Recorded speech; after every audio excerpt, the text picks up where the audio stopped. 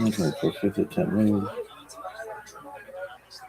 5706, Course 9, June 24th, 2026. The weekly Torah portion in the diaspora and in Israel's Parashat Korah, numbers 16:1 through 18:32. Key themes of Parashat Korah's rebellion against Moses and Aaron, the challenge to divinely ordained leadership, the episode of the earth swallowing the rebels, Aaron's staff blossoming as a sign of his priestly role, gives him responsibilities over the Kohanim and Levites, laws regarding tithes and sacred offerings of Torah, is 1 Samuel 11:14 through 12:22. Ashkenazi and Minnesota communities. Okay, cool start, Doug. Thanks, babies.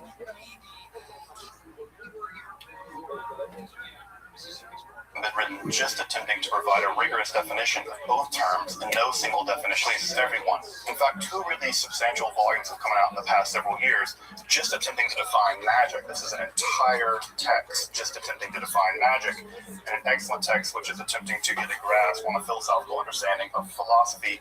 Here is the Jones text, Philosophy and Mysticism, which runs into nearly 400 pages.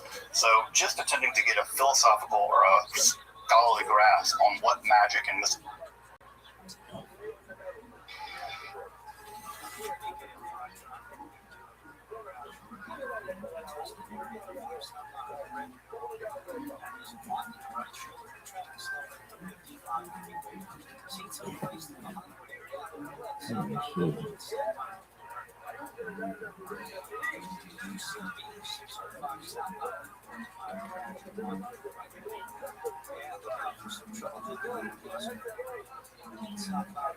This episode of Esoterica is part 2 of a 3-part analysis of Dr. John Dee's 1564 Monas Hieroglyphica. If you haven't had a chance to take a look at part 1, I might start there first. This episode will pick up where that episode left off.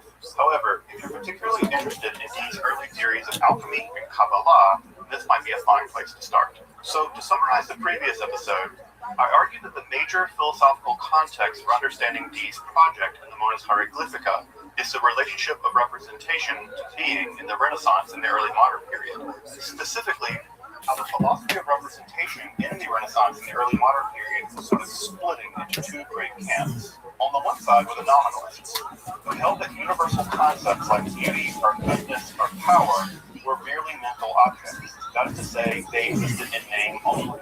Hence the name nominalists, namists. This camp would eventually become contemporary philosophy of language, in which the relationship between the sign and the thing signified is completely arbitrary. This represents a divorce between representation and being. It greatly undermines the theory of signatures and sympathies that underwrote most of the metaphysics behind magic and astrology. The other side were the realists, that held that not only were universals real, but that some perfect language could exist which could perfectly connect representation with being. In other words, powerful signs, magical words, and sigils could actually connect being itself with representation, and that manipulation of these signs could induce changes in reality itself, i.e. magic. The question for these thinkers in the Renaissance and the early modern period was what was going to be the language most apt to have this kind of power. And the major candidate in Dr. John Dee's day for this powerful language was some type of reformed Hebrew. I argued in episode 1 that Dee rejected that Hebrew was the best candidate and offered his own powerful sign, the hieroglyphic monad, as a single glyph capable of unifying being and representation. For Dee, the hieroglyphic monad could encode, express, and reform all wisdom, from alchemy/astrology to Kabbalah, philosophy of language, to mathematics and geometry, everything. In this episode, I want to look at just how Dee argued for the power of the monad in the 2 fields he seems to think are the most fundamentally important. That is, astronomy and astrology, and Kabbalah. As we'll see, Dee is a bit of a maverick in both fields. In trying to understand his grasp of these parts helps us to better understand just how complex and nuanced these ideas were during this time. So I hope you'll join me as we explore Dr. John Dee's early alchemical/astrological and Kabbalistic theories in his radical 1564 Monas Hieroglyphica. I'm Dr. Justin Sledge, and welcome to Esoterica, where we explore the arcane side of history, philosophy, and religion.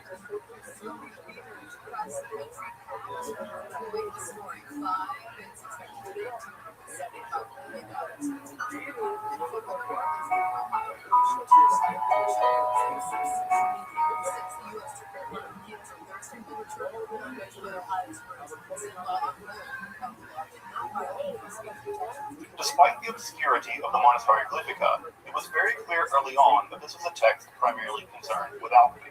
But just what kind of alchemical text is this? From reading the 24 theorems, two things become rather apparent. The first is that the text is certainly no practical alchemical manual. Dee does not detail any practical experiments in the Monas Hieroglyphica. In fact, while he seemed to have purchased a great deal of alchemical text while living in Paris, specifically a pretty large collection of Paracelsian texts, there's no evidence that Dee himself had begun to actively engage in alchemical experimentation by 1564. After all, he was living in Paris, primarily at this time lecturing on mathematics. In fact, we don't have any records of Dee's practical alchemy until the 1580s, though he was likely engaged previously. So the second thing that's relatively apparent is that if Dee is putting forward an alchemical theory in the Monas Hieroglyphica, he's not doing so systematically, despite the use of the geometric method. And if he is putting forward an alchemical theory, it does seem rather avant-garde.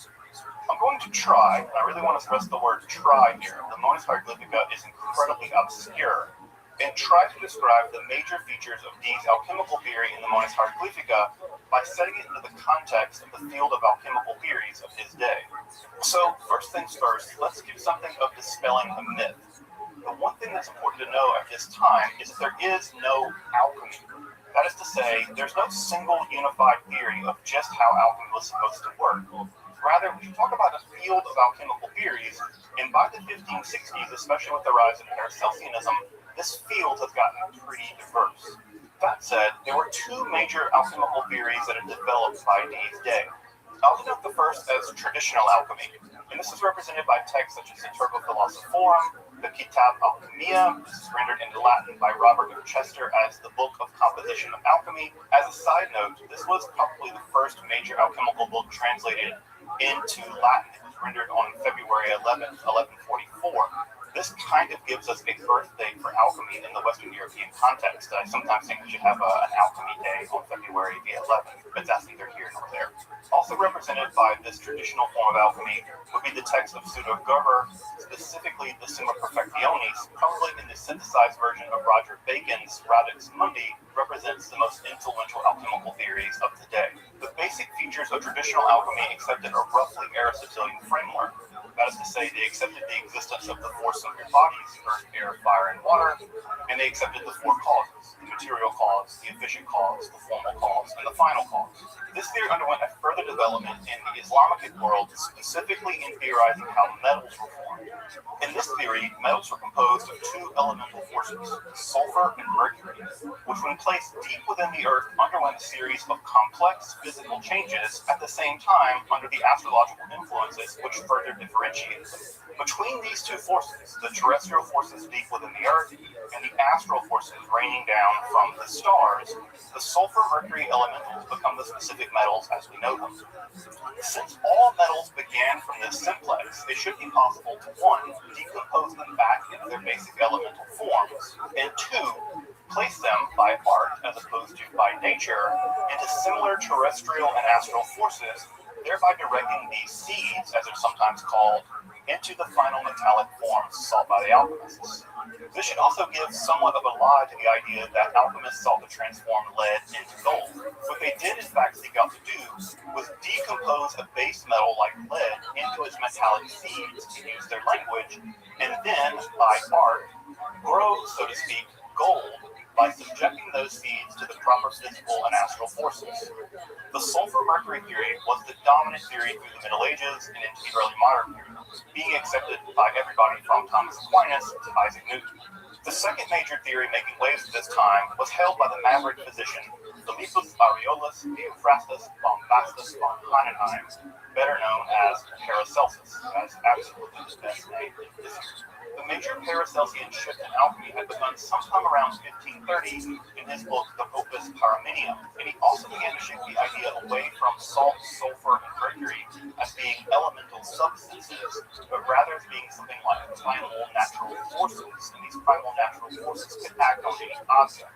This is a shift away from the idea that what we're dealing with is sulfur, salt in their elemental form as we know them, and rather to the idea that sulfur, salt, and mercury represent metaphysical principles. So this is the movement away in some sense from the physical alchemical manipulation done previously to a much more metaphysical thinking about the nature of alchemy here under Paracelsus. Now, despite this metaphysical shift, Paracelsus did begin to move alchemy further and further onto what one might call an empirical footing. He rejected tradition as an inherent source of authority. In fact, he famously burned the long-adored medical manuals of Galen and Avicenna in public, much to the chagrin of academic doctors at the time. And two, he began to shift the goal of alchemy away from metallic transmutation to a reformed part of medicine by introducing chemical medicine as we know it into the Western world. Combined with the Renaissance Hermetic idea that the human being was a microcosm of a vast macrocosm, along with the doctrine of signatures, the Paracelsians led the charge in radical knowledge reform in virtually all branches of natural philosophy, or what we now call science. And finally, there existed a kind of third opinion in this alchemical field of theories that seems to have developed as a minority opinion in the Summa Perfectionis. And this theory is sometimes referred to as the mercury alone theory, which claims that gold and silver can be produced without the use of anything other than mercury. This theory argued that quicksilver, mercury as we know it, could be somehow purified, and this lapis lunis, which singular stone, as the Summa Perfectionis calls it, could be projected into pure gold and silver. Now, just how this is accomplished varies from text to text. Sometimes one is directed to purify mercury to actually extract the sulfur from it, and that purified mercury would go on to become the seeds that could be projected into gold and silver. And sometimes it's simply quicksilver actually sealed into the hermetic egg and subjected to physical and astrological forces, and that mercury alone could be changed into gold or silver. And it's this mercury alone theory that's going to be important, and here's where we connect back to John Dee. It seems that Dee accepted some version of the mercury alone theory in the Montes Hieroglyphica. One of the earliest commentaries on the text, indeed it seems like it may have been the preface for an either lost or aborted English translation made sometime around 1600 by a fellow named Thomas Time, actually summarizes the Montes Hieroglyphica as such. He writes, His, that is Dee's, whole purpose and drift is to give unto Mercury the mastery in alchemy, and the alpha and the omega in the work. And for this cause, his Montes Hieroglyphical hath the first and the top, and the last and the foot, the cross going between, which signifies the dejection and humiliation of Mercury before his exaltation. So you can see from this early summary of the Montes Hieroglyphica that the entire emphasis is going to be on Mercury, placing Dee within the Mercury alone theory of alchemy at the time. Again, a relatively minor theory in alchemy, but it will have a major impact on how Dee formulates his ideas in the Montes Hieroglyphica. So I think this analysis of about 1600 is on track, and it understands Dee's theory correctly. That is, what's going on in the Montes Hieroglyphica, at least at the theoretical level, is some strange avant-garde version of the mercury alone alchemical theory. Now, what's going to complicate this further is that Dee hasn't totally let go of the traditional alchemical theory, and he's also importing avant-garde Paracelsian ideas, which is going to make his alchemical theory very, very complicated. So what I want to do now is summarize the major elements of Dee's alchemical program in the Montes Hieroglyphica. To be sure, there is a lot of controversy about just what's going on here, and I'm certainly offering my interpretation. One can find a host of other interpretations, but from where I sit, this one seems to be pretty cogent. So to begin with, Dee accepts Aristotle's 4 elements and 4 causes, though, like many other alchemists, understands them both operating on a physical plane, but also on a metaphysical plane. Of those 4 elements, earth, air, fire, and water, D is especially interested in fire, specifically fire under the power of Ares, which he sometimes refers to as the Ares fire, which is to separate it all from normal elemental fire. And it's this Ares fire that functions as the core internal dynamism of the Monas Hieroglyphica itself. The sun, which is gold here, and the moon, which is both silver and quicksilver. So this again adds to the difficult aspects of the Monas Hieroglyphica. The text is what semioticians would call polysemic. That is to say, single signs can represent different entities here. So both of these are the means through their astral influence and the goal of the process of purification and reform. Mercury, or quicksilver, is rendered sophic. That is to say, it's transformed from being normal quicksilver to being a refined version of itself in its sophic form through the dynamic power of the fire Ares. Now, it also may be the case that this dynamic sophic Mercury is actually seeded with gold and silver in order to begin the process of inducing it to projection. That process is also seen in the Summa Perfectionis and similar texts, such as those of Roger Bacon, that we know Dee was reading at the time. This sophic Mercury is combined or seeded with gold through a process of what Dee calls revolutions, in terms of astral and terrestrial processes, which the Monas Hieroglyphica itself both tracks, expresses, and in some sense, quite literally is. This sophic Mercury united with gold is what Dee refers to as, quote, the son of the philosophers. And this actually represents the end of traditional alchemy. This would actually be a perfectly pure form of gold that is projected from the purified version of Mercury. Now, how we're supposed to do that isn't clear, but Dee certainly seems to indicate that the Monas Hieroglyphica itself describes or models that process. But this is where Dee does something very odd. For Dee, the entire alchemical process actually doubles. So not only do we get a process by which Mercury is rendered sophic through the power of the Ares fire, then seeded with gold, and then projected into actual pure philosophic gold, but we have the entire process doubled for some reason. And this is where Dee, in a very obscure way, later in the Monas Hieroglyphica, actually inverts the hieroglyphic monad itself and offers a road by which, quote, infinite mysteries can be unveiled. Now, just what the inversion of the Monas Hieroglyphica is meant to reveal isn't clear, and then Dee says, look, if you just keep doing this, you can uncover all kinds of mysteries in the cosmos. Exactly what those mysteries are left to the reader's imagination. So we can see some aspects here of traditional alchemy. We have the four causes and the four elements. But again, we have this element of fire under the aspect of Ares being central. So we should also note that sulfur is not playing a major role in the Monas Hieroglyphica, unless Dee somehow means sulfur by the Ares fire. So we have Mercury being purified into its sophic form, combined with the sun, and then projected, and then the entire process is doubled again for some other obscure, powerful reason. Further, it's also worth pointing out here that some Paracelsian elements are to be found in the Monas Hieroglyphica. We know that Dee was purchasing a great deal of Paracelsian material here by the 1560s, and so it's not surprising that some Paracelsian elements actually make their way into the Monas Hieroglyphica. And I'll mention just two. The first is that Dee actually refers to the Monas Hieroglyphica itself, the hieroglyphic monad, the symbol, as a gamia. This is a term that occurs first in a Paracelsian work. It's somewhat obscure. The going theory, and the theory I accept about what this word means, is actually a corruption of the Hebrew word kamia, which means something like an amulet. And so the idea here is that the Monas Hieroglyphica is something like a talisman. That is to say, it has the ability to concentrate and store and express astral power. In fact, that's exactly how Paracelsus uses the term. He describes a gamia as, quote, something that's able to trap astral forces in a box. So I think that the best translation here for this term gamia, which is invented here by Paracelsus and then used here by Dee to describe the hieroglyphic monad, is that the hieroglyphic monad acts as a kind of talisman, which shouldn't be terribly surprising. The monad has been used as a talisman ever since. So the fact that Dee would refer to it as such should not be terribly surprising. Further, Dee also argues that the Monas Hieroglyphica itself can, quote, affect the healing of the soul and deliverance from all distress. So this again links the alchemical procedure of the purification of the monas, and not just as a mechanism by which physical chemical change can occur, but also that there is a kind of spiritual, medicinal aspect to the Monas Hieroglyphica, and that strikes me as extraordinarily Paracelsian. And here we can see two ways in which Paracelsianism is also making its way into the Monas Hieroglyphica. One, in some of the technical language that Dee is employing to describe the hieroglyphic monad itself, but also Dee's focus on the curative and medicinal powers of the monas itself. Despite this interesting combination of traditional alchemy, the mercury alone theory, and the Paracelsian elements, all in all, this alchemical theory wouldn't be terribly remarkable on its own.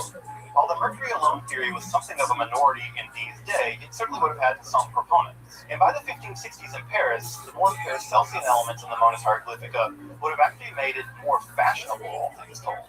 I think what makes the Monas Hieroglyphica groundbreaking is how Dee not only uses this very complex alchemical theory, but actually links that alchemical theory via the hieroglyphic monad with his own rather idiosyncratic understanding of Kabbalah. And it's to Dee's theory of Kabbalah, how Kabbalah is combined with alchemy in the Monas Hieroglyphica, but I think that makes it a genuinely groundbreaking text. So let's now turn to Dee's somewhat idiosyncratic understanding of Kabbalah. Of course, it should be noted that Jewish mysticism in the form of Kabbalah was already reaching a relatively wide audience by the end of the 15th century, and certainly by the 1560s, some texts of Kabbalah had been translated into Latin. Dee's interest in Hebrew and Kabbalah had already begun to take shape before the composition of the Monas Hieroglyphica, although we have to admit that Dee never became very well versed in the subject as someone like Wycliffe.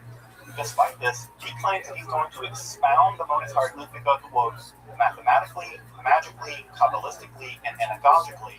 And certainly mathematics in the form of geometry and Kabbalah appear to be the most consistently deployed throughout the text, though just what Dee means by Kabbalah is never completely clear. To be sure, the text never quotes from, refers to, or even alludes to the theosophical speculation we now know as the Kabbalah. This shouldn't be surprising.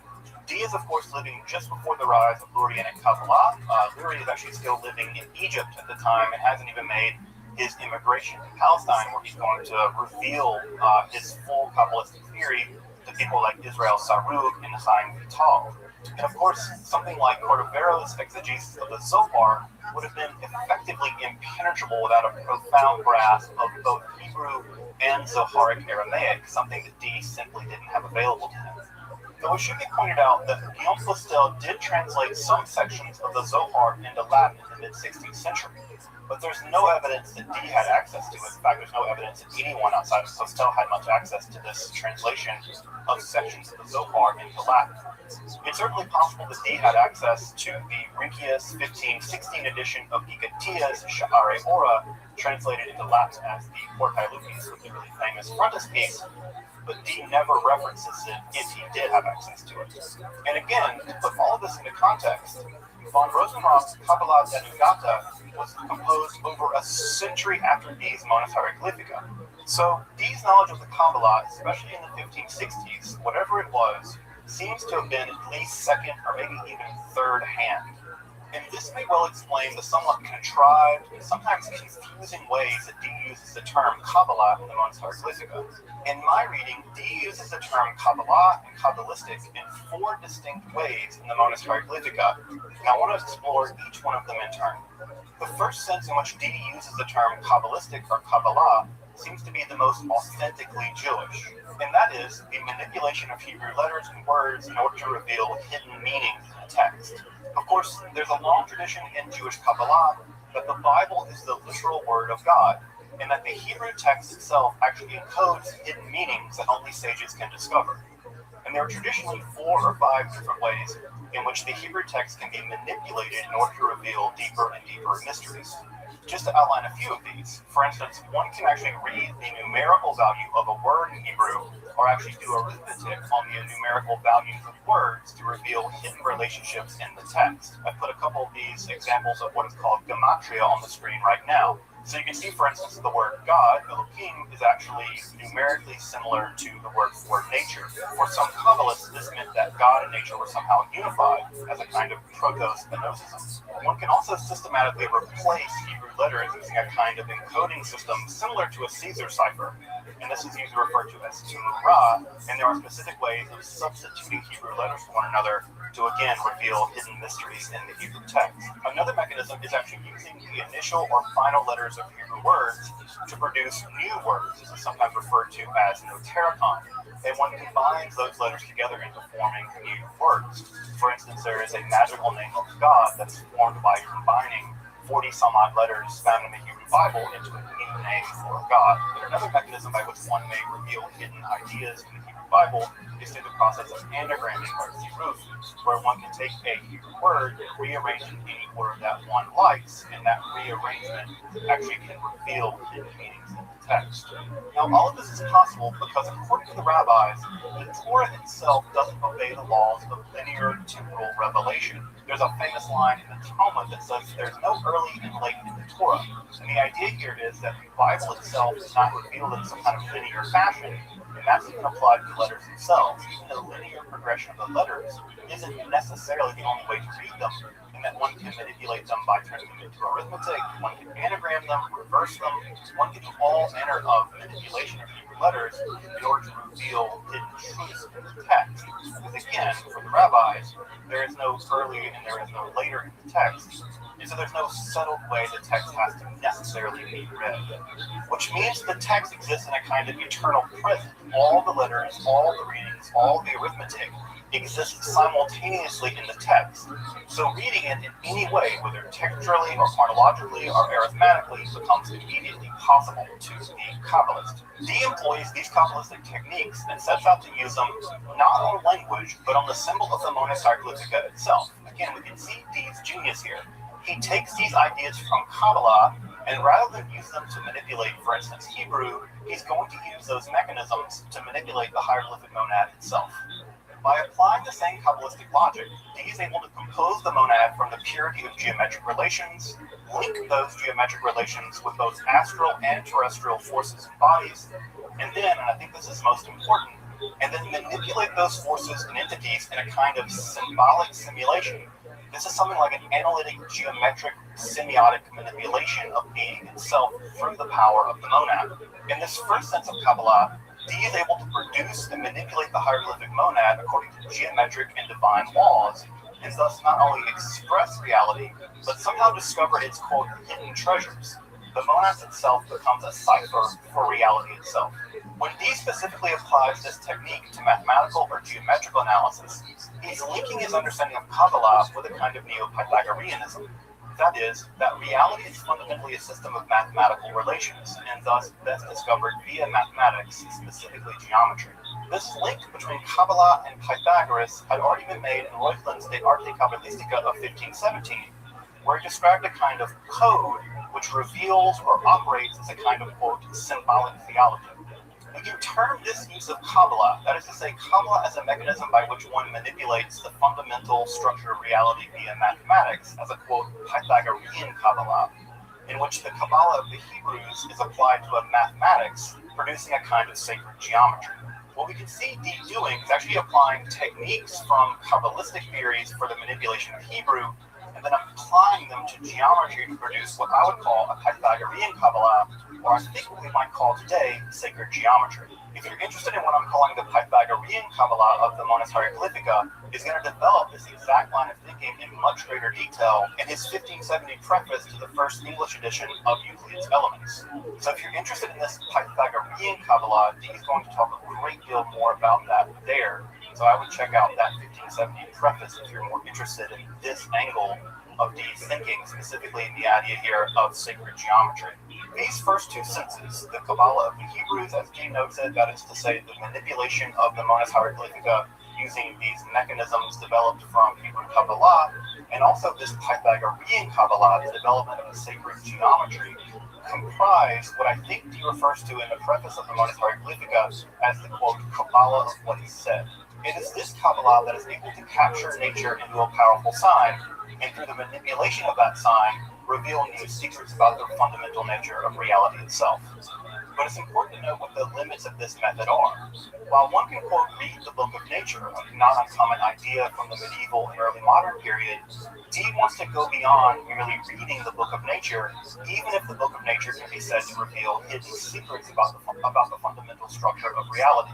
This method is still ultimately limited for Dee. It's still kind of passive analysis of nature, regardless of the kinds of secrets it may reveal to the reader. Again, one is reading the Book of Nature.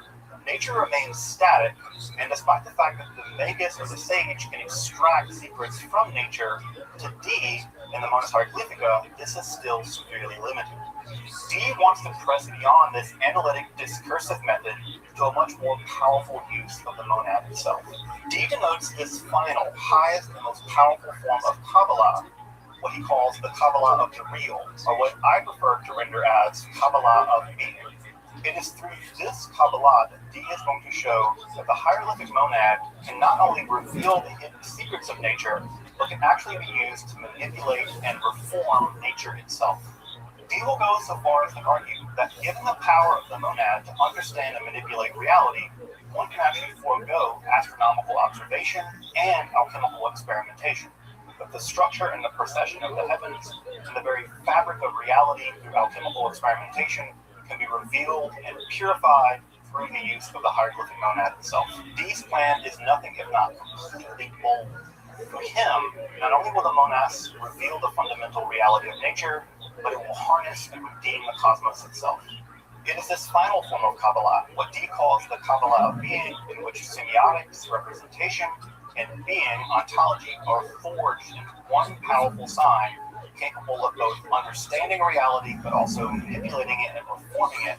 It is this final, singularly powerful form of Kabbalah, what Dee calls the Kabbalah of being, that we're going to explore in our final, for now, episode on the Monus Hieroglyphica.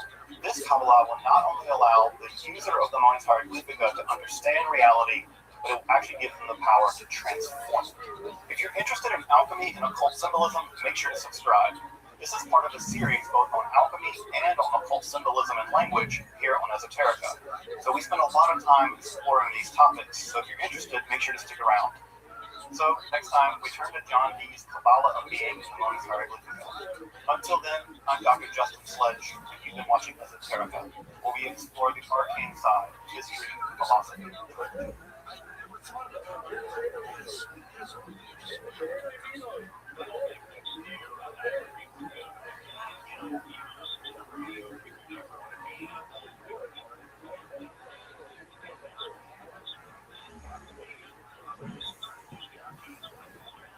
The discovery of the Dead Sea Scrolls represents one of the greatest archaeological discoveries of all time. The scrolls represent over 950 literary works, in addition to thousands more separate fragments.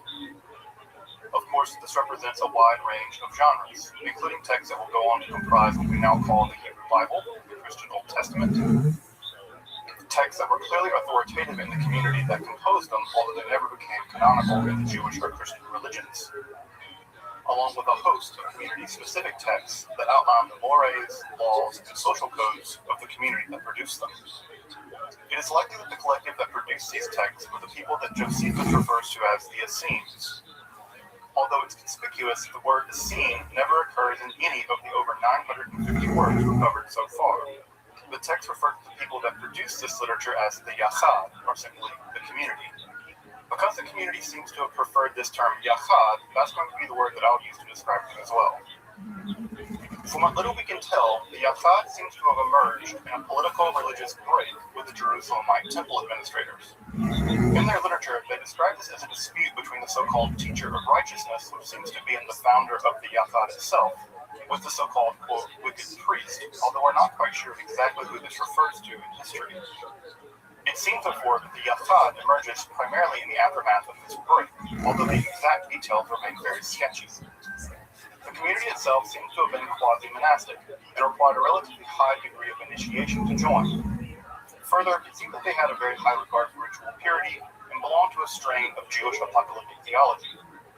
Clearly, religious literature and literacy were important to them, and this community seems to have existed for hundreds of years, for at least some time at the site at Qumran.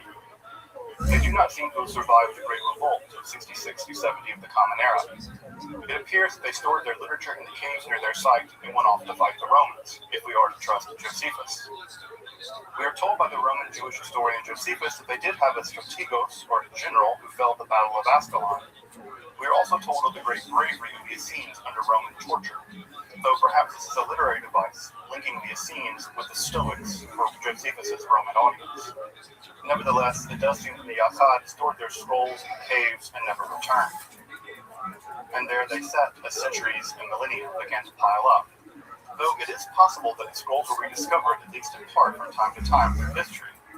Interestingly enough, some scrolls were reported to have been found near Jericho in the early 3rd century. And we're told that Origen may have in fact used one of these scrolls in the production of his own critical edition of the Hebrew Bible.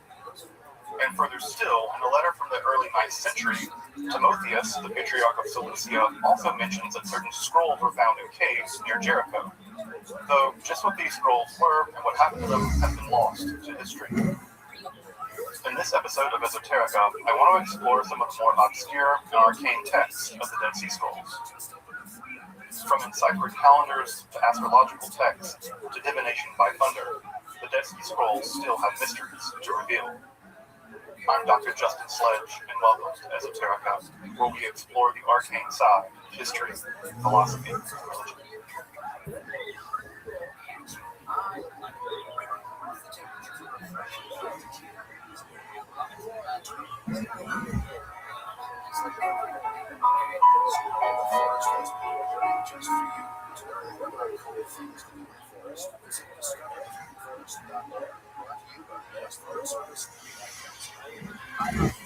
The Yahad, or the community that produced the Dead Sea Scrolls, came into existence during the religious ferment that produced both Rabbinic Judaism and Christianity. Given this, it's not surprising that our basic religious and historical terms for analyzing both the scrolls and the community that produced them often fail to perfectly fit. Thus, much of what we can say about the scrolls and the community that produced them remains, and probably will remain, provisional. So, to be clear, I just want to acknowledge that I'm not an expert in the Dead Sea Scrolls, though, in this episode, I'm going to provide the best scholarly consensus that I can. And if I do venture to conjecture with my own ideas, I just want you to know you can take them with a grain of salt. The texts recovered from the 11 caves around the site of Qumran represent nearly 1,000 works of literature, and are preserved in varying degrees, from intact texts like the Great Isaiah Scroll to merely fragments reassembled by scholars. Of course, this isn't to mention the tens of thousands of tiny fragments, sometimes with only single letters or no letters at all. The great majority of the texts recovered represent literature that we would now recognize as part of the Hebrew Bible or the Christian Old Testament. Though I think it's very important that we don't impose any categories like the Bible or a canon upon the Yahad. These texts were produced hundreds of years before even a concept emerged. And indeed, even the texts that have been recovered that we would now recognize as quote biblical vary significantly from the Masoretic texts that we now use to frame our modern Hebrew Bibles. So what we see, even in the so-called biblical texts from the Dead Sea Scrolls, is a great deal of fluidity about how these texts were composed in the ancient world. Further, a great many authoritative or scriptural texts that were important to this community have also emerged. And this would especially include texts like the Book of Enoch and the Book of Jubilees, which were very clearly important to this community. This is in addition to a great many other texts, especially hymns or psalms that have been recovered in addition. We may in fact get some clue about what texts were important to this community by looking at the distribution of the texts that have been recovered. For instance, 25 copies of the Book of Enoch, along with 21 copies of the Book of Jubilees have been recovered. This should be compared to the 24 copies of the Book of Genesis, 18 copies of the Book of Exodus, 17 copies of the Book of Leviticus, and only 11 copies of the Book of Numbers. It's also worth noting that 22 copies of the Book of Isaiah have been recovered, though we may say that Deuteronomy with 33 copies and Psalms with 39 copies represent the most favored. So it's to be noted here that in some sense, even the centrality of the Torah, the 5 books of Moses, can't be taken for granted when analyzing what was important to this community.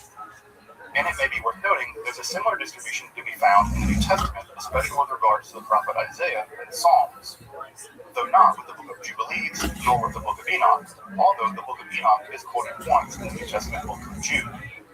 We'll come back to the Book of Enoch and the Book of Jubilees in just a moment. As I mentioned before, the Yachad seemed to have had a very strong emphasis on ritual purity, and it was governed by a complex set of social rules and initiation processes. It seems that they saw themselves as a kind of righteous remnant, the sole group of Jews properly conducting themselves according to the laws of their God, and that despite their persecuted status, they would emerge victorious after a cataclysmic battle between good and evil, between the sons of light and the warriors of Belial. Like many apocalyptic movements, it was them versus the world, including the supernatural world of demons. And it is to one of the idiosyncrasies of their communities that I want to focus on first, specifically how they deal with one of the most important religious concepts, the passage of time. Judaism, as you probably know, is a religion indexed by a series of yearly festivals, which generally speaking track to the ancient Israelite agricultural cycle. But as one attempts to observe these festivals, there's quickly a religious and astronomical problem. The calendrical system described in the Hebrew Bible is a lunar calendar, and insofar as those festivals are tied to a specific lunar date, they begin to migrate through the seasons vis-a-vis the solar calendar. The harvest festival of Sukkot, for instance, would first begin to happen in its proper time, in the autumn. But as the years wore on, and as the festival continued to be observed, it would slowly creep further and further and further through the seasons. Beginning in the autumn, several years later, it would be in the winter, and then several years after that, it would be in the spring, the exact opposite of the harvest festival, before finally turning through the summer and returning back into the fall about 30-something years later. This exact phenomenon can be observed in the Islamic festival of Ramadan, which, over the course of about 30 years, marches through every single season. Rabbinical Judaism recognized this creeping of the festivals as a significant problem and developed a solution to it. Every 36 months, the rabbis introduced a leap month, the second Adar, in order to prevent the festivals creeping through the seasons. Thus, while the festivals do oscillate vis-a-vis the Gregorian or solar calendar, and this is why sometimes you'll hear Jewish people refer to as the high holidays coming earlier or later, this does prevent the festivals from leaving their specific seasonal context. Of course, this didn't completely settle debates within the Jewish calendar. Even by the 10th century, the Sadia Gaon and the Exilarch are mutually excommunicating each other over precisely debates about how to count the calendar cycle. Though, what's crucial to understand about these calendrical debates in Judaism is that the festivals are divinely mandated and absolutely must be celebrated on very specific days. Thus, if you mistake the day, that is in some sense a religious catastrophe. If the Israelite God commands the Jewish people to fast or to bring an offering on a certain day, they are religiously obligated to do that on that day. And therefore the calendar isn't just about keeping time, it's about following the exact letter of the law of God. So debates about the calendar are not really academic or even astronomical, they're theological.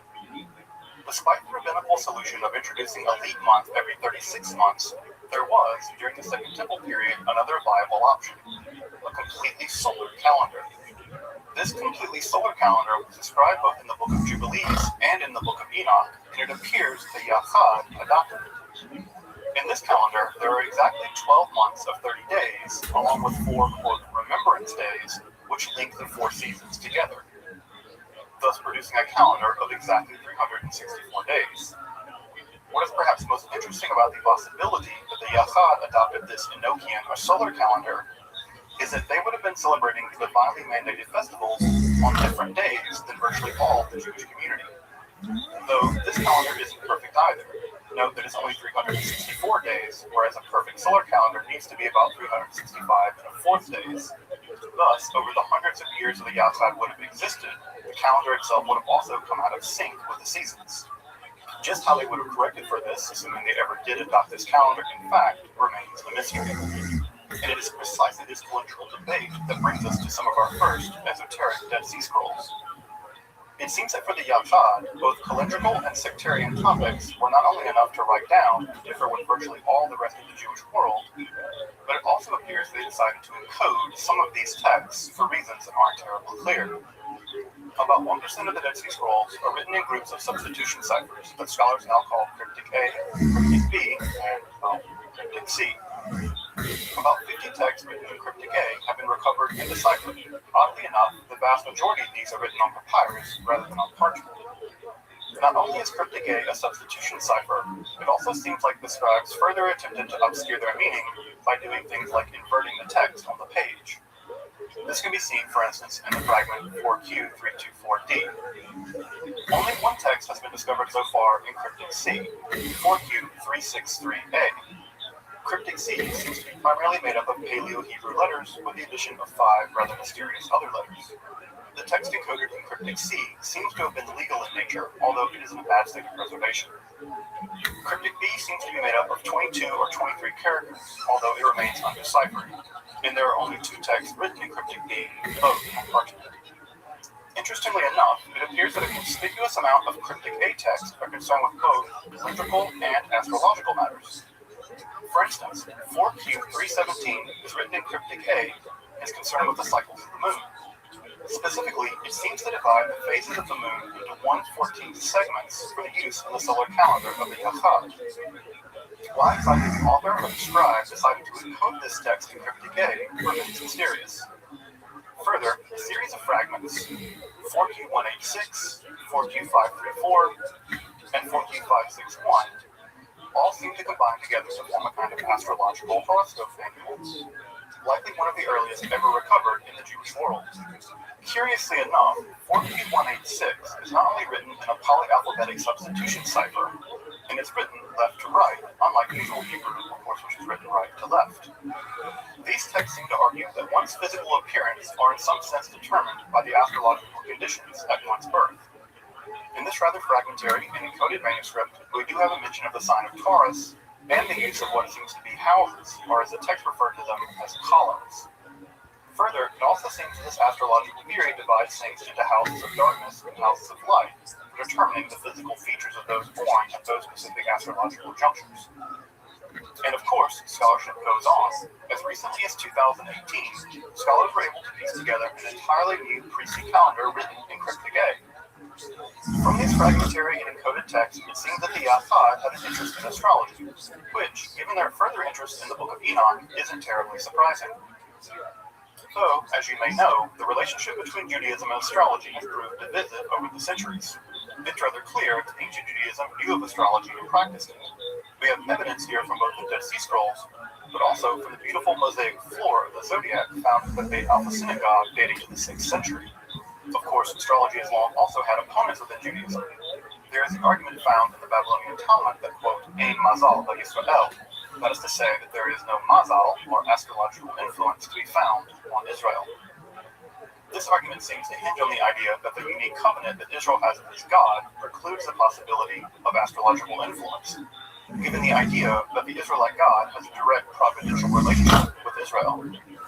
Of course, this doesn't preclude the idea that mazal, or astrological influence, may affect other nations, or in fact, individual members of the Israelite community. The relationship between Judaism, Kabbalah, and astrology is long and complicated, and, you guessed it, will be the subject of a future episode of Esoterica, so stay tuned. Another fragmentary, though not encoded text found among the Dead Sea Scrolls also seems to reveal a form of divination recognized by the Yahad. 4Q318 describes the transit of the moon through the zodiac, and includes, at the very end, a small brontological section. A brontologion is a divinatory almanac, whereby the sound of thunder at various times is indicative of future events. You may recognize the word from the dinosaur Brontosaurus, or the thunder lizard. In the Dead Sea Scroll fragment, we're told here of thunder indicating various kinds of future woes and misfortunes befalling the Jewish people, because the future always holds woes and misfortunes for the Jewish people. There are other texts that are encoded, specifically those that are described as being sectarian. These are the ones specific to the mores and legal codes of the Yahad itself. An interesting example of an encoded sectarian text is 4Q298, or the words of the Maskil to the Sons of Dawn. The Sons of Dawn here are referring to members of the Yahad. The title of the beginning of this text is written in standard square Hebrew, but the rest of the text, for whatever reason, is written in cryptic A. This is likely to keep the esoteric sectarian knowledge of the Yahad from the non-initiated. Many other texts written in cryptic A, and I mentioned there are about 50 of these, seem to be documents internal to the community itself. And it seems that these were composed by community elites, probably to keep them out of the prying eyes of non-initiates. It's also worth noting that in June of 2009, a stone cup was excavated in Jerusalem. This stone cup also bore an inscription similar to the cryptic text found in the Dead Sea Scrolls. This script is sometimes referred to as Hieratic Hebrew. And it's believed that the stone cup was meant to be used by the Jerusalemite priesthood. McLaren line of speculation is that this esoteric Hebrew script was used exclusively by the Jerusalemite priests. Recall that the Yahad itself was founded, perhaps, by dissident Jerusalemite priests, but the jury's still out on all of this.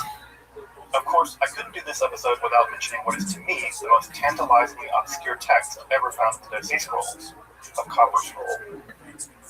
This scroll, made in copper and inscribed by punching the letters into one side, was found at Cave 3, the furthest cave from the Qumran site.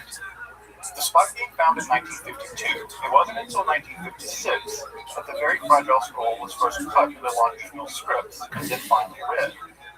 What it revealed was nothing short than a treasure map. Like Booty Traps, Do the Truffle Shuffle, Dead Sea Scroll, Goonies, Treasure Map.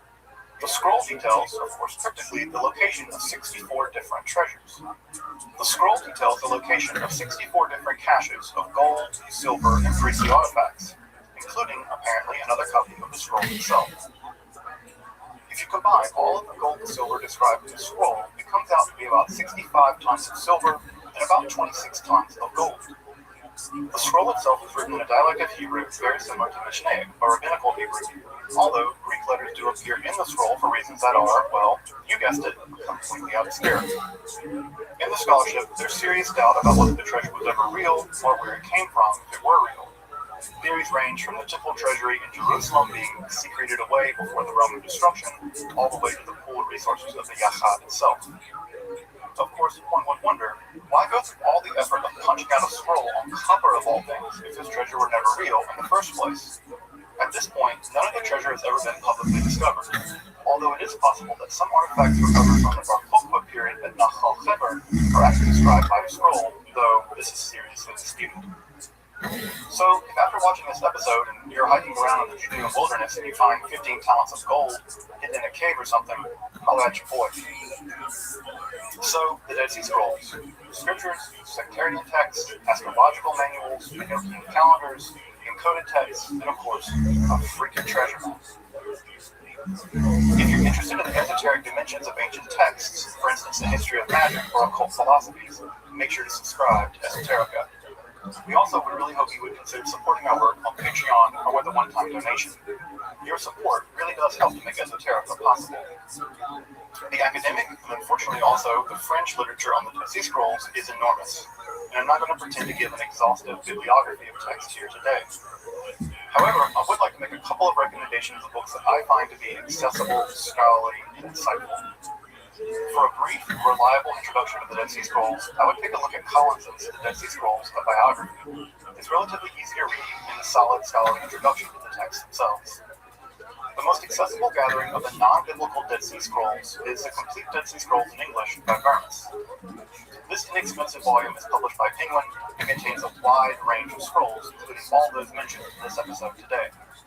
Indeed, I will consult the bibliographic material in this text to continue your research into the Dead Sea Scrolls. It's invaluable.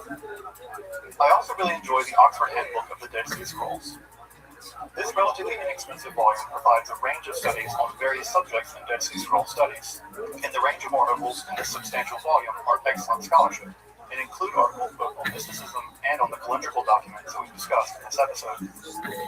This text is really great because it goes well beyond a standard introduction to the Dead Sea Scrolls without being too enormously technical. Of course, if you really want to dive deep into the Dead Sea Scrolls themselves, you'll need to consult the various volumes of the Discoveries in the Judean Desert. Most of the cryptic texts are gathered in Volume 36, while many of the calendrical documents can be found in Volume 16.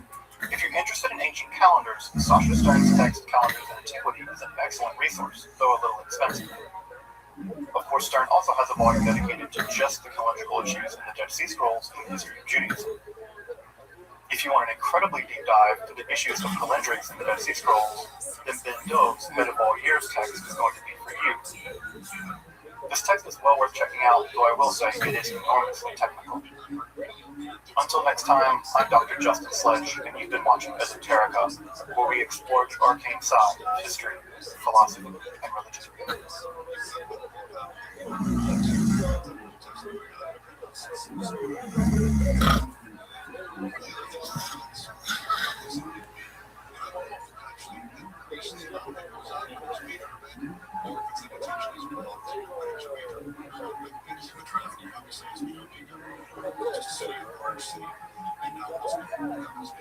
The Renaissance was a period of sublime imagery and form.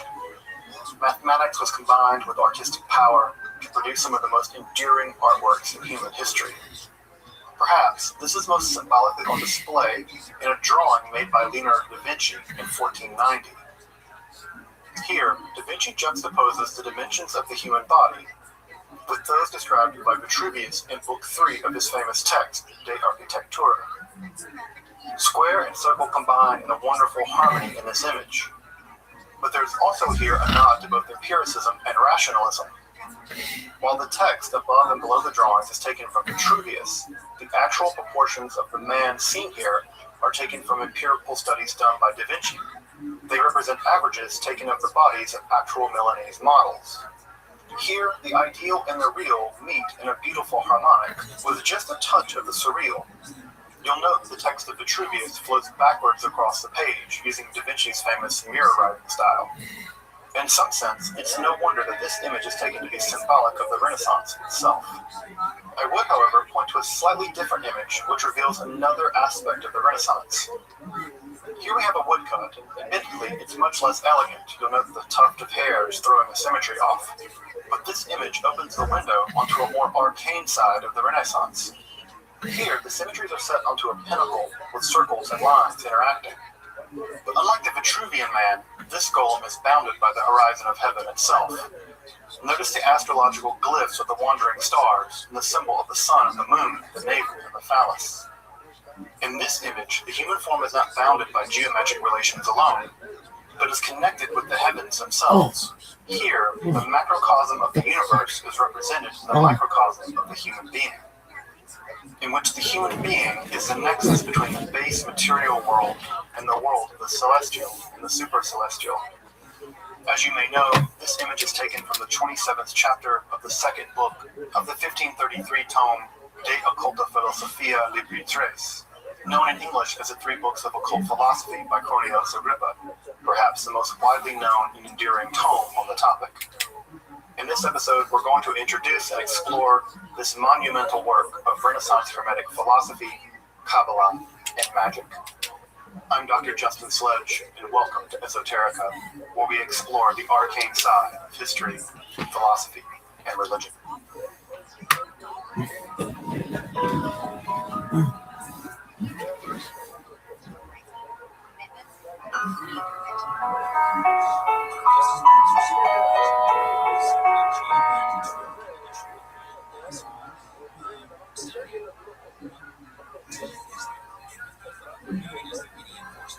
Cornelius Agrippa was born to a minor noble family in Nettersheim, near Cologne in Germany, on September 14, 1486. Due to his surviving and somewhat substantial correspondence, we actually know a great deal about his life, which needs to be made into a movie as soon as possible. Darren Aronofsky, if you're listening to this, I'm talking to you, buddy. You need to get on this. He learned about natural magic in the works of Albertus Magnus in Germany and wanted to found secret magical societies when he studied in Paris. He worked as a guerrilla mercenary in Spain and served the Holy Roman Emperor as both soldier and secret agent. Agrippa publicly lectured on the works of Lull, the Kabbalistic ideas of Johann Reuchlin, and the Corpus Hermeticum, which earned him the more or less constant ire of the religious authorities. He acted as defense attorney for an accused witch and succeeded in saving her life. And as a doctor, he played when other doctors simply fled. And of course, when they returned, he earned their ire as well. His works run the gamut from proto-feminism to anti-skepticism to radically and intensely theological tracks. And of course, to I know, it's Aquarius. I'm here for you. I know Brandon not here either, so I gotta be here for you too. No, I'm okay. Okay. Well, I'll be here all day tomorrow. I'll be here with you, okay? Because you're gonna be here with me too, right? Yes, ma'am. How was your day? I had fun. So what happened?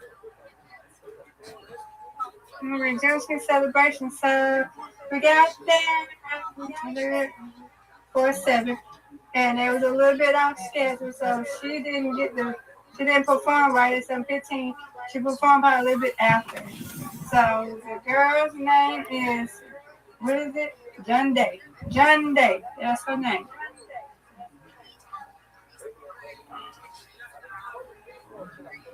You heard me? Yeah, I'm listening. The girl's name is John Day. Okay. So she came on, and then after her, then Erica came on, and then after Erica, it was Jukebox. So yeah, it was cool. I got to talk to Erica and everything. Got to take pictures with her. We just got her a hug and stuff. I told her I want to support her more and everything. And she just, told me where else she be at over here. She said she moved, so she's closer. So I'm happy about that. But. So yeah. Yeah, and it was a good evening. Excellent. How was your day? What did I do? Talked with Riser a little bit. Got my streams going. Taught my class. Just slept. What else? Oh, strike. Nice strike. Very nice strike. Right. Yeah. Oh, you got the hang with Rising Zoo? Zoot was this morning, but yeah, I did.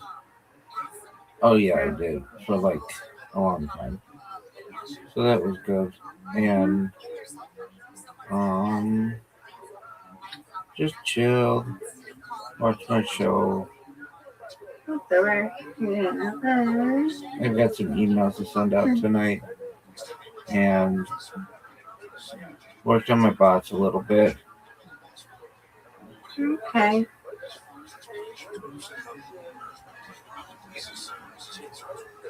That's good. Get it. Yeah.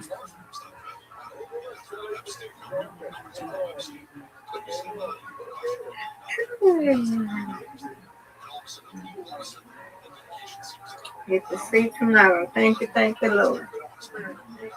I wash my clothes. I wash my dark clothes tomorrow in the morning, but I did my white clothes. So, yeah. Oh no. Okay. Go ahead. Come on, you got this.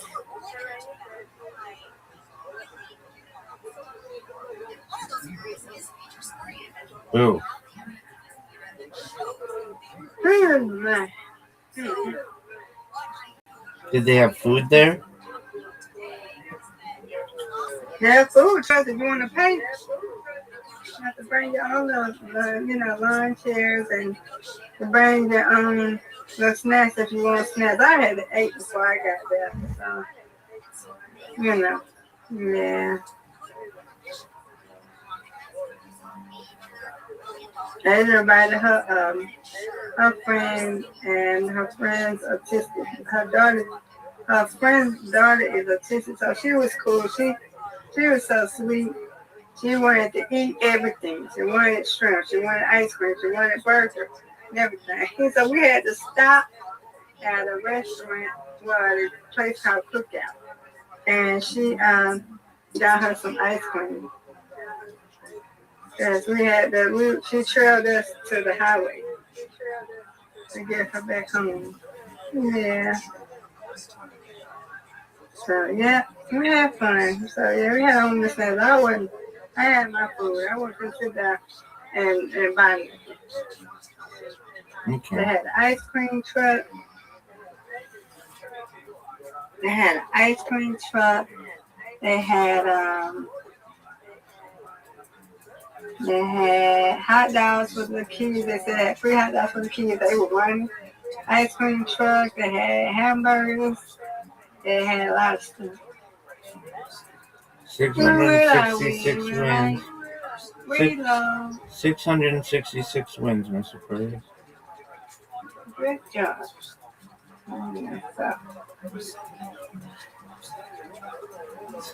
Did they have alcohol sales there, or no? It was just pop. No, I don't think. Not really. I don't know. I didn't walk around.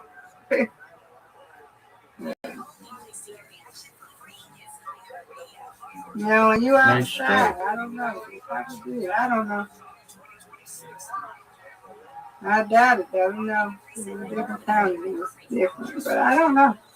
I didn't walk around. I just seen some trucks around there. Yeah. So people don't need to be, you know.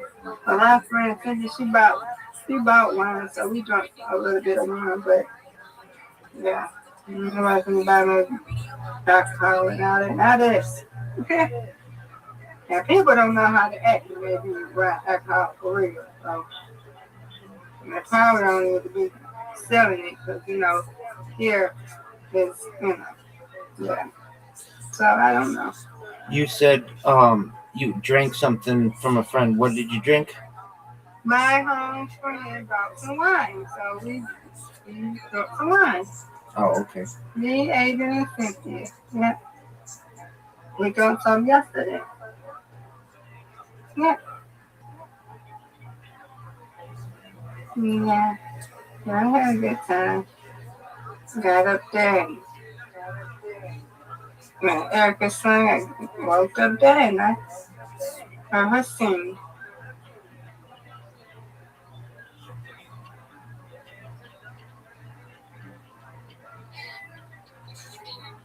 I was like, where my shirt at, Erica? She said, oh, I got it. I said, yeah, I want my men asking y'all for a shirt. So, yeah. Well, we had fun, though. It was a good one.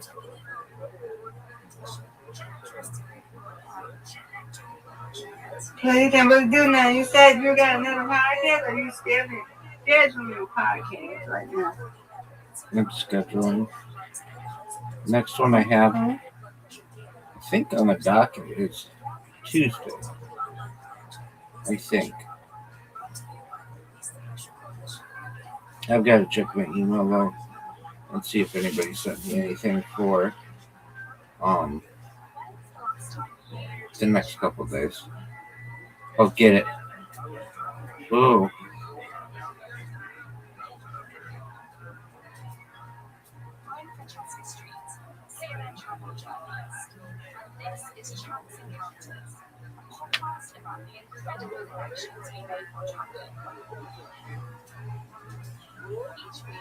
You know you better get over. We got it. Let's go, Rabbi. Mr. Aquarius, you put up a big score. That's right. You put up a big score. I'm gonna have to work to get you. I'm gonna have to work to get you. You got it? Yes, ma'am.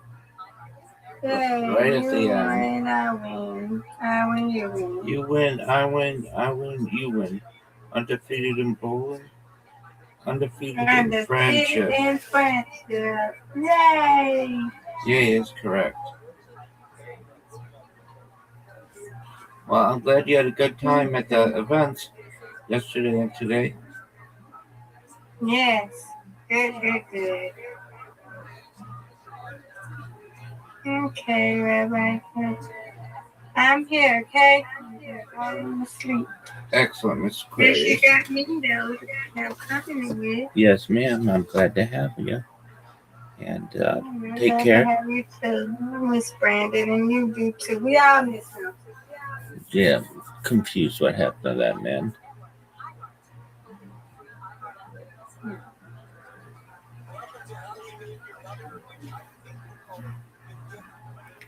All right, sweet dreams, Miss Aquarius. God willing. All right, so you can Massive tome on occult philosophy, which is the subject of this episode. The impression that one gets is a person of a voracious intellect, a person deeply concerned with the fundamental truths of philosophy and theology, along with an absolutely acerbic wit and a kind of restless world weariness that a life of soldiering, both militarily and intellectually, would no doubt leave in its wake. The end of Agrippa's life is a bit of a mystery. Sadly, it does not appear that it ended well for Agrippa. Having only recently been released from prison, it seems that he dies in southeastern France in 1535. Legend has it that upon his death, Agrippa's black dog threw himself into the river. More on that black dog in a bit. Like his life, any attempt to summarize his profoundly complicated theological and philosophical beliefs will almost certainly fail. It is only by reading his works carefully and in conversation with one another that his worldview and commitment seem to rise out of the mire of contradiction and extremity. The two core works that concern us here are also probably his most famous. The first is his 1526 or 7 text De Incertitudine, or Radical Skepticism. We're going to translate it here as On the Uncertainty. The other is his De Occulta Philosophia Libri Tres, or On the Occult Philosophy in 3 books, which was written and published over the course of over 2 decades, from roughly 1510 to its final publication in 1533. Just how these works interact with one another is incredibly complicated, but let's start our discussion by taking a look at the 3 books of occult philosophy, or the DOP. Agrippa likely became interested in occult philosophy while studying at Cologne. Here, the works of Albertus Magnus, the great champion of natural magic, were set into conversation with the more scholastic positions set forward by people like Thomas Aquinas or Duns Scotus. By about 1510, he had expanded his studies to include a wide range of Hermetic and Kabbalistic works, including the Corpus Hermeticum and the Ficino translation, and the Christian Kabbalah as articulated by Johannes Reuchlin. It was in the late winter, early spring of 1510 that Cornelius Agrippa met with the abbot of Sponheim, Tridemius, a famed magus, and they began their famous discussions on the reformation of magic. After a few days of what must have been very intense conversations, Agrippa seems to have set before him the task of reforming all of magic itself. And by April of that year, he seems to have produced what was an early draft of the 3 books of occult philosophy. What's incredible is that this early draft, often called the juvenile draft, actually still survives at the University Library at Würzburg as MCHQ50. Sadly, at least by the autumn of 2020, it doesn't appear to have been digitized, but I imagine they will get to it eventually.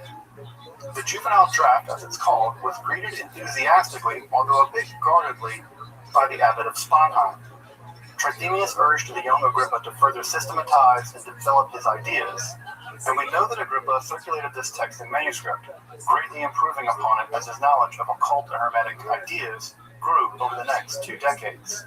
And it was during this intervening period that Agrippa would write his other major work in the summer of 1526, the De Incertitudine, often translated as On the Uncertainty and the Vanity of the Arts and Sciences.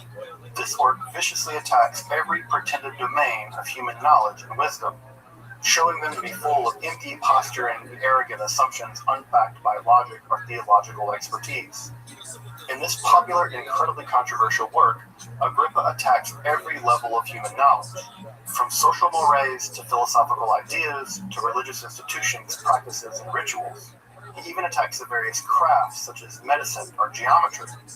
Virtually everything is in Agrippa's sights in this text. The table of contents reads like a register of everything human beings pretend to know. And what's interesting is this also includes the various domains of occult philosophy. And what's conspicuously included, at least for our interests, are his attacks on occult philosophy itself, including magic, Kabbalah, and alchemy. Of course, none of this would be very strange if Agrippa simply had published the Incertitudine and stopped there. We could simply conclude that he changed his mind about the whole project of the reformation of magic and adopted a kind of radical skeptical position, using faith as the only mechanism by which knowledge is possible. Of course, by the mid-16th century, such a position relying on a radical interpretation of faith wouldn't have been all that unusual in Europe at the time. The problem is that Agrippa not only publishes the De Incertitudine, which he seems to repudiate the possibility of any occult philosophy, is that he goes on in 1531, 1533 respectively, to publish his grand analysis of occult philosophy. The problem, for scholars at least, is to understand just how the radical skepticism of the De Incertitudine relates to his very grand vision of occult knowledge found in the 1533 text on occult philosophy. How does one square the deep skepticism of the earlier period with the Hermetic idealism of the later? Of course, the De Incertitudine had a life of its own and went on to become very popular in several different editions and translations. In fact, it would go on to influence the likes of people like Montaigne and even Descartes. But to understand just what Agrippa means by the radical skepticism of the occult arts found in the earlier text with the Hermetic idealism of the later, we now need to turn to an in-depth analysis of the DOP itself. The circa 1510 juvenile draft of the occult philosophy can be basically understood as a kind of synthetic digest of the ideas of Marsilio Ficino, of Pico, and of the Kabbalistic ideas found in Roycliffe. Here, the Magus harnesses the power of the animus mundi, or the world spirit, through a very complicated process of occult sympathies. By harnessing the power of these occult correspondences, the Magus is able to climb from the natural world into the celestial and mathematical realm, and then into the world of the divine itself. Here, in the supercelestial realm, the mind/soul of the Magus is hermetically perfected.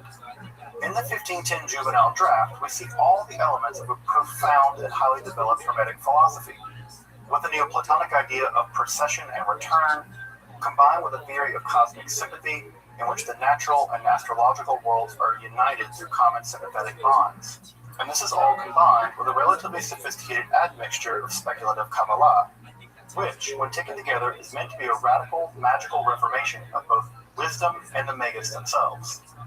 Though even Trithemius noticed that Agrippa had produced a kind of very roughly stitched together quilt, and urged him to further refine and develop his ideas.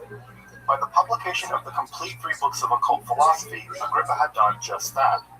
In the intervening years between 1510 and the 1530s, Agrippa dramatically expanded both his Hermetic and Kabbalistic horizons. In the mature version of the 3 books, the readers provided a systematic account of Agrippa's theory of a magia reformata, or reformed magic. Here, the potential Magus is given a progressive analysis of the mystical ascent, from the control over nature itself to the mathematical symphony of the celestial world, before turning to the ceremonial and Kabbalistic magic, by which the soul is finally reunited both intellectually and spiritually with the divine first principle. The grand Hermetic principle that as above, so below, is on dramatic display in the 3 books on occult philosophy. Here, the 3 tiers of the soul or intellect are matched to the 3 tiers of reality itself. The first book of occult philosophy defines magic as a kind of divine science or sublime philosophy, which is exhaustive of all natural, mathematical/celestial, and divine knowledge. From this definition, Agrippa then proceeds to describe the structure of the natural world, including its various occult interrelations. The mature version of the occult philosophy describes the natural world as a kind of receptacle for the animus mundi, or the world spirit, as it flows down from the divine and celestial worlds. The task of the Magus, according to Agrippa, is to reascend this ladder from the natural world to the celestial world and then back into the realm of the divine. And this process can only be achieved by a kind of primordial magic, which harkens back to the ideas of the ancients. Though, as should be pointed out, this can also only be done through the gospel truth of Christianity, although, admittedly, a quite hermetic Christianity. We should never forget that Cornelius Agrippa himself was an intensely pious Christian, and that the 3 books of occult philosophy are expressions of that intense piety. And outside of that context, I think they actually make very little sense. In the second book of occult philosophy, Agrippa tackles the celestial world, and thereby astrology. Despite both his own and Pico's vehement critique of astrology, Agrippa seeks to show how the structure of the heavens both reflects and expresses the world spirit, along with housing a wide variety of other spirits, some good, some evil. Indeed, the very occult qualities of the natural world radiate down from the celestial world itself. Thus, it's imperative that even the natural philosopher must have a grasp of the celestial world, thus implying that natural magic without celestial magic simply is incapable of understanding the occult qualities found in the natural world.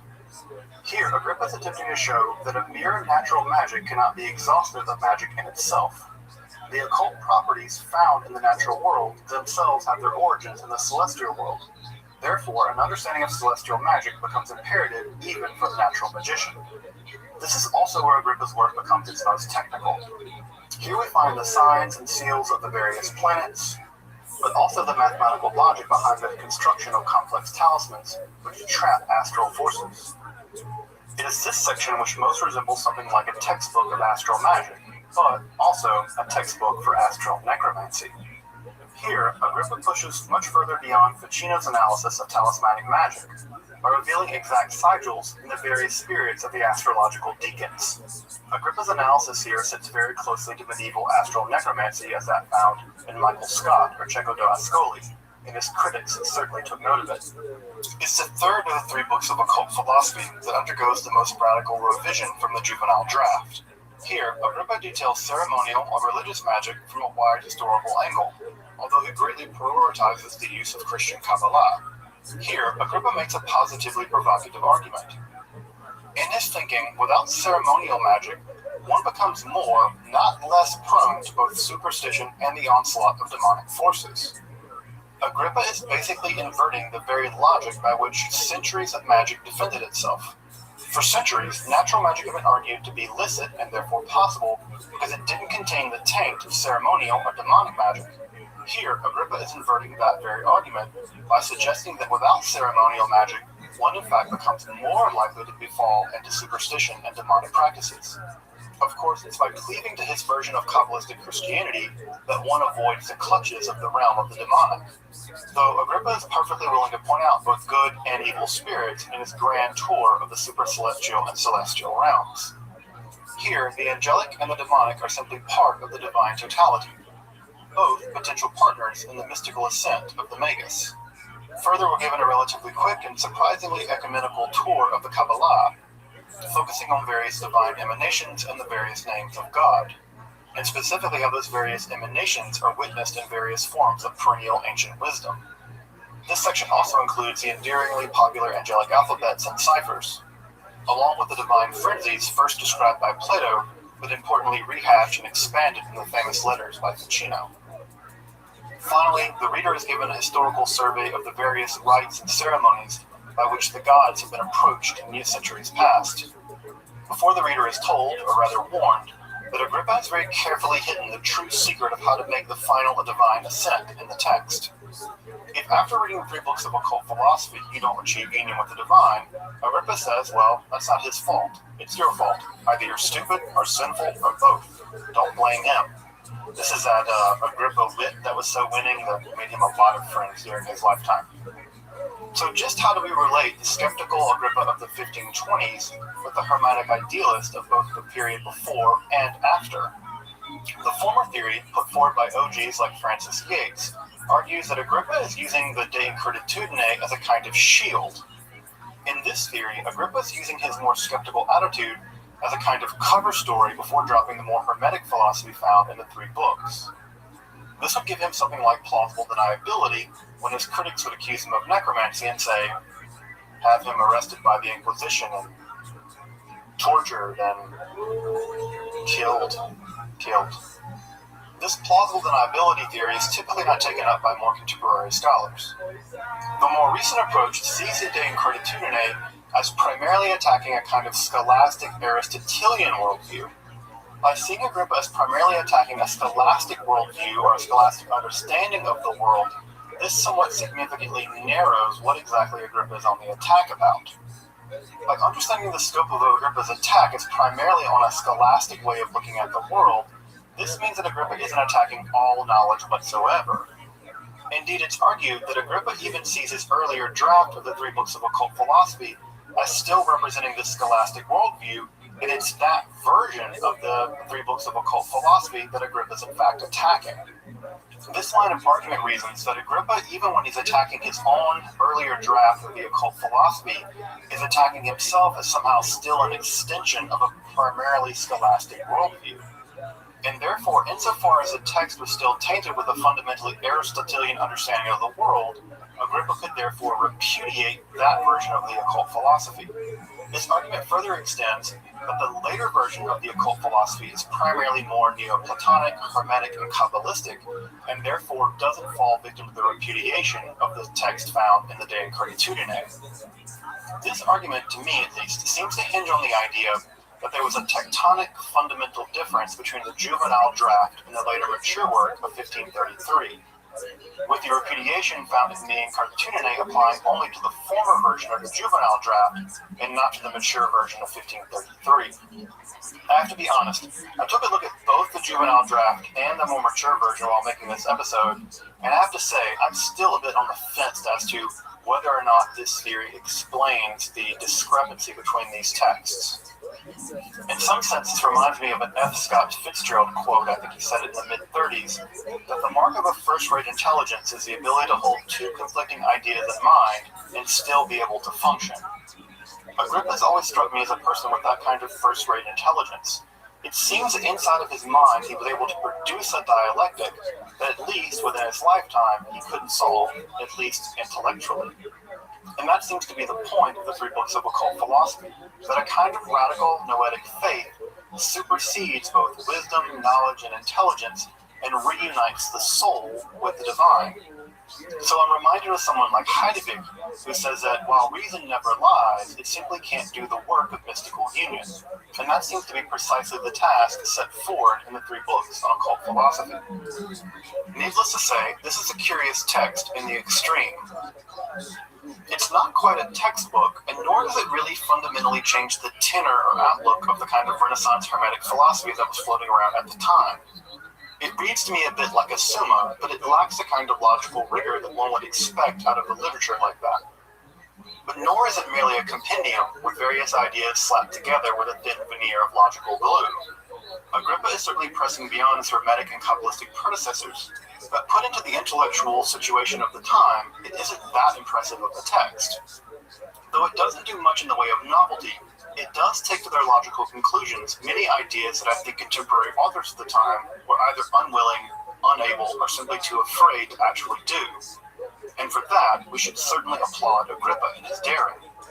For me, Agrippa's genius lies not in his ability to create novel ideas, but in his ability to synthesize and popularize ideas that were otherwise utterly inaccessible to most people.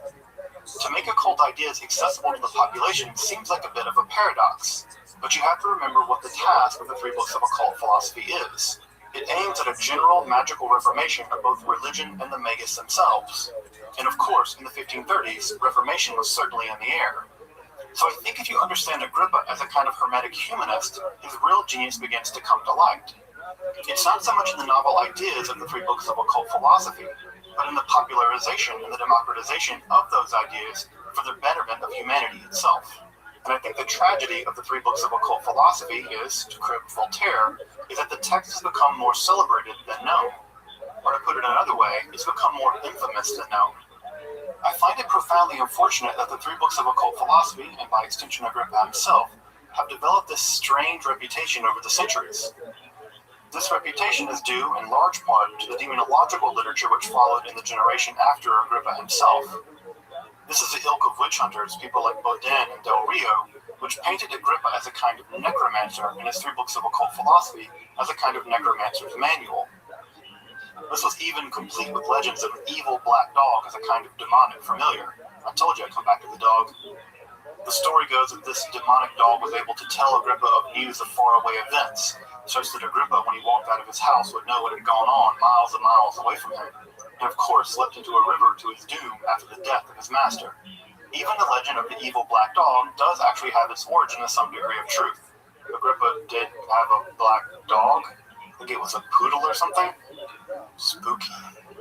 Despite the fact that his friends and students attempted to defend his reputation after he died, this had virtually little effect. The legend of Agrippa as a necromancer stuck just as it had to Michael Scott and Peter Albano, and just like it would stick to John Dee. Perhaps it's of interest, one of Agrippa's students, Johann Weyer, would go on to be part of the skeptical camp in the course of the witch trials.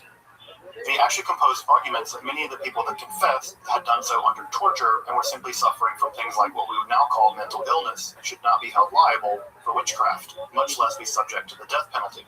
Though, ironically, in one of his texts, he actually describes what he calls the false monarchy of the demons and includes many demonic names and signatures in order to basically mock them.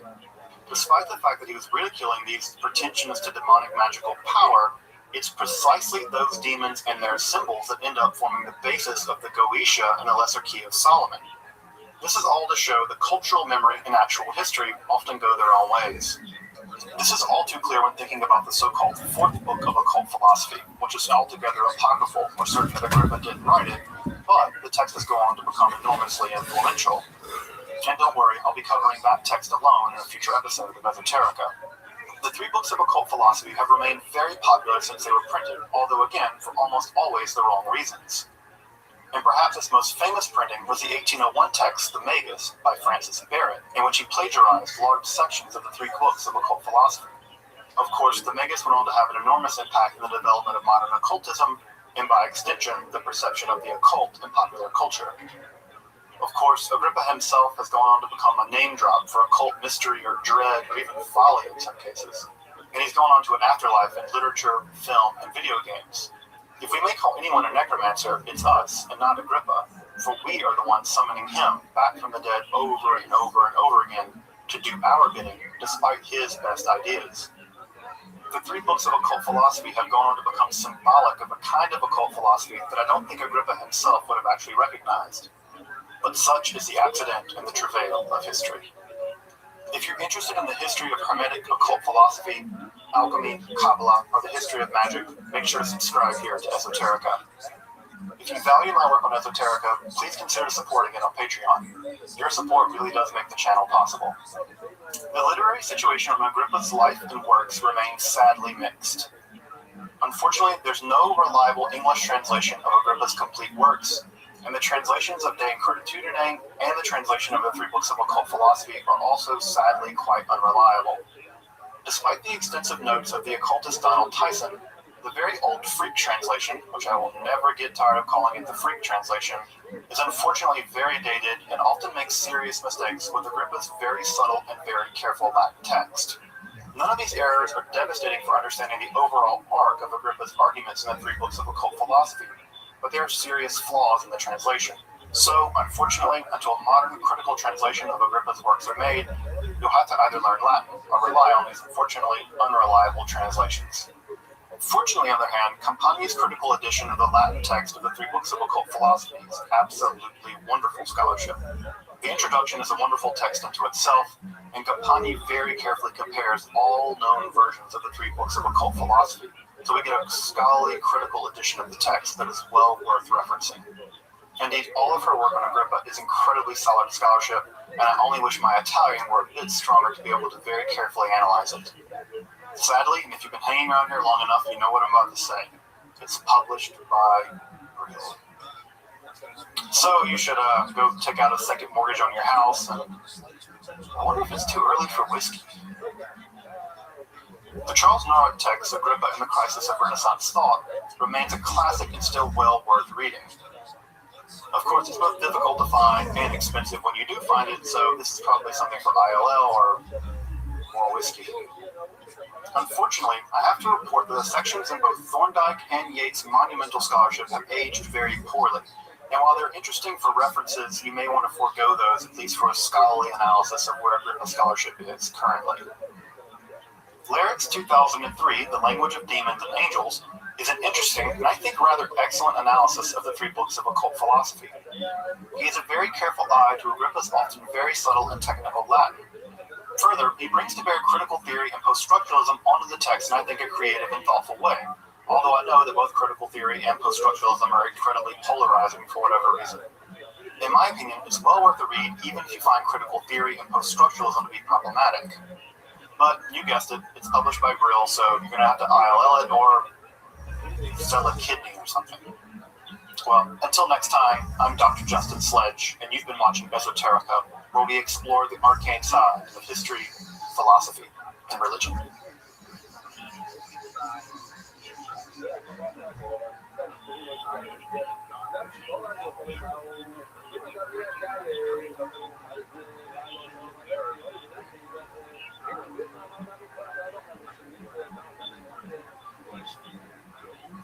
There is perhaps no more fearful idea in the history of magic and religion than possession. The very notion that our bodies can be inhabited by supernatural evil, which twists our very being into a very caricature of itself, is positively dread-inducing. Despite the horror of this concept, or perhaps because of it, possession and exorcism remain perennially interesting topics in the history and study of religion. Perhaps this is because of the ubiquity of the phenomenon. It seems to occur in the vast majority of the world's religious cultures. Indeed, it's one of the most versatile religious concepts, changing and morphing over time to express that culture's most deep fears and dreads. Even in our contemporary, allegedly secular period, The 1973 film The Exorcist is still considered one of the most terrifying films ever produced. Indeed, a large part of our cultural conception of possession and exorcism is still primarily framed by this film. I've even made the pilgrimage, I suppose in a macabre way, to the so-called Exorcist steps in Georgetown just to sort of breathe it all in. I suspect that the concept of exorcism and possession will long remain as alluring as they are genuinely terrifying. While possession and exorcism are most commonly depicted in a Christian context, most likely a Catholic one, thank The Exorcist for that, there's a long history of the concept in Judaism as well. In this two-part episode of Esoterica, we're going to explore the development and history of the concepts of possession and exorcism as they occur in the history of Judaism. From its origins in ancient Near East to the contemporary period, where cases of Dybbuk possession and their exorcism can actually be viewed on YouTube. In this first episode, we're going to trace the history of possession and exorcism in Judaism from its very earliest time period all the way to the first centuries of the Common Era. In the next episode, we'll trace the development of these concepts and the rise of Rabbinic Judaism through the great lull in demonic possessions that seems to occur in the early Middle Ages, through the emergence of the Kabbalah, which produced in the 16th century the most terrifying form of possession known in Judaism, the horrifying case of the Dybbuk. So I hope you'll join me as we explore the concept of possession and exorcism as they develop in the history of Judaism. I'm Dr. Justin Sledge, and welcome to Esoterica, where we explore the arcane side of history, philosophy, and religion.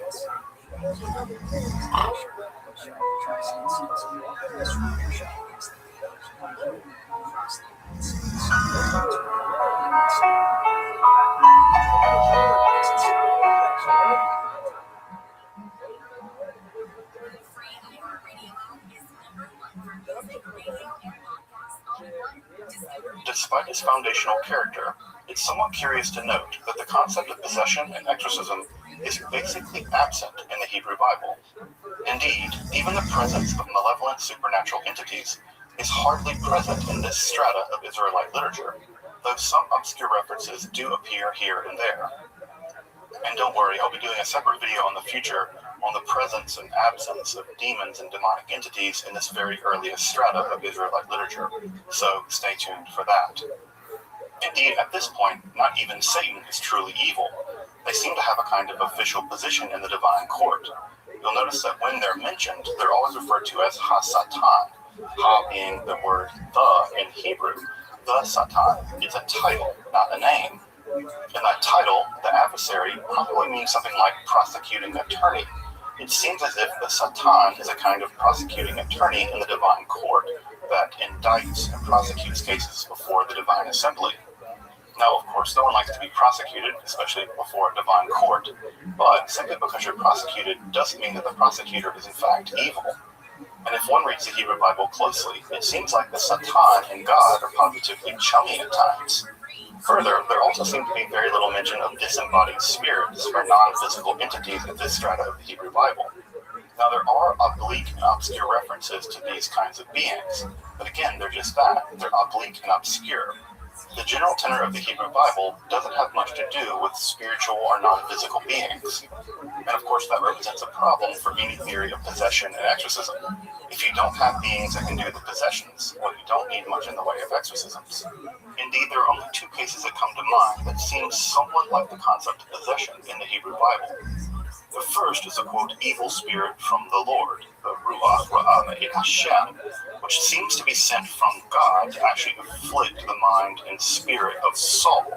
You'll remember that King Saul seems to be suffering from some kind of mental health episode toward the end of his reign, and only the playing of the harp by David seems to calm him down, although there are some circumstances where even that doesn't seem to work, and Saul flies into violent fits and attacks David for some reason. And the other is a so-called lying spirit, or the spirit of deception, the Ruach Sheker, which seems to volunteer before the divine council to be sent into the mouths of the various prophets in order to send King Ahab to his doom. This whole drama plays out, I think, at the end of 1 Kings, around chapter 22, where God actually wants to have King Ahab killed and sends a lying prophet into the mouths of the various prophets in order to give him a false prophecy such that he will go to battle, fight, and die. This is sort of like a counterintelligence Shabbat program from the heavens. It's very odd, however, that God would in fact use deception in order to get a king killed. There's something kind of CIA about all this. Regardless of the spiritual cloak and dagger business and all this, you'll notice what's interesting about both these stories. In both of these accounts, the evil spirit is actually sent by God. It doesn't seem to have a kind of independent existence all its own. What we don't seem to see here is a kind of independent or semi-independent demonic world where spiritual entities are targeting human beings and possessing them. Rather, they're being sent by the Israelite God to accomplish a very specific goal in the overall agenda of that God. This likely represents the theological concerns of the writers of these texts. In these texts, one simply has to imagine that God has complete executive power over how things go in the world. There's simply very little theological room for an independent demonic executive power here. This writer is very strongly on the monotheistic scale of things. And we see that exact kind of theological idea echoed in so-called Third Isaiah, where the Israelite God declares, Ani tov v'ra, Ani or v'choshech. I am the light, I am the dark, I am the good, and I am the evil. This is an idea of radical monotheism. Even evil in this strata of Israelite theology is attributed directly to the Israelite God. There's simply no notion of independent evil out there lurking in the darkness. We can perhaps learn a bit more about the Israelite concept of possession and exorcism by looking at their two greatest nearby neighbors. That would be the Egyptians and the cultures of ancient Mesopotamia. While possession and exorcism did occur in ancient Egypt, it doesn't seem to play a major role in either cultic or medical life. In this way, Israelite culture seems to be a bit more like the Egyptian rather than the Mesopotamia cultures. While virtually all ancient Near Eastern peoples took illness as having a basically supernatural origin, the Egyptian practice was largely to get ahead of the curve of this evil supernatural power. Rather than typically see illness as a kind of possession which had to be exorcised, the Egyptians often engaged in what we would call execration magic. That is to say, warding magic to prevent the onset of sickness altogether. Indeed, the majority of Egyptian medical magic typically takes the form of execration spells rather than exorcism spells, which is to say they typically try to ward off illness before it arrives rather than exorcise it after it does. Indeed, this practice is echoed in Egyptian medical literature, where we see that a preponderance of the medical technology there is rather naturalistic. Indeed, the Egyptians were the great innovators when it came to ancient surgery, performing the first eye surgery ever known in history. Indeed, the Egyptians are responsible for the most comprehensive early medical manuals in all of human history. These treaties cover a wide range of medical practices, from trauma medicine to gynecology to ophthalmology. There are sections analyzing what we would now call rheumatology, and even specific treaties on children. That is to say, the Egyptians pioneered the development of pediatrics. Even rival schools of medical theory and practice emerged in ancient Egypt, and about 12 or so major, comprehensive, systematic medical texts have emerged and survived from ancient Egypt. These are all well worth taking a look at if you ever have the chance to. While naturalistic medicine certainly existed in ancient Mesopotamia, exorcism seems to have played a much larger role in their medical technology than it did in the ancient Egyptian or ancient Israelite contexts. Indeed, the most detailed medical manuals of the Neo-Assyrian period, this is a period that we have some of the best documentation of the Mesopotamian theory of medicine, detail over 16 tablets in which exorcism is a large aspect of that medical technology. Indeed, in these texts, what we have is a combination of both medical and exorcistic technology as it was performed by cultic professionals called Ashipu or Mashmashu. These words can be translated something like incantation expert or exorcist doctor. There's simply no good translation of these technical terms from their ancient context into our modern context now. Though, while these documents do focus more on the supernatural etiology of disease and their cures, these works are no less systematic. In fact, many of the diseases described in these texts are described for the first time in human writing.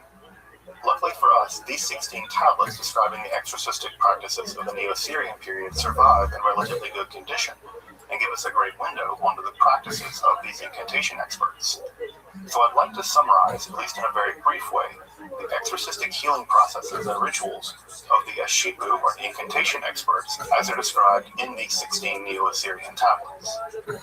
The basic task of the exorcistic ritual here was to transfer the demon or ghost away from the infected person or place, such that it could be sort of peeled off or dusted away in a way that can be otherwise dispatched from that person. The idea here is to transfer it from one entity to another and then remove that entity, the demon or the ghost, into another place. Typically, there's no sense that you can actually destroy the demon or the ghost. You can simply either move them to a different location, trap them, or perhaps get them to go safely into the underworld. The first step of the process involved ritual purification through immersion. What's interesting about these immersions is they can be either immersions in water, as we would typically think of purifying immersions in the ancient Near Eastern world, or there can actually be immersions through rubbing, with the use of precious stones, woods, or even special metals dedicated to the gods. So here we have not just ritual immersions in water, but a kind of rubbing ritual in which various kinds of stones and metals have a kind of supernatural power of purification. This idea of stones, powers, and wood having correspondent or sympathetic magical powers will persist long into magical traditions even to this day. The person or the space afflicted by the demon or ghost are also themselves purified, though their purification is slightly different. They tend to be rubbed with either grain or dough or bread, or sometimes even with animals or animal pelts. This is the beginning of the process in which the demon or the ghost is being transferred from their physical body into the grain or the dough, in which that can be burned at a later time. It seemed that these purification rituals could be performed in either a sacred space, such as a temple, or in a secular space, such as an infected home. From here, there were a wide range of exorcistic practices that could be applied depending on the circumstances. These rituals would involve the cleaning and sweeping of the space of the infected, along with a kind of ritual hunt for detritus. This ritual cleaning would be followed by the sprinkling with water, along with various libations to the gods. This would last be followed up by the burning of various unguents and incenses, and of course all this would be determined by various divinatory aspects known to the ritual practitioner as to exactly what kind of rituals were required, at what time, and in what way. It's at this point that the actual exorcistic incantations seem to begin in earnest. It seems that we have a kind of opening invocation, followed by various techniques to provide magical protection for the ritual practitioner. This would involve the use of plants or even the presence of a raven. Once the magical protections are in place, the exorcist begins the process of shouting and threatening the demon or ghost to leave. These commands are typically accompanied with the ringing of bells, with the burning of incense, including the burning of sulfur. We're going to see that the burning of sulfur is going to be a core component of exorcisms for centuries to come, so watch for it as it develops later. If the verbal threats fail to drive the demon or ghost from the infected person or space, it's at that point that one could be actually physically scourged, the place could be physically scourged in order to drive the demon out. It's at this point that one may actually begin to negotiate with the demon or ghost in order to get them to leave. For instance, it's not uncommon to offer the dead a proper burial or more proper funerary practices in order for them to leave the afflicted person. It's also at this point that one may begin to threaten the demon with other demons. This is famously done in which the demoness Lamashtu, a killer of infants, can be threatened to leave by the image of Pazuzu, the famed demon of exorcistic lore in the ancient Near East. The use of using one demon to drive away another demon is actually not uncommon in ancient Near Eastern magic, and we'll see Jesus actually being accused of exactly that process and his exorcistic power in the New Testament. During this entire process, the infected or possessed person is provided themselves various forms of magical protection. This would involve being scrubbed with water, being rubbed with various kinds of sacred woods. This would also include magical symbols being drawn on the floor or on their bodies with flour, and this would also include massages with milk and fat rubbed over their bodies. Finally, if the exorcism were successful, the demon or ghost is either transferred to a different entity, or the ghost in this case would be banished to the underworld. Interestingly enough, one of the creatures that the demons can be transferred into is a black goat. This will be important when we get back to the ancient Israelites in just a moment. After the exorcism is completed, there are further rituals which seek to protect from reinfection or repossession by the spirits. These include various kinds of amulets, of which many have actually survived and can be viewed in museums, along with votive statues. The most famous of these votive statues, of course, are the Pazuzu statues, which are there to frighten away the demoness Lamashtu, along with the scattering of various kinds of vegetable seeds. It's also worth noting that the use of vegetable seeds is also seen in other forms of folklore as well.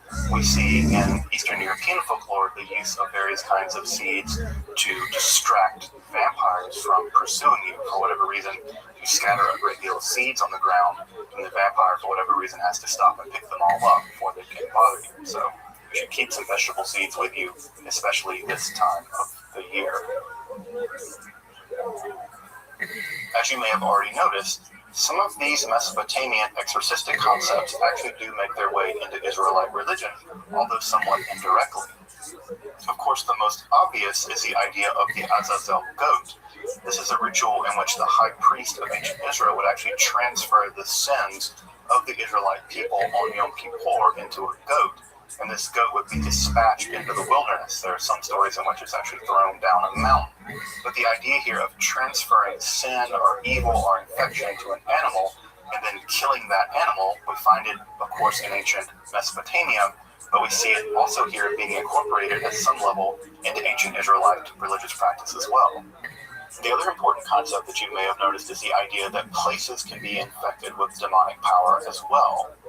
This is very likely echoed in the ancient Israelite conception of Sa'arat, which is sometimes translated incorrectly as leprosy. This is not Hansen's disease. Sa'arat is some kind of supernatural illness sent directly from God, and importantly, it can inflict people, famously inflicted Moses' sister Miriam, but it can also inflict places, and there are very complicated rituals in which Sa'arat can be diagnosed by priests and can be dispatched by them and by them alone.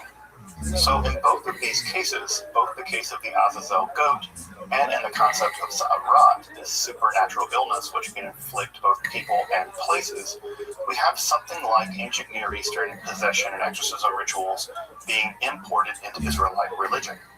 So we can see at this point that the basic metaphysical structures for possession and exorcism are actually already at work in the Hebrew Bible. We have evil spirits coming from God and possessing people to make them do things, but we also have the exorcistic technology being imported from ancient Mesopotamian cultures in the form of the Azazel goat and the Sa'arat illness. It's from the combination of ideas like these that will eventually produce a concept like possession and exorcism as we know it in both Israelite religion and in turn in Judaism. The next major moment in this history is the Babylonian exile, which began in 586 BCE and the rise of Jewish apocalypticism. As you can see on the screen, apocalypticism is an enormously complex movement in religious history and requires its own video. I'll be making an entire series, I think, on Jewish apocalypticism in general, so make sure to stay tuned for that. But what concerns us in this episode is the apocalyptic mode's concern with the origins of evil, specifically the origins of evil and the kinds of creatures that we would now call demons. Possibly under Zoroastrian influence, Judaism began to import large amounts of angelic and demonic creatures into its religious mythology at this time. In fact, it's during this period that we get the first named angels, Michael and Gabriel, as they appear in the apocalyptic classic, the Book of Daniel. But also it's during this period that we get the first things that we might recognize as the demons. These are the so-called Watchers, as they're found in the famous Book of Enoch. As you may know, it's in the Book of Enoch that a renegade group of angels led by a certain Shemhaza, or Semyaza, or Shemhazai, all of these various versions of his name just literally mean the one that sees the name. Well, they decide to descend to Earth, in order to have sex with human women. Now, before you go making any Earth Girls or Ethan jokes, one of the first women that these angels encounter actually tricks the leader of the angels, Semyaza. There's a great moment where Semyaza is trying to have sex with this woman, and then rather immediately go over to having sex with him, she demands that he teach her the divine name. And Semyaza does, and as soon as he does teach her the divine name, she is transformed instantly into a series of stars, the Pleiades, and escapes from his clutches. So what's interesting about this story is that the very first woman that these renegade angels encounter, in fact, outsmarts them. At any rate, there are two important things about this story to be found in the Book of Enoch. One, that the angels are primarily concerned in illicit sexual activity with women, we're going to see the idea of possession and exorcism constantly use the idea of illicit sexual activity as a way of understanding what's going on between the specters that do the possessing and the people that are being possessed. And the second is that these angels become somewhat demonic over time. They're converted from angels into demons through a long theological process. And it's these angels/demons which are at the heart of evil to be found in the world. These are the various angels that teach human beings about everything from how to make war, to how to do cosmetics, to how to do magic, to do all kinds of things that the book of Enoch typically considers to be evil. Of course, none of this is possession, strictly speaking. But again, it's part of the transition of the narrative from supernatural entities to an idea of possession, where we have, one, the sexual element that's going to be very important in much of later possession exorcism stories, but two, the transition of supernatural creatures somewhat outside the power of the divine. They act as independent entities, and insofar as they're capable of acting as independent, malevolent entities, it's only then that they can set about the task of possessing people. So again, not straightforward possession, but we're getting closer. About a century after the composition of the Book of Enoch, the linking of sexual desire and demons is fused in the Book of Tobit. As you may know, the Book of Tobit can be found in the Christian Apocrypha, and it was the favorite topic of many Renaissance painters. In fact, if you ever see a Renaissance or medieval painting with angels walking around with a young man with a fish, then you're almost certainly seeing an image from the Book of Tobit. And it's that fish that is actually the most important part of this part of the story. To summarize very briefly, Tobias and some of his angelic friends are out on a hike. Has angel friends? I want angel friends. At any rate, they're out on a hike and they find a fish, and the angel tells them to gather up various parts of that fish because they have some kind of magical or supernatural powers. Now, young Tobias wants to marry the fair Sarah, but there's a problem. There is a demon named Ashmedai, we'll get back to him in a minute, that guards Sarah, and anytime anyone attempts to court her, well, the demon kills them. Now, it's worth noting here that the name of this demon is Ashmedai, or Asmodeus. You may recognize Ashmedai as not a Hebrew name. In fact, it's an Iranian Zoroastrian name, thus indicating that the demon being imported here from Persian mythology or from Zoroastrian mythology shows that ideas from other Middle Eastern cultures are now making their way for sure into Judaism. The demon in this text has a Zoroastrian name. Well, at any rate, the young Tobias does court the fair Sarah, and he uses the liver and the heart of this fish as a kind of unguent or incense fumigation to drive the demon as far away as Egypt. And when the demon Ashmedai or Asmodeus is driven all the way to Egypt, the angel Raphael is actually waiting for him and binds him hand and foot in chains. I should also mention, by the way, this is the first appearance of our friend Raphael, the angel, in literature. Sometimes these first appearance things are kind of like comic books. You're like, did you see Batman first appeared in Detective Comics number whatever? So, yeah, at any rate, Raphael, first appearance, Book of Tobit. Look it up. Now again, I know what you're thinking. This isn't strictly speaking possession. Ashmedai isn't in fact inhabiting the body of Sarah in order to make her do all kinds of terrible things. But we're on the road. It still is the case that the demon here is very carefully guarding Sarah, and there's some idea that he's guarding her for sexual reasons. Again, he's always killing her suitors. And we do have something like an exorcism ritual in which the guts of this fish are used as a kind of incense to drive him away. As we've seen, the use of incense or fumigation was already found way back in ancient Egyptian and in ancient Mesopotamian cultures as a mechanism to drive away evil spirits. And of course, the use of incense and fumigation will remain all the way to this day a way of purifying or driving away evil. So it's important that we see that the structure of the basic exorcism possession cycle is already present in the Book of Tobit, even if Asmodeus isn't physically or spiritually inhabiting the body of Sarah. Indeed, to my knowledge, it's not until the turn of the Common Era that we begin to see classic exorcism cases in which a supernatural evil entity enters into the body of a person only to be driven out by a ritual expert. And it's to those cases that we finally turn to now. Indeed, if evidence is scant for possession and exorcism prior to the turn of the Common Era, it is simply profuse in the first few centuries of the Common Era. And we can see this phenomenon widely attested in the Jewish context in the first few centuries of the Common Era, specifically in the sectarian documents of the Dead Sea Scrolls, in the writings of the philosopher Philo of Alexandria, and the exorcistic rituals performed by the famed Jesus of Nazareth, and in the writings of the Jewish historian Josephus. So I want to turn my attention to these 4 examples of possession and exorcism, as they represent basically the entirety of the literature that survives from this period on the subject. And that will get us all the way up to the Rabbinic period, starting in, say, around 200 of the Common Era, and that is where we will start the next episode. The earliest exorcistic texts that we seem to have from a Jewish context at this time are found among the Dead Sea Scrolls. The Dead Sea Scrolls, as you may know, represent the library and writings of a group of sectarians that called themselves the Yachad, but were primarily called by outsiders the Essenes, although exactly the connection between the so-called Essenes and the Yachad that produced the scrolls as we have them is still a bit contentious. The writers of the Dead Sea Scrolls, or the Yachad, seem to have their origins as a kind of protest movement against what they perceived of as the corruption to be found in the Jerusalem temple. Their religious attitudes are further marked by a kind of pretty extreme apocalypticism and dualism. In this dualistic theology, they see themselves as the sons of light, and their opponents, the sons of darkness or the sons of Belial, are demonic forces which control the world. In their theology, they alone are the actual representatives of goodness in the world, and after a titanic apocalyptic battle with the sons of evil, they alone will prove victorious. Their literature describes a community with strict initiation protocols, a very ascetic lifestyle, a unique solar calendar in the Jewish world, and the desire to live in a high degree of ritual purity separated from the vast majority of the world.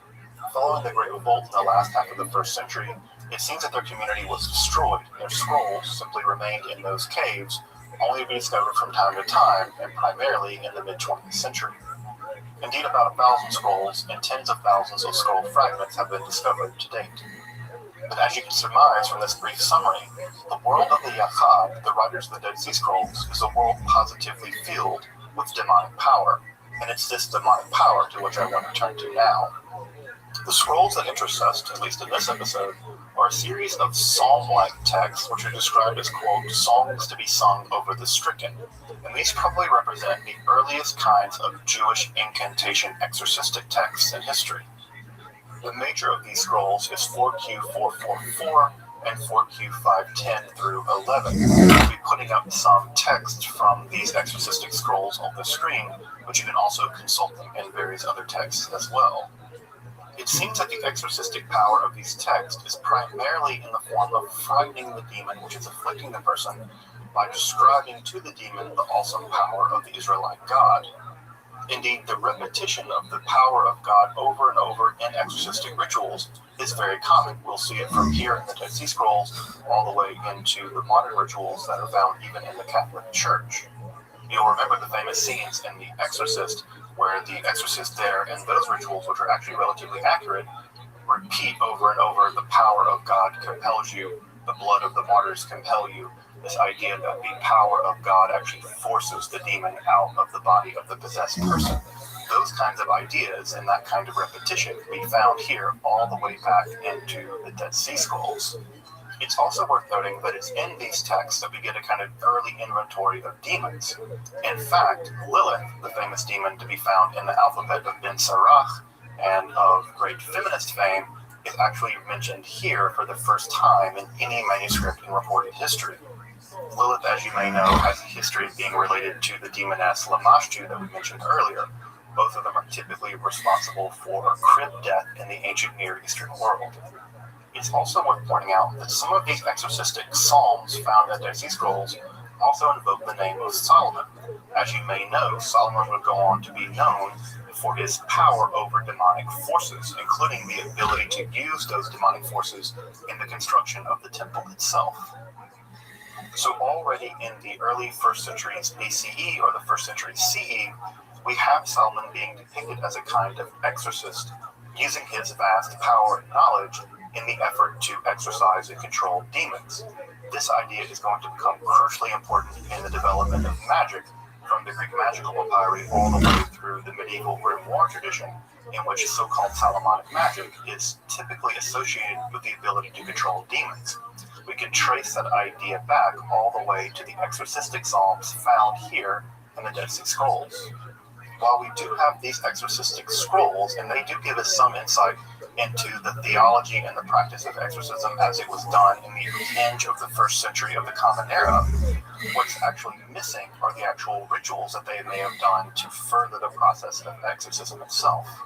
In other words, what we don't know is how did these texts actually function into the practice of exorcism as a ritual? Were there fumigations? Were there unguents? Did they use ritual baptism, which we know is a core component of life there at Qumran and the Yahad? The answer is we don't know. What we have here are the texts, but we don't have anything like the rituals that these texts would have focused into. While we have the text or the incantations that would have been used very likely in exorcism rituals, we don't have any sense of what would have been done in addition to the chanting perhaps of these texts. But what we can likely conclude is that we've entered into the period of possession proper, where supernatural, malevolent, evil beings are entering into the bodies of human beings and therefore need to be expelled. It seems by the period of the Dead Sea Scrolls that possession and exorcism have certainly entered into Judaism as we would recognize them.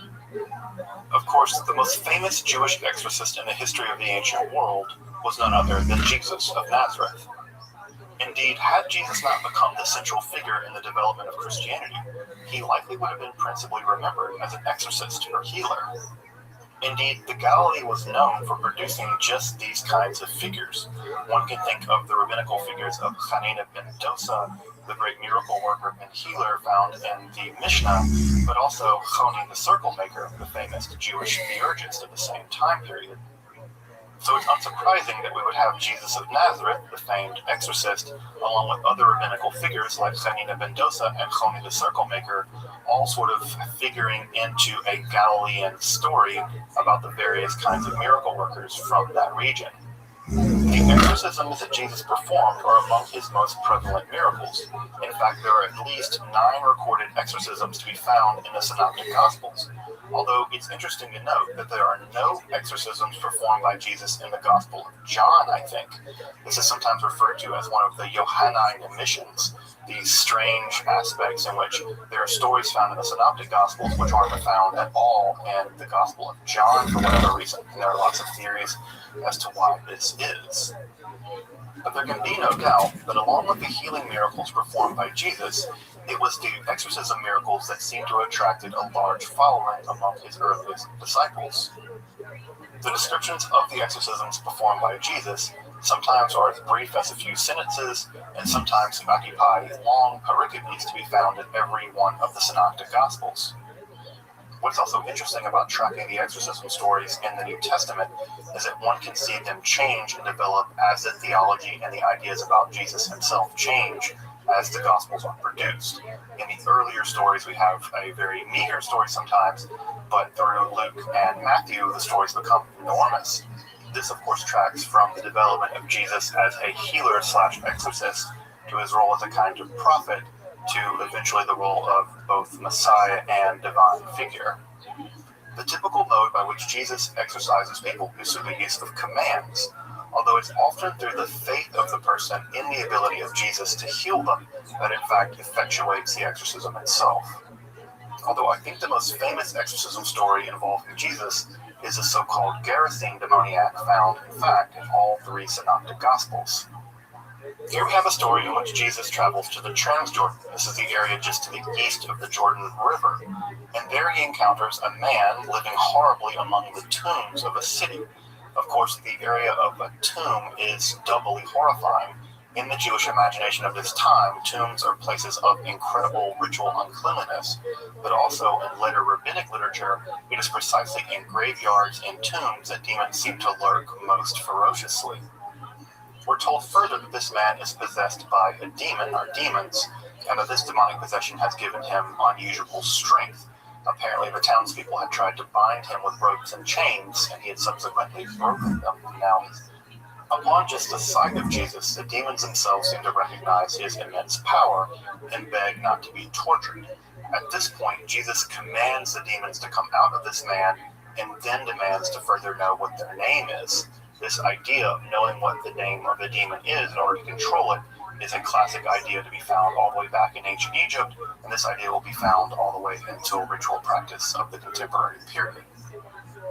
Upon that command, the demon reveals its name. In fact, we find out that it's not just one demon, it's in fact a host of demons, and these demons reveal their name to be Legion. We'll come back to that in just a moment. The demons then beg Jesus not to simply cast them out, but specifically to cast them out into something else. In this case, a herd of pigs, which once Jesus does cast them out into this unclean animal, right? This is very important.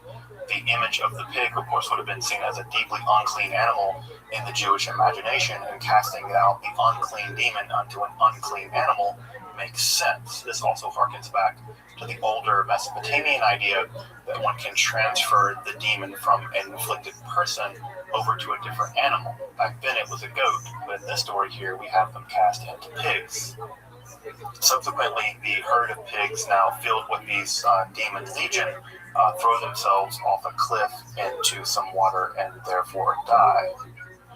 It's important to note that the local townspeople, while impressed and somewhat terrified of Jesus' power to move these demons into these pigs, are also equally terrified of Jesus and basically request that he leave and go somewhere else. While the possessed man who wants to join with Jesus as Jesus departs is actually told to go to the Decapolis and simply tell people what has happened to him, thus further spreading the message of Jesus and the idea of Jesus' enormous power over the forces of evil. Of course, there's a great deal to unpack about this story. This is probably one of the most widely known stories of Jesus' power over evil in the New Testament. I think what stands out to me the most is that the name of the demon here is Legion. Legion, of course, isn't a Jewish name. It's not to be found in Aramaic or Hebrew. In fact, as you probably know, the legion is a unit of the Roman army. It's the basic unit of the Roman army, comprising roughly 5,000 to 8,000 soldiers and their auxiliaries. And of course, it's worth pointing out that Judea at the time of Jesus, and certainly at the time of the writer Mark, is under brutal Roman occupation. They're literally at the cusp of a great revolt between Jewish and Roman forces. So at some level, it's hard not to miss the basically anti-colonial subtext of this story. We have a man being possessed by the Roman army, which is then cast into unclean animals, which are then thrown into the sea. It's difficult not to imagine this story as functioning at basically two levels. There's a spiritual level in which Jesus, the Messiah, has the ability to control demonic evil forces and thus destroy them. But further, the idea here is that the Roman army as an occupying force is viewed by the writer of this text as a kind of evil possessing the land, which can be exorcised and thus thrown out and thrown into the sea. Of course, there's no sea in the Transjordan. I think the sea that the writer has in mind here is the Mediterranean. The idea here is casting the Romans into the sea as if they were a demon possessing the land of Judea. To me, this dual layer of the text represents the great creative genius of the writer and of early Christianity. We have Jesus who has messianic powers over evil, but also we have here a deep hope for redemption, in which the evil Roman army, the demonic Roman army, will be exorcised from the land of Judea. So we have a kind of dual apocalyptic messianic story operating here in the very famous story of the Gerasene demoniac. Of course, just as early as there were literal accounts of exorcism and possession, there were also more rationalizing trends in the Jewish world as well. This more rationalistic argument can be seen in the writings of someone like Philo of Alexandria, the Jewish philosopher of Middle Platonism. As you probably know, Philo is most famous for attempting to reconcile his Jewish religious beliefs with the larger Greek philosophical ideas of his day, producing a synthesis in which both ideas are married harmoniously. His philosophical output is rather vast, but I want to focus in specifically in his discussion on the relationship between Jewish demons/angels and the Greek idea of the daimones, or spirits. These daimones are relatively neutral spirits in the Greek imagination, and see how he attempts to understand just how the Greek daimones in the Jewish relationship of angels and demons relate specifically in terms of the process of possession and exorcism. As you can see on the screen, this is from Philo's books on the giants, we have a really fascinating attempt to understand just what angels, demons, and daemones mean in the context of a more psychologizing aspect found in Philo's more Middle Platonic philosophy. For him, angels, demons, and daemones are less supernatural creatures which exist in the external world as much as they are psychological facts about our own interiority. In this case, he's specifically talking about our own addiction to physical pleasure, which he likens to a kind of possession. Of course, this idea can be traced all the way back to Plato, between the two horses of desire and reason sort of being driven, in some sense, if we're lucky, by the logical power of the rational aspect of our soul. Here we have the idea that demonic power, demonic influence, is primarily our inability to control our own inner life. This is sometimes even the way we refer to ourselves these days as having, quote, inner demons. These inner demons, for Philo, are aspects about our own psychology, our own soul, in the way that he would perhaps put it, that we must conquer in order to live a life that's actually free and properly philosophical. Philosophy here is acting as a kind of exorcism, which liberates us from the power of the demonic, quote unquote, over aspects of our otherwise logical souls. This more psychological read of angels and demons strikes me as extraordinarily modern, but it's interesting to note that where Philo develops this idea is precisely in his book on the Watchers, and it's by combining the Jewish mythology of the Watchers found in the Book of Enoch with the Platonic philosophy found in the ideas of people like Plato, where we get this unique synthesis of demons as psychological aspects of ourselves. Again, this idea strikes me as incredibly modern. One can even see in the works of someone like Aleister Crowley the idea that goetic demons are in some sense aspects of our own psychology that the Magus must attempt to work through to liberate themselves or discover their holy guardian angel. Now, it's worth pointing out at this point that Philo's psychological interpretation of angels, demons, and daemones never really proved popular with either Christians or Jews. Both Christians and Jews maintained a much more mainstream idea that it was, well, really demons that possessed you, like supernatural, nasty monsters that possessed you, not psychological desire for, like, the cute guy down the street. For them, this was really demonic entities and really angelic powers serving God or serving the powers of evil that concerned them. So the ideas of Philo never really took root in the Jewish world. In fact, they're only preserved by Christians. And even from the Christian perspective, demons remained, from an Orthodox point of view, very real creatures capable of inflicting great physical and spiritual harm. Again, they weren't merely psychological aspects of ourselves that we needed to use philosophy to conquer. Rather, the demonic was a representation of the world of evil, and it was through the power of God or through Christ that evil was eventually conquered, not through the power of philosophy or psychology. So we'll have to wait a couple of millennia until again we see a robust idea of angels and demons as being primarily psychological or psychic aspects of our own interiority. So see ya in a couple millennia, Freud and Jung. Very much unlike this Philonic interpretation of angels and demons that are psychological in character, one of the clearest analyses of angels and demons as actual metaphysical and supernatural entities can be found in the works of the Roman Jewish historian Josephus. Though curiously, in Josephus' text, The Antiquities of the Jews, we see something like a bridge between the more psychological idea found in Philo and the more straightforward idea of metaphysical entities to be found in his other text on the Great Revolt. And this is interesting because it's Josephus attempting to understand just what was going on with the king Saul. We mentioned Saul earlier. Remember, we have this evil spirit, this Ruach Ra'ah, that's sent from God, that afflicts Saul and causes him to experience what we would now call something like mental illness. What's interesting in his account is that we have something like a combination of both Greek and Jewish ideas when it comes to discussing the demonic possession of Saul.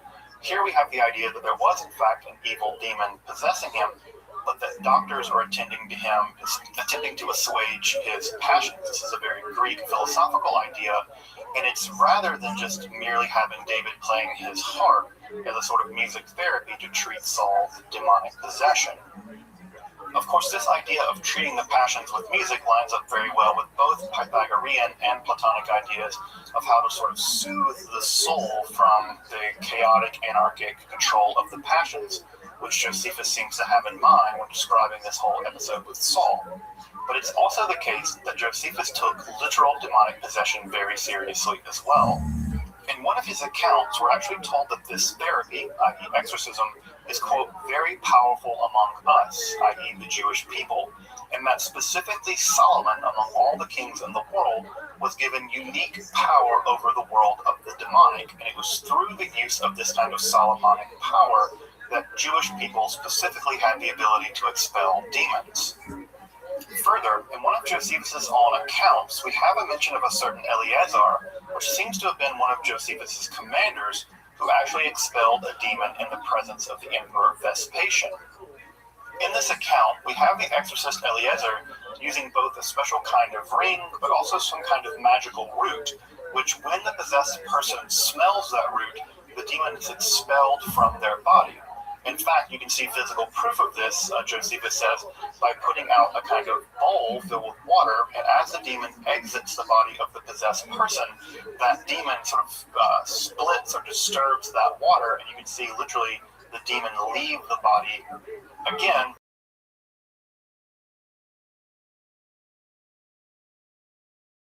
Allegedly, according to Josephus, take what Josephus popularizing Josephus more than he is in telling through anything else. But this is such a strange story that perhaps something like this did in fact happen, that perhaps he did have a certain Eleazar who had a side gig as an exorcist aside from being a commander, and perhaps did exorcise someone in the presence of the Emperor Vespasian. I suspect the Emperor would have been, entertained or something? Who knows? In a further section in Josephus' book on the Jewish War, we're actually told perhaps something more about this root that the exorcist Eleazar used in the performance here before Vespasian. In this account, we're told of a special kind of tree which seems to emit something like lightning, and that the roots of this tree have a kind of magical power, specifically a magical power over demons. The problem, of course, with this tree is twofold. One, it doesn't exist anymore. It seems to have been destroyed, perhaps, during the Great Revolt. And two, if you actually attempt to get one of the roots from this plant, you immediately die. This tree, the Badas tree, of which the root is also called the Badas, this Badas root is luckily able to be obtained, although through somewhat strange means. For instance, if one were to pour the urine of a woman or the menstrual blood of a woman on the root of the tree, it will allow you to grab the root and cut it off, although you have to hold it upside down as you're carrying it, otherwise it will kill you again. Luckily, if you don't have women's urine or menstrual blood, there's another way to get the root as well. In this way, you dig a trench around an area of the root, exposing the root, and then you tie a dog's leash to the root. And as you attempt to walk away, the dog will try to chase you, I suppose, thus dislodging the root and, well, killing the dog. But you get the root. Apparently, if the dog snatches the root out of the tree, I don't think you have to hold the root upside down to avoid being killed by the magical Badas root. Now, what's important about this Badas root, aside from the fact that it will kill you and it doesn't exist anymore, is that it can be used in exorcisms, and it seems like this Badas root is exactly the kind of root that was used by the commander Eleazar during the exorcism before the Emperor Vespasian. So clearly by the time of the Dead Sea Scrolls, by the time of Jesus of Nazareth, and by Josephus, we already have a relatively sophisticated idea about just how exorcism is meant to happen. The Dead Sea Scrolls have given us a liturgical mechanism by which to drive demons away through instilling fear in them of God. We see in Jesus the idea that you can command spirits through very strong language and by learning their secret name, therefore transferring them from one kind of being to another. And in Josephus we have the use of perhaps magical rings and roots, which also seem to be somewhat magical, that have the ability to drive these demons out. Now, the roots idea goes back to ancient antiquity already by the time of Josephus, but already we're seeing here the elements of a very sophisticated theory of exorcism using a wide variety of liturgies, magical words, commands, incantations, magical rings, and magical roots. Already by the turn of the Common Era, exorcism is becoming extraordinarily sophisticated in the Jewish world. We can see much of this really fascinating exorcism technology coming together in a very fascinating formula found in the Greek magical papyri. Here we have a really fascinating exorcism ritual to be found in PGM 4. It's fascinating for lots of different reasons. One is it's actually bilingual. It's written in both Old Coptic and in Greek, with some sections of the conjuration being done in Coptic and some of them being done in Greek. What's also really fascinating is that it seems to combine a lot of what we've already seen from Jewish exorcism rituals from previous time periods being somewhat synthesized into one new kind of ritual. This incantation is interesting because it involves the command language we've already seen, for instance, in the exorcisms of Jesus. Here we have command language in both natural language but also in magical language, but also the use of magical metals. Here we have the use of tin for an amulet to secure the person possessed after the exorcism has been completed. Here the herbs in question are actually used as a kind of rope to protect the person being exorcised throughout the exorcism, but also they're being used as a scourge to drive the demon out. What's really important about that, I think, is that this harkens back all the way to the Neo-Assyrian text we looked at previously, in which a scourge was also used there to drive demons out as well. Notice here the text is also highly syncretistic. This is very common for text in the Greek magical papyri. I've made a whole video just on the Greek magical papyri if you're interested in checking that out. But notice here again, we have a wide range of techniques being used to drive away the demon, but also we have a wide range of theological expressions found in this text as well. For instance, we have an invocation to specifically the Jewish God with the addition of a slight Christian element with some paganism thrown in throughout as well. Indeed, there's some clear Gnostic elements combined in this spell also. Of course, this kind of syncretism is very common both in exorcisms and magic more generally. As in much magical practice, we might conclude that when the going gets tough, the tough gets syncretistic. So what's fascinating about this ritual is what we've seen in the development of Jewish exorcism rituals for the past several hundred years are in some sense melded together in this incantation found in the Greek magical papyri. And in fact, I think this incantation is probably a window into how common exorcisms were performed on the day-to-day, assuming people got exorcised day-to-day. They might have. And we see that all of these elements get combined in this text from the Greek magical papyrus. What's fascinating by putting the Greek magical papyrus into conversation with the other texts that we've seen from Josephus, the Dead Sea Scrolls, and Jesus of Nazareth is that this Greek magical papyrus probably gives us a window onto a wide range of exorcistic procedures, from common everyday people seeking relief from suffering all the way up to perhaps even very wealthy upper-class people who also could be afflicted with these kinds of demonic possessions. In this episode, we've covered the development of the concept of possession and exorcism in Israelite religion and Judaism over the course of about 800 to 1,000 years, from the earliest periods of the Hebrew Bible all the way into the early years of the Common Era. In the next episode, we're going to shift to Rabbinical Judaism proper, and it's there we're going to see interesting developments in anti-demon technology. We're going to find some exorcisms that were otherwise lost for nearly 1,000 years, accounts of possessed structures. In fact, we're going to look at an account of a possessed well, where one spirit even warns the rabbis, look, I might be an evil spirit, but there's an even worse spirit over there in that well, and if you don't let me live there, well, they're going to let this other evil spirit live there. And so they have to figure out how to drive the evil spirit out of this possessed well.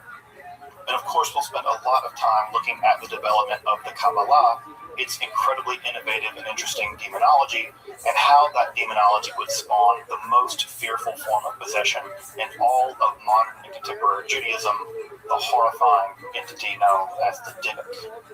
Though let's not let the Dybbuk get all the attention here. What's interesting about the Kabbalah is it also introduces a form of voluntary beneficent possession. In this voluntary beneficent form of possession, a person can actually undergo what is called ibor, or spiritual pregnancy, the opposite of dibuk or dabak, the clinging by the evil dead. in which the soul of the person can actually be unified with the soul of a deceased righteous person in order to gain spiritual strength. And that spiritual strength can elevate you beyond your normal ability to resist sin. It can even elevate you to the position of a potential Messiah. Indeed, there are even 4 different forms of beneficent or good possession to be found in the development of the Kabbalah in the early modern period. So I hope you'll join us as we turn next time to the development of the ideas of possession and exorcism in the rabbinical and the Kabbalistic world. If you're interested in the history of demons, angels, spirits, occult philosophy, Kabbalah, and alchemy, make sure to subscribe. These are all core content areas here at Esoterica. Also, if you want to support the creation of accessible, free content and topics on Western esotericism, I hope you consider supporting us on Patreon or with a one-time donation. Your support of Esoterica helps to make the channel possible, and I really appreciate your support of our work. I thought I'd mention some of the texts that I found useful in preparing this episode, although I'm going to hold off with the text specifically on Kabbalah and the Dybbuk for the next episode. So if you're interested in that material, make sure to check out the end of that episode for books and references on that material as well.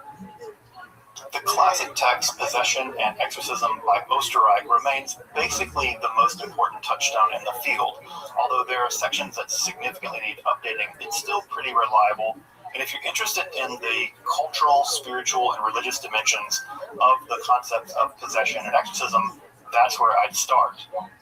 Although I will say the text is overall pretty good, I would, in the individual instances of studies that he does, I would certainly go look up the modern contemporary scholarship on what's going on in exorcism and possession in those specific cases. For instance, we know a ton more about exorcism and possession in the ancient Near East world and in the ancient Egyptian world than he did when he wrote that book. So those sections specifically are quite thin. So again, I would really recommend checking his work against more contemporary scholarship, but it's certainly a great place to start. If you're interested in Egyptian magic, specifically the magic around execration and exorcisms that I mentioned earlier in the video, the standard text here is Borchot's text, Ancient Egyptian Magical Texts. It's a little bit difficult to find, and when you do find it, it can be a little expensive, although I think that there are copies online at archive.org that are in the public domain, although I'm not quite sure about that. This handy, relatively short volume contains a wide range of different spells that have been recovered and translated from ancient Egyptian and translated with a high degree of scholarly precision. It's really wonderful to see the ancient Egyptian words that you can look up if you so desire, along with the text. So this text is very, very reliable in terms of its translation. This little volume is fantastic for the range of spells that it contains, including many exorcistic style and execration spells that I discussed earlier in the episode. I think my favorite spell is for repulsing a kind of evil dead entity with its face upside down. It sounds positively spooky. You can read that spell in the book as well. So this text is really wonderful, although I do think it will need updating at some point pretty soon. This is especially given the great leaps and bounds made in Egyptian demonology. For instance, the University of Swansea has the fantastic demonological database where you can look through hundreds of demons. And so the research being done on Egyptian religion, Egyptian magic, Egyptian technology is all going to need to be updated at some point in the near future, and new scholarship is appearing all the time. Although I will say that this text remains reliable and it remains a fascinating read, especially if you're interested in Egyptian magic or Heka. My favorite introduction to Mesopotamian religion is by far Ivan Hrusha's Ancient Mesopotamian Religion. It's a rapidly named book. It is a slim volume, relatively easy to get, not terribly expensive, and it is a no-nonsense, no-fluff introduction to ancient Mesopotamian religion, from gods to magic to medicine to the afterlife, everything. It is a wonderful text and very accessible in terms of writing style and in terms of enormous clarity and the content that he provides. So again, I would really recommend picking up this volume if you're interested in ancient Mesopotamian religion, magic, afterlife, and the gods. This text is backed by careful archaeology and a very clear understanding of the text in the original language. So again, well worth picking up and well worth having on your shelf if you're a student of history and magic and religion. Whitmer's text, Jesus the Galilean Exorcist, is a single best study on this aspect of Jesus' life and ministry in English that I know of. She does an amazing job analyzing the various accounts of exorcisms performed by Jesus in the various Gospels, and does a really, really solid job of locating the language and the process of those exorcisms in their social and historical context there in first century Judea. And I think by understanding Jesus primarily as an exorcist and a healer first, and as a prophet and a Messiah second, we actually get closer to understanding the historical Jesus as a person in his ministry. So I really recommend checking out Whitmer's book here, because it gives us a glimpse onto Jesus, how I think he would have been remembered had he not become the Messiah of Christianity. So again, Whitmer's text, Jesus the Galilean Exorcist, highly recommended, really fantastic text on really putting this aspect of Jesus' life and work into historical and religious context. So again, I hope you'll join me next time as we turn to Rabbinic Judaism, to the Kabbalah, to the rise of the Dybbuk and the spiritual form of possession, a bore that lifts the soul into the world of the righteous. Until next time, I'm Dr. Justin Sledge, and you've been watching Esoterica, where we explore the arcane side of history, philosophy, and religion.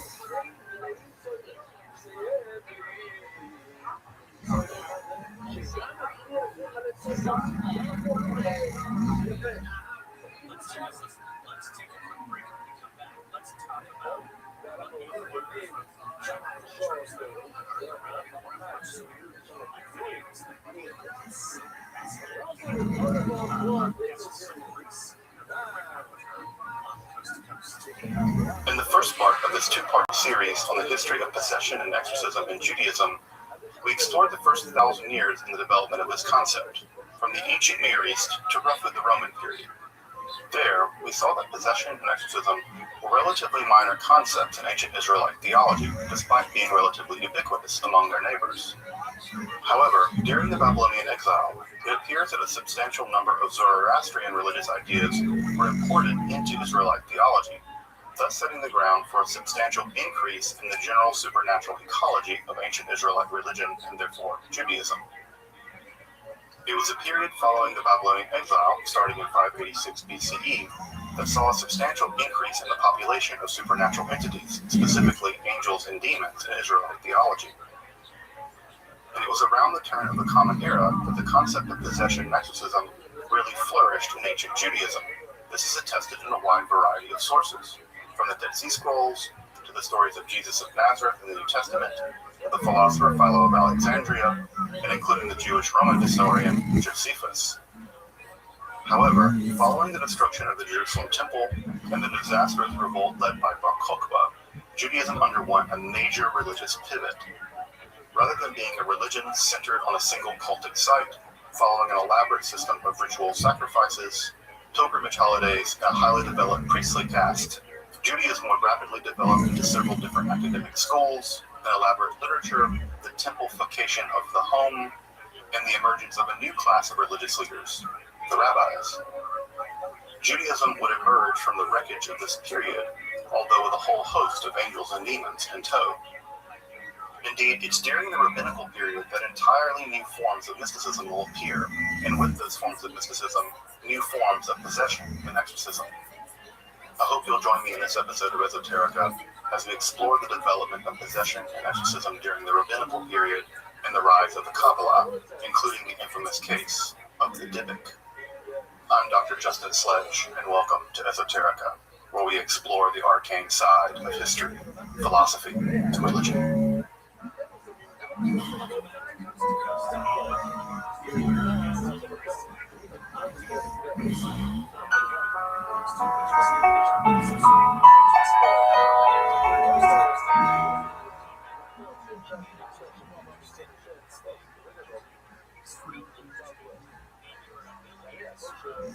Judaism emerged like a phoenix from the ashes of the destruction of the temple-based religious worship of the first century of the Common Era. Facing what they rightly thought was a religious extinction event, the rabbis sought to commit to writing what at that point had only been transmitted orally from teacher to student. This hybrid of both oral and written literature blossomed into the enormous literary output of the early rabbinical period, with the Mishnah being redacted sometime around 200 of the Common Era, followed by the Palestinian Talmud around 400, and the cornerstone of rabbinical Judaism, the massive Babylonian Talmud, being redacted sometime around 500 or 600 of the Common Era. Further texts of rabbinical lore and legend, such as the Midrash literature, would be completed in the remaining years of the first millennium. What is curious about this vast literature, at least for our purposes, is that despite the popularity of possession and exorcism narratives from the centuries prior, this strata of literature is conspicuously missing just those type of narratives. Indeed, even discussions of angelic and demonic entities in this literature is distributed in a highly uneven way.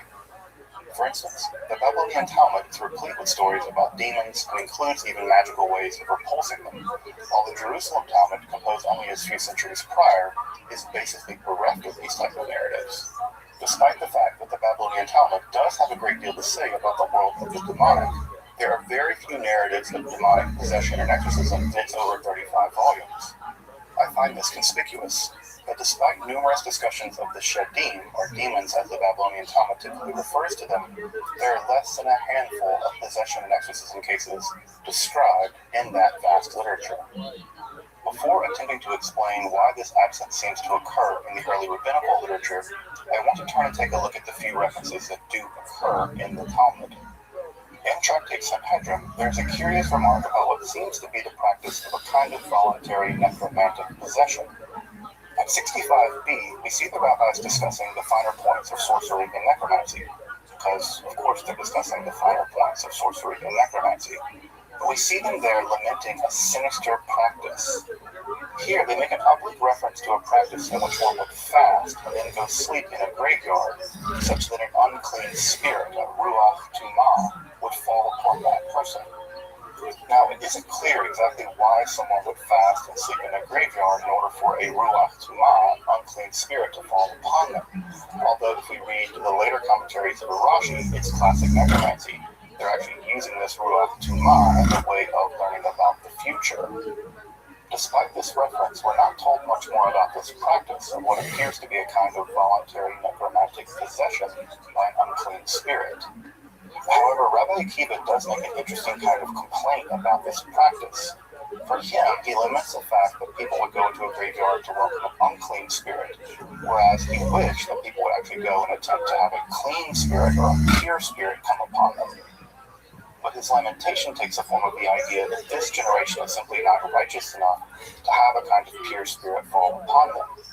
And there's some indication that if one were to welcome a pure spirit, it would also give one supernatural insight or perhaps supernatural powers. Again, we're not quite sure because this reference is so oblique. But what is worth noticing here is that Rabbi Akiva seems to have the idea that both clean and unclean spirits can perhaps possess a person, thus giving them some kind of supernatural power. Retain that idea that both unclean but also pure spirits can possess the living.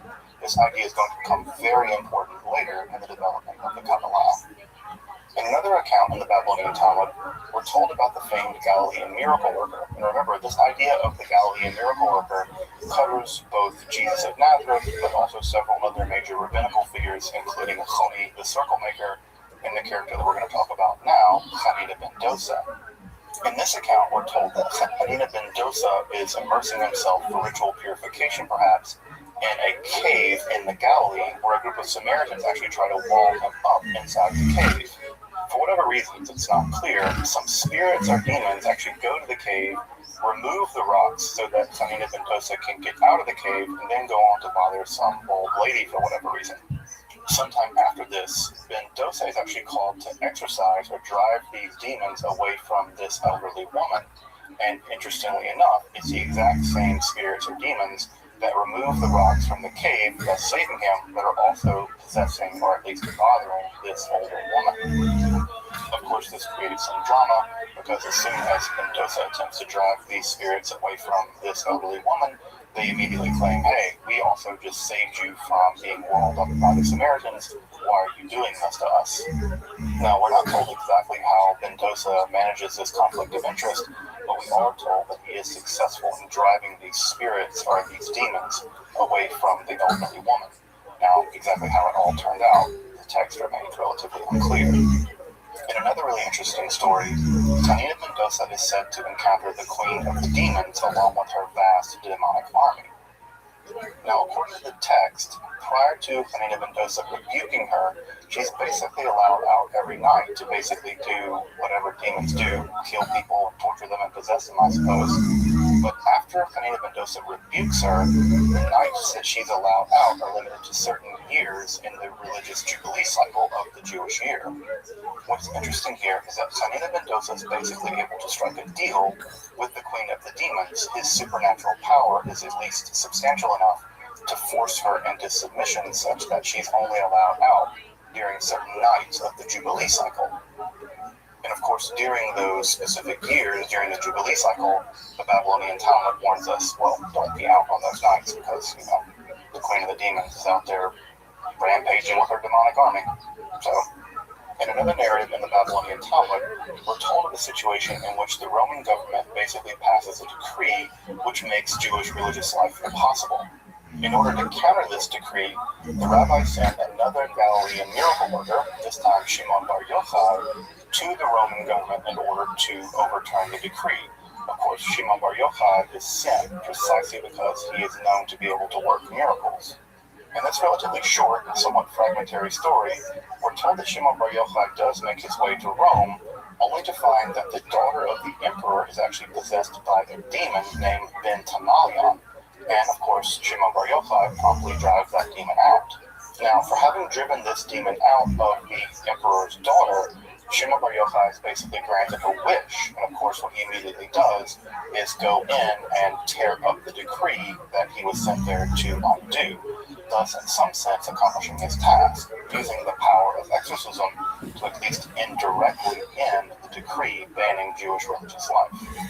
What's interesting about this narrative is that in a later account, we have a pretty substantial revision of just what goes on in this story. In that later version, the demon possessing the Roman emperor's daughter isn't male, it's female.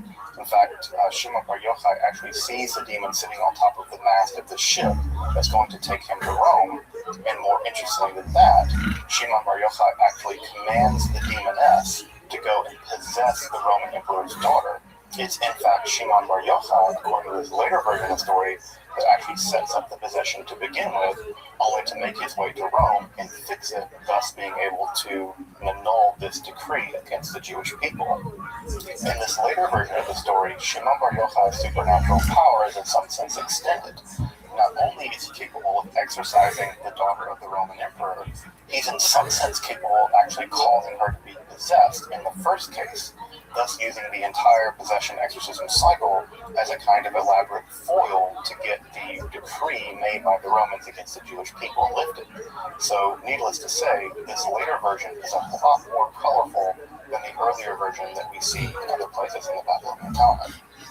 Of course, as you may know, Shimon Bar Yochai is known for his deep hatred of the Roman Empire, and it's actually Shimon Bar Yochai that will go on to be the mythical author of the Sefer Zohar, and thus in some sense tied very intimately with Jewish mysticism and Jewish occultism for centuries to come. Finally, we come to a story about a spirit-possessed well. This story is interesting, again, because it's not a spirit-possessed person, but rather a well that has a spirit. In fact, there are two spirits in this story, and it's very clear that this narrative was very popular. I think there are at least 6 different versions of this story that populate themselves throughout rabbinical literature. In this story, we're told that a female spirit has actually taken up residence in a local spring, but eventually along comes a male spirit who wants to copulate with the female spirit and apparently drive her out. It's relatively clear that this male spirit coming along later is rather malevolent. So we have a character named Abba Yossi. He's sometimes referred to as the Ish Zetor, the man of Zetor, is visiting this spring, and the female spirit comes to him and says basically, look, I've been living in this spring for quite some time, and I've never harmed anyone. However, there's an evil spirit, a male spirit coming, and that male spirit is going to harm people. And if you want to get rid of him, I can show you how.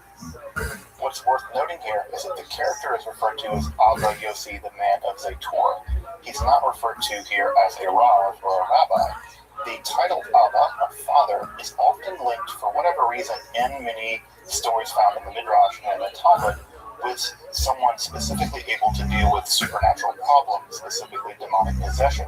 So the use of this term Abba prompts the reader to know that this person has some kind of special relationship with the world of the supernatural.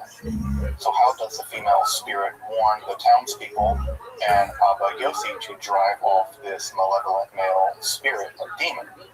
Well, what they're commanded to do is take various kinds of steel implements, one thinks of farm implements here, and go out at noon near the well or near the spring and bang them together, make a very loud racket, and they must say over and over again, "Victory is ours, victory is ours, Didan Nutsaf, Didan Nutsaf."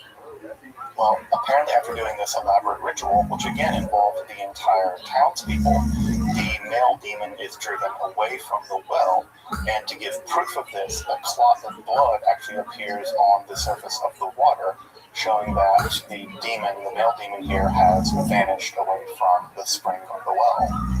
Now, we're not told exactly what the fate of the female spirit is here. One would hope that given the fact that she alerted the townspeople to the presence of this malevolent other spirit, that she's allowed to live in the well. Again, she says that she's never harmed anyone, and therefore, given that fact, one would hope that she would be allowed to live here in the spring of this well. Of course, this idea of spirits living in wells and springs, among other kinds of natural places, was very common in the ancient world and very common through cultures. One thinks, for instance, of the kami in Japanese mythology. But the idea here of a spirit living in this well would have been very common in the Roman or the Sasanian ideas to be found at this time.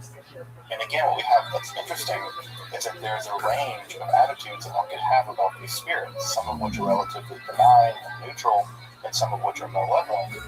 And we actually have a kind of supernatural proxy war between the various spirits, some of which are neutral and some of which are malevolent, and humans driving away the bad ones, the good ones, or at least the neutral ones in this case, allowed to remain in their homes. So again, a pretty popular story here. Like I said, it occurs, I think, 6 different times in various versions in the rabbinical literature. The one we're looking at here is from the Midrash by Yikra Rabbah. And what's interesting, I suppose, about this story is we have here the idea that a spirit can set up residence in a well in the rabbinical imagination, something that we certainly don't see at all anywhere in the Hebrew Bible. Aside from this handful of tales, literature about exorcism in the early rabbinical literature is relatively scant, as I mentioned earlier, and I think I have a few reasons why this might be the case. I think one of the reasons why we may see a dearth in exorcism narratives here, at least in the Babylonian context, is a shift in anti-demonic technology. While exorcism seems to have been the primary anti-demonic technology in turn of the Common Era Palestine, that technology seems to have shifted in the area in which the Babylonian Talmud was redacted. In this context, the primary anti-demonic technology seems to have shifted to the use of demon-capturing bowls. These bowls, which have been recovered in thousands, are typically inscribed with incantations around the inside perimeter of the bowl, and even often have images of the kinds of demons they wish to capture at the very bottom of the bowl. These bowls are typically produced and then buried upside down under the lintels of houses in the areas in which the Babylonian Talmud was redacted.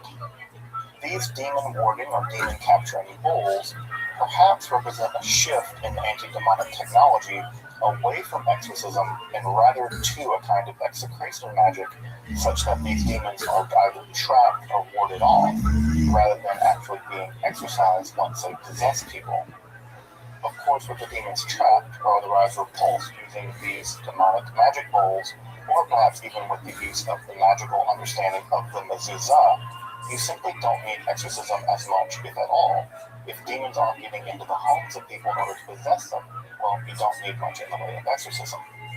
So what we may have here in the context of the Babylonian Talmud and the cultural system that produced that literature is simply a shift in anti-demonic technology, away from exorcism into the use of these anti-demon bowls.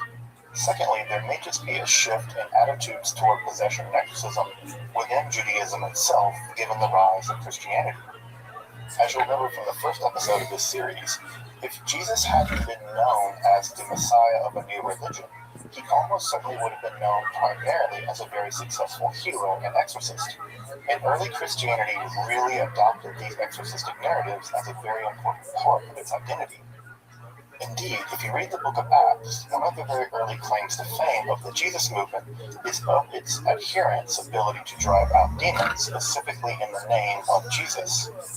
And this ability to drive out demons was taken to be proof, at least to early Christians, of the truth of their faith.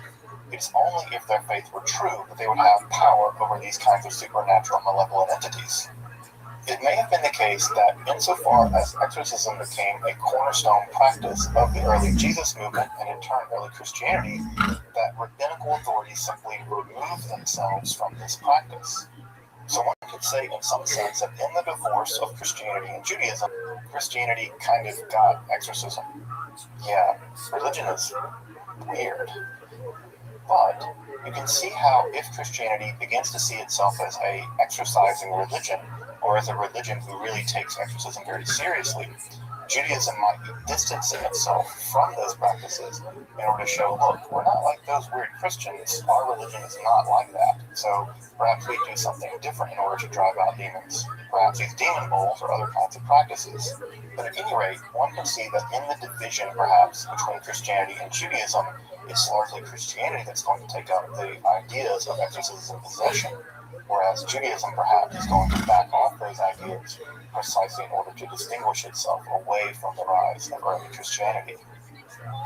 Finally, and perhaps the last reason why records about exorcisms from this period may be scant, is that in general, after the composition of the Babylonian Talmud, records and literature in the Jewish world simply go silent for several hundred years. It may be the case that exorcisms are taking place in the Jewish world, but the records describing them simply haven't survived. What does seem to survive are very fragmentary records which do mention, at least obliquely, something like exorcistic rituals. We have, for instance, the idea that one can mix oil and water together, and this combination of oil and water allows a person to drive a demon out. Although exactly what this ritual looked like and how exactly it was performed remains very mysterious. Although it's worth noting that during this time period, there are a handful of Jewish magical texts which survive, such as the Sefer HaRazim and the Charbon Moshe, which do describe the ability to control demons in those texts. Although notice that's slightly different than exorcism. Having some power over demonic forces is slightly different than being able to cast them out of people's bodies. In addition to those two texts, there's also a text called Sefer Ketzivat HaRuchot, which unfortunately is very fragmentary, and it seems that in that text we're also getting some sense of how to control demons and perhaps how to exorcise them from people who are possessed. Unfortunately, that text is in a very bad state of preservation, and it's difficult to get any information out of it at all. It's also worth noting that a handful of exorcistic texts have also been recovered from the Cairo Geniza, although it's not quite clear when these date from. All of this indicates that at least at some level there were exorcistic practices in Judaism from the late classical period all the way into the early medieval period.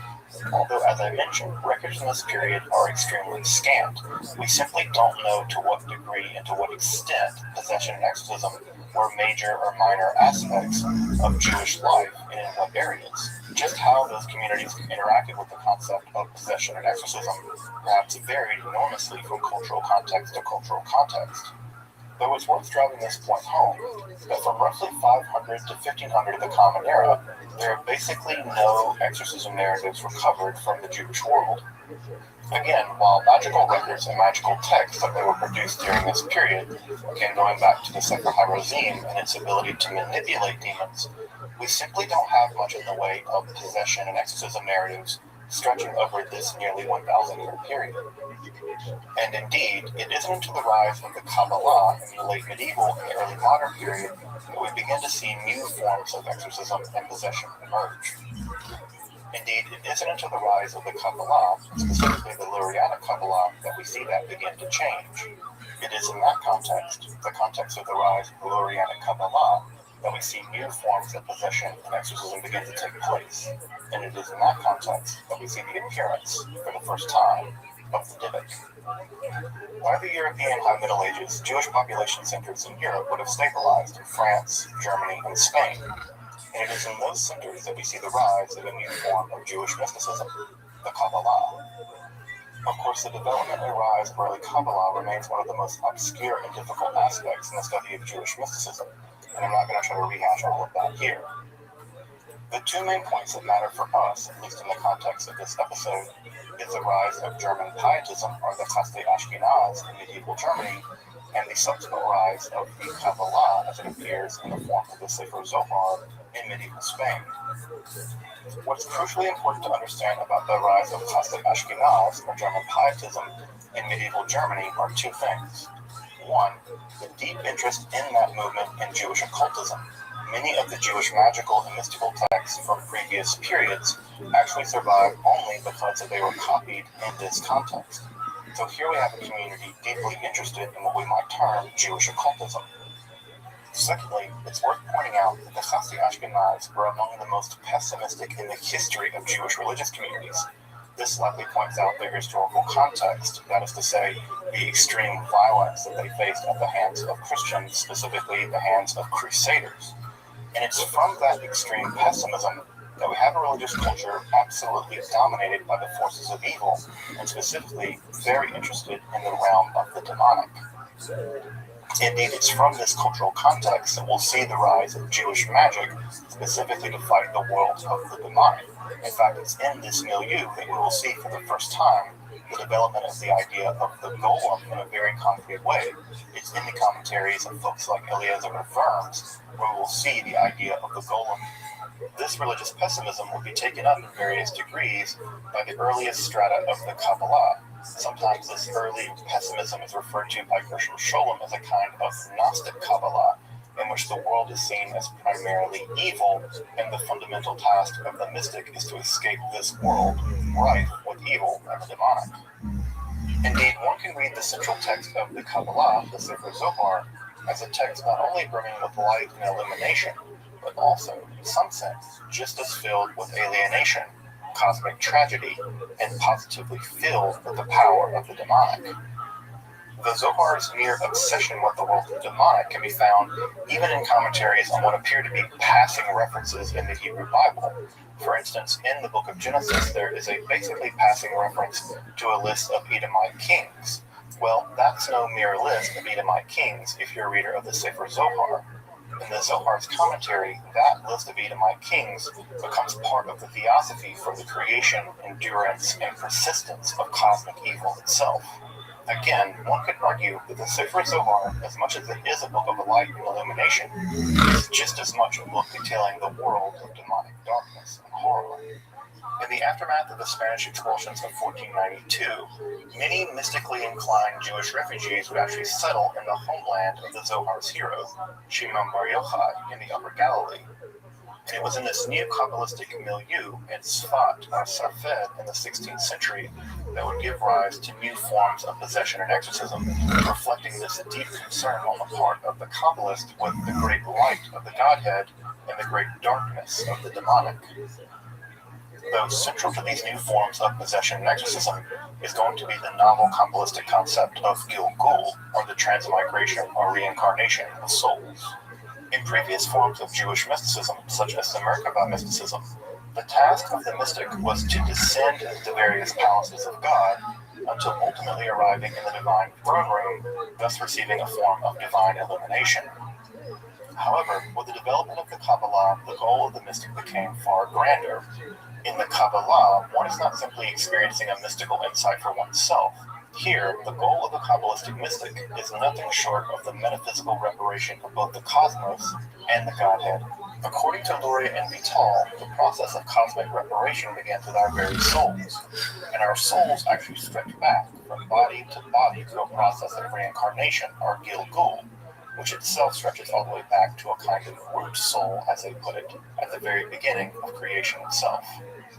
Just as the cosmos itself must be repaired through the process of Tikkun Olam, so too must our individual souls be subject to the exact same kind of reparation. Thus, the higher levels of our soul, there are 5 levels of the soul in classical Lurianic Kabbalah, These various higher levels of the soul are actually reincarnated from body to body, either inching forward toward the world of unification through the use of good deeds and the following of the commandments or the mitzvot, or they're slowly degraded into the world of evil by committing various kinds of sins. So life after life, or reincarnation after reincarnation, our souls are either reaching up through the levels of unification to being reunited with the divine oneness, or they're reaching down further into the world of the demonic through various acts of sin which further degrade and destroy our souls. According to Luria and Vital, in addition to the longer process of Gilgul, there are two temporary states which may either hinder or render a boon to the soul in its process up toward the supernal realm, or down into the realm of the demonic, or the klipot, the shards of creation itself. Those temporary states are either falling victim to a Dybbuk, or receiving the divine boon of Ibor. We'll explore both of these in turn, but let's turn to the Dybbuk first. According to Luria's theory, acts of goodness help to restore one's soul back to the realm of divine goodness, whereas acts of evil, or sin, pull one's soul back into the world of evil. If one were to commit enough evil, or perhaps a singularly evil deed worthy of karet, or ritual excommunication, then it's possible that one's soul simply leaves the cycle of Gilgul altogether and roams about the world, disconnected from the very cycle of reincarnation itself. Unfortunately, being cut off from the cycle of Gilgul is rather dreadful, and one attempts to be unified with anything living, including non-human animals, and anything holy, including synagogues. But unfortunately, because of the unholy condition of the soul, one is repulsed by anything good. So if one is unable to enter, for instance, into a home or a synagogue that is protected by the mezuzot, or the ritual scroll put on the doorpost of observant Jewish homes. Further, the amputated soul becomes rather ravenous for life itself. It seems as if the condition of being separated from the body is in some sense spiritually agonizing. And because it was precisely the evil of one's life that separated one's soul from one's body, or separated one's soul from the process of Gilgul, the disembodied spirit often becomes rather vengeful and hostile, despite the fact that it craves to be reunited with the body. When these disembodied spirits are reunified with the body, they cling to that body and desperately seek not to be separated from it again. And it's from this clinging that these entities get their name. They're called Dybbuk, from the Hebrew dabak, which means to cling or to hold on to. In fact, the modern word for glue, devek, actually comes from the exact same root, or shoresh. What's crucially important to note here is that Dybbuk possession is radically different than previous forms of spiritual possession. In those previous forms of possession, it was demonic entities that were doing the possessing. In this case, rather, it's the evil dead. It's spirits of people who, for whatever reason in their life, committed sins so grave that they were expelled from the process of reincarnation and were forced to roam around the world, seeking someone else, seeking another body to re-inhabit. Here, under the influence of the Lurianic Kabbalah, there's a shift away from possession by demonic entities to possession by the evil dead. I mean, not that evil dead, that's Kandarian demons. The Necronomicon worthy won't help you with Dybbuks, I don't think. But notice here, right, that the possession is occurring by basically ghosts as opposed to demons. The first major and well-known Dybbuk possession case was publicized in February of 1571, and is usually referred to as the Falcon Dybbuk case, or the great event in Safed. It's known as the Falcon Dybbuk case because it was the Rabbi Elijah Falcon who first composed and publicized the events that took place there. Though I should point out there were a couple of cases of exorcism and possession in Safed in the earlier 16th century, in which the exorcist in that case was none other than the famed jurist and Kabbalist Joseph Caro. In the Falcon Dybbuk case, or the great event in Safed, we have a young woman she's never named who's possessed by the Dybbuk of a man named Samuel Tzefarti. What's interesting is that Samuel Tzefarti is either her brother-in-law or her uncle by marriage. It's never entirely clear to me exactly what relationship she had with this man. Though it seems from the details of the case that he died in Tripoli and lived a relatively profligate and somewhat heretical lifestyle. In fact, he seems to have declared during his life that, quote, all religions were the same. Again, this idea would have been heretical and perhaps is a condition for his soul being cut off and thus becoming a Dybbuk. It's also worth noting that there are very strong sexual undertones to the entire Dybbuk case. This is not uncommon in many spirit possession cases. Here we have the idea that Samuel may have had some kind of inappropriate relationship with the young woman he's currently possessing. And in fact, when the rabbis question him about why exactly he's possessing this woman, he says that he can do so, and it basically insinuates that he's so spiritually copulating with her, that he says he can do so because her husband, well, is in Salonika, so he can kind of do what he wants. So there's definitely some very strong and not so subtle sexual undertones in the entire case here of the Falcon Dybbuk case. We'll actually see that exact same dimension, the fact that many Dybbuks will actually have a kind of sexual relationship with their host, all throughout many of the early and developing stories in the Dybbuk cases as they come into the literature. Well, the exorcists in this case want to further check to see whether or not this woman is in fact possessed by the Dybbuk of Samuel Tsafarti. And what they do is actually check to see which languages she knows and doesn't know. Samuel apparently knew some languages that she didn't know. For instance, she apparently seems to know Yiddish, whereas he didn't, but he seems to have known Turkish and other languages. And it seems that the way they vet this process is by speaking to the Dybbuk in languages that only he would know, whereas when they speak to the Dybbuk in a language, for instance, that the victim here would know, Yiddish, he can't respond. So it seems like this knowledge of languages at some level proves that the Dybbuk is in fact the ghost of Samuel Tsafarti. Also, it's the case that she seems to know all kinds of interesting facts about his life that she would otherwise not know for whatever reason. At this point, they're relatively convinced that it is in fact the ghost or the Dybbuk of Samuel Tsafarti that has possessed this young woman, and they proceed with the exorcism, which primarily involves the threat of excommunication, the use of sulfur as a kind of incense, and various incantations and psalms being repeated over and over again. We're told in somewhat disturbing detail how this possessed young woman was able to breathe in large amounts of burning sulfur without ever reacting.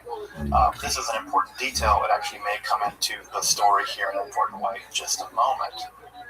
And you'll remember all the way back to the ancient Near East and all the way to the ancient Greek magical papyri that the burning of sulfur has been long used in the history of ancient Near East exorcisms to drive out demons. So it's interesting to see here, all the way into the year of 1571, sulfur is still being burned in order to drive demons out of possessed people. At any rate, we're told toward the end of the exorcism that she becomes violent. They attempt to cover her body to protect her modesty, but that the Dybbuk itself is actually going to exit her body via her vagina. And there's an indication that the sign the Dybbuk has left is that there's actually a discharge of blood from her vagina, showing that the Dybbuk has in fact left. Now, unfortunately, several days later, it appears that the Dybbuk actually repossesses this young woman. We'll see this motif happen in many different Dybbuk stories of this time, where the Dybbuk will be expelled only to come back several days later and actually kill the host of the person that they had possessed. This unfortunately happens to this young woman, in which allegedly she was choked to death by the Dybbuk. Although one may wonder, and I certainly do, to what degree did this young woman being subjected to perhaps hours of inhaling burning sulfur contribute to her early demise? But at any rate, this motif, as I mentioned, of the Dybbuk being successfully exorcised only to return later is a common motif in many of these early Dybbuk exorcism stories. In the years following the Falcon Dybbuk possession case, numerous other Dybbuk stories appear, and it's in this period that Chaim Vital is appointed by Rabbi Itzhak Luria as a kind of chief exorcist in this area. If you're interested in reading the Falcon Dybbuk possession case or the other Dybbuk possession cases from this period, stay tuned toward the end of the video. I'll introduce some books which contain translations of these accounts. So take a look at those toward the end of the video, and you can also check those links out in the description below. These other Dybbuk possession cases include a wide range of very fascinating material in their accounts, especially things dealing with widespread sexual immorality in the community, the possessed person knowing the various secret sins of various members of the community. The disembodied dead actually provide something like a travel log in some cases, where they'll describe all the various places that they've gone to in this disembodied state. One of the really interesting stories is how one of the Dybbuks actually climbs into a deer, and the deer is pregnant, and the Dybbuk describes how horribly cramped and uncomfortable it was to be inside this deer. Unfortunately, being inside this pregnant deer with the Dybbuk eventually kills the deer, and the Dybbuk is forced out and goes on the prowl looking for another host. In other accounts, we actually learned how people became possessed by the Dybbuk. And in most cases, it's a relatively minor sin. For instance, there was a case in which a Dybbuk wanted to possess a woman, but it wasn't until that woman actually burned herself slightly and uttered a curse word, this very minor sin, and it's by uttering that curse word that allowed the Dybbuk to actually enter into her body. So we learn all kinds of interesting stories about how exactly the Dybbuk can actually get into the body of a person, or what kind of buildings a Dybbuk can and cannot enter. And further, we're also told of the various mechanisms by which one can exercise a Dybbuk. And what's interesting about these mechanisms is it's a kind of experimentation going on. No one really knows exactly how, with the exception of Itzhak Luria, of course, who knows exactly how to use Dybbuk's. But aside from his esoteric knowledge, no one really knows quite what they're doing. And so there's a wide range of experimentation going on for just how to expel these demons. And of course, this is very unlike exorcism that's going on in the Catholic world this time, in which there are very strict rituals and protocols for how to engage in exorcism. Here in the Jewish world, this phenomenon in some sense is radically new, or at least relatively new, or at least it hasn't happened in 1,000 years or so. No one really knows exactly what to do, and so there's a wide range of experimental exorcistic techniques being used in order to drive these Dybbuk out. If you're interested, some of these techniques include the use of divine names. Some of these require that the exorcist engage in certain kinds of ascetic practices. There's the repetition of various psalms and various specific kinds of orders in order to drive the Dybbuk out. There's also, interestingly, the use of the threat of Nedui. Nedui is a kind of temporary excommunication in which the idea here is that the soul is already in a bad enough state, but if it's further excommunicated, it may be in a worse state. And using the threat of Nedui would actually drive the Dybbuk out. So the idea here is, your situation is bad, you're already a Dybbuk, it can be worse, so you might as well leave and go somewhere else. And of course, on the other side of further threatening them with things like Nedui, there's also the possibility of trying to help them get back on the path of Gilgul, on the path of reincarnation. And this is the idea that one may study Torah on behalf of the Dybbuk, or one may say Kaddish on their behalf. And the idea here is that by attempting to do righteous deeds on their behalf, that might allow the Dybbuk to leave the world of Dybbukdom. It would allow them to leave the world of Dybbukdom and perhaps re-enter the process of Gilgul, such that they can get back on the right track, so to speak, of having their soul ultimately reunified with the divine. So as you can see in these early Dybbuk accounts, there's a wide range of how one might become a Dybbuk. There's a wide range of what can happen once one is possessed by a Dybbuk, and there is a kind of experimental quality in just how to get the Dybbuk to be removed. And as I've mentioned earlier, in many of these cases, the exorcism actually fails. Either the person dies who is possessed, or the Dybbuk returns. As you'll remember from the ancient Near East exorcistic practices, it wasn't uncommon when they expelled a ghost or a demon to actually provide some kind of backup system to prevent the demon or the ghost from repossessing the living. In this case, it would be the use of amulets or perhaps other kinds of symbols and other kinds of rituals to prevent that repossession from happening. Notice here that repossession is happening, and sometimes it actually kills the person being repossessed. And it's in that light that we'll have the rise of not just exorcism rituals in the Dybbuk cases, but also additional amulets and other kinds of safeguards to prevent exactly repossession. What's perhaps most crucially important about these late 16th century Dybbuk possession case narratives, and there are about 12 of these by the end of the 16th century, is that they are both printed and distributed into the wider Jewish world, and their veracity is attested to by some of the leading figures in the development of early modern Judaism. For instance, Shlomo Alkabetz, the author of the famed hymn for Kabbalat Shabbat, Lecha Dodi, actually signed his name onto the facts of the Falcon possession case, thus lending his Kabbalistic approval to the idea that the events that are described in that case in fact happened. And further, Menashe ben Israel, one of the leading figures in the Jewish world at the time, edited and reprinted the Falcon possession case himself, thus further allowing the idea that this case was in fact authentic. Menashe ben Israel was seen as a great moderating force in some of the more heretical movements in the Jewish world, and when he reprinted this, it was certainly seen as something worthy of belief by many of the world's Jews. And in subsequent generations, the rising tide of the Shabbatian movement would bring with it and leave behind the great ideas of Lurianic Kabbalah. And with those ideas of Lurianic Kabbalah came the rise of the Hasidic movement. And it was in the Hasidic world, primarily in Eastern Europe in the early 18th century onward, that we see the rise of Dybbuk cases there.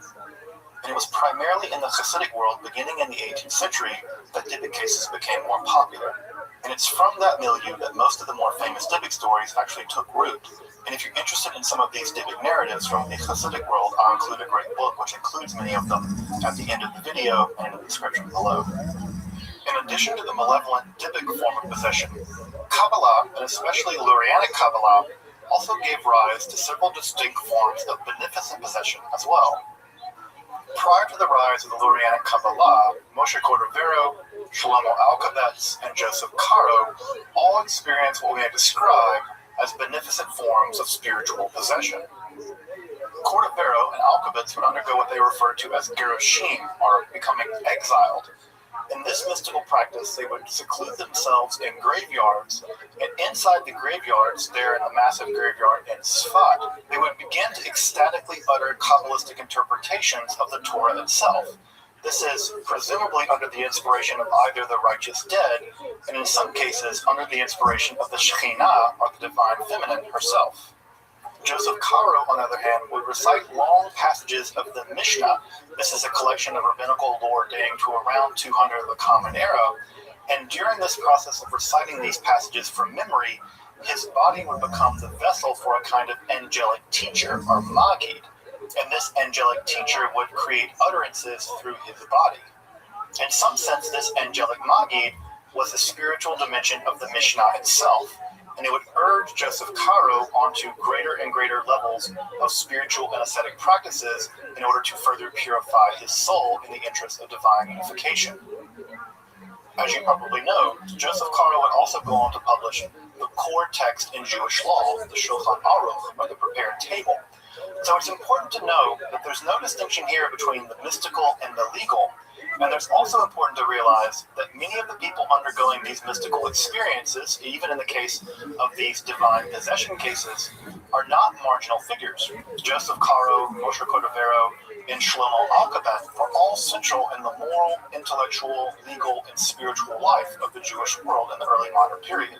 So there's simply no writing these people off as marginal characters. They are in fact central to the development of Judaism as we now know it.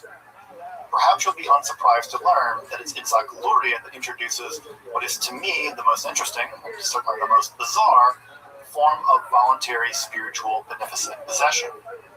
In Luria's technique, one actually lies prostrate overnight, or at least for some period of time, onto the grave of a righteous person. By lying on the grave of this righteous person, or tzaddik, one is able to awaken some aspect of their soul that of course isn't dead, and by communing with their soul, this process is called yichudim, or communion. And by communing with the soul of the deceased person, one is able to gather some degree of chizuk, or power, or strength. And with this chizuk, one is able to, for instance, fight off a temptation, or upgrade one's spiritual journey in the world of the mystical. This technique, where one lies prostrate onto the grave of a righteous person, or tzaddik, in order to gain chizuk, or spiritual strength, is what Isaac Luria terms ibor, or spiritual pregnancy. Ibor literally just means pregnancy. And it is in this process of spiritual pregnancy, or ibor, in which the soul of the righteous dead communes with the mystic in order to give that mystic some chizuk, or spiritual strength, or mystical insight, for all kinds of various reasons. It's also worth noting something of the sexual connotation of this process, this idea of ibor and yichud. Of course, the word yichud is also used for the first time a bride and groom are actually alone together in a room by themselves after their wedding. So it's very interesting that this idea of lying prostrate on the grave of a righteous person temporarily impregnates one. Thus one becomes impregnated, at least temporarily, with the soul of the righteous. Of course, this has a very profound homoerotic and certainly a deeply sexual connotation to it. Of course, though, not everyone can engage in yichudim, not everyone can engage in the process of ibor. This is reserved only for the most elite of Kabbalists, and even those elite Kabbalists must undergo a pretty sophisticated series of ascetic and spiritual purifications to even hope to arouse. And the language here is one of arousal. That is how Isaac Luria talks about it. To arouse the soul of the righteous person, to impregnate the soul of the Kabbalist, to learn deeper and more profound secrets of the Kabbalah in the world of the esoteric divine. Of course, it will be Chaim Vital, Isaac Luria's student, who would greatly develop and expand the notion of Yichudim, both in terms of explaining exactly how it works, given the very sophisticated ideas found in Isaac Luria's Kabbalistic system, but also explaining that this technique can be done in one's home. One need not lay on the grave of the righteous in order to achieve the state of ibor. Of course, all this seems to harken back to our statement by Rabbi Akiva back in the Babylonian Talmud.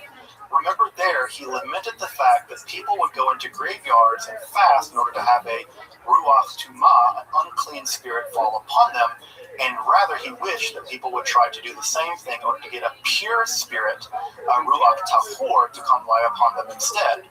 Well, it seems Rabbi Akiva has gotten exactly what he wished for. Here, in the idea of ibor, we have the idea of entering into a graveyard precisely in order to get the soul of a righteous person to enter into the soul of the Kabbalist. Of course, I don't know exactly what Rabbi Akiva would have thought about all this lying on graves and becoming pregnant with the soul of saints or whatever. So be careful what you wish for, you just might get it. It might take 1,500 years, and it might involve people lying on graves and graveyards. But spiritual pregnancy. There you go, Rabbi Akiva. Generally speaking, Dybbuk cases persisted through the centuries, especially in the context of Hasidism. However, the process of Yichudim and Ibor seem to have largely been eclipsed by the more developed Hasidic idea of Devekut, or Devekus, in which the soul of the Kabbalist, or the soul of the Hasid, clings to the divine. Of course, this may have just as much to do with the dislocation of the Kabbalah away from Sfat, particularly where there are many, many graves of righteous people to lie upon, but also it may have to do with the weird kind of necromantic associations of this practice. It's also worth remembering that Chaim Vital also argued that one can achieve the state of ibor, or spiritual pregnancy, in one's home, so one doesn't have to go out into a graveyard and lie on a grave in order to achieve this spiritual feat. I've actually asked around if Yichudim is still practiced at all in the area around Sfat, and basically what I was told is that no one's going to confirm it and no one's going to deny it.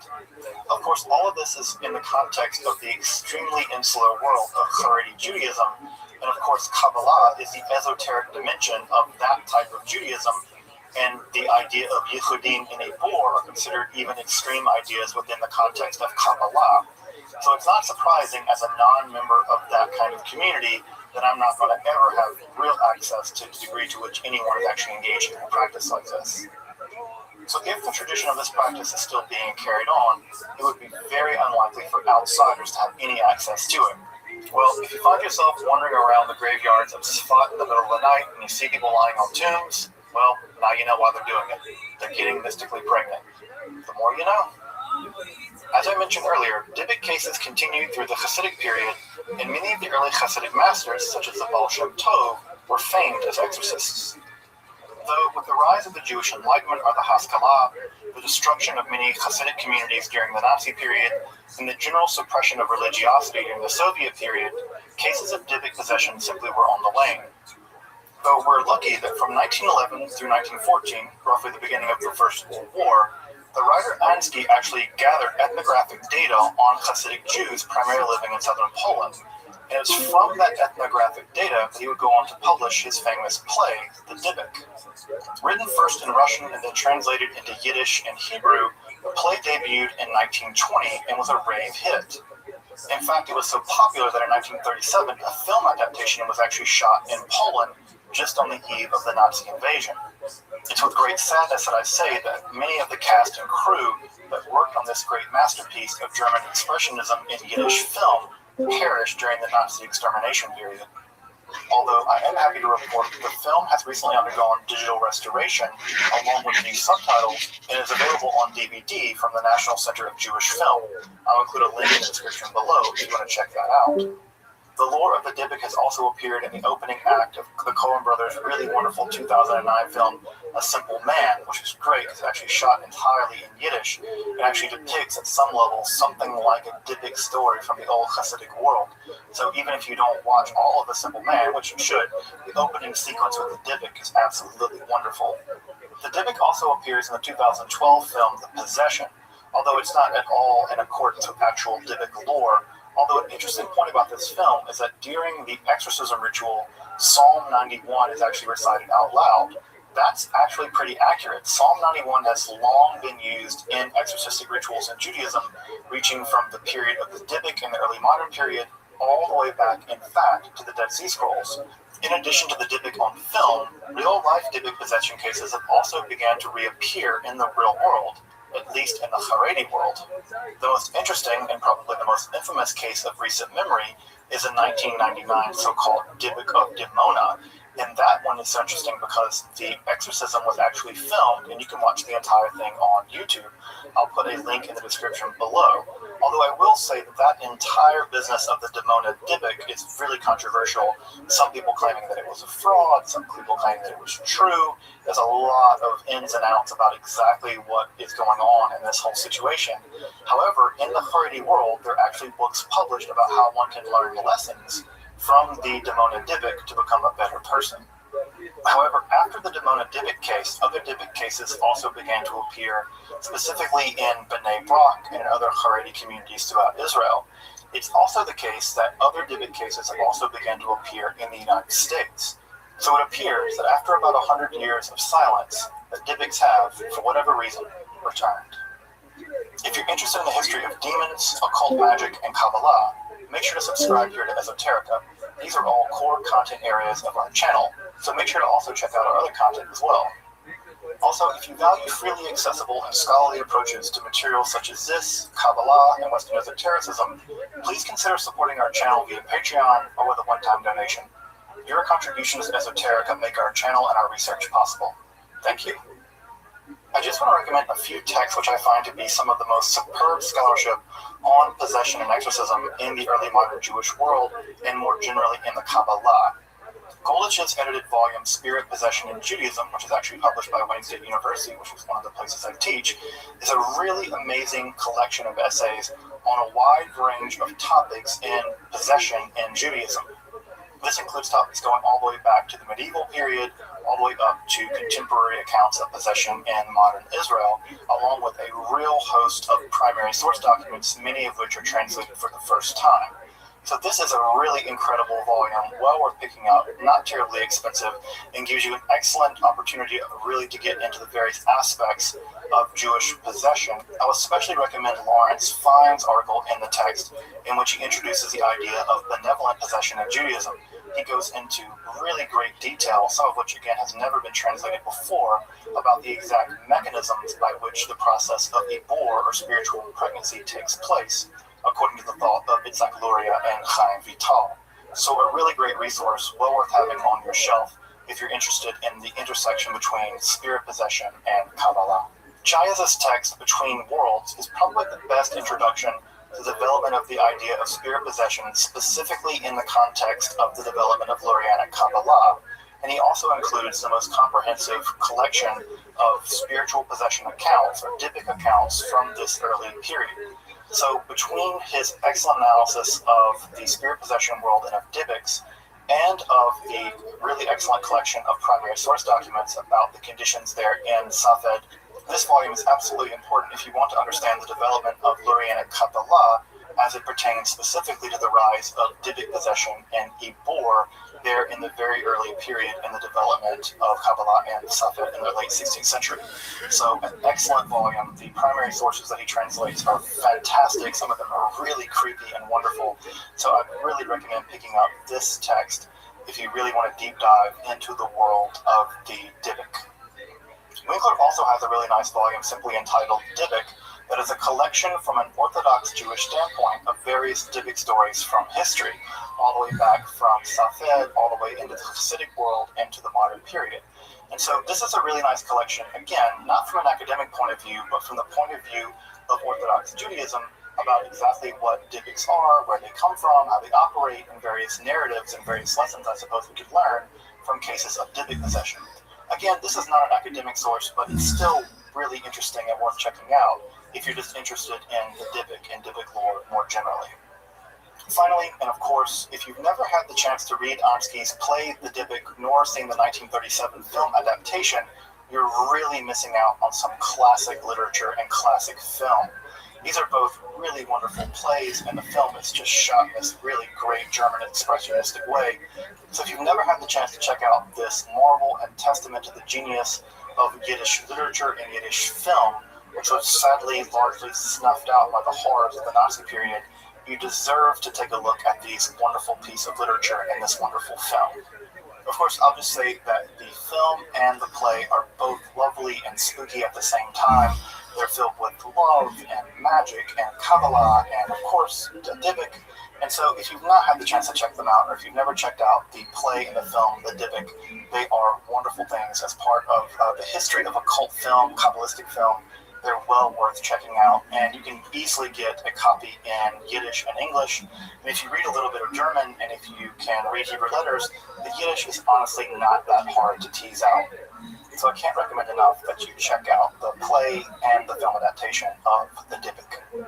Well, until next time, I'm Dr. Justin Sledge, and you've been watching Esoterica, where we explore the arcane side of history, philosophy, and religion.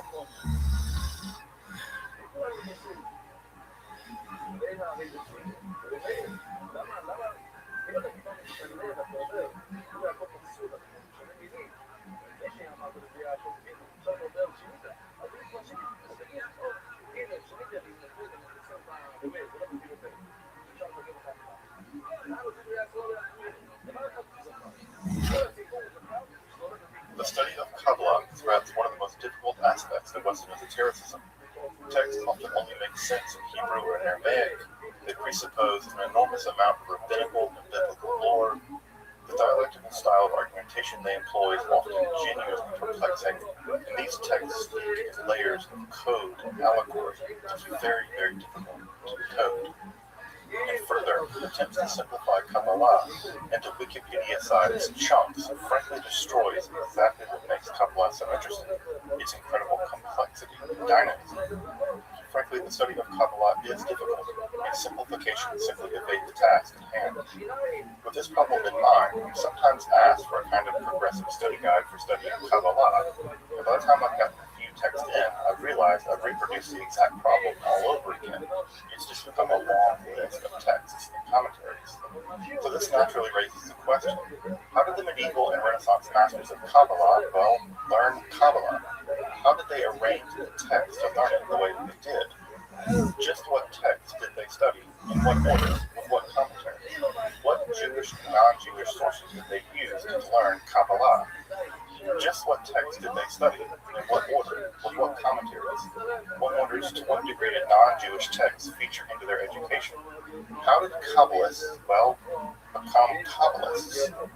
In this episode of Esoterica, I want to explore a Kabbalistic study program from Renaissance Italy.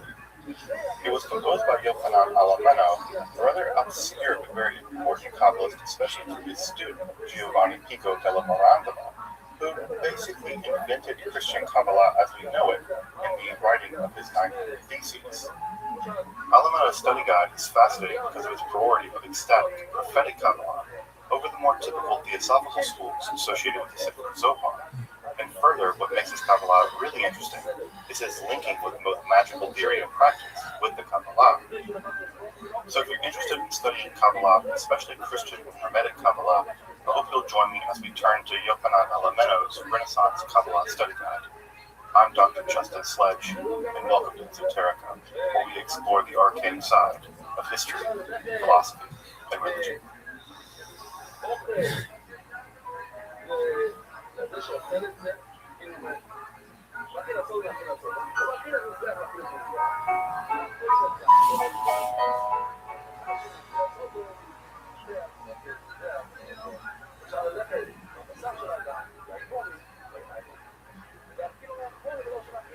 Yochanan Alameno lived in one of the most exciting periods in the history of Western esotericism.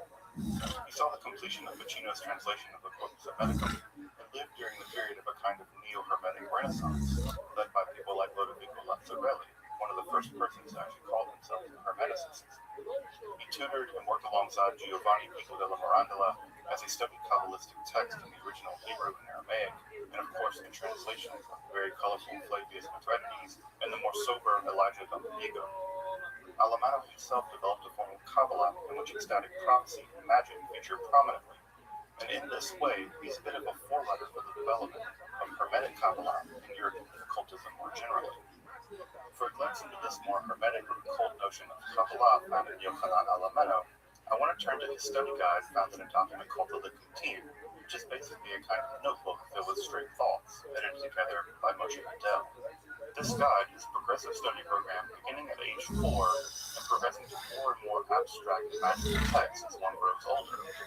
The goal of the guide is Hatzlachat Enoshit, which literally means something like human success, but we could probably better translate it as a version of eudaimonia, that is to say, human flourishing.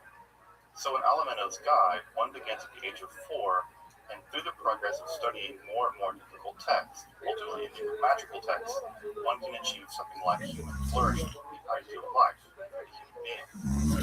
Thus, the guide represents a study program for someone who wants to flourish not only as a Kabbalist, but more generally as a human being, progressing through basic grammar all the way to wielding magical powers. The Kabbalistic study guide begins as one might imagine. From the ages of 4 to 13, Alameno tells us that one should learn to read the Bible in the original Hebrew, although with no commentaries. This is in addition to learning to read and write Hebrew, along with one's vernacular language and other languages, and I think he has in mind here perhaps Latin and even Greek. In addition, toward the end of this cycle, closer to the age of 13, the traditional age of one's bar mitzvah, Alameno also tells us that one should begin to study the Mishnah with the commentaries of Maimonides. The Mishnah, as you may know, is a collection of rabbinical lore that was collected in the aftermath of the destruction of the temple and edited together sometime around 200 of the Common Era. The rabbinical commentary on the Mishnah becomes the massive volumes known as the Talmud, the core text of rabbinical Judaism. The next 7 years, from ages 13 to 20, are dedicated at least in part to studying the Talmud. Of course, this makes a great deal of sense. Many people often forget that even the most basic texts of the Kabbalah presuppose that one has already studied the Bible in great depth in Hebrew, along with the vast sea of rabbinical literature. Further, it's during this period that Alameno also recommends that one begin to study language in a much greater detail during this period. This is specifically a reference to the study of rhetoric and logic.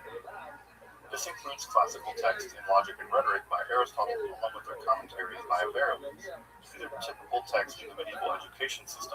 And what's interesting is that in the Kabbalistic study guide, these non-Jewish texts are featured just alongside other Jewish texts as crucially important for the development of the budding Kabbalist.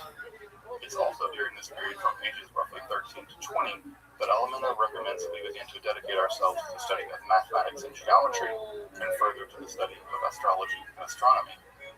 So it seems that by the age of 20, Alameno has in mind that one should have a very solid grasp of the Bible in the original Hebrew, along with various languages, logic and rhetoric, mathematics, and astrology and astronomy. Clearly, Alameno is recommending that we set for ourselves a very firm logical foundation before we turn to more abstract topics like metaphysics, mysticism, and magic. The next 7 years, from ages 20 to 27, seem specifically dedicated to more abstract topics in the history of philosophy. Here we're told by Alameno to study the physics and metaphysics of Aristotle, likely with the commentaries, of course, of Averroes. It's also interesting that Alameno urges us to get a dose of political philosophy during this time period, with the study of both Plato and Al-Ghazali. Again, it's interesting that during this time period we'll be studying more abstract metaphysical ideas. The the study of political philosophy is perhaps meant to be more grounded. Though it is in this third cycle that we begin to turn toward more metaphysical and specifically mystical concepts in the study guide. Here, Alamino tells us that if we're interested in the concept of conjunction, or devekut in Hebrew, we should turn to texts that deal with that subject. Interestingly, all three texts that he recommends are by Muslim writers. What exactly does Alamino mean by conjunction, or devekut, in the study guide? Of course, this word literally means to cling to, and in later Hasidic thought, it has the idea of clinging to God. But of course, Hasidism is several hundred years in the future of Alamino. So we have to locate the idea of conjunction, or devekut, specifically in his 15th century context. Here, it seems to mean the idea of one's intellect soaring up through the various spheres of the cosmos to unite with what is at that time called the active intellect. Of course, the concept of the active intellect is one of the most complicated ideas in all of the Middle Ages, and it has the connotation of being something like the mind of God, or the mind of the universe, which contains a kind of pure intellect itself. In fact, Maimonides had argued that prophecy itself was something like a kind of spiritual purification, where one's mind becomes united with the active intellect. So it's here in Alamino's study guide that we pass from mere intellectual studies to pure intellection itself, perhaps divine intellection. Again, what's interesting about this process is that the books that Alamino recommends for beginning the process of passing from mere intellectual studies to conjunction or devekut with the divine intellect or the active intellect, the texts he recommends are by Muslim writers, not Jewish ones. What's fascinating to me about this is that Alamino seems to be comfortable recommending the truth wherever he can find it. It doesn't seem that he really cares if the writers here are Muslim or Christian or pagan. For him, what matters is the truth. And if the first stage in the process of uniting one's intellect with active or divine intellect are to be found best in Muslim writers, he recommends them. It's also worth noting that during this time period, from roughly the ages of 20 to 27, that Alamino recommends that one begin to study medicine and alchemy. He specifically recommends the very famous alchemical text, the Turco Philosophorum, and he also says that one should learn to begin to use the alembic. Of course, learning to use the alembic would allow you to engage in both alchemical experimentation, but also, of course, distillation is a very important part of the production of medicines. So from the ages of 20 to 27, one is beginning to engage in much more abstract philosophical speculation, passing from one's own intellect to the active intellect, and also here one begins to engage in alchemical and medical studies as well. During the next 7 years of the development of the Kabbalist and Alamino study guide, one greatly intensifies one's study of metaphysical concepts. During this period, we're told to study the great classics of medieval philosophy, which at that time would still be relatively fresh. This would include the Incoherence of the Philosophers by Al-Ghazali, and the Reply, the Incoherence of the Incoherence by Ibn Rushd, along with the Guide to the Complex by Maimonides, along with the Kuzari of Halevi. Further, we're also told that we should study the great attack on Aristotelian metaphysics led by Chassidei Crescas in his famous book, Or Hashem. And this is also the time period where we study the great medieval biblical commentaries by Rashi, Gersonides, Ibn Ezra, and Nachmanides. It's worth noting that the commentaries recommended by Alamino represent a wide range of Jewish approaches to understanding the biblical text, from radical rationalists in the person of someone like Gersonides, all the way to something much more mystical, like someone like Nachmanides. Nachmanides' biblical commentary basically established the legitimacy of the Kabbalah in the Jewish world. Further, we also have the kind of polemics between Al-Ghazali and Halevi, along with the debate at some level between the more Aristotelian ideas of Maimonides and the more Neoplatonic ideas of Halevi and the Kuzari. It seems that what Alamino wants to cultivate is our ability to understand both sides of the debate, the more mystical, the more rational, the more Aristotelian, the more Neoplatonic. Here he seems to be inculcating in us the idea that in order to do metaphysics, we have to be able to think critically, not dogmatically. By studying both sides of these traditions, we gain just those skills. It is also during this time period, in the most holy months of the year, the months of Tishrei and Nisan, the months of Passover and the high holidays, that one begins to study the works of classical Kabbalah. Here we're told to study the intensely mystical biblical commentary of Menachem HaKanti, a text that will have a very important impact on Pico, the works of the ecstatic mystic Abraham Abulafia, who developed a form of prophetic Kabbalah in which one meditates on the divine name in order to achieve union with the divine, along with the Sefer Yetzirah and its commentaries. Of course, the Sefer Yetzirah is one of the most mysterious books in Kabbalah and describes the creation of reality, Golem with the use of the Sephirot in the Hebrew alphabet. Of course, the Sefer Yetzirah is one of the most difficult books in all of Jewish mysticism, despite its brevity. And when it's printed, it's often printed with dozens of commentaries. The commentaries actually represent sometimes 95% of the bulk of the printed version of the Sefer Yetzirah, to give you an idea of just how difficult this text can be. It's also tremendously important to note what's missing in Alamano's study guide. There's no reference to studying the Sefer Zohar, typically thought to be the very backbone of the Kabbalah itself. While it's indeed shocking that there's no mention of the Sefer Zohar in Alamano's study guide, this should point us to the fact that there have always been several different competing schools, meaning mutually exclusive schools, of the Kabbalah.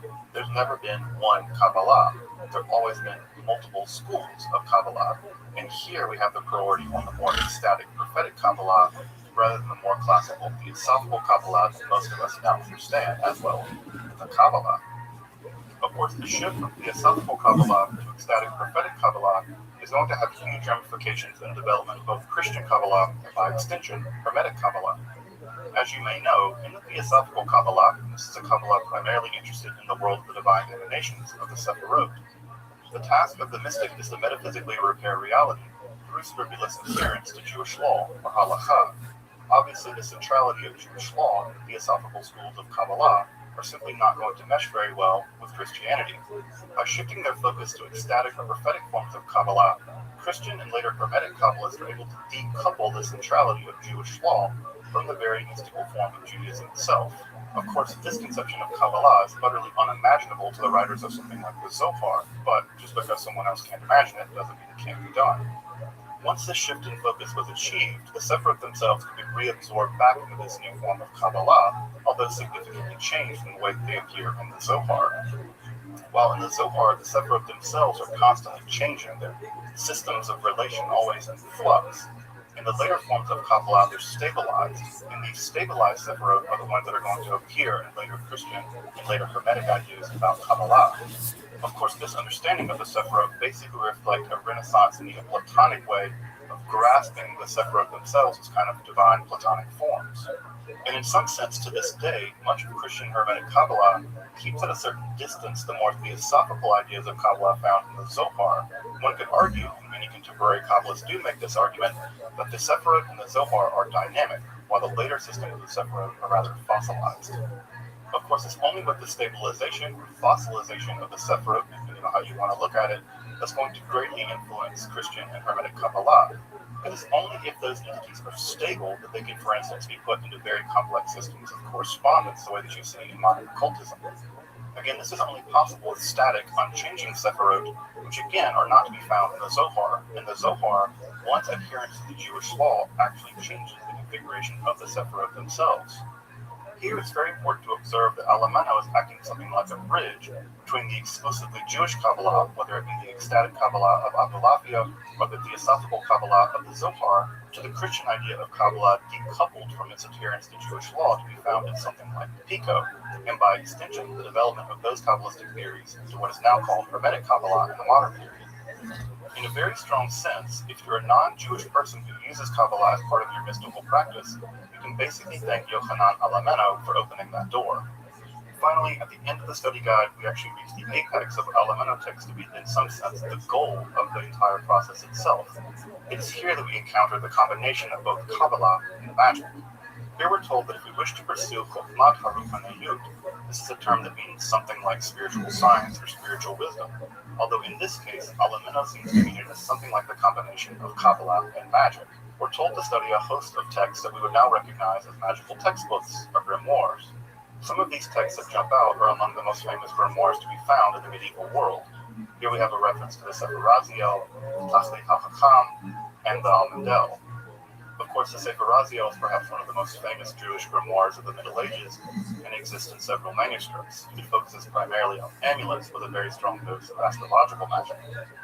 The Tachleit HaChacham is simply a Hebrew translation of the Goal of the Wise, better known in Europe as the Gigatrix, which of course is a vast encyclopedia of magic, ranging on an enormous amount of topics. Further mention here is also made of the Almendel. This is also a text that survives in several Jewish translations. And this text deals with a kind of magical apparatus for the summoning of various spirits. Of course, this text would go on to great fame, directly influencing Dr. John Dee and Edward Kelly in their Enochian scrying sessions, but would also be edited together with several other texts, including the Goetia, as part of the Lesser Key of Solomon, perhaps the most influential textbook in magic and occultism today. So it's very interesting that in the culmination of Alameno's study program, we're given a very clear admonition to study magic, and not simply any form of magic, but a wide variety of magical practices, from summoning spirits to astrological magic to talismanic magic. Here it seems that for Alameno, human success and human flourishing is possible in some sense only through the use of magic. So as we can see, Yochanan Alameno's study guide for Hatzacha and Oshit on human flourishing includes a wide range of human intellectual efforts, all the way from the very basics of reading and writing and grammar to the accomplishment of magical feats through various kinds of magical texts. In his combination of Kabbalah and magic is basically pioneering in European occultism. In a very substantial way, his influence through Pico basically lays the groundwork for European occultism. And his study guide is, in a very strong sense, a predictor for the trajectory of European occultism, beginning, of course, with Pico, but extending into Agrippa and John Dee, and later into modern occultism, all the way to the contemporary period. One might even say that Alameno's study guide is something like Western occultism in microcosm. If you're interested in the history of magic, Kabbalah, or occultism, make sure to subscribe here to Esoterica, for these are all core contents of our channel. If you want to support my work of making accessible, scholarly, and free content on topics in Western esotericism here on YouTube, please consider supporting my work on Patreon or with a one-time donation. Your support really does make Esoterica possible. If you'd like to consult Alameno's study guide yourself, you can find it in Appendix 3 of Moshe Iddel's really wonderful book on the history of Kabbalah in Italy. This volume is just really wonderful in general if you're interested in the development of Christian Kabbalah or the development of Hermetic ideas and their intersection with Kabbalah in Renaissance Florence or Italy more generally.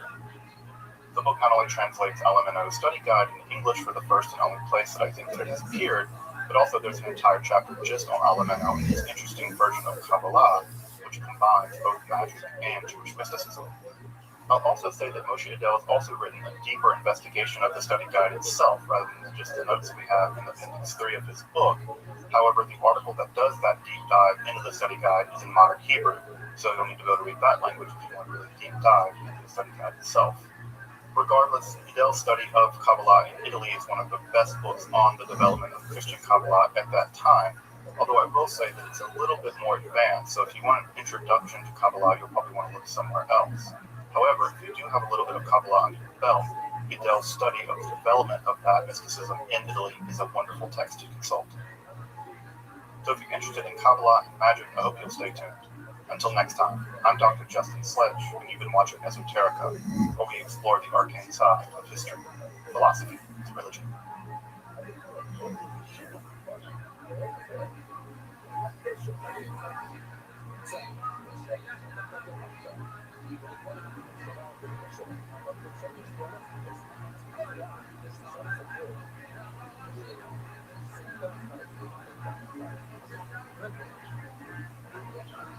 One might very well argue that Kabbalah has become the official theology of Judaism. Concepts like the divine presence in the form of the feminine Shekhinah, the idea that the Olam, or cosmos, was created through an act of divine contraction, or tzimtzum, the goal of social and cosmic justice in the form of Tikkun Olam, the concept of reincarnation as captured by Gilgul, and of course the idea of the 10 emanations of God in the form of the Sephirot, are all core ideas to be found in the arsenal of Jewish metaphysics. Kabbalah has also become one of the foundational pillars of Western esotericism more generally. From Johannes Reuchlin to Israel Regardie, concepts from Kabbalah have decisively transformed Western esoteric spirituality. Despite this enormous impact, the exact origins of the Kabbalah remain very mysterious.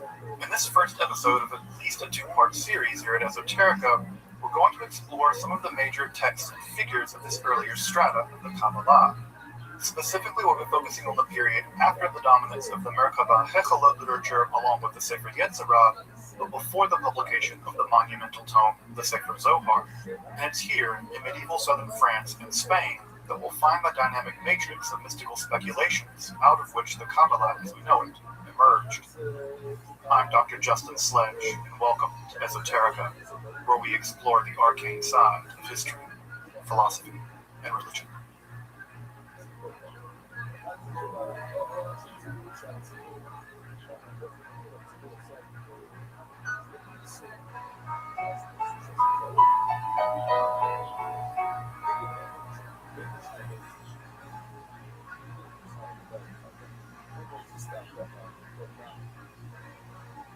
While it is unsurprising that the term Kabbalah has become broadly synonymous with Jewish mysticism, this is in some ways unfortunate. This simultaneously effaces forms of Jewish mysticism which existed prior to the rise of the Kabbalah in the European Middle Ages, and also flattens out many of the real disagreements within Kabbalah itself. In fact, the idea of the Kabbalah quickly collapses if one investigates the matter very deeply.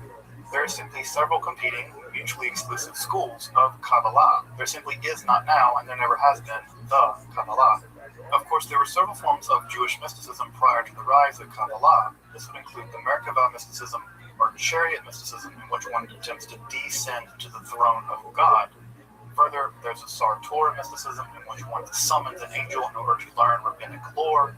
In addition, there's the cosmogenic speculations of the Sefer Yetzirah, in which the Olam, or reality, is said to have emerged from 10 onto-mathematical principles along with the Hebrew alphabet. If you're interested in those pre-Kabbalistic Jewish forms of mysticism, take a look at the card above. It'll include a link to our various episodes on Kabbalah. There I cover Merkava, Sartor, and the Sefer Yetzirah in various episodes. So if you're interested in those forms of mysticism, check out this card. While these forms of spirituality would eventually be taken up into Jewish mysticism more generally, they are, strictly speaking, prior to the rise of the Kabbalah. So what do I mean specifically by Kabbalah in this context? Here I'm restricting the use of that term to refer specifically to mystical speculations that began to arise in southern France and Spain in the Middle Ages, specifically beginning around the appearance of the Sefer Bahir, or the Book of Illumination, and culminating in the Sefer Zohar, or the Book of Radiance. So this would put us sometime around the beginning of the 12th century, all the way 13th century. Typically we think that the Sefer Zohar was published sometime around 1270 to 1280. And it is to this early and rather mysterious time period that we begin our exploration of the early Kabbalah. Of course, by bracketing some material in this episode and some material out, careful students of the history of Kabbalah will notice a couple of things missing. First, of course, the Sefer Zohar will get at least a couple of episodes on its own, and we'll also have to cover the Chassidei Ashkenaz, or German Pietist movement, on its own as well. Further, both the developments in Jewish magic and the rise of a new form of ecstatic prophetic Kabbalah as developed by Abraham Abalafia also be the subject of future episodes as well. So it's here that we turn our attention to the developments in theosophical speculation that laid the groundwork for the ideas to be found in the Zohar, and in a real way, by extension, the entirety of the Kabbalah itself. One of the major intellectual backdrops in the development of the Kabbalah is the impact made on the Jewish world by the rise of the more rationalistic philosophy of Maimonides. In his philosophy, the Bible and Judaism more generally should be best understood through the lens of Islamic and Aristotelian philosophy. Therefore, things like angels and demons become something basically like metaphors. Ma'aseh Bereshit, or the performance of creation, becomes synonymous with Aristotle's physics, and Ma'aseh Merkava, traditionally a form of mysticism, becomes synonymous with Aristotle's metaphysics. Indeed, there's good reason to believe that the more rationalistic aspects of Maimonides' philosophy might themselves be a response to movements within Jewish mysticism itself. Rather than explaining the depths of Jewish mysticism, one might argue that Maimonides simply explained it away. Given the influence of the Great Eagle, Maimonides is sometimes referred to as the Great Eagle, and this name is just too metal not to use as much as possible, it's not surprising to learn that many of the earliest Kabbalistic texts are going to look like some kind of combination of mysticism, philosophy, and medieval science. For instance, in an early mystical school that was parallel to the movement of the Chassidei Ashkenaz, or German Pietist movement, this group is often referred to as the special or unique cherub circle. This HaKeruv HaMayuchad, or unique cherub, plays a decisive role in their metaphysics. The unique cherub circle tries to solve a basically perennial question in theosophy. How does one bridge the gap between an infinite divine realm and a finite realm of creation? The answer, as much as it is an answer, if you've ever studied any Neoplatonism, is to begin to fill that gap with an ever-growing amount of ontological intermediaries. The solution of the unique cherub circle is to introduce the concept of ha'atzalah, or emanation, in which from the divine hidden realm of the inner kavod, or inner glory, The divine power flows into becoming manifest through the unique cherub of the Karuv HaMiyuchad. So you can see the introduction of what appears to be a kind of Neoplatonic idea of emanation, or Ha'atzalah, into the concept of Jewish metaphysics is going to be decisively important as we get into the Kabbalah. There's simply no understanding of the Sephiroth without this idea of Ha'atzalah, or emanation. A slightly later work, the Sefer HaChaim, is also going to employ the idea of emanation, but it's going to rely primarily on a scientific or philosophical understanding of the Sefer Yetzirah to accomplish this task. This text is somewhat interested in the idea of intermediate divine powers, and even enumerates them sometimes as a kind of decad, following the ideas to be found in Sefer Yetzirah, though the text is primarily interested in the spiritual ascent of the soul into the divine world. So as we can see, by even the middle of the 12th century, some of the basic metaphysical building blocks that are going to become central in the development of the Kabbalah are already being developed.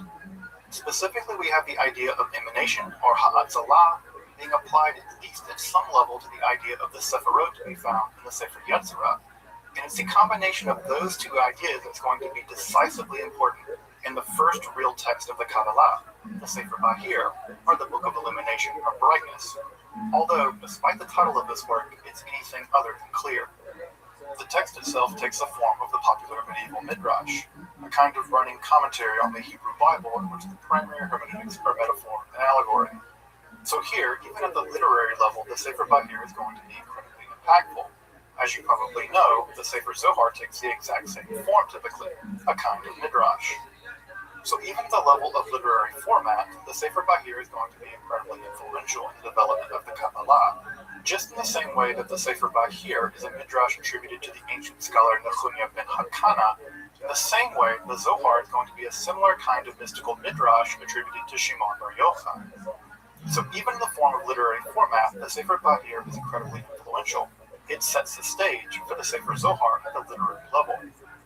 Despite being traditionally attributed to Nechemia ben Hakana, a first-century scholar roughly contemporary with Yochanan ben Zakkai, the exact author and the geographical place of composition of this text is unclear. However, I do think that Roni Meroz makes a very interesting argument about a possible Babylonian context for the writing of this text, based on their arguments given the Babylonian vowel notation system. However, the jury's out, and the origin of the text remains rather mysterious. As I mentioned earlier, the text is composed of about 200 short midrashim, the internal organization of which is anything other than clear. The old joke is that the writer must have taken the text, written it all out, and thrown the pages into the air, and edited them together based on how they fell. The text just makes that little sense in terms of internal organization. Despite this editorial jumble, the text does contain several important elements in the development of the Kabbalah, from explicit theosophical speculation to attempts to understand the exact nature of the composition of the Hebrew alphabet, of course another very important topic in Jewish mysticism. Perhaps the single most topic discussed for the development of the early Kabbalah in the Sefer Bahir is the idea that the 10 Sephiroth originally found in the Sefer Yetzirah are in fact 10 divine emanations.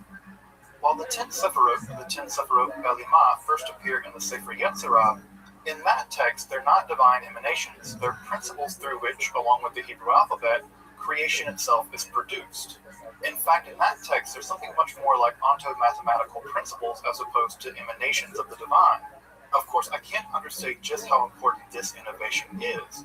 The linking of the Sephiroth from the Sefer Yetzirah with the idea of Ha'atzalah in a concrete way here in the Sefer Bahir is simply foundational for the kind of theosophical speculation of the Zohar and, by extension, of all Kabbalah itself.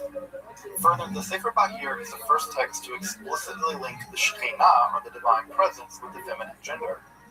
While the Shekhinah appears as early as the Talmud, it's only in the Sefer Bahir that there is an explicit, concrete idea that this entity is in fact feminine. The text, in fact, refers to her as the Matronika. So it's here that the idea of the Shekhinah as a woman, or a feminine divine presence, is introduced and so importantly into the development of Kabbalah. Of course, as I'm sure you know, a great deal of later Kabbalistic speculation, especially to be found in the Zohar, has everything to do with the uniting of the masculine and feminine aspects of God.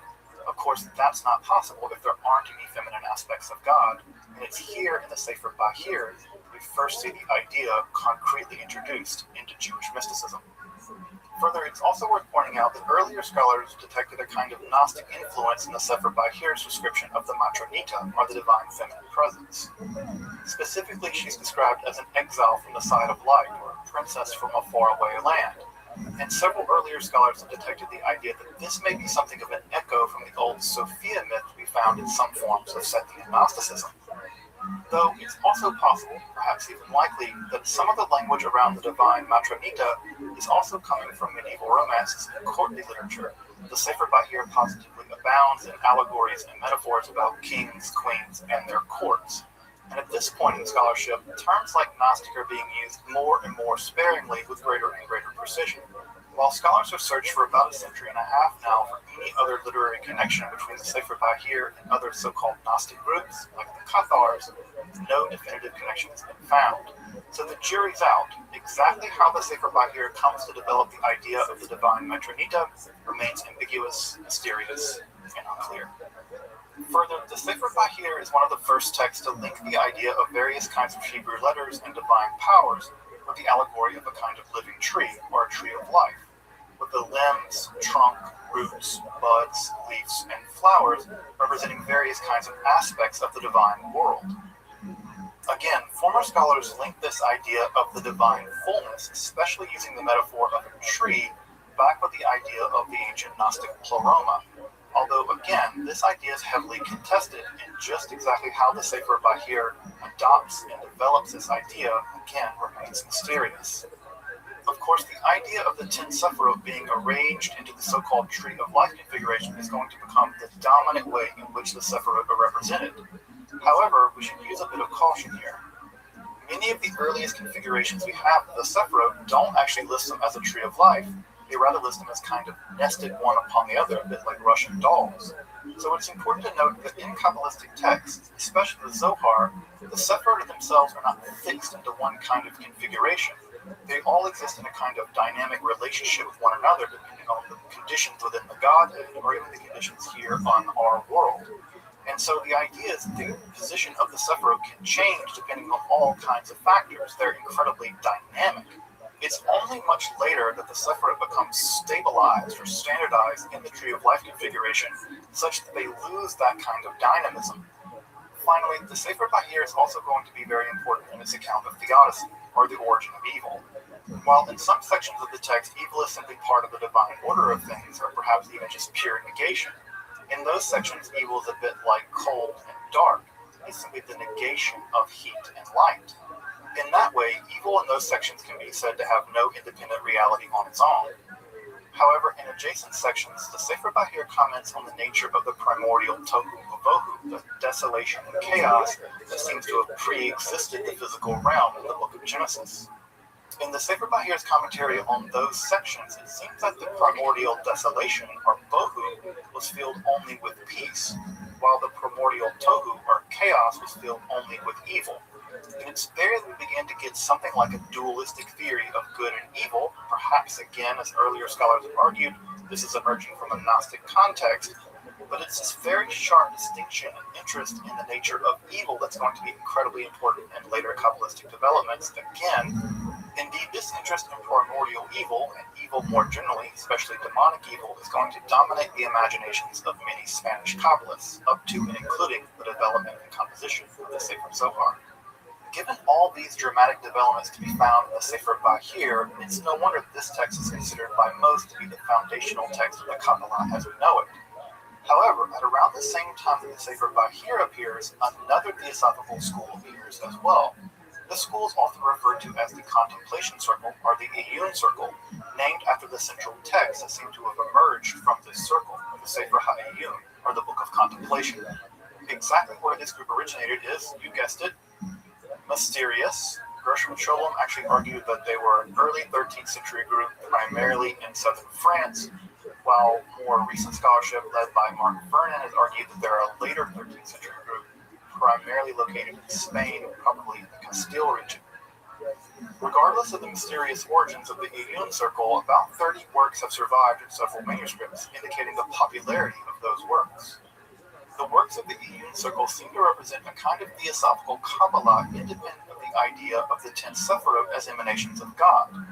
While the Sephirot do appear in some of the texts of the Iyun Circle, they seem to be functioning much more like they did in the Sefer Yetzirah, as ontological principles of creation. The Sefer HaEyun, or the Book of Contemplation, is attributed to a certain Rabbi Shammai and survives in several recensions, specifically a shorter and a longer recension. And in this text, we have a very detailed, although obscure, description of the nature by which creation comes into being. What's perhaps most conspicuous about the Sefer HaEyun is the exact number of divine powers that it enumerates. It enumerates 13 rather than 10. But this does make some sense if one considers that in classical rabbinical Judaism, God is thought to have 13 rather than 10 attributes. Of course, it's from the Sefer Yetzirah that this number 10, the 10 of the Sephirot, emerges. So here, in the rather enigmatic Sefer HaEyun, we have another theosophical theory about the origin of the Olam, or reality. But rather than having 10, we have 13 divine powers. Of course, the Sefer HaEyun is a very mysterious text and very difficult to understand, and the fact there are several different non-exact recensions also adds to the enigma and the mystery of that text. Another more endearingly popular text to emerge from the Iyun Circle is the Ma'ayan HaChokmah, or the Fountain of Wisdom, allegedly revealed to Moses by angelic forces. This rather mysterious text deals with a wide range of mystical topics, including vowel vocalizations, the nature of the divine name, and the order of creation itself. And it positively abounds in images of light, fog, sparks, and ether. Indeed, one of the principal images this text invokes are the sparks thrown off by the blows of a blacksmith's hammer. That exact image will reappear in the Sefer Zohar as an explanation for the nature of evil, that evil itself is a kind of dross thrown off in the act of creation. Despite or because of its enigmatic nature, the Fountain of Wisdom went on to become much more popular than the Sefer HaEyun. In fact, it was necessary reading if you were to study under the famous Kabbalist Moshe Cordovero. And even the founder of Hasidism, the Baal Shem Tov, spent more time teaching this text to his successor, Dover of Mestritz, than any other mystical text. As we can see, this is a curious case in which the Fountain of Wisdom became more important and more influential than the central text of the Iyun Circle. A final text that emerged from the Iyun Circle that's worth mentioning here is the Perush Shem Shel Arba Otiyot, or the commentary on the four-letter name. In this curious text, we have the prophet Jeremiah studying the Sefer Yetzirah with his son over the course of 3 years, during which they make an artificial humanoid, the golem. It appears that after the golem is created, it becomes violent, as golems do, and Jeremiah's son destroys it. This text is fascinating because it's one of the 3 earliest to actually mention the animating property of the golem, the writing of Hashem Elohim Emet on the forehead of the entity. But by erasing the aleph of the word emet, truth, it becomes met, or dead, and the golem simply dies. Along with the discussion of the creation and destruction of the golem, we also have a discussion of the 42-letter divine names we found in the book of Genesis, along with some quotations from the Fountain of Wisdom. So the Iyun Circle is very interesting for its combination of theosophy, although it uses 13 rather than 10 divine manifestations, and for the interjection of some degree of Kabbalistic magic into the early development of Kabbalah itself. As we've seen, the development of the Kabbalah is just that, a developmental story, with some strands barely surviving the first few centuries and many surviving even to this day. From the transition from rationalist philosophy to speculative theosophy to pure mystical insight, the Kabbalah is going to have various beginnings, middles, and ends. In our second episode of the exploration of the early Kabbalah, we'll turn our attention to the first true Kabbalist, Rabbi Isaac de Blind, called Sagi Nahor in Aramaic, literally full of light, and then to the first great Kabbalistic systematizer, Rabbi Azrael of Gerona, and then to the circle of the Cohen brothers in Castile, whose exploration of evil remains some of the most shocking in the history of Judaism. And of course, it would be that region in Spain that would see the publication of the Sefer Zohar, or the Book of Radiance, the crown jewel of the Kabbalah. So stay tuned for the next episode. If you're interested in the history of Kabbalah, its influence, or Jewish magic, make sure to subscribe here to Esoterica. These are all core content topics on our channel. And further, if you'd like to support my work in making free, accessible, and scholarly content on topics in esotericism, please consider supporting my work on Patreon or the one-time donation. It's your contributions and support that make Esoterica possible. Thank you. As you probably know, the literature on Kabbalah is very uneven, and even when it is solid scholarship, it can become very specialized very quickly.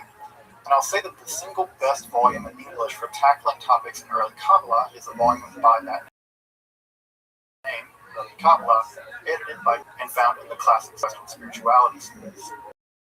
The whole series, in fact, is really one of spiritual and academic research, and I'll say that this volume is especially good, especially if you're interested in the development of Kabbalah.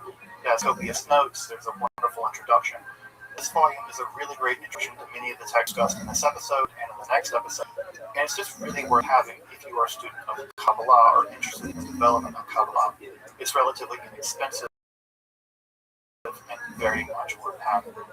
If you're interested in the Iyun Circle, you absolutely have to check out Mark Berman's edition, where each text to be found from that group. His translations are magnificent. He reproduces the original Hebrew text in various recensions, solid. So again, if you're interested in the early Kabbalah, especially the Iyun Circle, you have to check out this text by Mark Berman. If you're interested in studying the Sefer Views, there is no standard academic edition with a critical apparatus of the Sefer Bahir. The good news is that Aryeh Kaplan of Blessed Memory's translation of the Sefer Bahir is pretty reliable.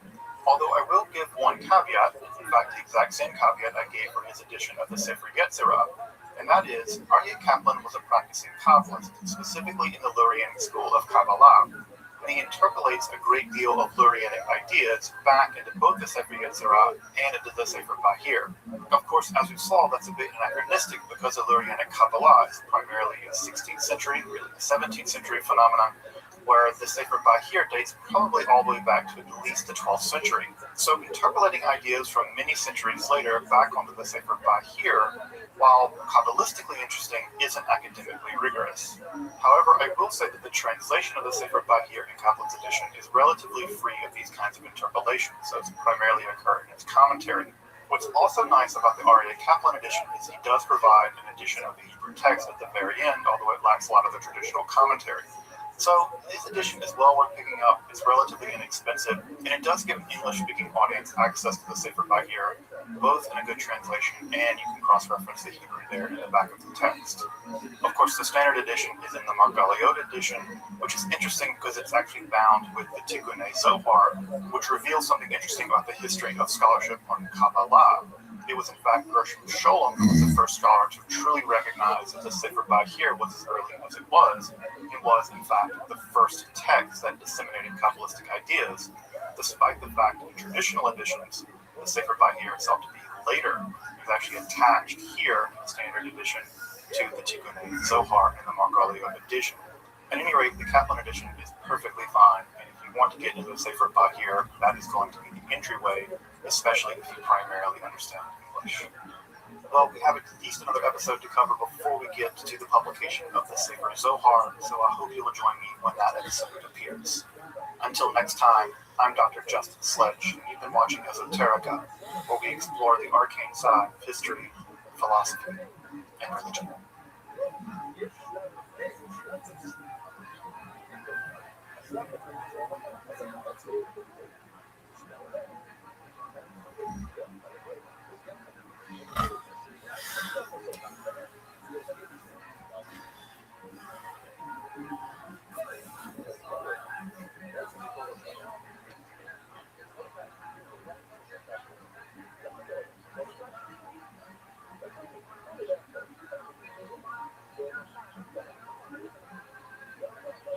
In many ways, alchemy and Kabbalah are a match made in heaven, a shirt. Both understand reality as a series of dynamic transformations and correspondences with basically everything else, from the inner recesses of the Godhead to a single blade of grass. Everything is connected in a vast, though as of yet imperfect harmony. Of course, it was precisely the task of both the Kabbalist and the alchemist to transform and heal this imperfection, a combination of metallurgy and messianism. Further, both alchemy and Kabbalah are siblings in a sense, at least in the European theater. Alchemy was first introduced into Europe on February the 11th, 1144 by Robert Chester, and the earliest Kabbalistic texts, such as the Sefer Bahir and the schools of Kabbalah, appear in southern France and Spain at nearly the exact same time. Indeed, the crown of the Kabbalah, the Sefer Zohar, or the Book of Radiance, appears toward the end of the 13th century, and the first major European alchemical text, the Summa Perfectionis, also appears around the turn of the 14th century. If you're interested, I've made episodes on both the origin of Kabbalah and alchemy in the European theater. Check out some of my playlists on alchemy and Kabbalah if you're interested in those topics. Given all this, you won't be surprised to learn that alchemy and Kabbalah became deeply connected in later literature. In this episode, I want to explore a text in which both alchemy and Kabbalah are perhaps most deeply synthesized, along with at least a dash of magic. This text is the wonderful Eish Metzaref, or the Refiner's Fire.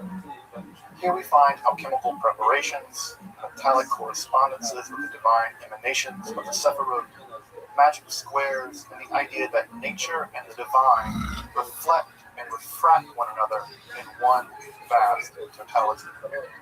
I hope you'll join me as we explore this wonderful, though little known text, Eish Metzaref. I'm Dr. Justin Sledge, and welcome to Esoterica, where we explore the arcane in history, philosophy, and religion.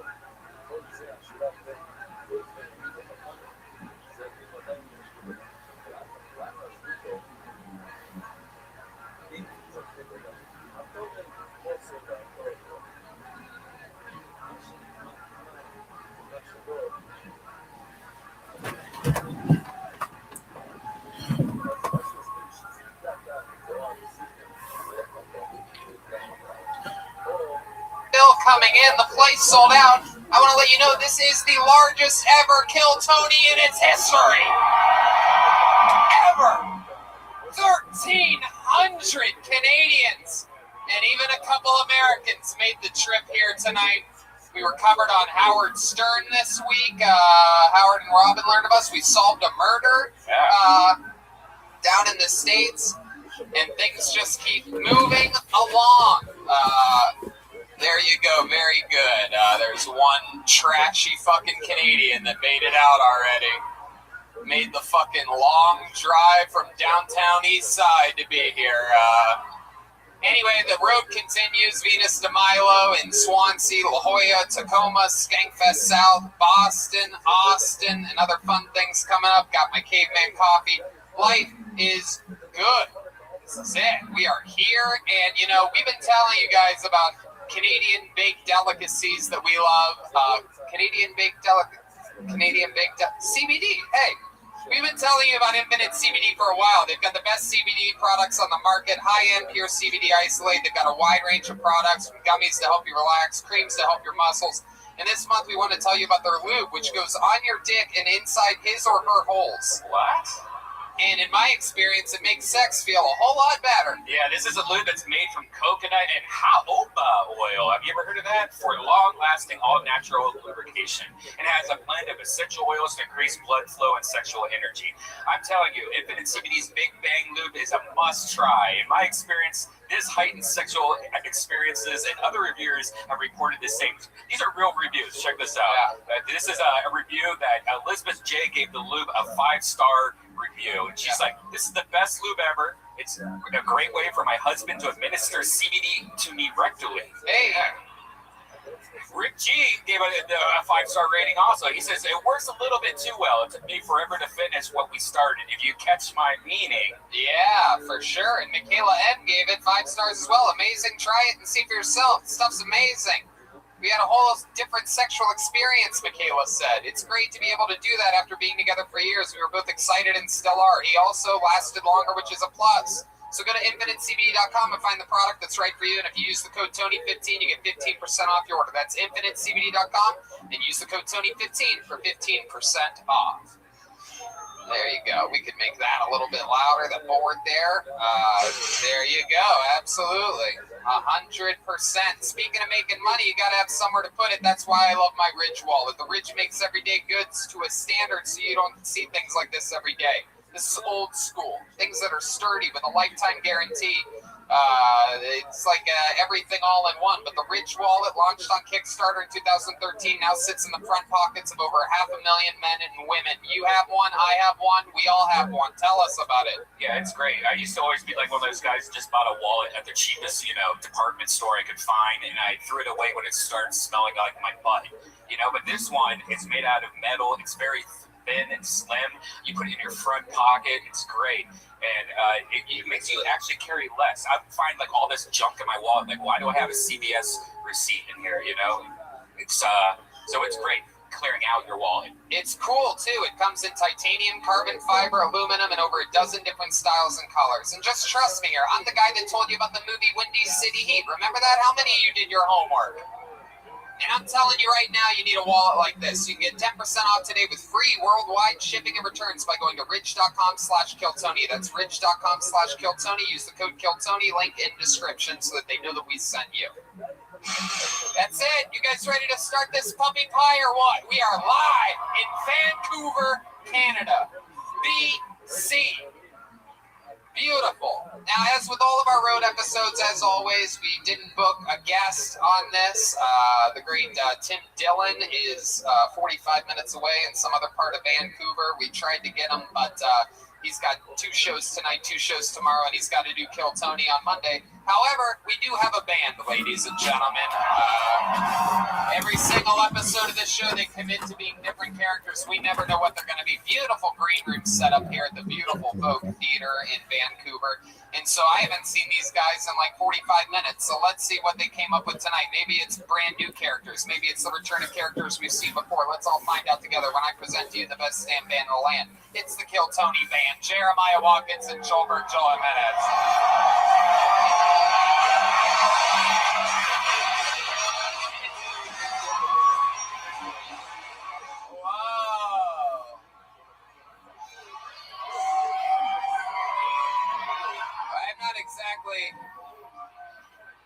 I'm not exactly 100% sure of what this is.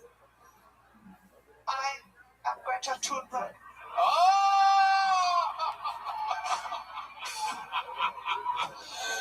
Greta Thunberg, wow! This is super exciting. My goodness, how'd you end up here? What are you doing here? I am letting people know about climate change. And this is my brother, Hansel. Hansel Thunberg, welcome. That is right, Tony. Wow, I didn't realize Greta's brother was a caveman, a Mexican caveman. This is exciting. It's funny you say that because the caveman actually had clean water, Tony. The rivers are polluted now. A little bit of it. You seem to have a little bit more reggae than Nordic in you.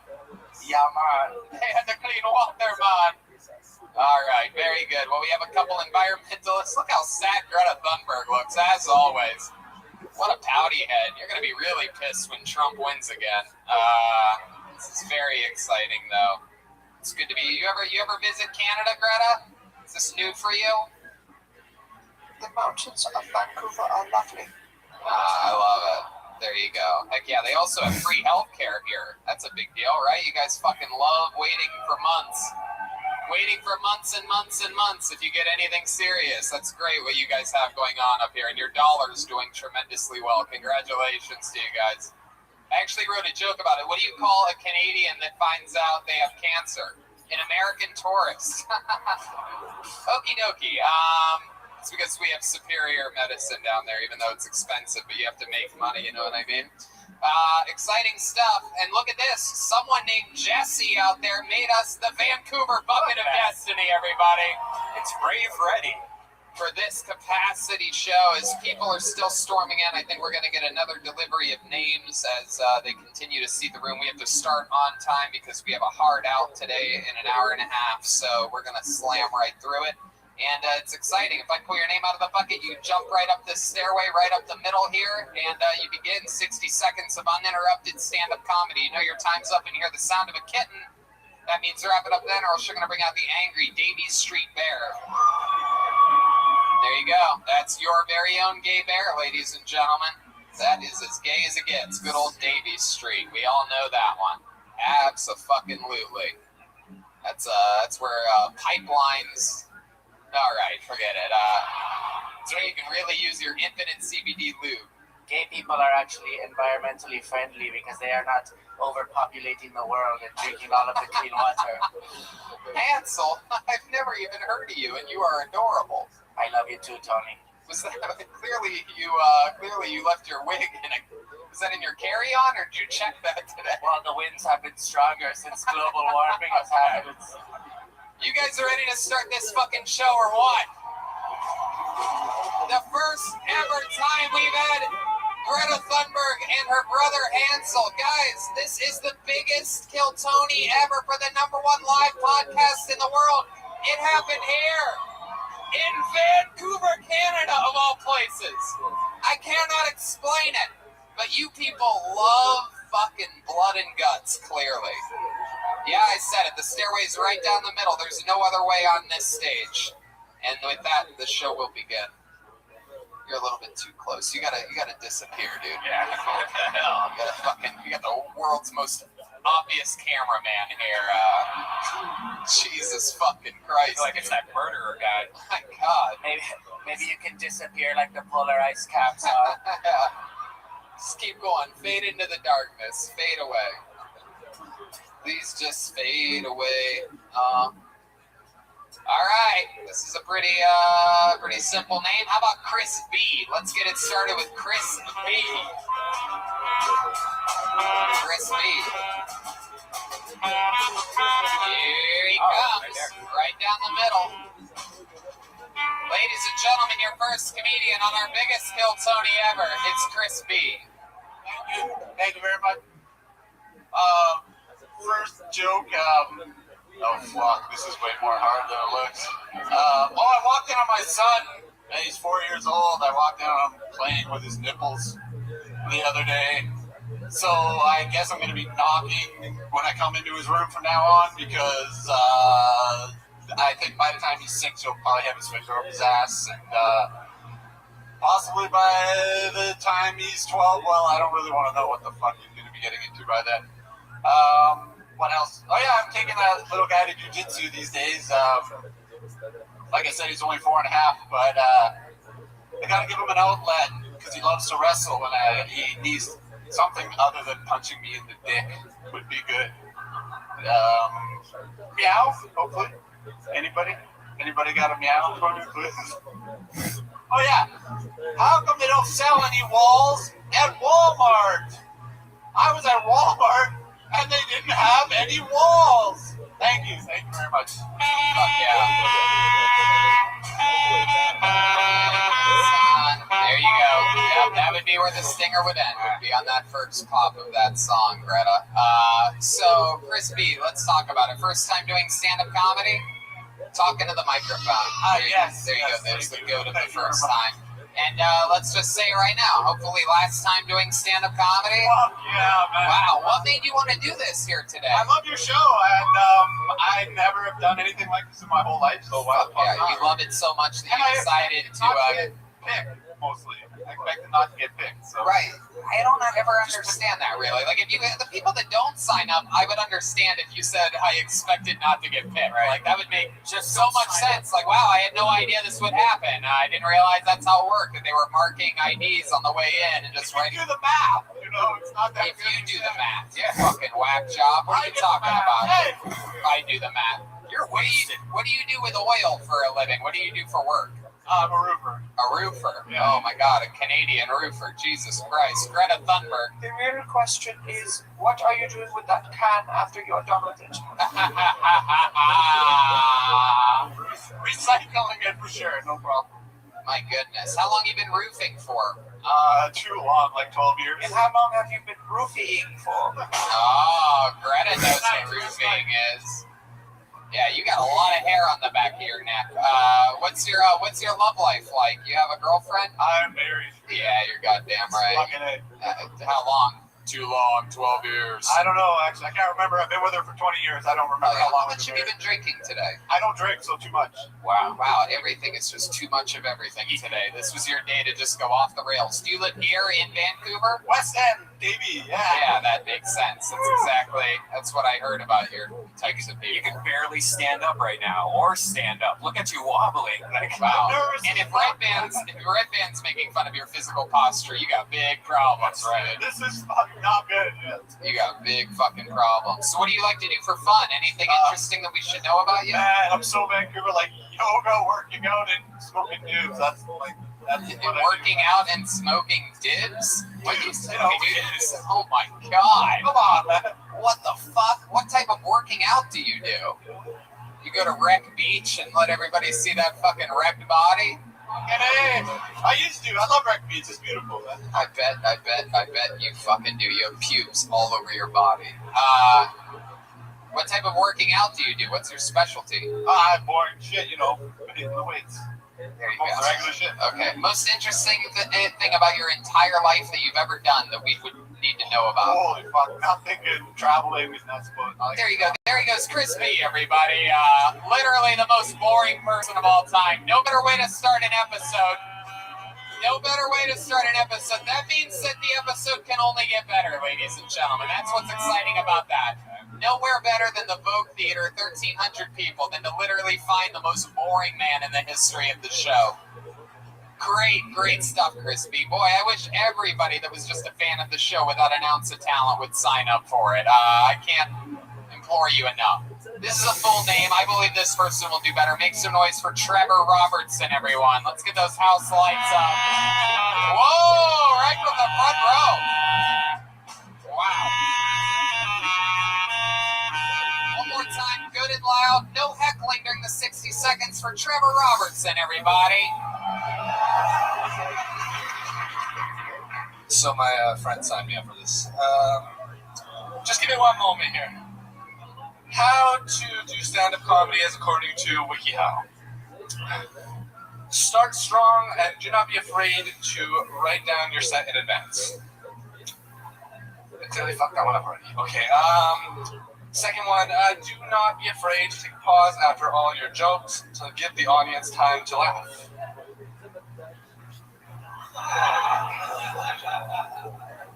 Good job, everybody. Okay, third joke here. Make sure to return to previous jokes in the set. Repetition is funny. Thank you, everybody.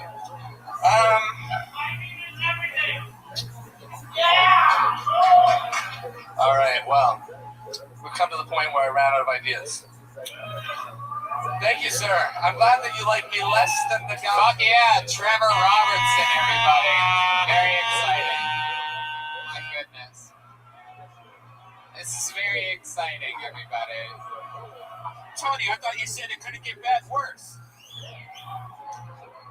Let it all happen here. This is exciting. We had a Windy City Heat crossover. It's exciting that the guy from Barstool Sports was able to make it here. Very exciting, dude. Are you all right? Are you just Canadian? What's the problem here? Like, are you What's going on? What's your story, Trevor? Your friend signed you up for this? When did he tell you that he signed you up? You know what? He actually didn't tell me that he signed me up. And, So you're telling me that he didn't tell you that he signed you up, and you had a thing written down on your phone in which you just, in case of an absolute emergency, I actually just looked at my lock screen and made that up. you were looking at your lock screen when you got up, and so you improvised all of that. Absolutely. So at no point did you know that your friend signed you up. Did your friend sign up? I fucking hope so. Did you walk in with him? Yeah, but he got me in my seat and then went off to grab beers. Oh, I see. And were you suspicious of him signing you up when he went and did that? Oh, I knew for a fucking fact he did it. All right. Well, let's see if your interview part can at least be better than Chris B, who supposedly is a huge fan of the show. So, Trevor, is there anything interesting about you or your life whatsoever, other than the fact that you look like someone took an episode of Succession and dipped it in fucking acid? I think you hit the nail on the head. That's pretty much the best part. Really? Nothing about you or your life or anything ever that you could possibly ever explain or imagine? Any fun facts about you, skills, talents, whatsoever, anything? I mean, I know how to break dance. You know how to what? Break dance? What is that? That's breakdance music? Really? Do you know about this? Every time Brian dances, he breaks his back, so... Alright, you gotta do it, dude. Let's do it. Doing some breakdancing. Canadian breakdancing, everybody. This is very exciting. Whoa.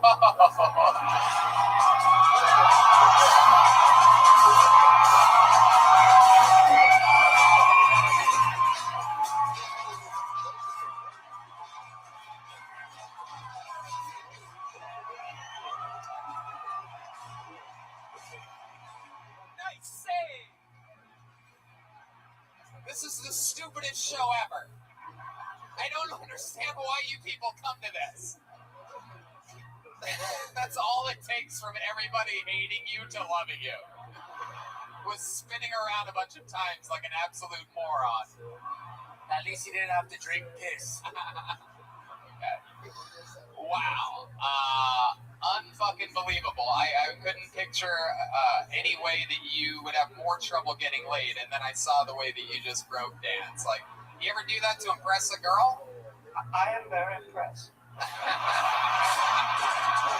If you had a shot with Greta, what would be your first move on her? What would you do to a girl like that if you got her into the business? Statutory rape. I'm 17. Oh, okay.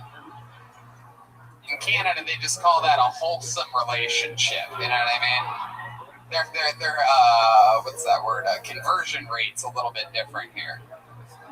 All right, Trevor. Well, I mean, you know, it doesn't get any worse than someone whose friend signs them up, and then you came up here and you completely redeemed yourself with ridiculous breakdancing. What can I say? You know, when times are tough, always go into that. There he goes, Trevor Robertson, everyone. That's one way of doing it. Okay, we're having fun. Let's keep it moving. Make some noise for your next comedian. He goes by the name of Rob Biglin. Rob Biglin. Oh, we got a big pop from that side of the room. Here we go. Could this be Rob? Look at all the flannel shirts that we can get up at once. Jesus Christ. There are a lot of ugly people in this audience tonight. It is incredible. How's the balcony doing up there, huh? Fuck yeah. One more time for Rob Biglin, everybody. Hey guys!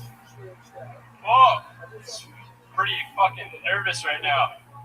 Man, I'm trying to picture all you guys naked, but a lot of you guys have way bigger dicks than me is making me even more nervous right now. Oh. Well, at least I'm never failing an STD test. I got 8 out of 10 on my last one. Pretty proud of that. Yeah.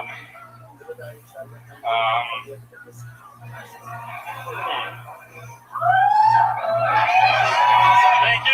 Sorry, I lost my pace. Thank you. Fuck.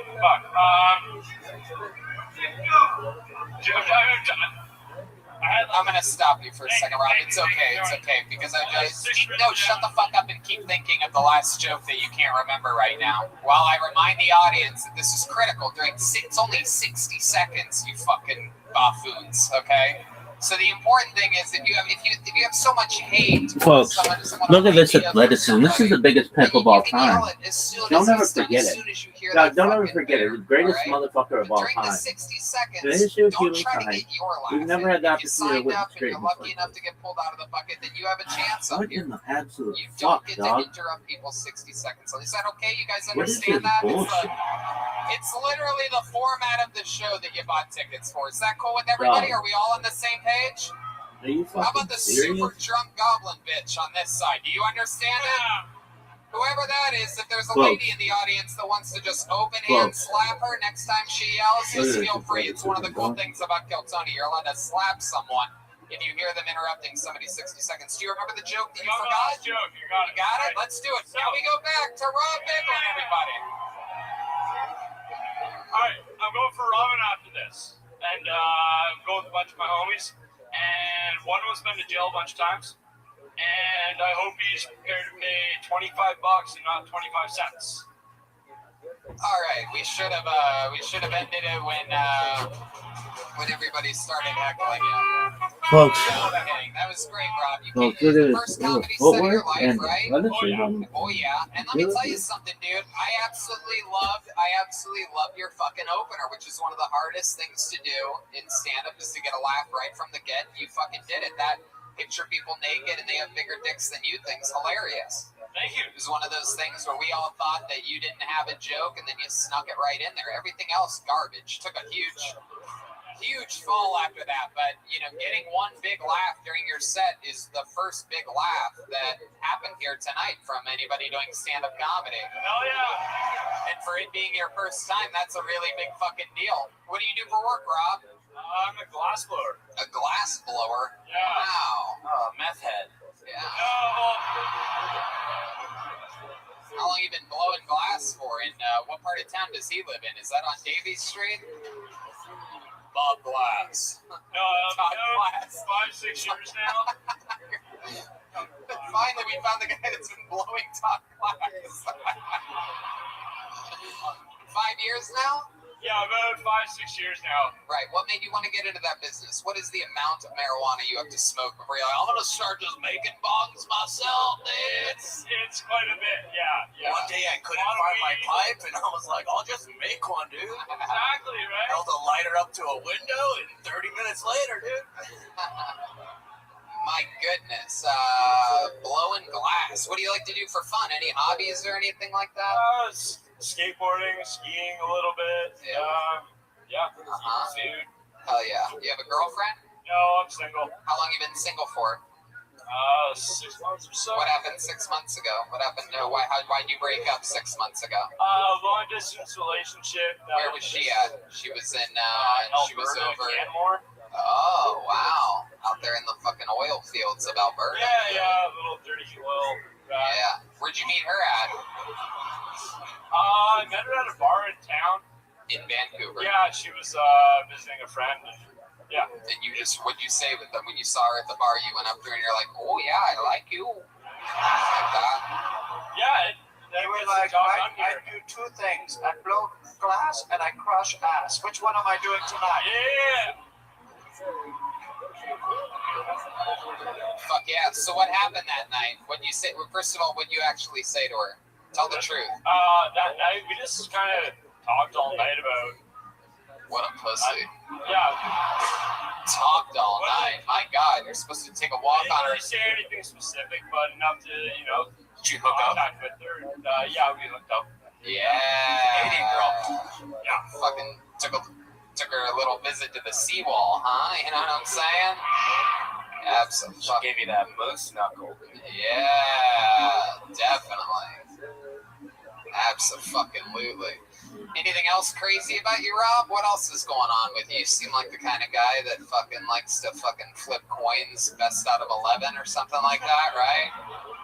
figure out which one's which, how your day's gonna go. I got a little fucking Two-Face vibe coming from you. You have a coin on you right now? I have.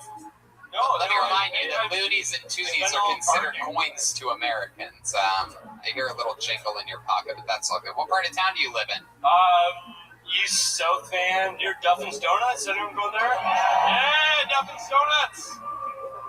Duffin's Donuts? Yeah, you should check it out. They got fried chicken. They're open 24 hours. Oh, wow. You have fried chicken up here? Wow, that's Yeah, incredible. right? I've never heard of such a thing. Man, we gotta visit here more often. That's incredible. Fried chicken. Oh, my Try goodness. pizza sometime. It's not a selling point of the city, but Oh, my goodness gracious. Oh, wow. Well, Rob, that's fun. How old are you? I'm 29. Oh, my God. That's hilarious. Canadians age at an unbelievable rate. It is just incredible. How old do I look? 49. Okay. Yeah. You're like the Well, it's all that class blood, right? you're like that little 9-year-old kid that everybody just raised money for. Now they're realizing that he's 19 years old. That's the thing. You can't raise money for a little midget because they can be any age. Those midgets will fool you people. A dwarf. Yeah, no, it's a fuck. Oh, now you're politically correct, really? Before you talk about pooping in a pee hole or something stupid. That's completely allowed. You're allowed to do that. Thank you for your brave contributions, Brian Redline. You're welcome. Ladies and gentlemen, his first time ever on stage, it was here in front of 1,300 people at the Vogue Theater. Rob Biglin, everybody. There you go, absolutely. Look at that old man. Look at that. We've been keeping track how many flannels have been on stage so All far. flannels. Yeah. It's all flannels. Flannels and beards, right? Wasn't that Canada last time? Swansea, Massachusetts will be there next week. It's close enough. Yeah.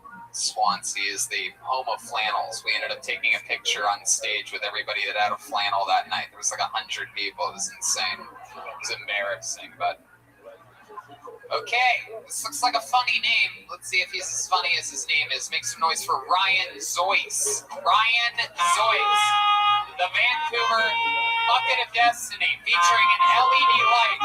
It's called your name. Is he coming from the balcony? He's coming? Yeah, he's coming. Yeah. All right.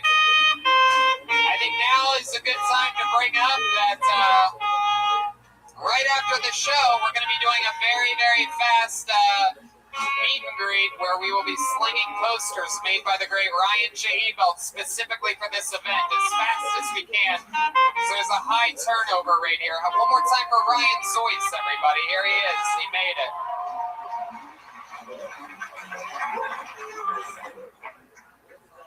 All right, so I don't know if it's just the times we're living in or the rise of social media or if it's always been this way, but man, do we lie a lot these days. Everyone lies. We lie to each other, we lie to our friends and family, we lie to our work. Mostly we lie to ourselves though. And I get it. I get why. We do it to feel good. Everyone does it. Celebrities even do it. I mean, hell, Lizzo has herself convinced that she's sexy and that men respect her. I do it to myself. I tell myself that I'm going to be rich when I grow up, or chicks dig dudes with shaved heads, or that I still have hair.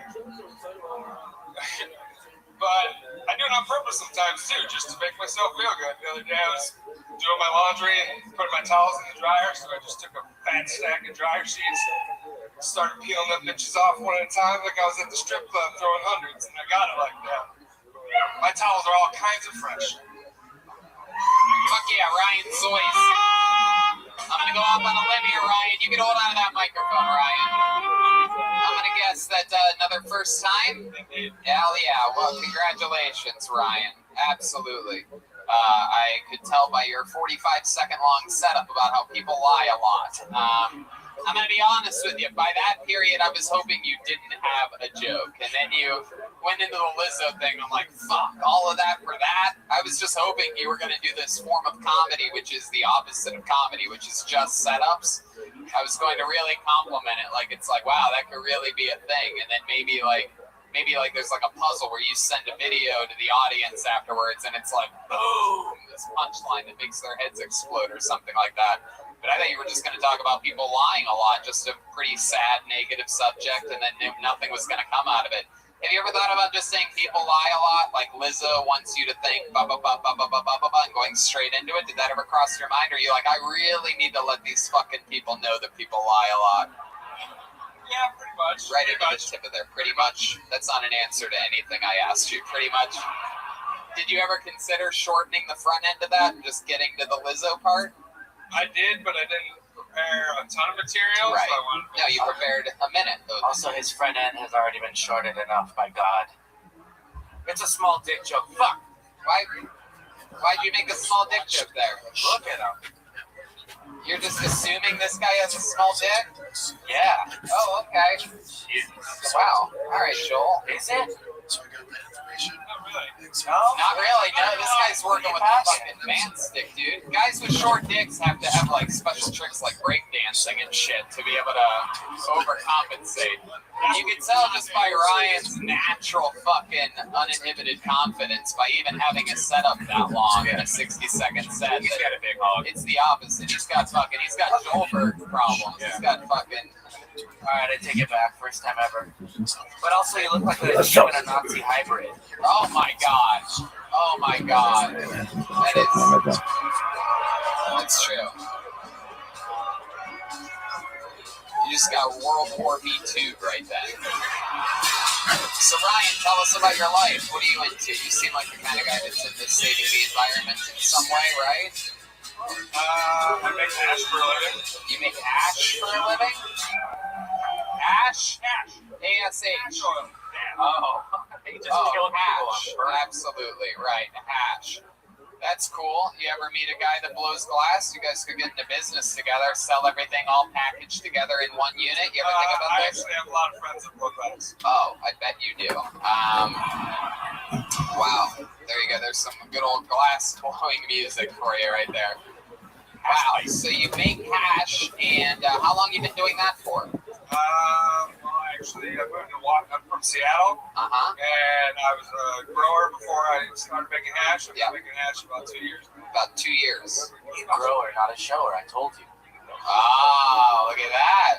That still doesn't have any. That doesn't make sense. It means he has a big dick.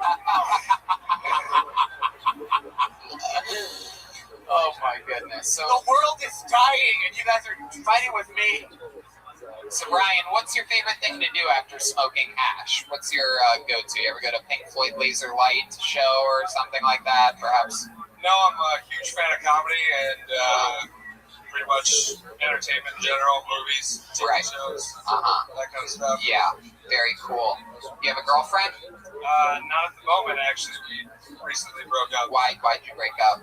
Mother Nature is my girlfriend. Actually, super boring. Go ahead and answer the question that I asked you. It's nothing exciting, really. We actually just grew apart. You dated for a few years and got sick of each other? Actually, about 10. 10 years. Oh my goodness. So how do you fill the time now that you're what do you do to fill in for not having a girlfriend? Is there something that's stepped up in the recent weeks? No, actually, we still live together. Ah. Do you ever masturbate in front of her? Actually, I have not done that yet. Have you ever thought about it? No, not really. Do it. I think you should do Well, I it, mean, dude. like, You have like a projector in your living room or anything like that? Like a big TV? okay, let me rephrase. I mean, I've done it in front of her, but it was like when we were having, like when we were in the moment. Wait, you fuck like a porn star? At the end, you start just jerking yourself off until you come? I've always wondered if people actually do that. Everybody does it this way, No, too. it's more like, Yeah, the gorilla jerk. Yeah, we know about this. This is what's coming, Right. Oh, here it goes. You just lay there. I'm going to do what I could have done without you here. Like that, right? Not to completion. Oh, no, you put it back in. You rub some infinite CBD lube on that fucking thing and shove it back in there. Very good. What's the craziest thing you've ever done sexually? Wild, whether it be happening to you or you did it to somebody else. You know, don't lie here. I know that you know. Tell the truth. I had sex in the United Center in Chicago. Whoa! What were you doing there? What'd you fuck? One of the Chicago Bears? That's not even where they play. It's not even. It doesn't make sense. It's the home of the Chicago Bulls, not the Bears. It was Blackhawks game, actually. Oh, fuck yeah. So you finally had a Black Hawk for the first time in your life.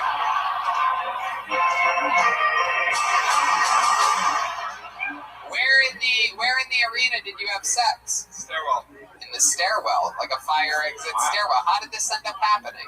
Classy lady, by the way. That's Yeah. We were there with friends of hers and friends of her sister. We had a box, and I bet you did.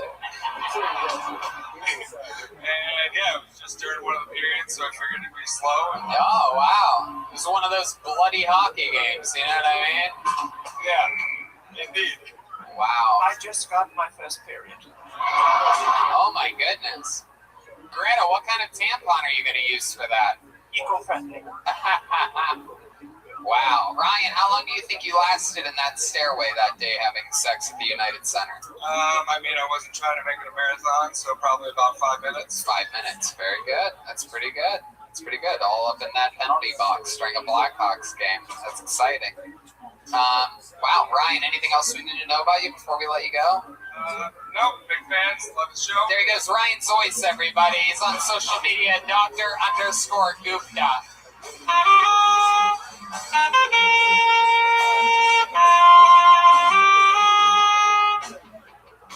Fuck yeah. You guys having fun out there?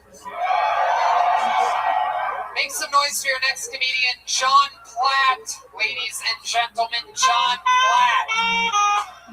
There we go. Look at the flannels coming in. Flannels and ball caps everywhere. John Platt, is he coming from the balcony? Anybody see movement up there? John Platt. Maybe I see something. I don't know if I'm seeing anything there. Is that John Platt coming down the middle? John Platt? Is that you? No. It's a guy saying cheers. Oh, this is John Platt. Look at this fucking guy right here. Here he comes, everybody. No doubt about it.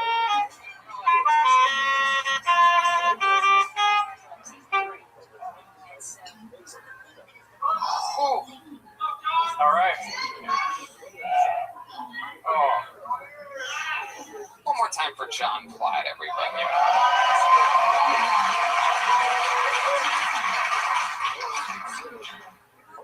It must be awkward when a school shooter kills your bully.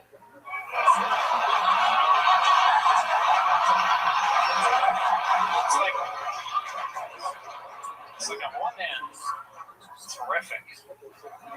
Children were slaughtered. And on the other hand, she's got lunch money again, bitch.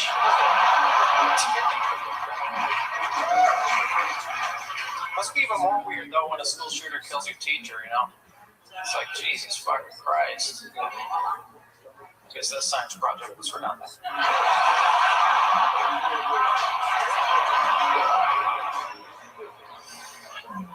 I'm pro-abortion.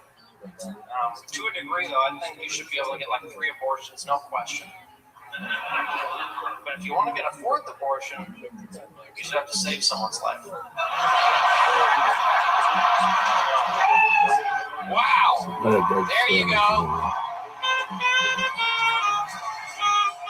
There you go. That's how it's done. Canada, come on. This is one of your own people.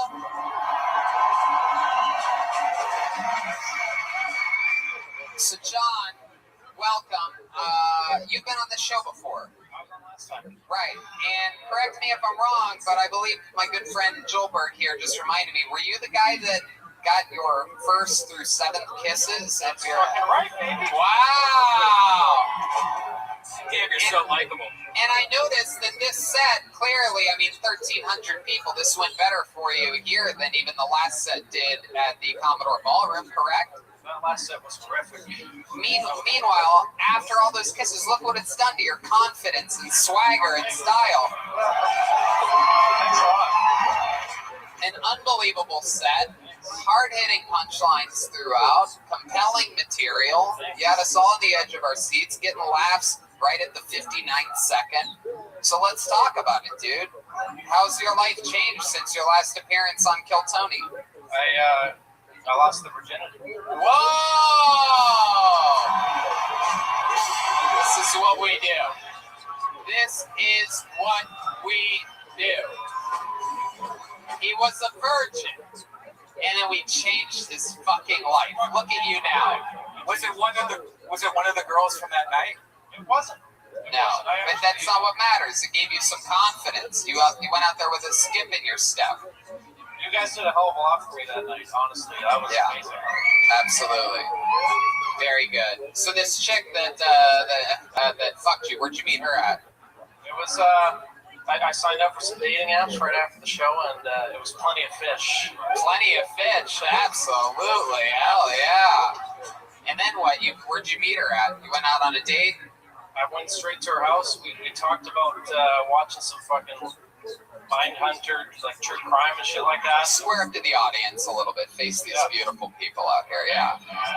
So you went to her house, watching some murder documentaries? Yeah, we were talking about like serial killers and shit. Yeah. And, that's great. That's how it to her starts. house. We talked about Netflix, and then I got there, and there's no fucking Netflix inside. No, she didn't even have a fucking. Then you gave her a stabbing.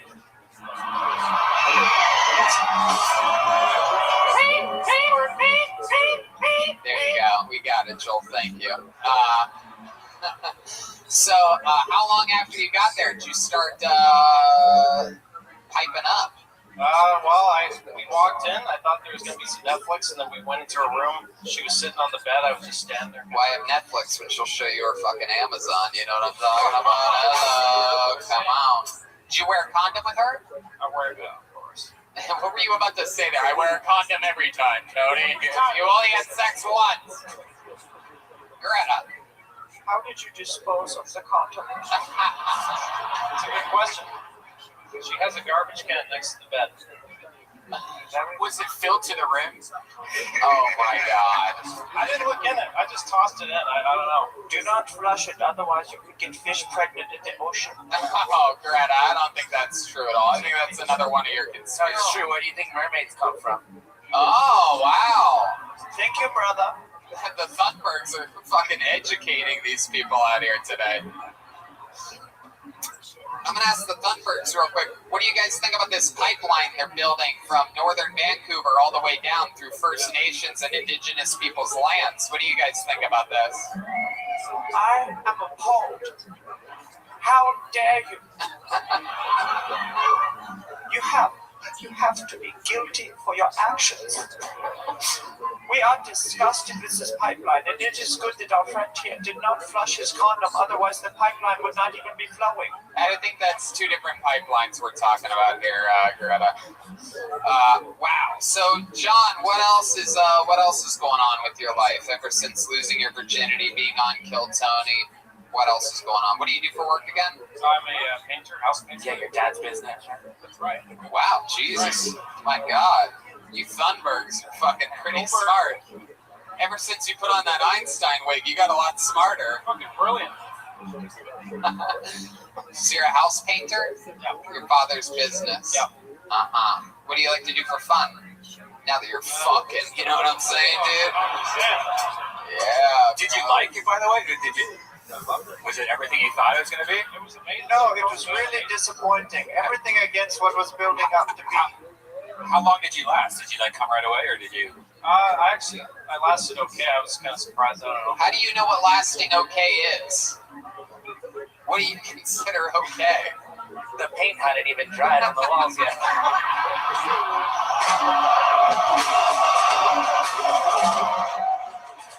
That's good. That's smart. I did get anal on the second try. Wow! Look at that! I can't believe you let her fuck you like that. That is incredible, John. So ballsy. Did you wear a condom on the anal too? Raw dog first. Whoa! Damn, raw dog, or as they call it here in Vancouver, Jappa dog.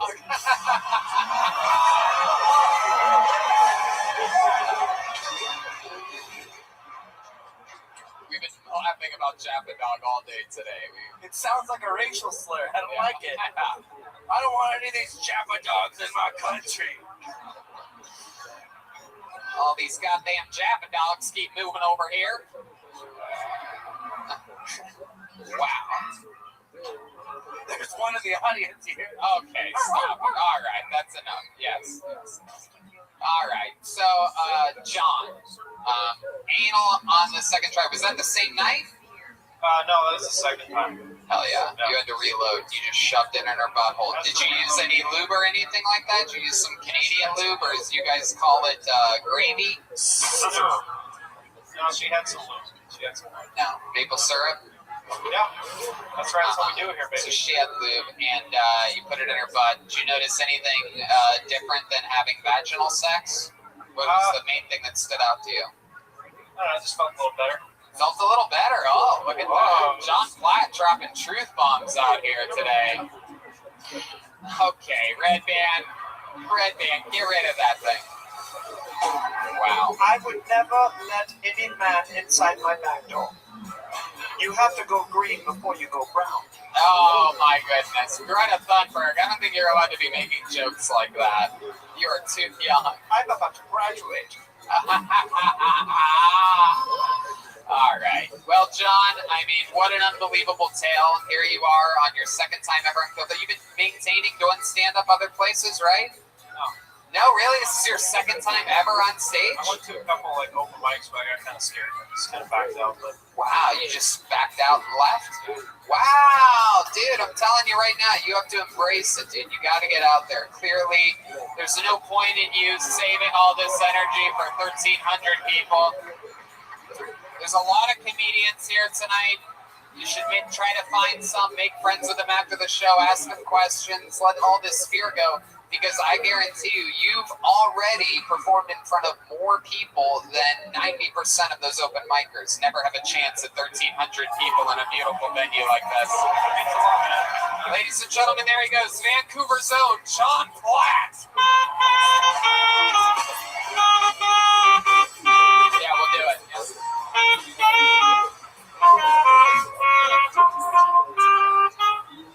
So there you go, John Platt, a legend on the history of the show. For those of you that are diehard fans, sometimes we give a person their first ever kiss in some way, and in my mind, he had the most epic one of those ever as a virgin at the Commodore Ballroom. About 7 or 8 hot chicks is how I remember it. One dude tried to come up, and I kicked him off the stage. But came up, and they didn't just like fucking half kiss him. All these chicks shut their goddamn tongue down his throat. And there he is killing. And while we have one Canadian legend up here, why don't we bring out a special treat, This guy was recently on an episode in Calgary, Alberta, Canada. He's a Canadian comedian, and he did so good on this show that I had him open up shows for me that weekend in Calgary. And he did an amazing job, an incredible style, incredible delivery. I think this guy's going to fucking blow up. I love everything about him. Make some noise for him. The one and only Sam Walker, everybody. Here we go. Here we go.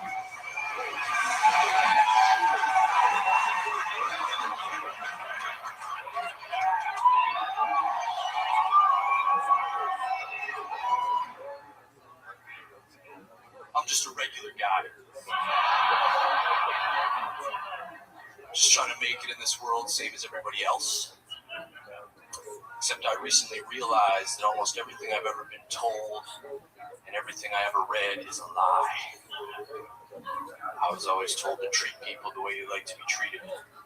And apparently not everybody likes to get choked out till they crap themselves.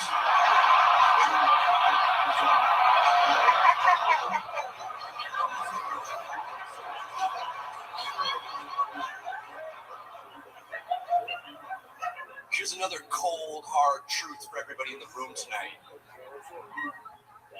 There are only 2 types of people walking this earth. People with 2 holes and people with 3 holes.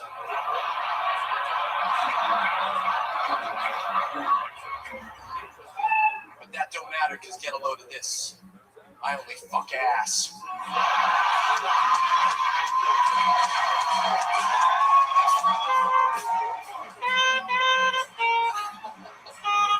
Sam Walker.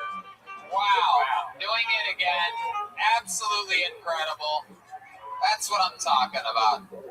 Unbelievable delivery, smashing punchlines, the two biggest jokes of the night, undoubtedly. Just incredible. Sam, I love this. I love everything about you. You come up here looking like Bane's grandmother. Very exciting stuff. You also, like another comedian, look like you could be both 29, 49, or 69. But incredible. You are just an incredible, charismatic character. Congratulations, Sam. Guys, anything for Sam Walker? God, I love that coat, though, right? That's like Indiana Jones from the North Pole or something. Yeah, absolutely. Where'd you get a coat like that?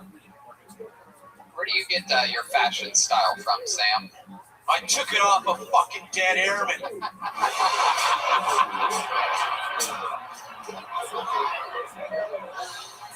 At least you're recycling. Fuck yeah. I am, Greta. I wore it for you. This is 2 sheets worth. I'll show you later what I did with the lower intestine. Whoa. I'm excited to actually find out myself on that one. So, Sam, you absolutely destroyed here tonight and also killed Tony Calvary, and during the 2 stand-up shows that you did opening up for me, you worked with me and the great Jeremiah Watkins. Jeremiah and I were by far the 2 people in the audience laughing the hardest during your opening sets. We were cracking up. It's sometimes people, if they don't have a little bit of a warning, it turns out they were a little bit scared of Sam Walker. Well, he's built for the Kill Tony audience, a trained comedy fandom that studies comedians watching comedians doing comedy. Some people that night, it was their first ever comedy show, and some of them called 911, 844, whatever you call for an emergency here in Canada. I love shows like that. Looking at the audience's face, gasping. Do you have that happen a lot, like in your shows, like people that aren't ready for it? Yeah, goddamn right.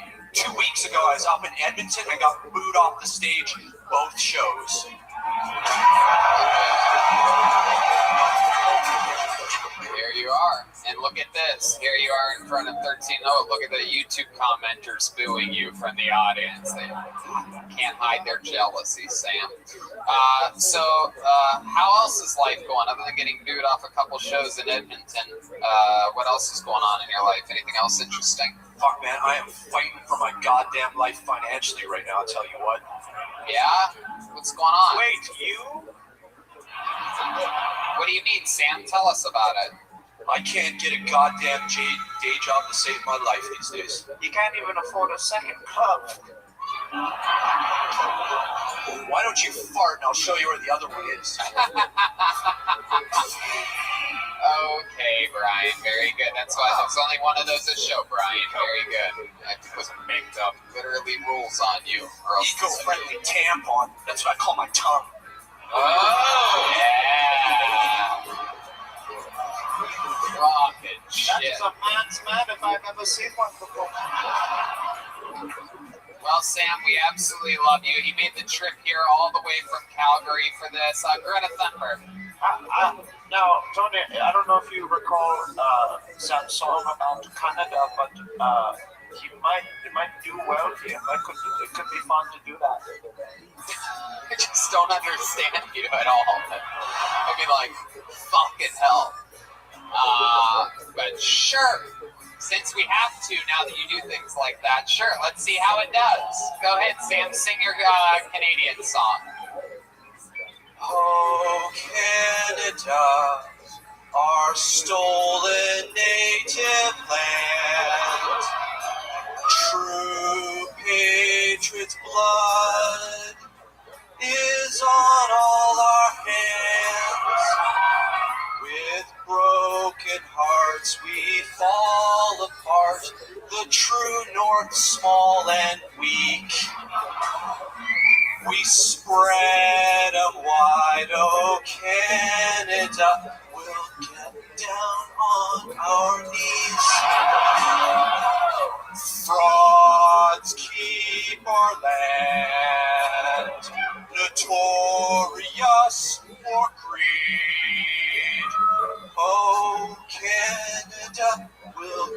down on our knees. Oh, Canada, we'll spread our cheeks for free. There you go, Sam Walker, ladies and gentlemen. There you go. And there he goes, Sam Walker, everybody. One more time for Sam, everyone. Fuck yeah, dude. Absolutely. You guys having fun out there? How many of you like it when comedians do good on this show? How many of you like it when comedians do bad on this show? Well, there's another chance for that coming up right now because I just pulled another name out of the bucket, and the name is Edom Gana, everybody. Edom Gana. Edom Gana. Edom Gana. E-D-E-M-G-A-N-A.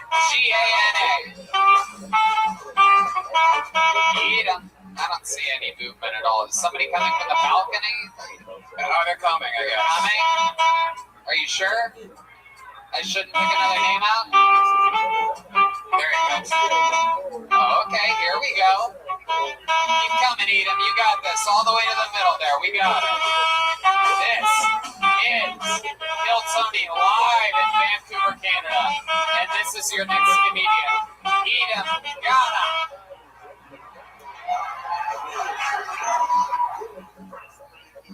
Hey, Vancouver. Alright. So I was falling asleep the other day, and the thought occurred to me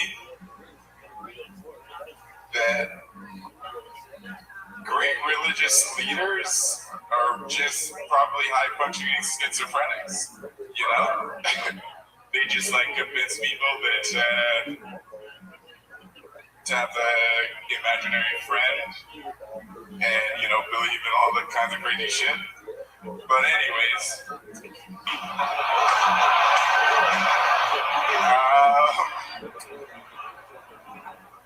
as a young child, I decided to masturbate ambidextrously because I don't want to have that whackers curve, you know? When it's time for action, I want my dick to be paying attention. Fuck yeah, Edom Gana, everybody. Edom, grab that microphone. I'm going to talk with you for a bit here. Hell yes. Welcome, Edom. Am I saying that right? Edom Gana?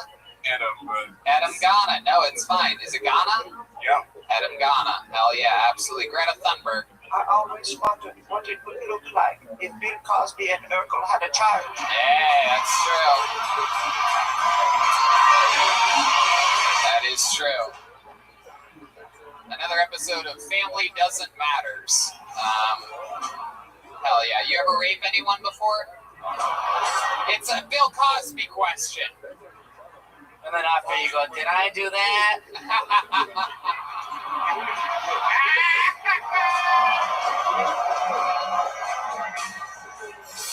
There you go. Yeah. We get the... Have you ever built a transformation machine to make yourself a cooler version of yourself?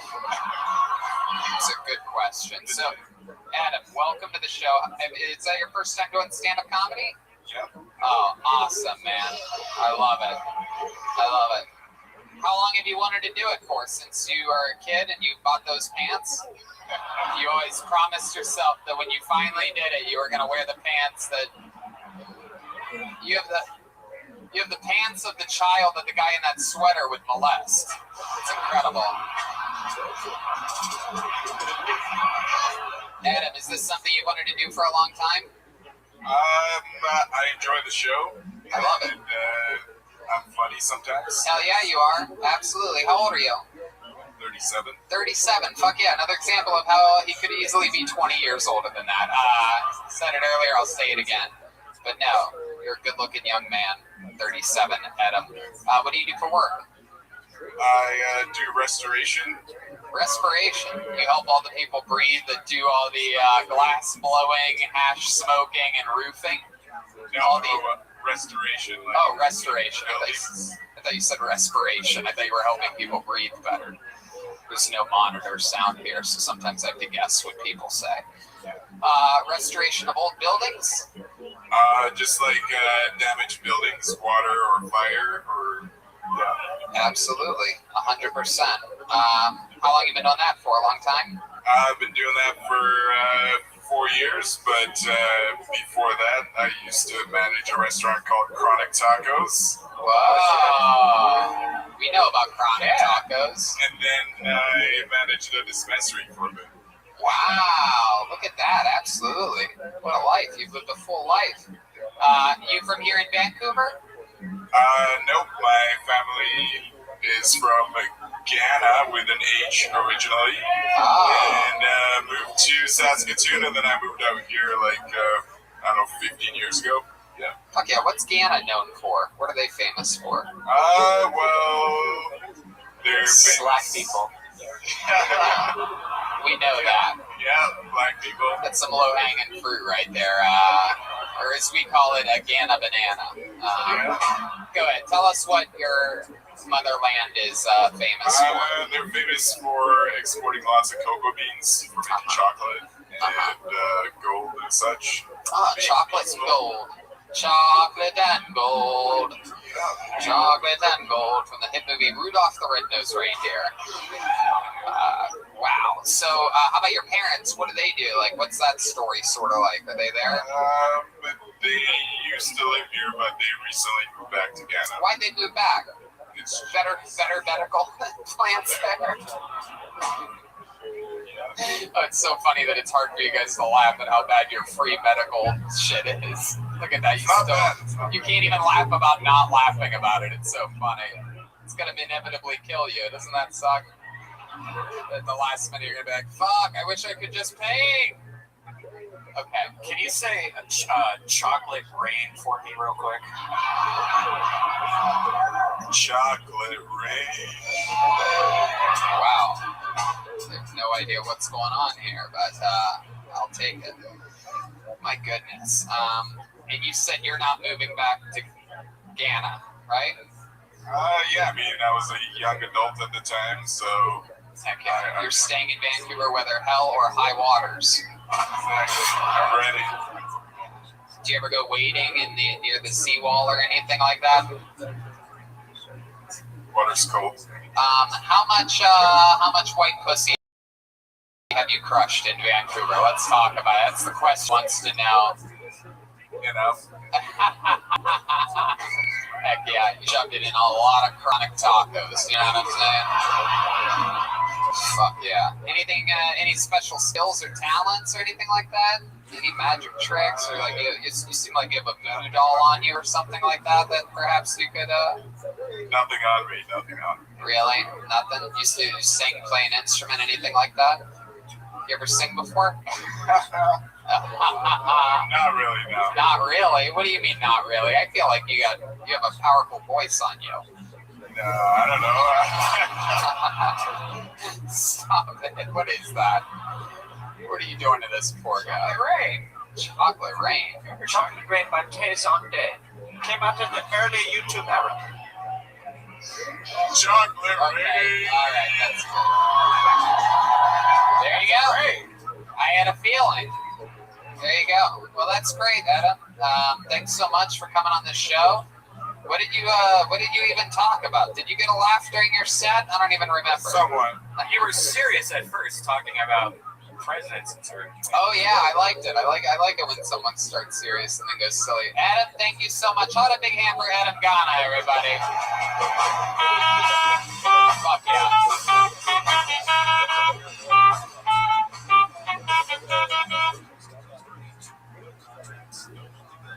Anyway, so before we go back to the bucket, would you guys like another special treat? Okay. Well, it just so happens to be that one of the 6 or 7 ever in the show's history golden ticket winners made this trip to Vancouver here today for this show. For you. To be here with this massive audience. It's one of our favorites of all time. We found this guy in Seattle. He immediately won a golden ticket. He's cashed in Los Angeles. He's cashed in at Kiltony Mania. He sat on the panel at Kiltony Mania. He has put Joel Jimenez through a table. He has wrestled Jeremiah Watkins. Ladies and gentlemen, I present to you golden ticket winner here at the biggest Kiltony ever. Make some noise for Todd Royce, everyone. Here we go. Todd Royce.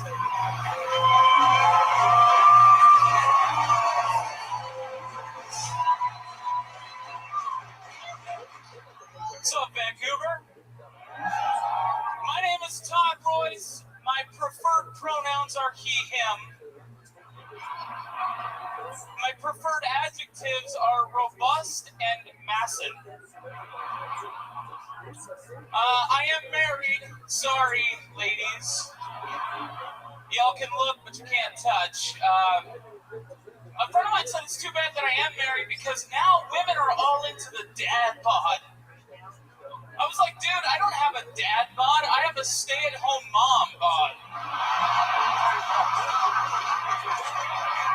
That's why I have to tell people my pronouns, because if I shaved my beard, I would look like if Rebel Wilson let herself go.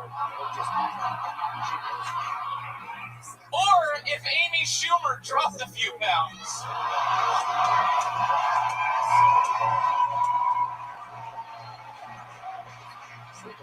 If you ever wondered what it would look like if Lizzo was white, and I don't need a DNA test to tell you I'm 400 pounds, that bitch. Wow. Todd Royce.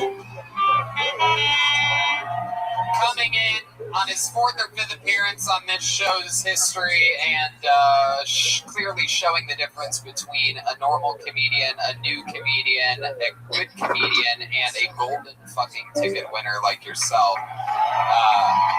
This has been everything for me, man. This literally, like, here at the biggest Kiltony, I have to say, in all honesty, this changed my life. The show. Being here, absolutely, Yeah. 100%. I love that, man. I absolutely love that. Giving opportunities to people, letting them live their dreams, and also crushing them one episode at a time.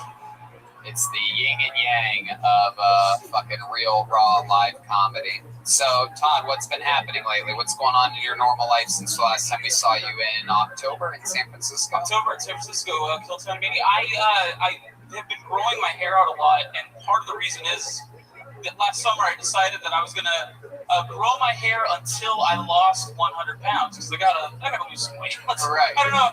I think this is pulling it off. This is making me look a little slim, but I gotta lose some weight. Yeah. And since then I gained 12 pounds. Right. So, Yeah. Wow, I didn't know hair was that heavy. That's It is incredible. It is incredible. It is. He's like if all the Hanson brothers morphed into one fucking. This is the. There you go. So, you've been doing any pro wrestling lately? He's a part-time pro wrestler. You know what's crazy? Actually, the last match that I had was in September, and it was a cool experience because of who I was teaming up with, who I was wrestling against, and the fact that 24 hours later I was on a plane going to the Comedy Store. And I just thought, man, I want to put my focus into stand-up. Right. So if that's how I end my wrestling, because I'm definitely not ending it in the WWE. But if that's how I end it, then I'm You might get into Weight Watchers Entertainment, WWE. Is that a thing? Because damn it. Might get into the whale watching empire, perhaps.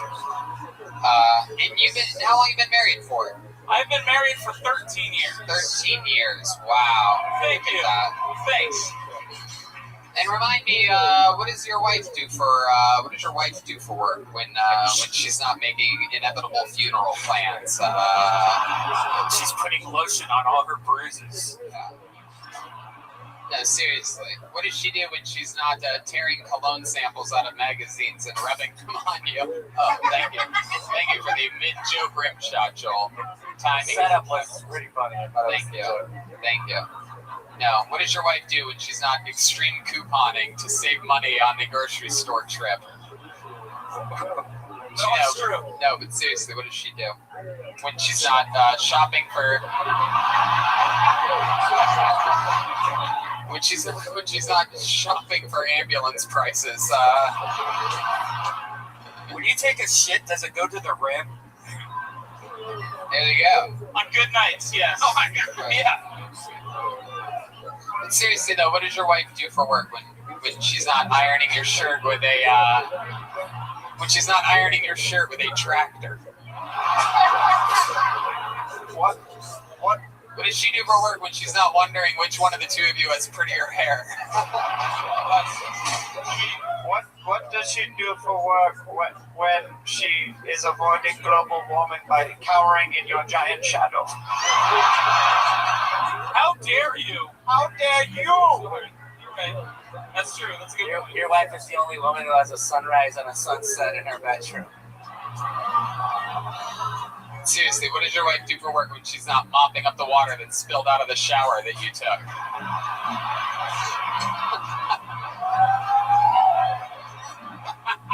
I love how he takes these jokes. By the way, you see what he's doing? This is how you get made fun of, people. Everyone else wants to fucking let their eyes water and shit. This guy refuses to lose any water weight whatsoever. He will never shed a tear. This is how you get roasted. What does your wife do for work when she's not vacuuming the crumbs in your skin foods? Seriously though, Todd, all jokes aside, seriously, everything's aside, no more jokes. Let's just get to the point here.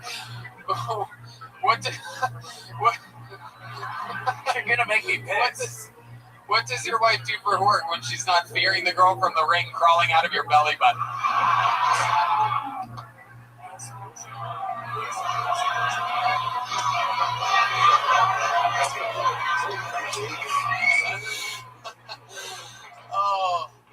Oh my God.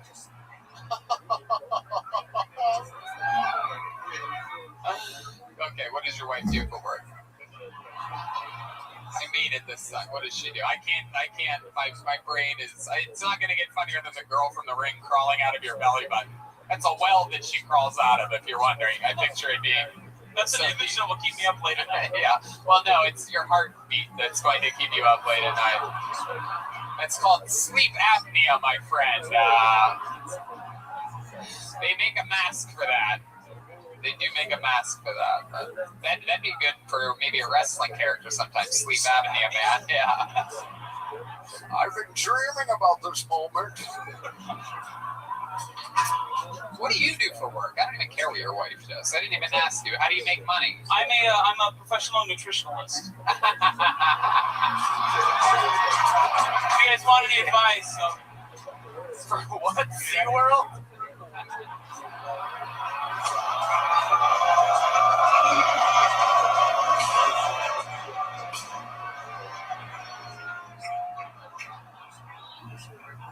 Wow. This guy does to Java dogs what Michael Vick did to actual dogs. What have you eaten? Like, for example, what did you eat today? Just be honest with us. Like, what did you have? How many boxes of cereal do you have? I bought 2 boxes of cereal today because I wanted to mix them together. Because I can't just have one.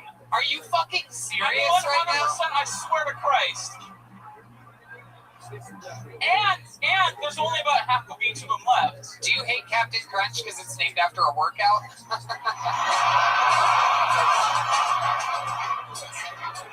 I never figured out. I didn't put it together, but now I get it. Yeah. What 2 cereals?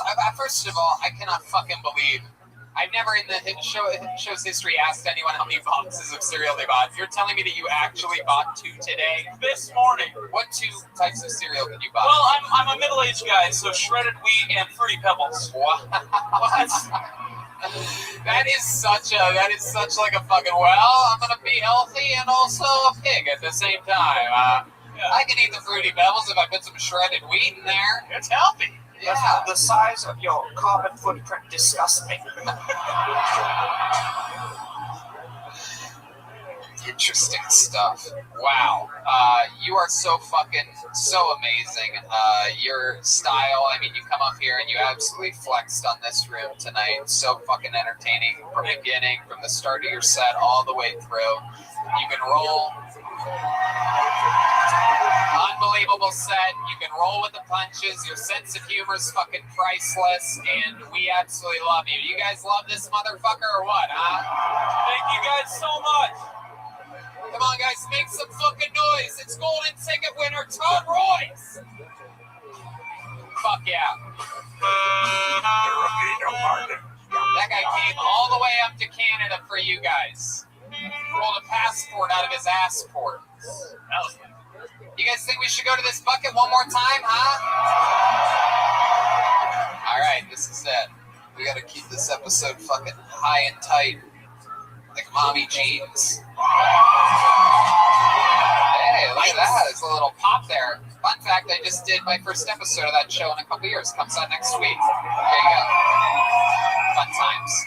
Okay, your final comedian of the night goes by the name of Bradley Sakosky. Bradley Sakosky. Here he comes. Bradley Sakosky.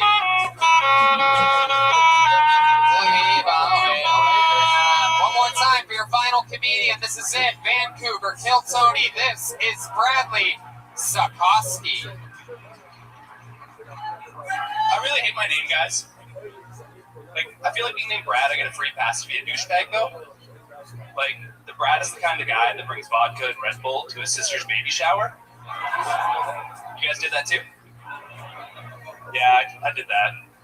My mom looked at me so disappointed, but I pointed at her in the corner, I'm like, Mom, you named me Brad, you asked for this. So as a douchebag, I've been bugging my girlfriend for Roadhead. You know, the other day she surprised me, and she surprised everyone else on the 99B line.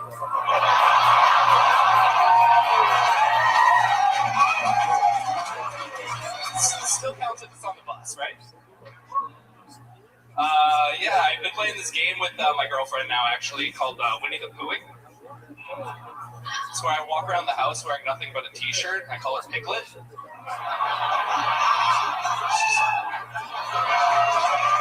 Fuck yeah! Absolutely. Great. Bradley Sakosky. Not easy at all to come up here and follow Todd Royce. That's a great performance, man. How long have you been on stand-up? I took about a year off. I did it for about 6 months. 6 months. Why'd you take a year off? I just kind of lost confidence in it. But why? What happened? I just felt like I was running through the same jokes over and over again. I was in a writer's block, I guess. I guess so. Yeah, I don't know. It's gotta keep trying. I guess so. Yeah. I always say there's no such thing as writer's block, even though I suffered from it tremendously at the end of last year, going through, some crazy stuff in life. But you plow through it, man. Writer's block is all psychological, you know? So is that all new stuff or is that the old stuff? A little bit old stuff. Right. Tweaked a little bit. Uh-huh. I've been still writing, but I just haven't been up in like a year. You've been what, but you haven't been up in a year? I still write, but I haven't. You haven't been on stage in a year? Yeah. Wow. That's a great performance for not being on stage in a year. It's really good stuff, Bradley. You live here in Vancouver? Yeah, in the West End, maybe. The West End. Heck yeah.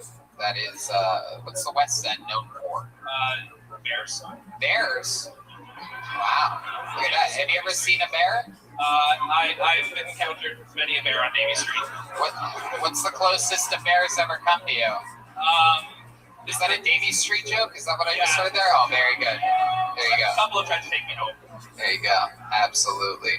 Absolutely doodly. You have a girlfriend, boyfriend? Yeah, I got a girlfriend. Girlfriend. How long have you been with her? About 2.5 years. What does she do for work? She works at Purdy's. What's Purdy's? It's a chocolate shop. It's a coffee shop? Chocolate. Chocolate shop. Man, a lot of chocolate this episode. It's incredible. When we're not talking about golden tickets, we're talking about chocolate. This place has gone fucking Wonkaville here today. Wow. You ever eat any of her chocolate? You know what I'm talking about? Hello. Is she a big fat girl? Like once or twice. No, she looks pretty good. You guys all want to do it together? 1, 2, 3. Trash can. What'd I do this time? Why did you sound like the sugar water guy from Men in Black when you asked him that question? It's Silence of the Lambs. Anyway, there you go. So Bradley, any special skills or talents or hobbies or anything like that? I race skateboards. You race skateboards? Yeah, like mountains. Wow. My goodness. You ever injure yourself on a skateboard? Yeah, I have like a crack in my shoulder that won't go away. Jeremiah once broke his entire arm on the first time he ever went down a real ramp.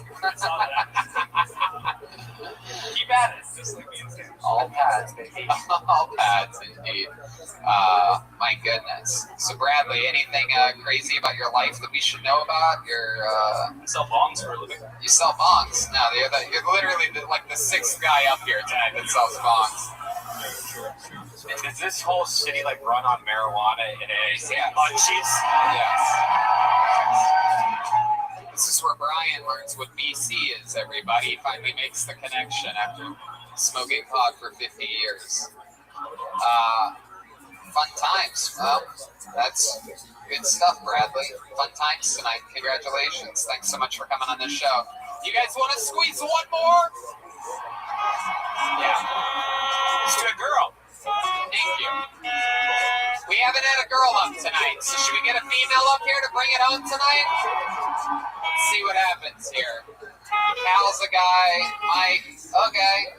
How about one name? Begins with an E. You know who it is if you signed up. It's Erica, everybody, at Limit Light. Erica. Here she comes. From right down the middle. This is it. Your final comedian of the night. Your first female of the night. Come on, Vancouver. Make some fucking noise for Erica.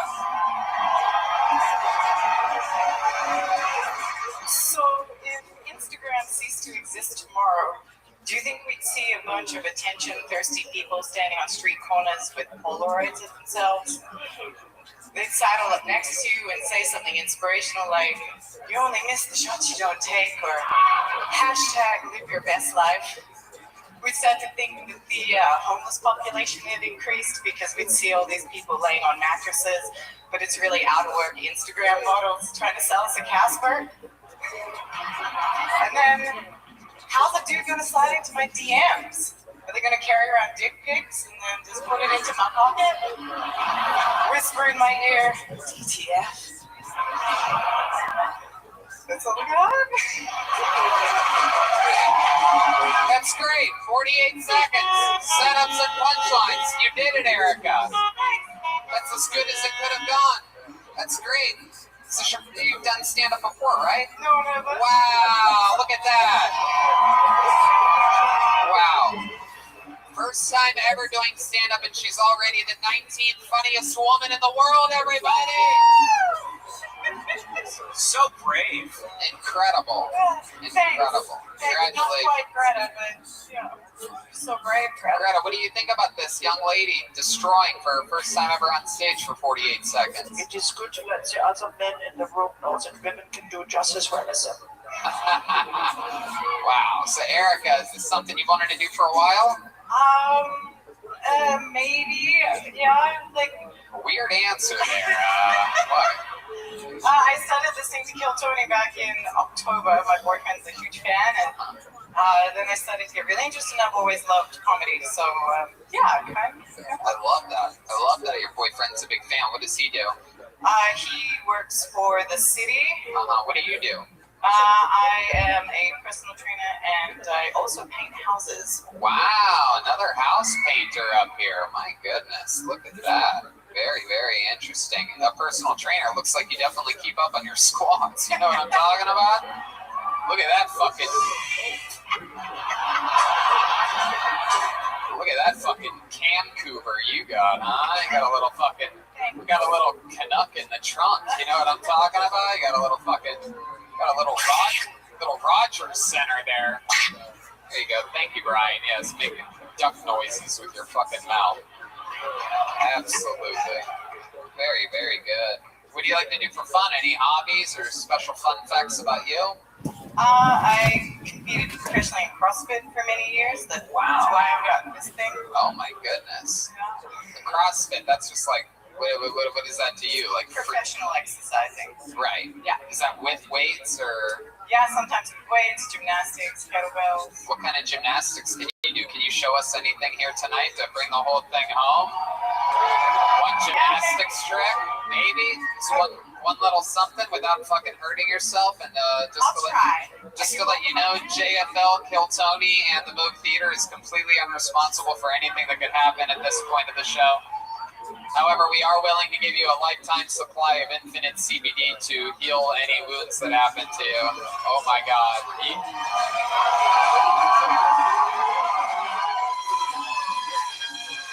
Wow.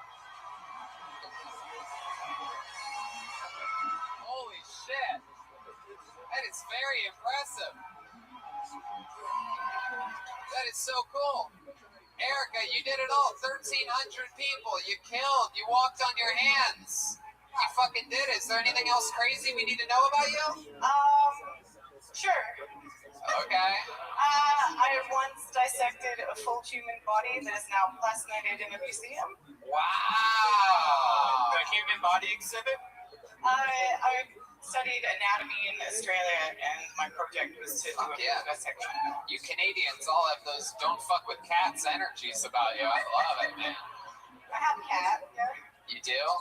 Fuck yeah. I also just saw your pussy when you were walking on your hands. Man, that's so stupid. You're welcome. Hell yeah. Thank you so much. How about we make some noise for Erica, everybody?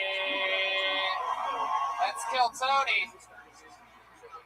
All I know is that boyfriend of hers that's a Kill Tony fan is going to extra fuck the shit out of her tonight.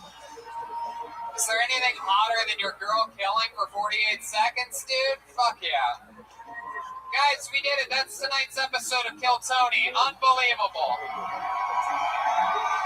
We flew here today for this, for you, for the biggest Kill Tony ever. Did you guys have fun?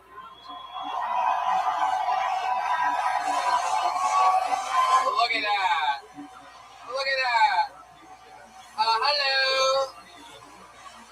We love you guys so much. We cannot tell you how special this is for us to come up here and have our biggest one of these. You know, we did over 800 tickets at the Commodore Ballroom only like 6 months ago. 1,300, a record-selling Kill Tony here tonight. So, from the bottom of our hearts, we thank you, Vancouver, for some crazy reason. When the smoke cleared, you became the epicenter of the Kill Tony universe. So, fucking awesome. You guys have absolutely wild senses of humors, and you like your comedy live, raw, and fucking risky. So, congratulations and thank you to you. Thank you to JFL for having us. Make sure you go to Ridge Wallet, use the promo code KillTony. Make sure you go to Infinite CBD, use Tony15 so they know that we sent you. Keep us all happy and being able to do gigs and fucking travel around. How about a hand for the great Greta Thunberg, everyone? She's here, saving the world one step at a time. Greta, anything you want to say to these people?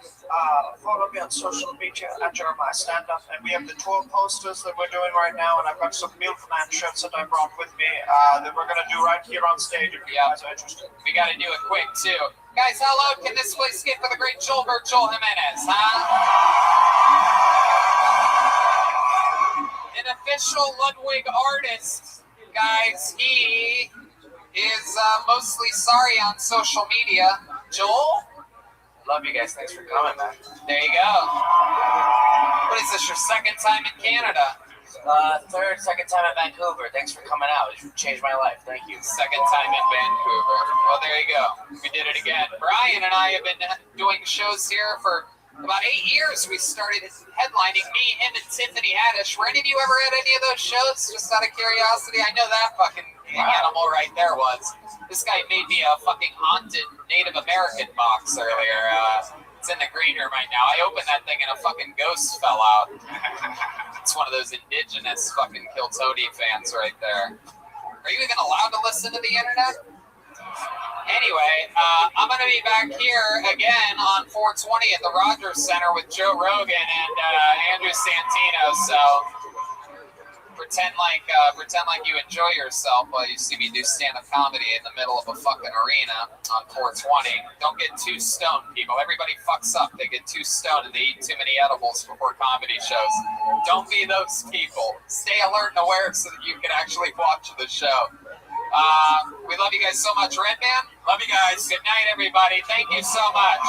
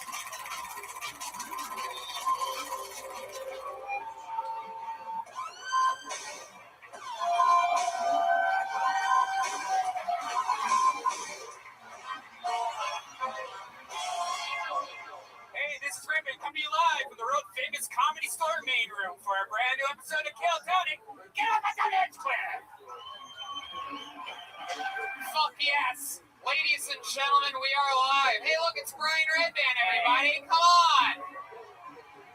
You guys excited to be here? This is the #1 live podcast in the world, everybody! Fuck yeah. Hey, look, the great Ryan J. Ebelt is here drawing tonight's episode. How exciting. Every episode he draws the episode. While you all sit there doing nothing, he has a big blank sheet of paper and he draws everything and mixes it in. We took a bunch of his posters with us to beautiful Vancouver, Canada. Shout out to Vancouver. Sold out our largest ever venue ever. 1,300-seat massive theater in Vancouver, the Vogue Theater. Props to you, Vancouver. And this week we go to Venus de Milo, Kiltony East #2. Right between Providence and Boston. Real exciting stuff. I think there's a few tickets left for that. I'm also headlining a stand-up show there with guest spots from all your favorite Kiltony characters that are going to be there. And La Jolla, I do the weekend, March 5th through the 7th with Kiltony, 2 of them on March 8th. There's a couple tickets left for the second added Kiltony there. Then we go to Tacoma, 20th and the 21st. The Kiltony's on the 20th there. Check the website. Skankfest South at the end of March. Kiltony Boston, April 9th with stand-up shows April 10th and 11th. We just added another show to Boston. The other Kiltony sold out. And Moon Tower. It appears as though we are doing the last weekend of Moon Tower. There is a slight chance that might be adjusted or moved stage. Yes, keep a close eye on the Moon Tower date. Shout out to Vito's Pizza feeding us, keeping us healthy. How many of you have ever eaten at Vito's Pizza before, huh? Highly recommend it. It's down on La Cienega Boulevard. Swing by Vito's on a Monday on your way up to Kiltony and mention you're a fan of the show. No discounts or anything. Just let them know that we sent you so they keep giving us pizza. You know what I'm talking about? Good Hollywood flop. It's great. Check it out. Absolutely. And I'm all hopped up on delicious Caveman Nitro Coffee. Go to cavemancoffee.com. Use the promo code Kiltony and save some money. It's amazing stuff. Keeps me energized. I'll tell you right now, our guest next week, everybody, is going to be Donnell Rawlings, everyone. Oh, wow. From the Chappelle Show and other fun things. It's going to be exciting to have him here. And let's just jump right into tonight's episode, guys. What do you say? We'll read some ads later. But before we do that, here's a word from our sponsor of this episode. And we're back. Are you guys ready? This is it. Tonight's guest. One of our favorites. You know him. I know, we all love him, a fucking monster, a guy that I guarantee you, if not already, will be known as one of the best comedians in the world by everybody in the fucking world. He's got one of the greatest minds on the planet. I absolutely love him. I love him so much. I'm wearing a hoodie that I bought off of his website because, if you're wondering, that's the first time I've ever done that in Kill Tony's history. Ladies and gentlemen, I present to you one of the funniest men, one of our favorite guests on Kill Tony. Make some noise for the great Tim Dillon, everybody. Yes, Tim Dillon of the Tim Dillon Show. Thank you. He's a monster. Thank you. I just bailed that guy who killed Drew Carey's girlfriend out of jail. You did? Yeah, he'll be here in 5 minutes, and he's got a new minute, and it's hot. So don't worry about it. He's ready to go. Tim Dillon's going on tour. The Cancel Your Family tour has begun. TimDillonComedy.com for tickets. Yes. TimDillonComedy.com for this amazing hoodie. The I Love Daddy, Meghan McCain. It's a fun thing, and she has not contacted a lawyer as of yet. So, knock on wood, we'll see what happens. I'm so excited to have you here. We are going to have a fun fucking episode tonight, and let's just jump right into it. Let's do it. There's a band on this show, everybody. Oh you guys my aware God. of this? I didn't know. Every single week they commit to being different characters. Maybe it's a brand new character we've never seen before, like this on Friday in that big sold out Vancouver show. It was Greta Thunberg and her brother Hansel Thunberg. Oh, that's awesome. She's a creepy bitch. Oh, you should have seen. You She should have really seen is. this version of her. It was. She's an odd woman. Yes, she is. Young, brutal lesbian. Am I correct? She's a. Yeah, like an autistic, brutal, just fucking chalky finger type. Yeah, for sure. How old is she again? 13 or something? I don't know. Oh God, is she? I didn't mean that. Sorry. Anyway, sorry. Rich Wallet. I don't know.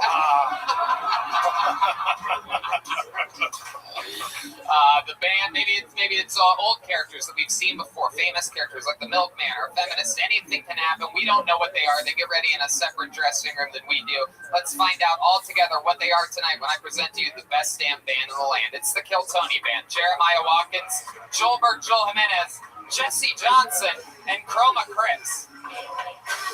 Here we go. Whoa! Wow!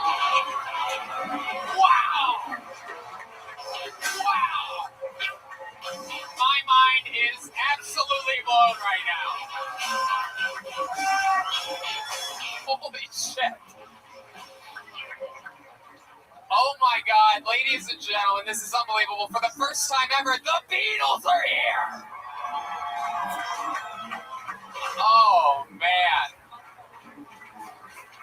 Oh, I just cannot even believe this. What an action-packed episode already.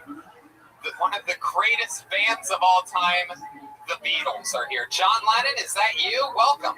Hello, Yoko couldn't be here. My apologies. Fuck yeah. Oh, nice, John. And who's that next to you? Who's that young man? I'm George Harrison, and I just got to say we came back from the dead because we're huge Tim Dillon fans. Oh, thank you. Thank you. Thank you so much. I think you're communist, and I'm glad you did it. And then who's that next to The name is Paul McCartney. Oh, you're Paul McCartney? We may sound a bit different tonight, but that's because we haven't jammed together in a while. Wow. You look like Paul McCartney if you grew up with a nuclear teddy bear. That's incredible. Very exciting. And then clearly back here we have one of the gay Reservoir Dogs. Glad you could make it. What's your name? I love that movie. I'm Ringo fucking Starr. Wow, Ringo Starr. How exciting. We got Ringo, Paul, George, and John. That should be pretty easy to remember, though. The motherfucking Beatles, Tim Dillon, Ryan Soundboard, which brings me to this, everybody. It's the bucket of destiny. Yeah. The thing that will decide exactly how things go tonight. Bunch of comedians signed up before the show. Maybe they're not even comedians yet. Maybe it's someone's first time. They sign up and pull a name out of the bucket, and that means they get 60 seconds uninterrupted on this stage. You know your time is up and you hear the sound of a kitten. That means wrap it up then, or else you're going to bring out the angry West Hollywood bear. Yeah, wrap it up then, or else that noise will happen. Afterwards, we talk with you about your life, interview you, find out more about you, what makes you interesting. You guys ready to start this fucking show or what?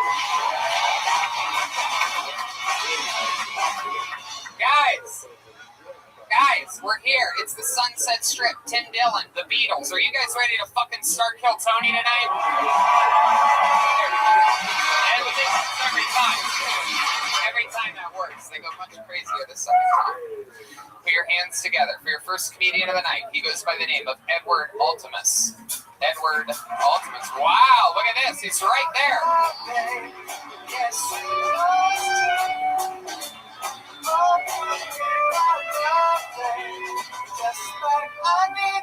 One more time for Edward Altimus, everybody.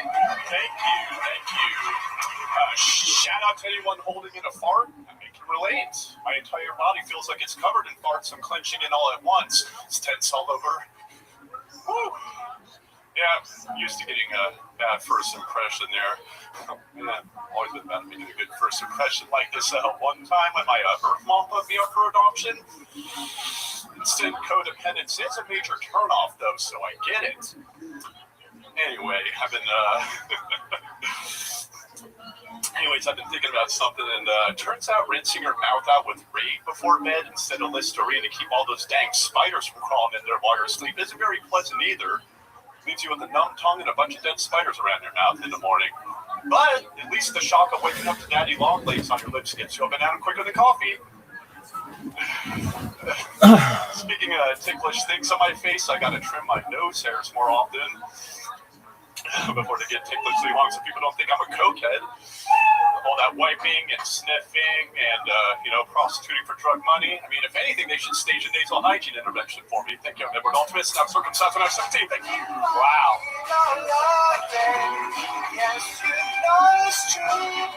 Anyone ever tell you talk like one of those disclaimers at the end of a radio ad?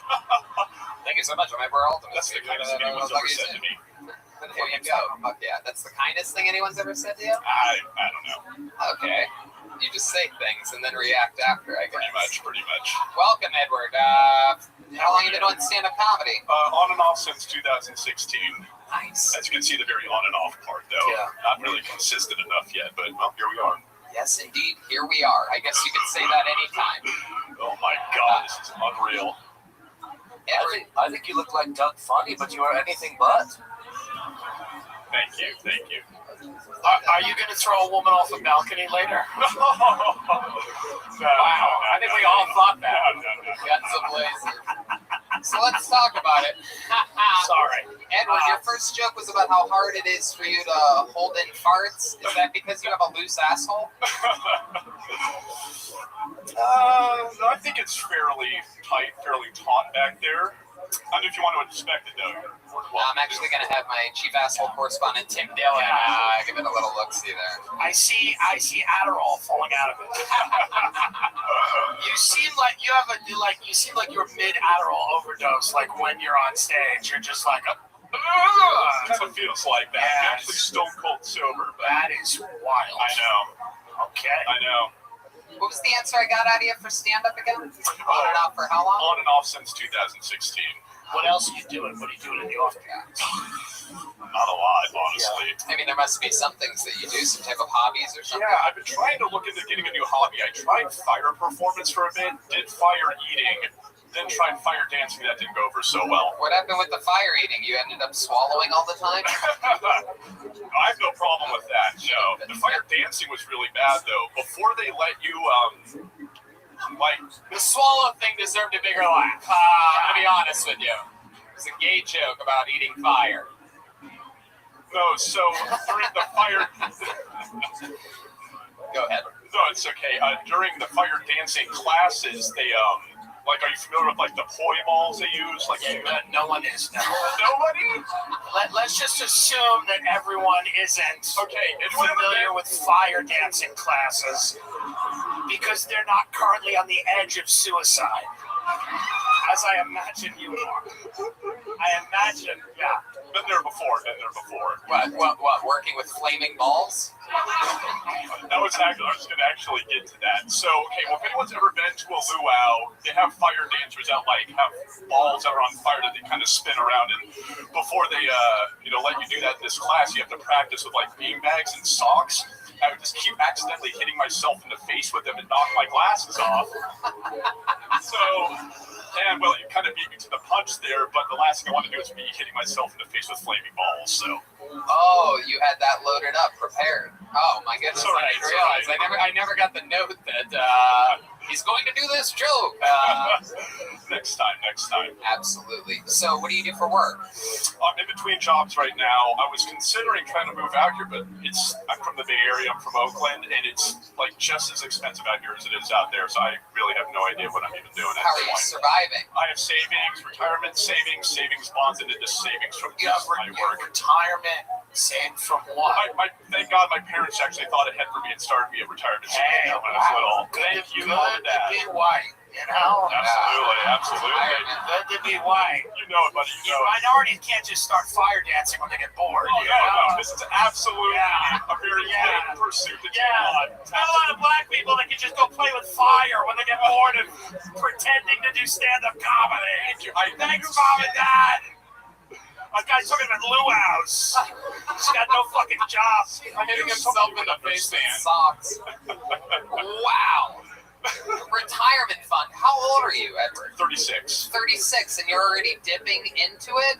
Yeah, it's not looking good. It's not looking good. Like, if you had to guess how much money you've spent out of your retirement fund, give or take a couple thousand, what would you guess? Just honest answer here. I mean, definitely in the thousands, multiple, but we're not going to go any further than that because I don't. So, Mom and Dad are still alive, and they'll put a clamp on that, right? Yeah, they'll call a lawyer. That's right. Yeah. You are absolutely drenched in sweat right Oh now. my It's God. incredible. No, it's okay. Don't start putting things on the table. Relax. No, I remember when Paulie was the guest and had to dab someone off, and I was really hoping that. Have you been to China lately? What's that? Oh, God, no coronavirus here. No, I'm good on that. What about India? No, not yet. It's beautiful. I love it. So, Edward, what else is interesting about you that you think we should know about you? Anything else? Any fun facts about you? I tried to rush this at the very end, but I was circumcised when I was 17 years old. Wow. Imagine all the foreskin. Wow. Yeah.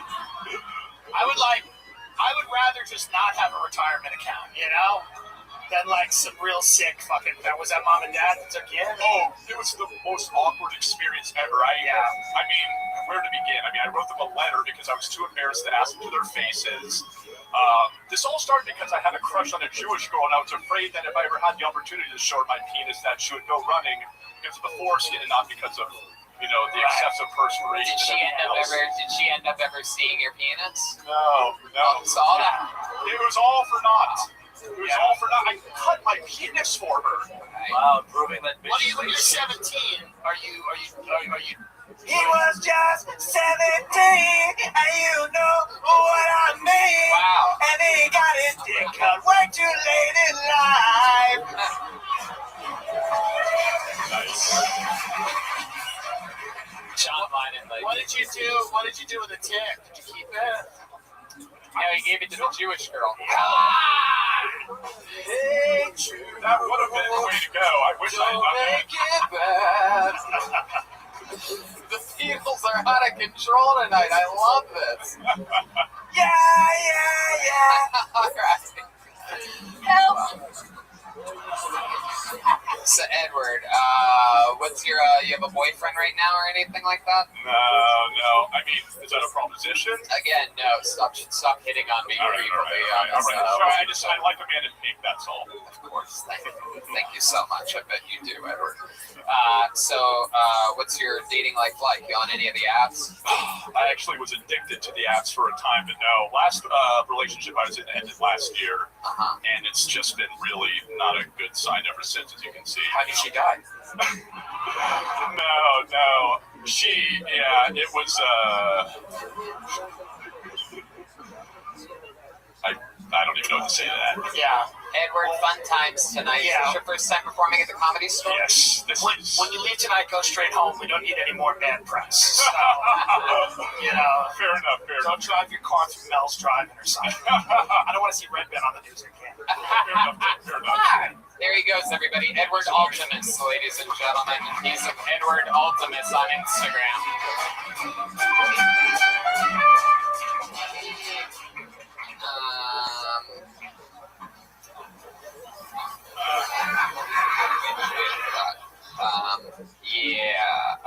Back to the bucket we go. And ladies and gentlemen, your next comedian goes by the name of Jack Travis.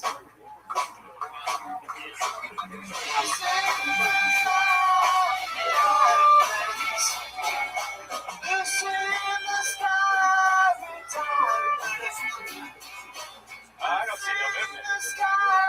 Now, is there a Jack Travis? Here he comes. There we go. Coming from the lobby. Nope.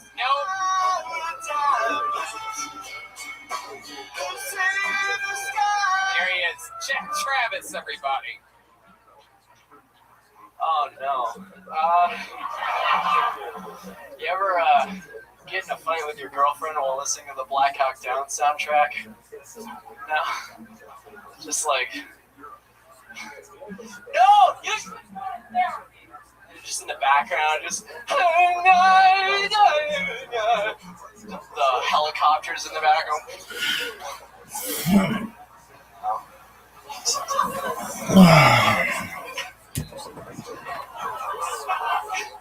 I feel like I want to be on the show Wife Swap, but like I want to be the wife. I want like some just like adult woman to like live my life and like take care of my shit for me. Just look, I just want to take care of kids and do dishes for a while, like some adult woman. Yeah, Jack Travis.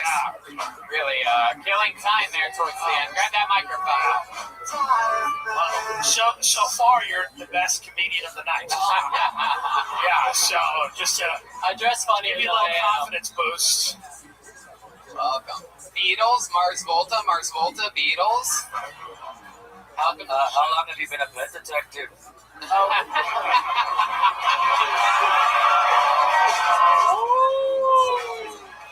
It has begun. Schulberg is here. I love it. You're just doing 360s right now. I like your style, dude. You don't stop moving. You know, I love it. So, Jack, tell us about you, man. How long have you been doing stand-up? None at all. This is your first time? Wow, Jack Travis' first time, everybody. How cool is that? Fuck yeah. How old are you, Jack? 24. 24. Is this something you've always wanted to do, or No. what made you want to come here tonight? Is this a bet you lost? Yeah.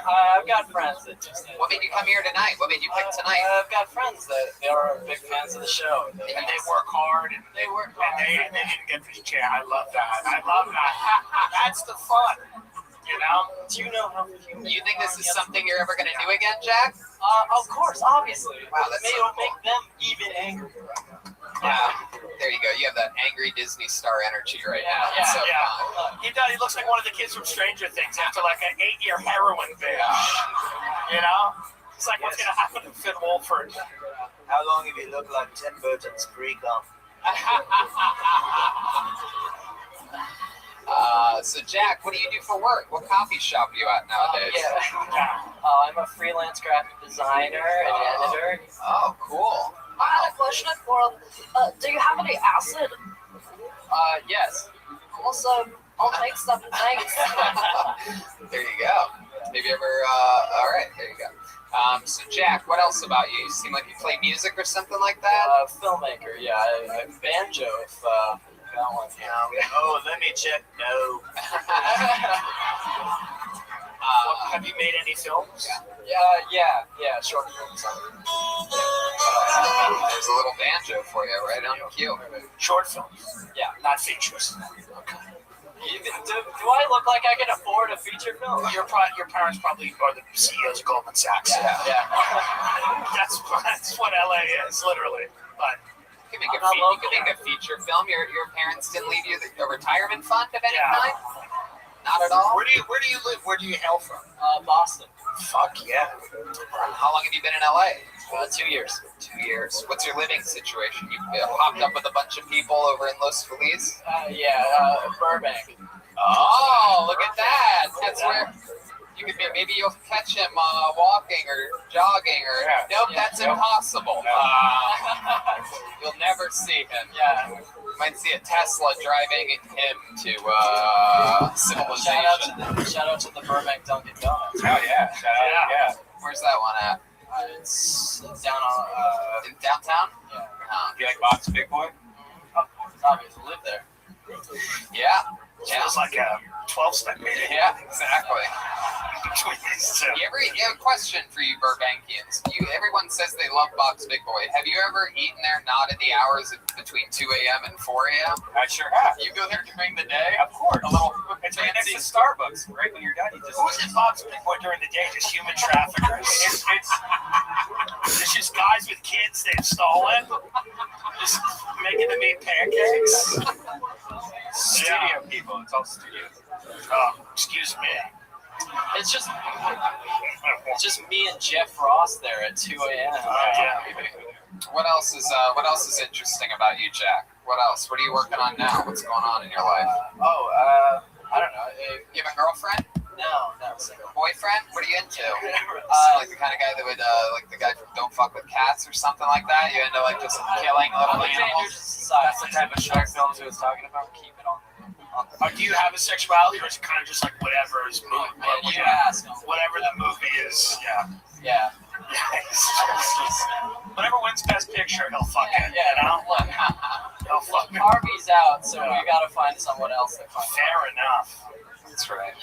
All right, Jack. My goodness. Any other fun facts about your life or the way you were raised that you think we should know about? Your entire life, you ever won a trophy? You ever been the best at anything? Do your parents tell people you exist? No, unfortunately not. Yeah. You almost answered for a second when I said trophy. What was the answer going to be there? I used to do competitive gymnastics. Oh, really? Can you still do anything? Is there anything you could do, like a flip or a handstand or something goofy? Can you do anything that would impress this room? Have you ever performed in front of a crowd like this before? Yeah. Would you guys like to see him do? Wait, you have? Yeah. Okay. Where else have you performed that's this big? Oh, in a gymnasium. A Newport. Right. I respect that. They got fiberglass and filter. Brings your high up 15%. Yeah, that's what a white girl named LaFawn told me once. Yeah, she's a good woman. Hey, just do something cool. What can you do? Oh shit! Wow! Oh shit! Wow! Very good. Very good. Very good. That is by far the best gymnastics I've ever seen by a guy with a pack of Newports in his pocket. Seriously, you? Yeah. There's something in the way you move. All right, Jack. Well, that was very fun. Nice to meet you, man. Congratulations on getting pulled out of the bucket. There goes Jack Travis. You're killing it.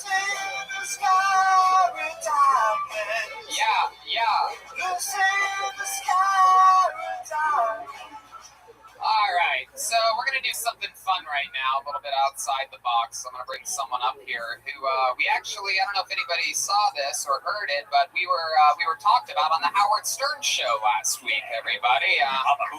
We were brought up on the show. The great Shuli explained to Howard and Robin what this show is and what goes on here because he wanted to get one of the whack packers, one of the famous whack packers, on the show to see if he could make the Comedy Store laugh for 60 seconds. I ended up, of course, finding out about this clip from the Stern show and contacted Shuli, and we're going to make it happen right now. We're going to give this guy 60 seconds on the Comedy Store stage. This is his first time performing in the main room of the Comedy Store. Ladies and gentlemen, 20 years as a whack packer. Make some noise for Speech Impediment Man. Come on, one more time for Speech Impediment Man, everybody. What happened?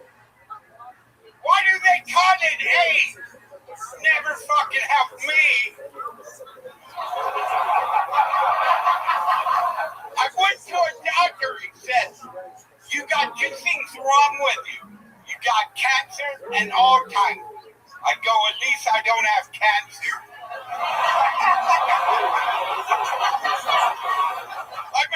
I'm having some problem with my Alexa. Every time I talk to her, she calls 911. She thinks I'm having a fucking stroke. So I'm a security guard. Let me tell you what happened last week. These robbers come in and go, I go, hard, stick it up. They go, you don't even have a gun. I go, listen, I'll do to you what I do to the English language. I'll fuck you up. Hey, speech impediment man.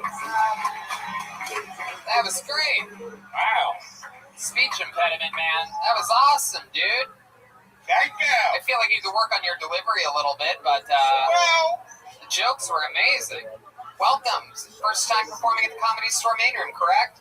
Yes, I've been in the original room and the belly room. I've been all around. How long have you been doing stand-up for? Well, I started in 93, and then I met Howard in 96. Wow. No way. That fucking bucket's I gone? went down to Westwood. He was doing a book signing for Miss America. And I met him and I told him I wanted to be a comedian. And I kept calling into the show and he put me on more and more. And then they called me to go out there. So I'm going to fucking answer that phone. Ringo! I love it. Let's check in with the great John Lennon. Yes, this guy sounds like what I sounded like after I got shot in the back of the head. Oh, John Lennon. God. Oh, my goodness. Gracious. Wow. Hey, but I sound better than Yoko's song.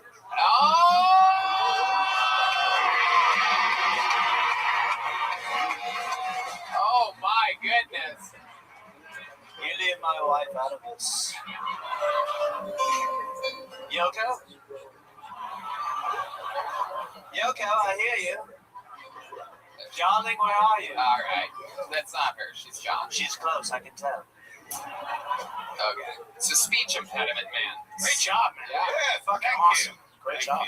Absolutely. So exciting. You've been a whack packer on the Stern Show for over 20 years, right? Yes. It's so exciting. Here, face the audience a little bit. Cheat towards them a little bit while you talk with me. You are hot. Whoa. Do not flirt with girls. Do not flirt with girls. I don't know if you saw what happened to Harvey Weinstein today. You're not allowed to do that anymore. People with your shape aren't allowed to do that. I think it was pointing to that black guy, actually. Yeah. So speech impediment, man. How long have you had the speech impediment your whole life, or did that happen like an accident or something like that? When I was like 4, you fell down the staircase. No, I was riding in the car with my mom, and she stopped fast, and my head hit the desk. And this is getting sad. Messed up and like the back. So you got stuck speaking like a 4-year-old forever? Yeah, you should be allowed to sexually harass women. That's true. Blow him right now. Come on. It's the right thing to do. He was in a car. I'll take a charity fuck. Yeah. Names don't even have to be extinct. Right. I bet that's a ticket to ride you wish you could have taken back. I love the Superman getup. SI speech impediment. Oh, I see. I gotcha. So instead of changing in a phone booth, you just sleep in one. No. Superman could afford phone booths. I gotta go in the bathroom. Because I got no fucking money. How do you make money? Do you have a day job or anything? I'm a security guard. Didn't you listen? What are you guarding? Yeah, I just didn't believe it. I thought that was a joke. Yeah. Bang. A bank? My whole life is a fucking joke. Oh my God. Which bank? Tim and I are going to rob this bank. Yeah. Sure. I'll do to you what I do to the English language. I'll fuck you up. You already did that one. Is that a callback? That's okay. That's a classic. It's a classic. Has anybody ever tried anything at the bank that you do security at? It seems like it would just be so easy. Do you dress like this when you're doing security? Then people show up, they're like, oh, the bags are ready being robbed by someone who's definitely getting caught. So the bank robbers drowned in spit. Yeah. So no one's ever caused any trouble over there? No. Thank goodness. We do like mainly mortgages. Paper. You have a girlfriend? Is there a speech impediment woman? No, that's her out. Oh, okay. I just seemed that. I was just guessing that perhaps. Can you help me out? Yeah. No. How can I possibly help you out? There's got to be a single girl around here. Yeah. Well, we'll get her and we'll put her in a van for you. This guy's old school Hollywood. I like it. He's like, come on. There's got to be a single girl around here. No, we're not doing it, Brian. Stop that. We're not doing that for this guy. Wait a minute. We're not doing that for this Hold on. Come on. This will be the end. Howard Stern, I'm sure there's a girl here that wants that. Yeah, he set me up with it. Do you ever get? He has. Did you get to hook up with a girl? Yeah. Really? Yeah. What was He it? was the sex therapist. The sex therapist? Yeah. Oh no. It's too bad I wasn't a speech therapist. At that point, I'd rather get laid. Was the sex therapist? Was that here in L.A.? No, it was in New York. It was in New York where you live. No, I live here. Oh, you live in Orange County. Oh, Orange. Okay, I gotcha. Very good speech impediment, man. Wow. Is there anything else crazy we should know about you before we let you go? Your performance was great. Did you write all those jokes? Yeah. You did? Yeah. You wrote them yourself? Yeah. All by yourself? Well, Howard helped me out. Howard helped you out. Oh, you really? I'd ask you 6 times before you admitted that. All material, but Shirley said no. Do the stuff, Howard. Yeah, I think Shirley was right. Shirley was right. Can you give us an example of an old joke of yours? Give us one of yours. Yeah. None of the brilliant, genius Howard Stern jokes. I went to a doctor. I said, Doc, my eyes hurt when I have sex. He said, Jeff, that's only the pepper spray. Hey, it's not bad. That's good. That's good. That's great. That's good. That's Can good. I have some time Sunday night? What? No. Can I have some time Sunday night? Yes, with a woman. Sunday night? In La Jolla. That's not this Sunday. That's at the end of March. You're asking for a spot in La Jolla? I feel like he doesn't even have a speech impediment. He's not even a whackbacker. He's pretended to have this for 20 years. I'll tell you right now, if you can make it to one of the La Jolla shows, that's in 2 weeks. That's March 8th. If you can make it there, I'll give you an automatic 60 seconds if you want. I'm not fucking. I'll be there. I'm not paying your way down there or I'll be anything. there. But if you're there, we'll get you up there. How's that? We'll see you then. Speech impediment man, ladies and gentlemen. 20 years as a whackpacker. We have crossed the streets.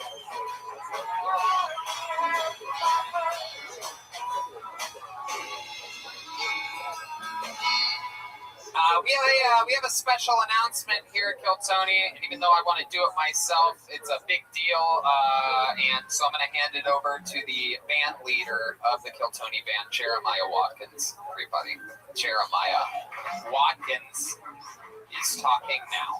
This hasn't been done in years. It's a very big deal. We'd like to welcome the newest member of the Kiltony band and the first female in the history of the band. We all love her here, Jessie Johnson. What? Jessie Johnson?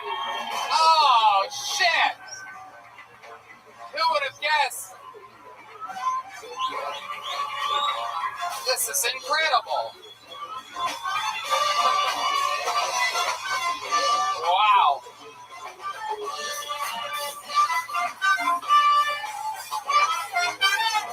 It's the Top Shelf Brass Band, everybody. And Jessie Johnson joining us February 29th, this Saturday night in Venus de Milo, Swansea, Massachusetts. Hinchcliffe, Redman Jimenez, and Jessie Johnson joining the fray. She's also going to be with us April 10th and 11th. She always have to dress up like a man, though. For Boston. Yeah, it is pretty funny. The night that she's dressed like a man, it's the night she becomes a full-time band member on the show. We have the Top Shelf. Brass band here. Congratulations to Jesse Johnson.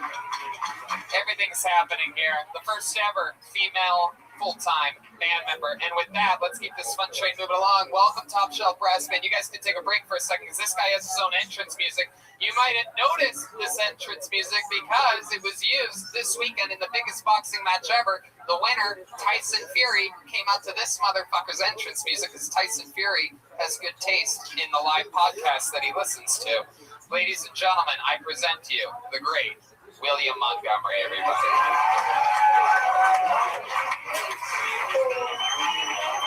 William Montgomery. He must be coming to the stage now from some direction. William Montgomery, everybody. Here, he's definitely coming from somewhere. Couldn't possibly be tending to his drinking or smoking addictions. No, I'm sure he's being a complete professional and is fully aware that now is the time on this live podcast in which his spot begins.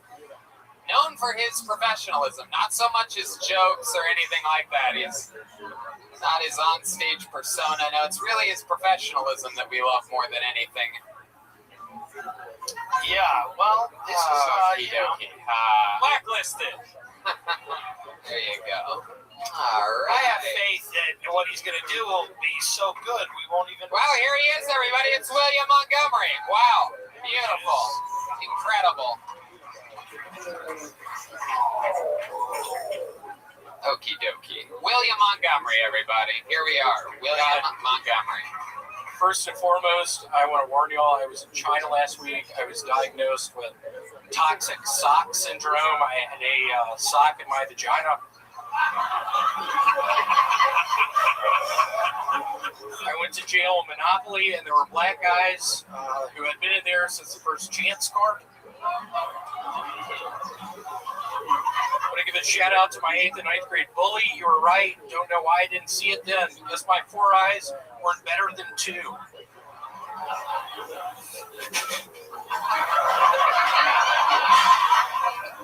My parents surprised me with an early birthday gift. They're going to send me on an all-expenses paid trip to the Betty Ford Clinic Resort and Casino. So no, y'all are in for a treat. My parents are actually here tonight. Larry and Francis, can y'all come up here?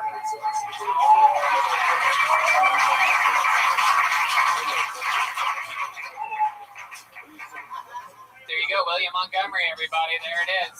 Oh, here they come. Here come the Montgomerys, everybody. Fuck yeah. Very good, good. Yep, that's a stinger. Yep, that's a stinger. Ladies and gentlemen, the Montgomerys are here, everybody. Montgomery! Larry and Francis, you hear about them almost every week on this show. And hello, sweetheart. How are you? I absolutely love these parents of Williams. I'm a big fan of parents. Really, his parents? Yeah, they're the real deal. Yeah, they're really my fucking parents. I don't know. They look so sweet and nice and normal. I know. Hey, William, where the fuck were you? Tony normally fucking calls me around 9:30. Yes. My man Larry. What happened? Did Larry have that microphone? Please. You guys about to have an argument right now? I'll probably get disbarred from that. It was worth it. Come on up there. Step up there, Larry. Step up next to your beautiful son. I think it's your son. Either that or your wife fucked a local coal miner while you were working. Get up here. Are you surprised with how Williams turned out? What are the positives and negatives? What do you love and hate about your son?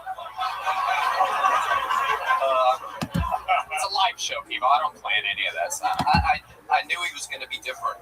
This is a true story because in 9th grade, there was a talent show in his high school, and some people were playing the guitar, some people were singing. He comes out with a stick with a ribbon on the end of it, and to some fucked up song, dances around the stage, does the stick and the ribbon, and when it was over, the other parents would not make eye contact. It was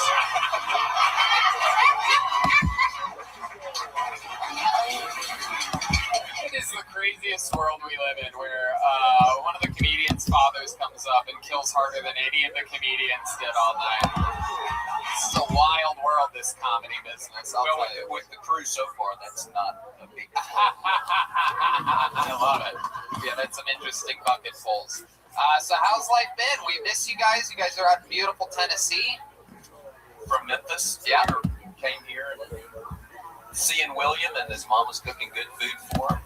Had spaghetti Saturday night. Had a good steak last night. There was a group of blacks having a party. Wait a second, William. I don't think that's what you're supposed to. I don't think that's how you refer to the. What do you mean? What kind of party? I think you're technically right, but it's just carrying on. I was trying to go to sleep. What else have you been doing with your parents, William? What else has been going on? You had spaghetti, you had steak. Yeah. What else? Other than noticing the blacks, what else has been happening? Well, when we stay somewhere, we have to warn the management that this person coming to see us is not a homeless person. Yeah, right. Our son. Yeah. It's the hotel. That's awesome. Does he ever jump in bed with you? You seem like the kind of family that might sleep Willy Wonka style, just feet to head. And...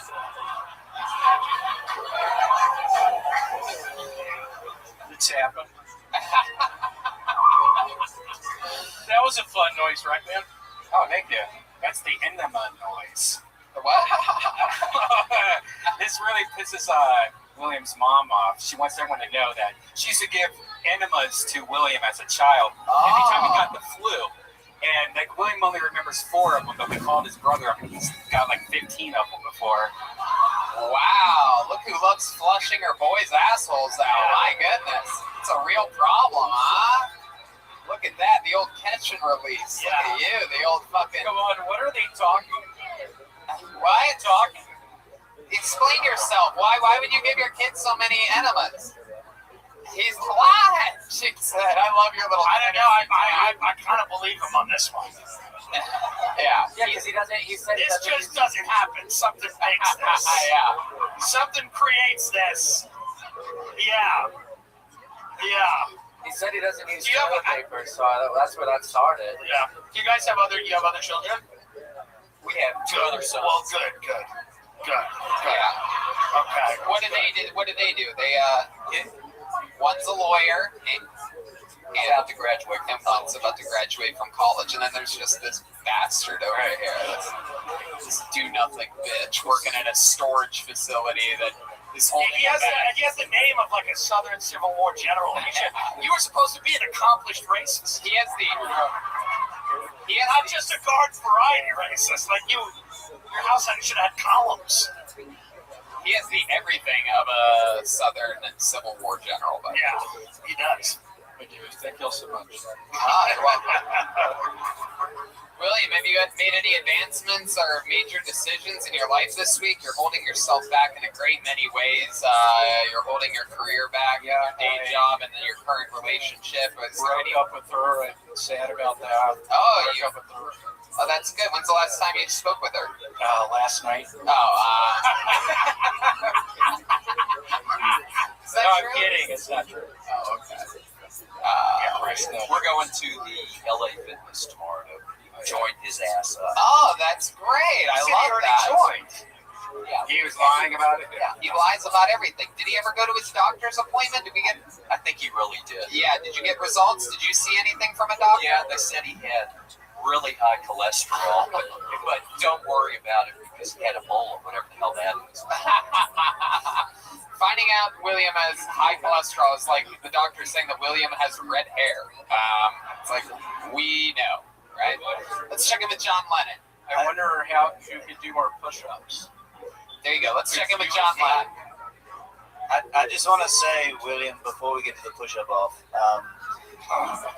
how truly much of a wreck your life has to be when your parents fly in from another state to sign you up for a gym.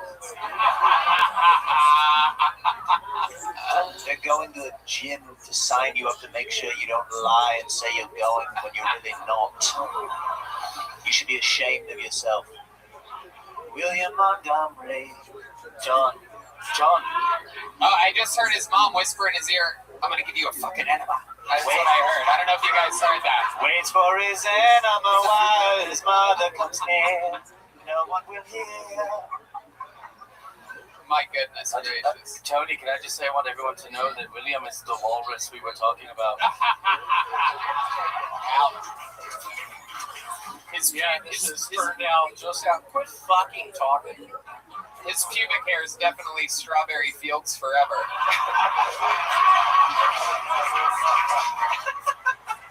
I mean, what can I say? I could talk with you three absolutely forever. Is there anything else I should know about or check in with? Everything's good. I fucking love you guys.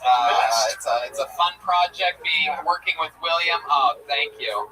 Wait, enema for me too? Yeah. Oh my goodness! Wow. She just said that. I love how mad she gets about it.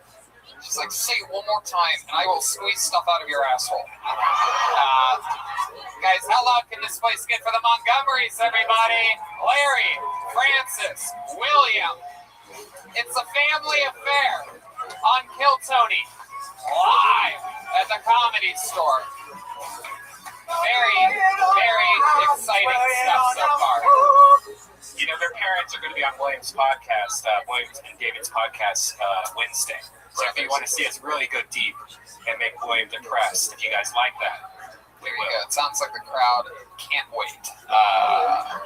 Pull another name out of the bucket. Makes noise for your next comedian, Adam Sheba. Adam Sheba has been selected right out of the bucket of destiny. Live.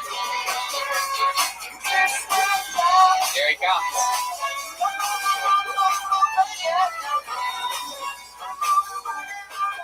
Come on, one more time for Adam Sheba, everyone.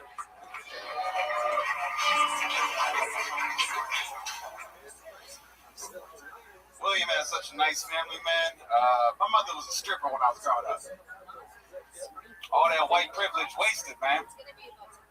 I never judged her though for it. You know what I mean? Because I always had food on the table and clothes on my back. The most devastating part about the situation is I can't listen to any more Juicy J songs.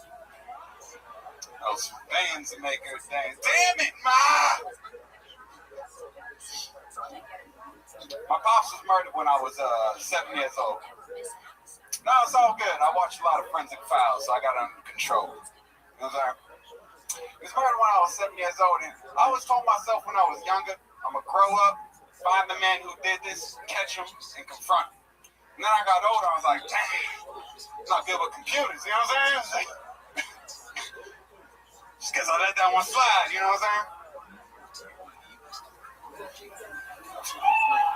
Fuck yeah, Adam Sheba. Shake it up, baby, now shake it up, baby. Twist and shout. Twist and shout. All right, Adam, welcome. First time on the show, right? Second time. Okay. Good shit. Yeah. I think you were actually the guest. I was a guest last time. It was good. It's good. This time is, I think, better. Appreciate it. Yeah. I love that. So welcome back, Adam. That's true, huh? Your mother's a stripper and your dad was murdered? Yeah, my mother had me when she was 15. So no retirement fund. No retirement fund. Okay, yeah, the white privilege joke out of the kids because you don't seem white. Right.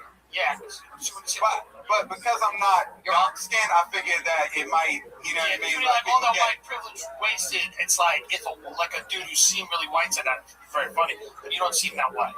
Okay. Yeah, so that's the one. That's the reason that one I don't think works. Okay. Yeah. Are you white or no? I mean, I'm 50-50. You know, that's I'm 50. The answer that is no. The answer is no. This is Trump's America, sir. Purebreds. Thank you.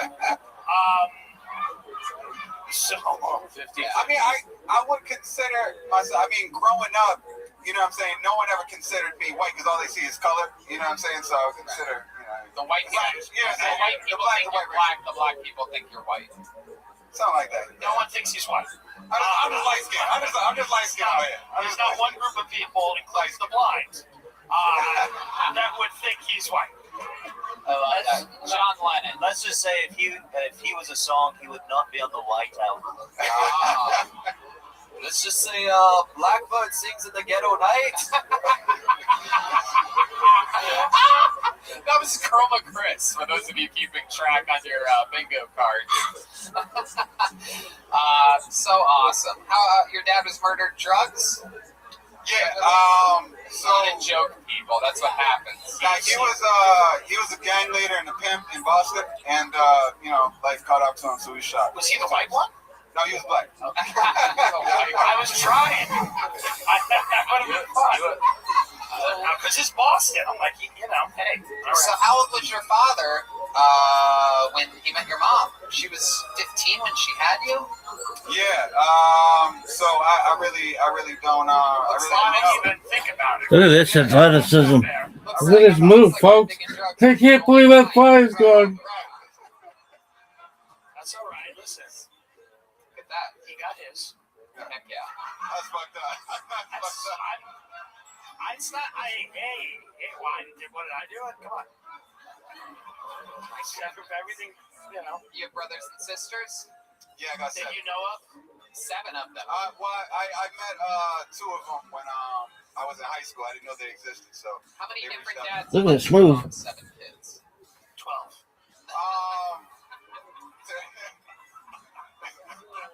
Yeah. Good numbers. Somehow. Okay, that's good. That's good. 3 for 7. It's not bad. Yeah. I love it. So what do you do for work, Adam? Bellman at the Dream Hotel in Hollywood. So I take luggage up to people's rooms all day. I love that. Do you always dress like an Impossible Burger?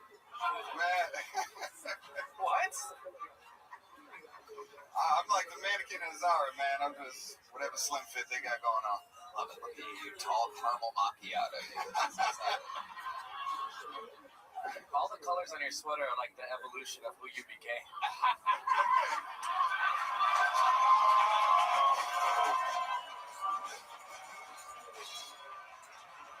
Wow. What's your love life like, Adam? I've had a girl for about three years or so. Yeah. Yes. You're still with her?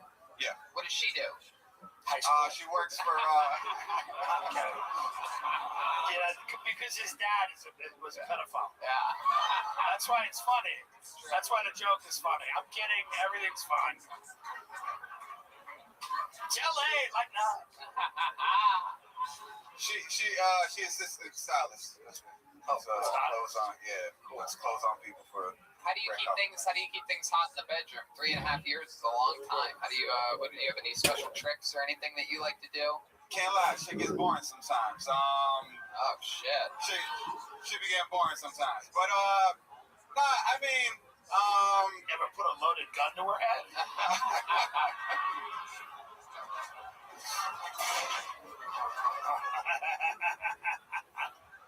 You really riding this dad thing out right now. Listen, really riding this shit out. We gotta do it. But she's really attractive, so.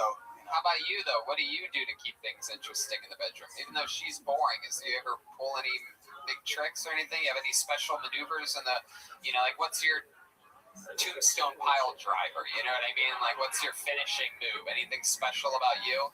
I can't tell the fucking truth right here. It's gonna be a lot more interesting if you tell the truth. You know there's something. When you rub your chin like that, I know. Yeah, I mean. Yes, in the bedroom, are you half white or half black?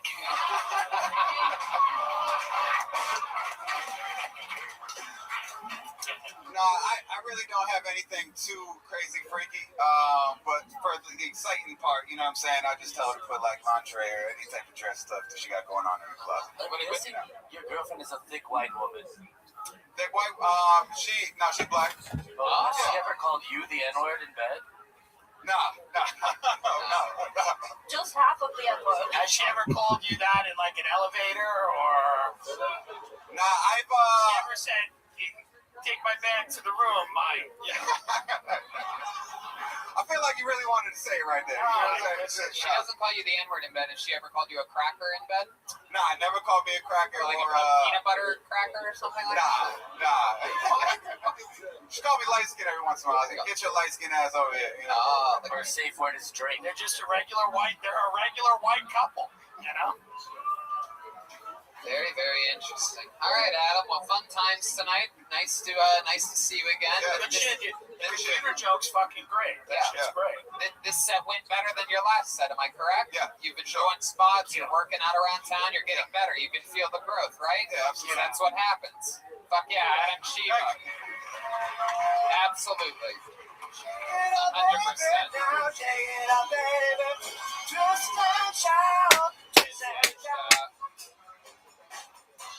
Why do you say we get another regular up here, huh? Yeah.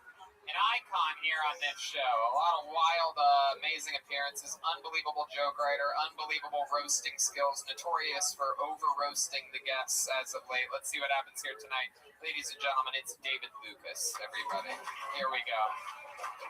Here he is. Live and in the flesh. The one. The only. David Lucas, everybody. Come on.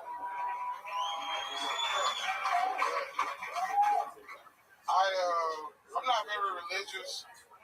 I was having a talk with my mom the other day about the Bible. I was like, I can't really believe everything in the Bible, Mom. I was like, do you really believe that Noah took 2 of everything on that fucking ship?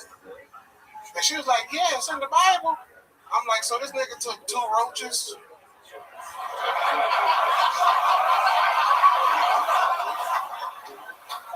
You mean to tell me he took 2 bad bugs on the fucking ark? I find that shit hard to believe. How did this nigga orchestrate getting zebras on a ship? How did the tigers not kill the fucking zebras? You imagine you gotta be in charge of getting some king cobras on the ark and you get bit? They be like, nah, nigga, I'm straight. God wanted this shit. God is my anti-venom. Shit, I ran out. Nigga. There you go. You didn't run. You didn't run anywhere. Look at Tony. David Lucas. Tony looking like some circus cotton candy in his You look like the Stay Puft Marshmallow Man got made into a s'more. Hold on, say that again. I didn't get it. It's you're as fat as the Marshmallow Man, but chocolate covered. Get it now? How about this one? What if I called you the Stay Puffy Marshmallow Man? Is that better? What if I called you RuPaul's stepson? You son of a bitch. Look at Tim Dillon looking like an unpaid Louis Anderson. Hey, listen, me and you are going to die in the same week. So, and I will have a better obituary. Tim Dillon got on a cement shirt, nigga. It's a nice, you look like a parking spot. You don't own a car. David Lucas is literally Tim Dillon's shadow. That works. He looks like he has. Hanging up on us. He looks like he has an octopus's garden on his head. It's a Beatles joke, David. Take it easy on it. No, let them get away with it. They're Beatles. They're Beatles. That look like a Mexican mariachi band. Wow, you really just burned the Beatles. I know. You can't make fun of the Beatles. I tried to help you there, David. Fuck the Beatles. We're on Apple. You love white people music. You know any Beatles songs? You're never a fan? I don't know no Beatles. I know fucking Garth Brooks. Yeah. Toby Keith. I watched, again, going back on this, one of the biggest boxing matches ever this weekend. Tyson Fury sang American Pie in the ring. And it definitely reminded me of you. Any other white people songs that you haven't sang before in your head as of late? Let's see. I know it must be tough for you to think since you look like one of those bad drawings of a Kobe mural. Oh. What? You ever see that? You might. A lot of those are popping up as of late. Just these lazy artists. Lazy artists just going sloppy on a brick wall. It looks like the helicopter after the crash. No. I ain't fucking with it. It's a pause button on the live stream. Come on. Hey. Ari Shaffir, ladies and gentlemen. Ari Shaffir. appearing on Kill. I'm from here. I am a Lakers fan. I can say it. That was Joel Jimenez that made that joke on the Kill Tony Fuck it, podcast. bring it. Yeah, You it fucking was idiot. not Tony Hinchcliffe. It was Joel Jimenez. Tony looked like a gay finger painter. Oh my god. Oh my god. You look like some shit a gay kid would draw. What the fuck? How do you even know what have you ever finger painted? A fucking house? Side of a house? Look at those fucking things you got there. Let's see your fingers, nigga. You got normal hands, dude. I don't have fucking fat Your hands look diabetes like hands like you. You are You water look like- retention. you look like you're a professional getting a pickle out of a jar picker. Oh, okay. Alright. That nigga look like a professional. Just because you get mad at Pringles because you can't get them out of there doesn't mean that. That's how Tony Booty Hole look. He opens a can of Pringles and just starts crying. He can't figure it out. By the way, if you look at Tony's fingernails, by the way, they look like the window is half down. By the way, you shoot half your fingers. Thank you, very good. When Tony was a baby, he used to. For those of you that are looking under a microscope, yes. When Tony was a baby, he used to shake milk on his face. Oh boy. Yikes. That's He knew he was gonna be gay. It's a little bit of a. Instead of goo goo gaga, he'd say ooh ooh Oh yeah. When I was pouring milk on my face, that's what I would say when I was a child. You guys. Tony used to smile Oh, when he you're got right. whoopings. What are you doing? What are you doing? You enjoyed getting your diaper changed when you was 2, nigga. Your mom used to put your wipes in the microwave. Yes. And what was it? I mean, that actually is all a fact. Yeah, That's absolutely look true. like a weirdo kid. When she changed my diaper, in there she would find the old David Lucas just sitting there waiting for it. The old stinky brown pile of fucking secretion. You like the type of nigga that take a shit and then get in the shower. Well, actually, You got fun with a shower head? yeah, no, I like showering. It's something you can do when you can fit in one. Not all of us have the liberty of getting to take a shit and then go outside and get hosed off by our aunt. Tony, your skinny ass, you take a shower in the bathroom sink, nigga. Goddamn toilet brush, teeth brushing ass nigga. Not all of us are able to shower with the ability of sucking the water out of the tub and using our trunk to splash it on ourselves. I love it. Tony get clean in a bird bath. Okay. You do a bird joke every week. I'm on to this. Man, shut your Australian emu looking ass Oh my god, how dare you? Hell yeah, nigga. Albino ostrich looking ass. Alright. Cock-a-doodle-doo, nigga. You just, Okay. What? You're just now making bird but noises. your favorite part is the cock. Okay. You have a whole run of bird jokes. Are you low blood sugar? You thinking about Popeyes right now? What's going on over here? You thinking about Cherryfield donuts. What? Is that a case? Seat warmer sitting ass nigga. You are out of That nigga look like he can take a shit with a pillow on the toilet.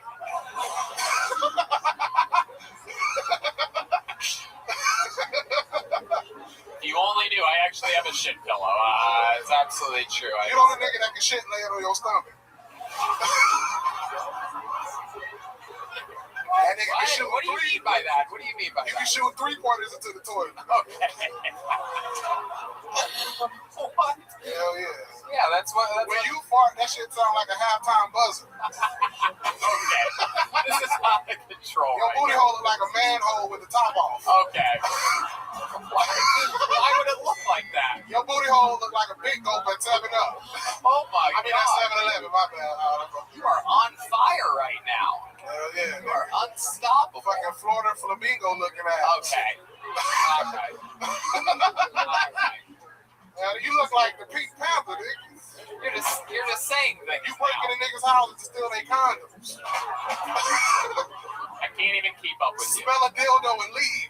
Not even. That's again. This is good. I love it. I love it. Tony is the shoestring burger. I can't even talk. The shoestring burger. Oh, you're close. You're close. You got excited. You said shoestring. Started thinking about the fries, huh? Motherfucker. to roast me while thinking about deep fried foods. It's exciting. I love it, dude. You did it again. Oh, your zipper's down. Look at that. Wow, that's rare. Look at that thing. It's trying to get a breath of fresh air. Like, please, I'm dying in here. Your dick is trying to escape for its life right now. Stuck next to the fucking Amazonian Man, shut fucking... your ass up. You sleep with a pillow in between your legs. Again, I actually do that. There's a lot of these roast jokes in which you are nailing it right on the head. Like, oh, you look like the kind of guy that loves French onion soup. I do. I actually love French onion soup. I eat it every time I get it. Scratch and sniff butt plug, smuggling ass. That's true. I smell butt plugs and I smell dildos. And then I sneak out in the night after smelling people's dildos. Can you not fit a pillow between your legs? Why was that? Red man, if you don't shut your drunk background actor from MASH looking ass up. Jesus. Any helicopter you in, that bitch going down. All right. That's enough. Dirty army jacket wearing ass. All right. David, unbelievable performance. I got to put the fire out. It's been 10 minutes. Unbelievable.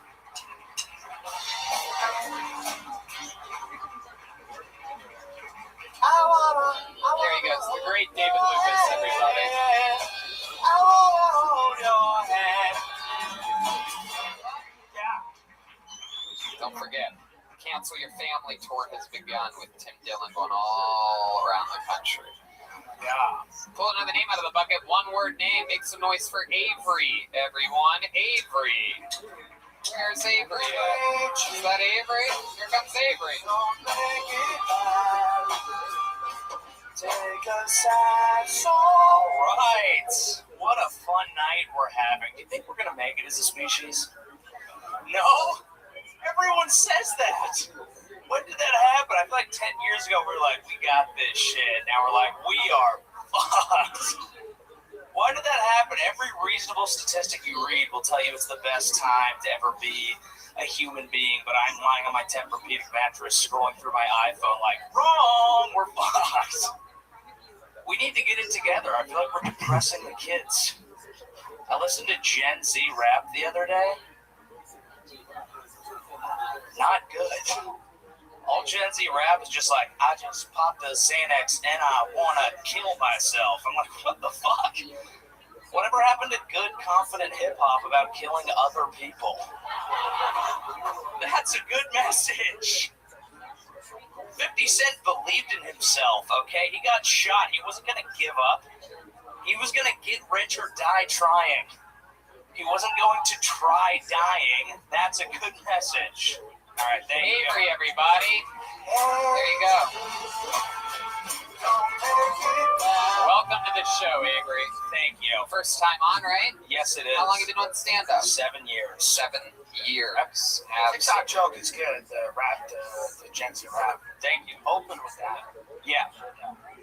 7 years. Where you been doing it at? San Francisco. San Fran. Is that Get out of there. You still live Get out of there? Get out of there. Why? Because they all suck. Their comedy, it's such a soft comedy scene. It's not. That's why you think it's like the end of the world. You came up with this subject matter of like everything's, we're not gonna. You think it's because San Francisco is so shitty that I came up with that? No, I think San Fran. I think that those, a lot of those people are like panicking. That's the life that they're living. Like, oh, it's the end of civilization. We have all The this. world's on fire. Right. Yeah. Well, it is. Listen, it is, but still. Right. You don't want to be in San Francisco watching grown women shit on the street. Well, it's true. It's true. Or, What do you do for a living? I create content for a brand. Oh. Yeah. Cool. For San Francisco. You're like, so you're the thing you hate. Yeah, and that's kind of like you're the thing that I've identified. I actually think, it's pretty fun. It's not a bad job. I get to make funny videos for a living. But Oh God, you're going the wrong way. I liked you. yeah. I liked you. Isn't that what you do, Tim? I don't use the word content. Yeah. So that's You have to when you're I justifying don't use your the word job. content. I don't use the word brand. I liked you when you came up. Yeah.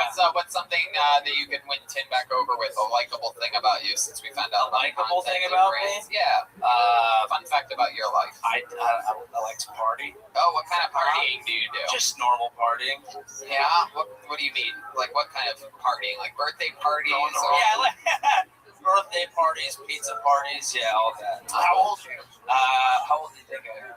30. Answer. This guy has become the worst person in the world. Yeah. And dude, when he got up here, I'm like, I want to like this guy, like the guy, and then he did the Gen Z thing. I'm like, that's a good fucking joke. And then just very representative of San Francisco overall, right? You're going in the bridges, it's beautiful, water everywhere, and then you get in, there's human shit everywhere. There it is. Yeah. Wow. How about what's the actual number? What is your age? You look like you could be anywhere between 23 and Pete Davidson's dead father. Yeah. I'm 29. Okay, 29 years old. What did you do before you were making content? I did tech sales in San Francisco. Tech sales. This is a great resume for the worst person that's ever lived. How about like really is hobbies or anything? You good at anything? Pop a shot or Please say something rape. like that? Just to circle the whole, No. He's like, well, I like taking what's mine.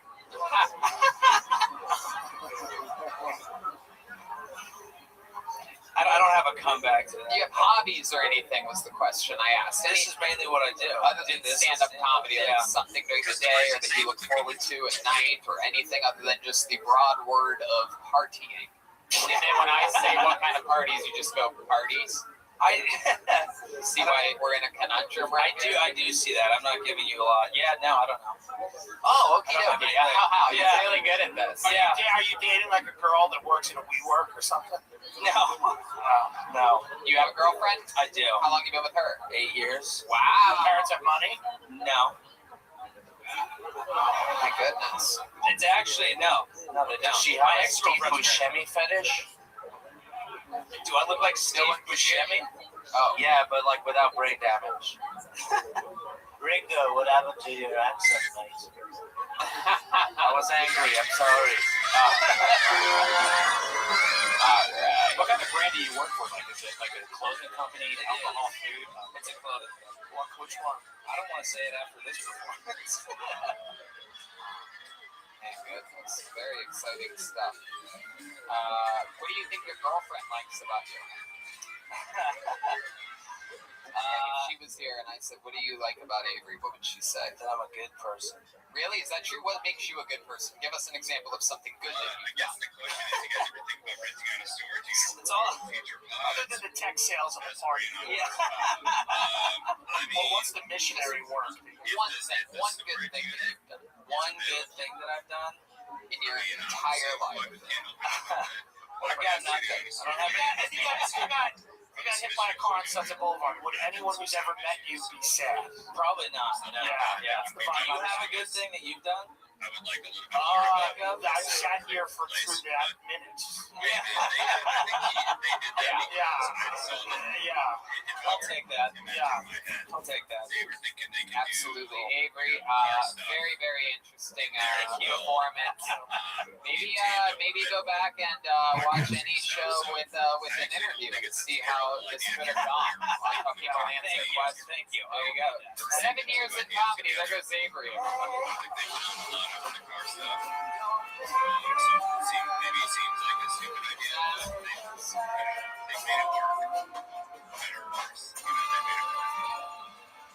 Back to the bucket wheel. How many of you like it when it's funny? Once you start talking, it was like, God. It's like the worst. How old do you think I am? Might be one of the most disgusting answers. Worst. Oh, God. Just want to get coronavirus. This looks like a fun day. Put your hands together for Manolo, everyone. Manolo. Let's see what happens here. How many of you like it when comedians do good on this show? How many of you like it when comedians do bad on this show? Okay, it's good to know. Here comes Manolo, everyone. I don't think it looks terrible. I think obviously it will look better, but it's not terrible. time from Manolo. How's everybody? So, on my way over here, I got a text from my cousin, Maria. She told me she's pregnant and expecting twins, right? So I told her, congratulations, cuz. Finally, two kids from the same father. She's 15, by the way. Mexican. My girlfriend, she gets so embarrassed when she queefs. Yeah. I mean, like yesterday, right? She pulled off the loudest queef, right? The loudest queef, and I just started laughing. And she just got so embarrassed that she froze. She got a red face, and I felt so bad, right? And I just had to apologize to the black guy.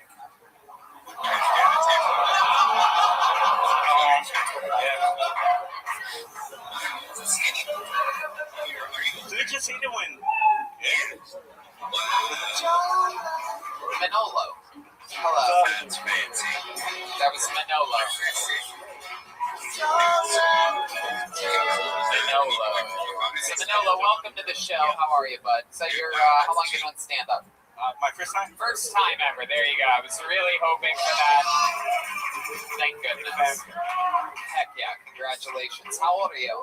35. How old do you think I am? I knew you were going to do that. 35. No one that looks like you at 35 would actually guess how old do you think I am. No one would ask that. John Lennon? Big fan. Oh, thank you. Something I have in common with you. My wife Yoko used to queef a lot. We would record it, play it backwards, and sell it as albums. Absolutely. Manolo, what ethnicity are you? What ethnicity is it? I'm Mexican. Oh yeah. Leave it to a Mexican to keep digging himself into a deeper hole. That was actually my favorite part of his set when he explained that his cousin was 15 and then he tagged it up with Mexican. Yeah, Right. Okay, does Manolo mean something? I've never heard that name before. That's like Manuel. You've heard of us, but I don't know. Spaniards are called Manolo. A lot of Spanish Manolo. So I guess they call me Manolo. What do you do for work? I'm actually right now chatterbaiting. What? Chatterbaiting? Chatterbaiting? Yeah. What is that? There's a market for everything. Are you seriously?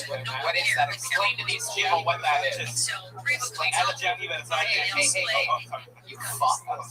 Explain to the people what that is.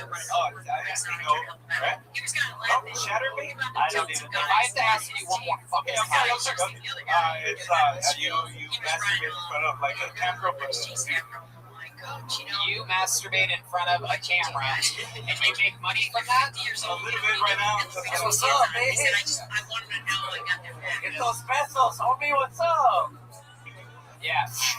Let's check in with John Lennon. Yeah, me, John Lennon, I definitely did not know what that was. Yeah. Very interesting. Red Band, were you able to find his Oh, no, I haven't. It's live webcam. So Do you think it's like an elaborate ice sting, or is it actually? I think it could be. I actually did it for one night, and I made like $150, but it was all like people that knew me. I just put lotion on my cheeks and stuff, and people tipped me. Wow. Somehow this is the darkest moment. Yeah, it really is. No doubt about it. A guy with ALS is going to come out later. This is still the worst part of the show. Oh my God. This is the most depressing. Guy with ALS somehow is always the best. Yeah, he's the most full of life we have. Red Band making us picture with him masturbating looks like it's just as low as it goes. You are correct. I'm scared Red Band's touching the camera after talking about chatterbait. Heck yeah. So Manolo, what's the most money you've ever made masturbating in front of strangers on the internet? Like $700 a week. A week? Oh, what is that in Modelo's? Have you ever seen one of Paul's solo concerts? That's basically what he does, just masturbates in front of crowds for an hour. Here comes the sun. I thought you guys would all do it together. Now you guys don't come together ever? All right. Another Beatles joke. Only one of their more famous songs. So Manolo, how many times? It's all right back there. Is everything okay? You guys losing your fucking minds? Are you listening to another show? That's literally drum film. Okay. Okay, no, I get it. That's what it was. Perfect. Okay. Acid. Manolo, how many times do you have to masturbate to make $700 in a week? Like, is that like 10 times a day? Once a day. Once a day. But you. Is there a certain time of the day that you choose? Are you like the morning radio guy? Like, whoa, we are jerking off this morning. Or up the night guy, welcome to my bed. Nighttime? Oh, look at you. But anybody ever fall asleep watching you? I bet. Go ahead, John Lennon. I like how this guy literally makes content, but he still didn't say it. Yeah. I call it content. Do you ever do anything special when you're masturbating for the people? Like, you ever have like a confetti cannon go off when you come or anything like that? Or you ever try to tell like a joke or something? No, I got into it from a girl. She was a Polish girl, and she wanted me to translate so she could. So she invited me, and then I got hooked. And then you got hooked on it. Yeah. Do you have that pink thing that you put inside you every time somebody? No, sir. But I know what you're talking about. Do you want to explain to the people? I love that all the pigs on the show just leave these little seeds for food. So they have this rechargeable pink thing that women usually put in, but some guys put in their ass when they masturbate and stuff. Yeah, and it has this little tail that comes out. It's a pink tail, so it looks like you have a rat tail coming out of you. And every time you tip, it vibrates. And if you tip more, it vibrates more. There you go. It's always good to find out what's happened. The reasons why this episode is always uploaded 4 days after Monday, everyone. It's good to know what Red Band's up to, watching the old pink tail hanging out of some dude's asshole. I just donated $200 to Trump 2020 while we were sitting here. I was gonna ask if you ever come on a picture of Trump, or if people pay more for that. I bet they would, but not. Have you ever? You've never come on anything interesting? What do you finish? Your belly. My eye. One time. Oh, you came in your eye. Eye. John Lennon. Can I just say what an honor it is for me to come back to life to be a part of this show this evening? Yes, sir. I love it. All right, Manolo. Well, that's very interesting. You are the first time we've ever had a male jack-off guy. What's the proper term? What's your most professional term? Cheddar-based content creator. All right. There you go, everyone. I haven't kissed a girl in LA. I don't believe that for a second, you dirtball. Get that out there. There you go. Go jerk off somewhere. There he goes, Manolo, everybody. His first time ever on stage. Come on. Just because he masturbates for a living doesn't mean he doesn't deserve a round of applause. Give this guy a hand, and he will use it to jerk himself off. All right. This is the fun part of the show, ladies and gentlemen. We have, before we get back to the bucket one last time, we do have a third regular, everybody. An absolute fucking sensation.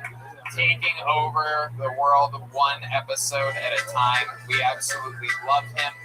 There's nothing else like him in the world. Over 20 years of improvisational black belt, award-winning Chicago improv fucking guy, and just started stand-up a few months ago after being recently diagnosed with Lou Gehrig's disease, and he's absolutely fucking hilarious. Make some noise for a third regular, the great Michael Lehrer, everybody.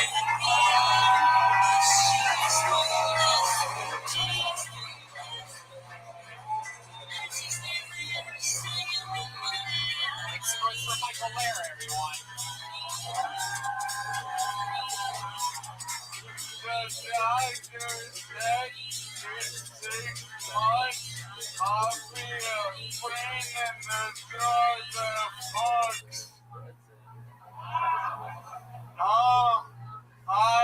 Hey, Les, it's been a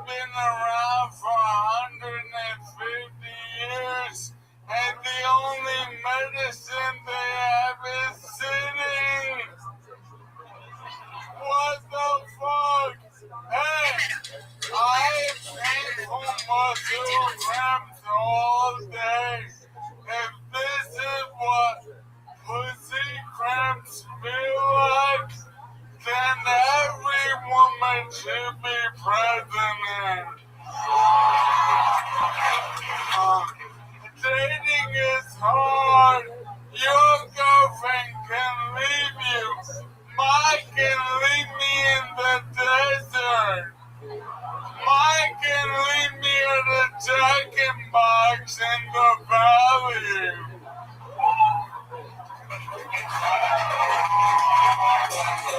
Wow. Wow. That stone cold look in his eye, the great Michael Lair, everybody. My life is a nightmare. What's going on? Why is it a nightmare? I'm melting, you fucking idiot. My cells are dissolving. What's the matter? Oh, you know, I messed up a cake today. I'm dying! I love it, man. I absolutely love it. It's one of the funniest running jokes. I can't wait until episode 500 when he gets up and starts doing jumping jacks and it's like, fuck you. I'm famous. He's committed to this bit. Yeah. He's like, fuck that ice bucket challenge. I've been doing it for a year, make everyone think I have. Yeah. No doubt. Yeah, man, it's the only way for my white ass to get the job anymore. Is what? You what? Pretend I realize. I love it. What's been going on? And like, Michael, you doing anything cool since last week or anything like that? I'm secretly a superhero named Manuel. Yeah. I can operate any machine simply by reading its owner's manual. Wow, that's an interesting one. I thought you were like the leader of the X-Men or something like that, but... Hey, can I say something? Absolutely. When I did the Ice House, Brian Redman said, how's your MLS? I don't have Major League Soccer. I'm not sponsored by I'm not sponsored by Herbalife. Did I really say MLS? Yeah. Oh my God. I've been sitting on that for like 2 months. Wow. And I said a lot. What? What did I lose you, Tony? It was actually the second word. I literally didn't hear it. I said a lot. Oh, you said a lot, yeah. Yeah. I fucking sucks. Get so bored sitting on the time. Yeah. I love you. I always wondered what the rest of Forrest Gump was like, and now I'm figuring it out each week. Oh yeah, man, Jenny is so fucking hot though.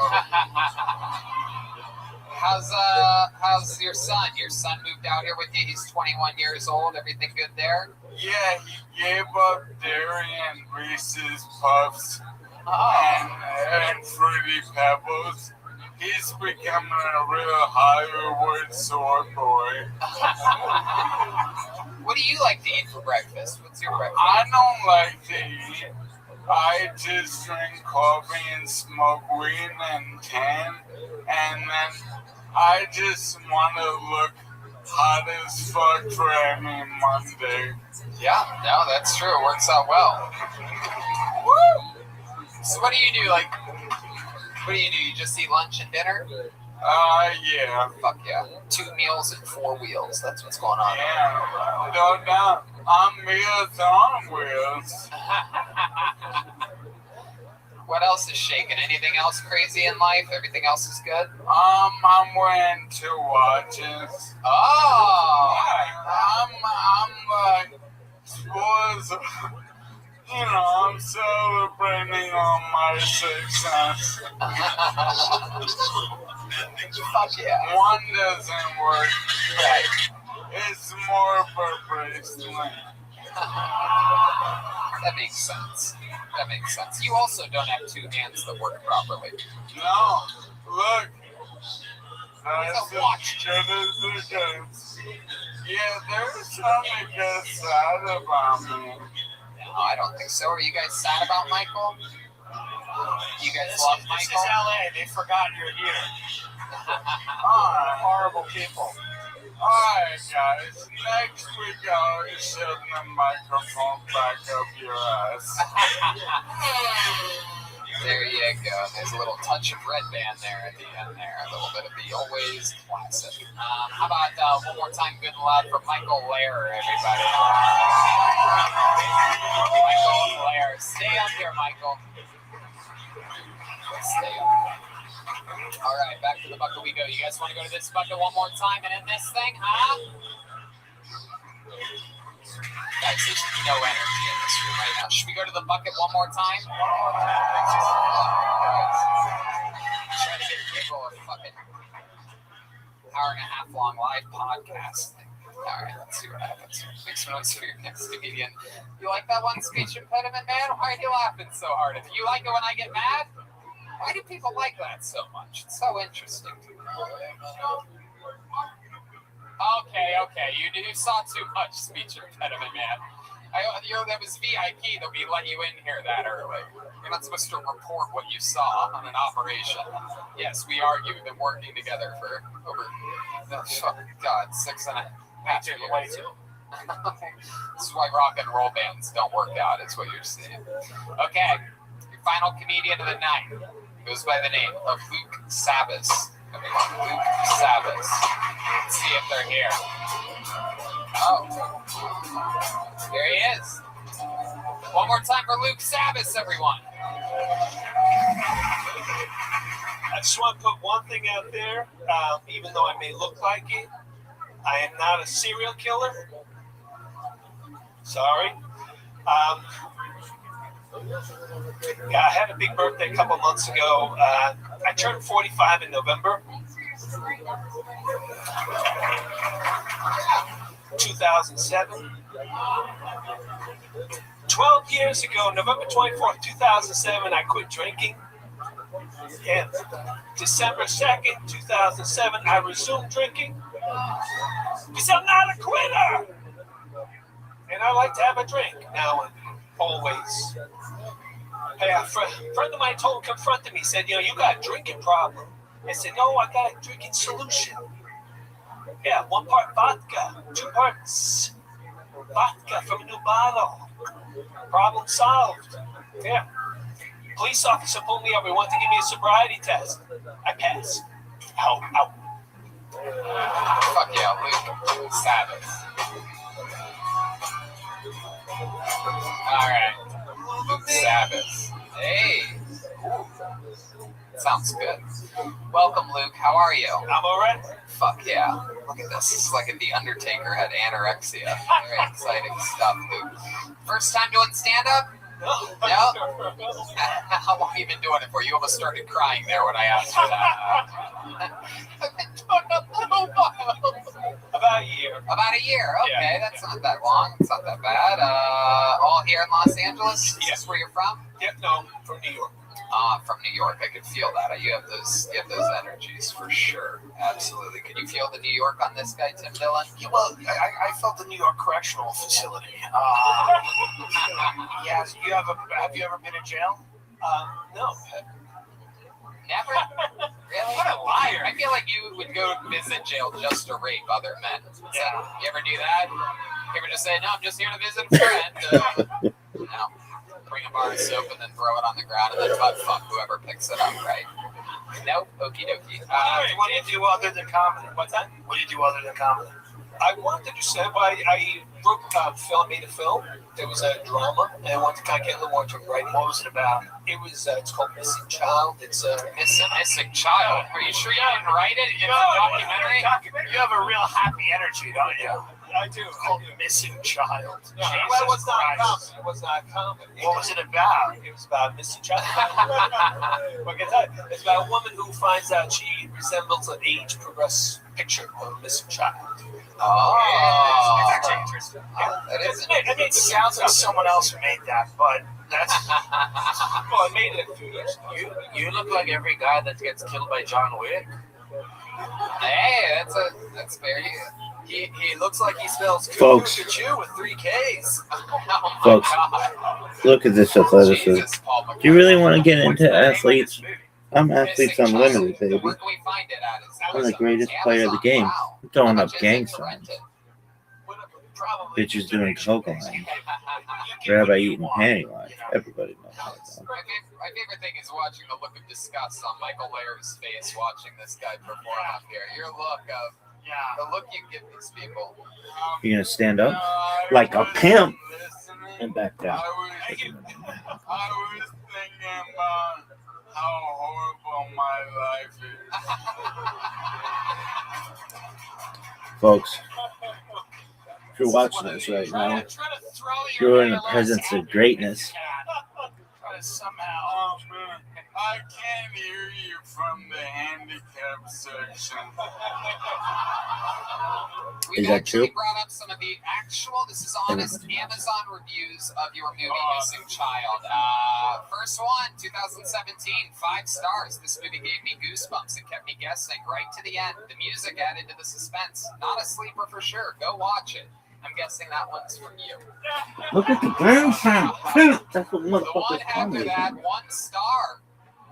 2 people found this helpful. And the review says, don't waste your time with this one, ellipses. 1 star from Jacqueline Hawley, October 2018. She said, poorly written. 2 stars, that's better. We're at an improvement. And also just 2 words they left. Time wasted.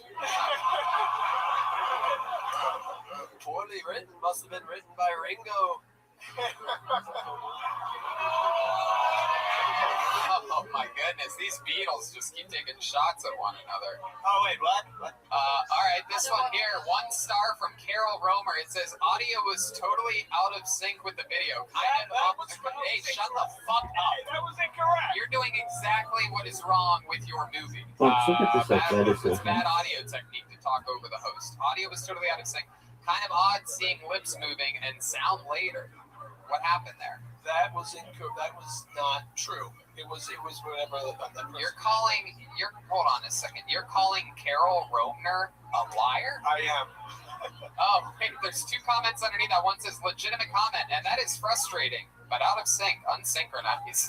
And there's another one. We apologize for the audio. Oh, wait, this is you, Missing Child movie. You responded. We apologize for the audio problem, Carol. The audio on the film uploaded to Amazon was in sync, so we have to investigate further why this is happening. Could you please tell me which version of the film you were watching? Was it the full feature film or the web series? So what happened? Are you that guy? I don't remember responding. Honestly, no. Oh, okay. Sorry. It was back in 2017. It's okay. It's okay. Thank you. If I read reviews of my special, it would be just as frightening right now. I'm kidding. So, Luke. What do you say? We pulled up reviews. Okay. There you go. Very good. And Luke, anything else we should know about you or your life or anything like that? What's that?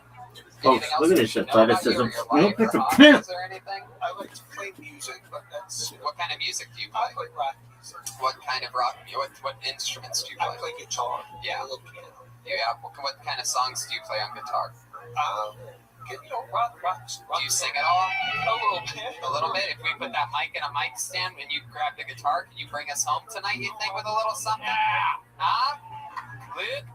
Can we find out if you're a better musician than comedian? If you can play a single chord, you're a better musician than you are a comedian. Come on, Luke. Come on. If you've read your Amazon reviews, you know how hard art is. Do you know any songs by the Beatles? Oh, wow. Look at that. This could be something really special. Oh, he looks so much better with the low light. Got this, big baby. Oh, he's going to lead them in perhaps a little... We get some volume on that? There you go. That's a little bit better. he's teaching himself how to play guitar right now, live, only on Kill Tony can you see brands and content like this. You got it. Believe in yourself. Just breathe. Breathe in through your nose and out of your mouth. Jojo was a man who thought it was a woman. Hey, here we go. Jojo left his home as sweet as Arizona for some California grass. Get back, get back, get back to where we all belong. Everybody, get back, get back, get back to where we all belong. Sweet Loretta Mother thought she was a woman, but she was another man. There's her that said she got it coming, but she gets it while she can. Get back, get back, get back to where you all belong. Get back, get back, get back to where you all belong. They call that motherfucker the West Side Gangster. Shavuotov, motherfuckers. Shavuotov, motherfuckers. West Side. Get back is what the police tell you when you get within 500 feet of a school, right? Get back in the audience. Yeah, for sure. Motherfuckers. Luke, thanks for signing up. Thanks for coming up. How about a big hand for Luke Sabbis, everybody? Luke Sabbis Comedy. Here comes the drawing for Brian J. Ebel. If there's a God, he'll get ALS, you know? Shavuotov, Guys, how about motherfuckers. a big hand for the great Tim Dillon, everybody? Shavuotov, Cancel your family tour at TimDillonComedy.com. He's going all around everywhere. You can get a hoodie like this. Great. I love Daddy. TimDillonComedy.com. No doubt about it. Tim, anything you want to say? No, that's it. Thank you. Look at this amazing drawing from Brian J. Ebel. While you sat there doing nothing, Brian J. drew that. Very exciting stuff. We're going back to Swansea. If you're anywhere around the East Coast, we're right between Providence and Boston this Saturday doing a massive size Kill Tony and a massive stand-up show. And then back out we go. La Jolla, Tacoma, Skankfest, Boston, and Austin. So much fun. Next week, the great Donnell Rawlings for the very first time. I know him very well, and I think he's going to be absolutely so much fun on this show. A great fucking comedian. Awesome times. How about a big hand for the great Jeremiah Watkins, everybody? That's John Lennon in the flesh. Jeremiah stand up on social media. Jeremiah Wonders is his podcast. Who you got this week? Eric Griffin is the guest this week. Very exciting. Follow Jeremiah Watkins on YouTube and on all social media sites. Very exciting stuff. I'll be headlining in Albany, New York this weekend, as well as San Antonio, Texas the following weekend. And I want to give all my love and one more round of applause for Jesse Johnson, my newest member. Oh, you'll never believe it. You'll never believe it, but I was just going to do that because I host the show. Guys, come on. Jesse Johnson, everybody, the newest band member. It's so weird. Jesse, come on, say something. Give a speech. You're the newest band member of the first ever female full-time band member on the show. I just want to say it's such an honor to be here tonight, and it really is. And Swansea, I can't wait to see you. And shout out to my sweet mother, and you guys have been so good to me, and your fans are unbelievable. It's just the beginning, just the beginning. Guys, you know him, you love him. He absolutely destroyed tonight. The great Paul McCartney was really Chroma Chris the entire time, everyone. Chroma, what do you think about tonight's episode? Tony, it was unbeatable. Oh, my God. Oh, my Lord. Guys, the backbone on the drums. How about a big hand for the great Joel Berg, Joel Jimenez, everybody? Joel's an official Ludwig artist, just like Chroma is an official artist of Orange Amplifiers. Joel is mostly sorry on all social media sites. Joel, anything? You know who else is an official Ludwig artist? Who? Ringo fucking Starr. Oh, wow. There you go. How about a big hand, guys, for the great Top Shelf Brass Band joining us tonight. There's a special surprise.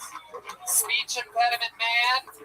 Represent David Lucas, Michael Lair, and William Montgomery. And how about one more time for the Montgomerys, Larry and Francis? Heck yeah. Hey, Tony. You got to give them credit on the. They love the back end of the show. Yes. At Top Shelf Brass Band on Instagram. Give them a follow. They got a bunch of great videos on there. Oh yeah, absolutely. We love the Top Shelf Brass Band. Always a pleasure when they're here.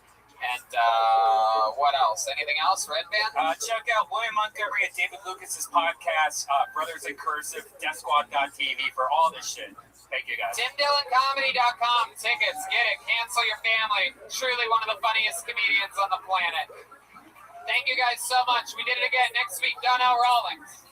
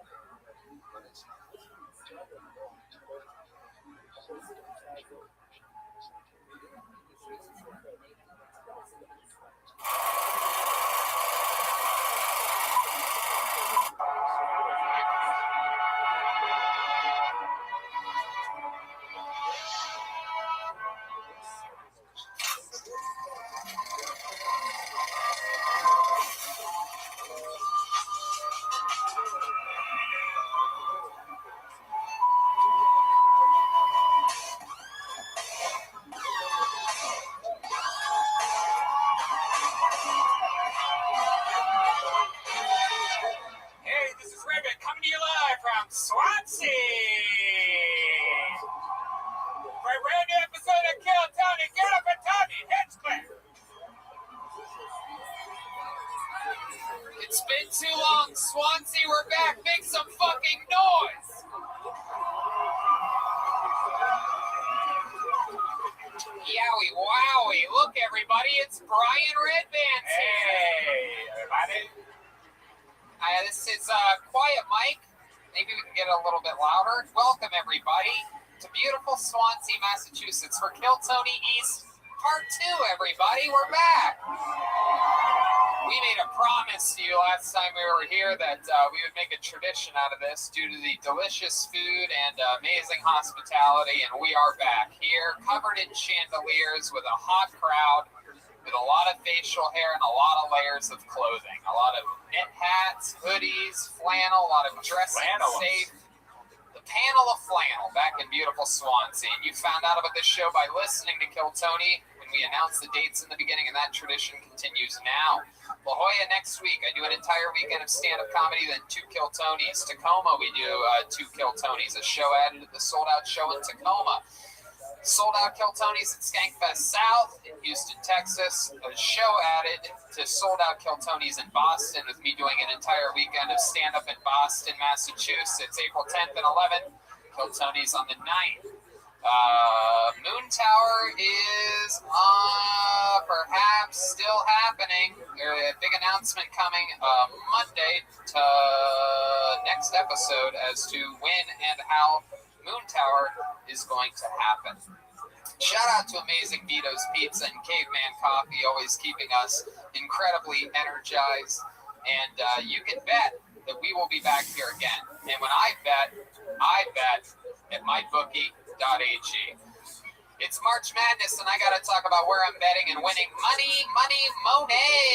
MyBookie.ag. I bet with MyBookie.ag. I win with MyBookie.ag, and I love MyBookie.ag. Right now, MyBookie.ag is matching our listeners up to $1,000.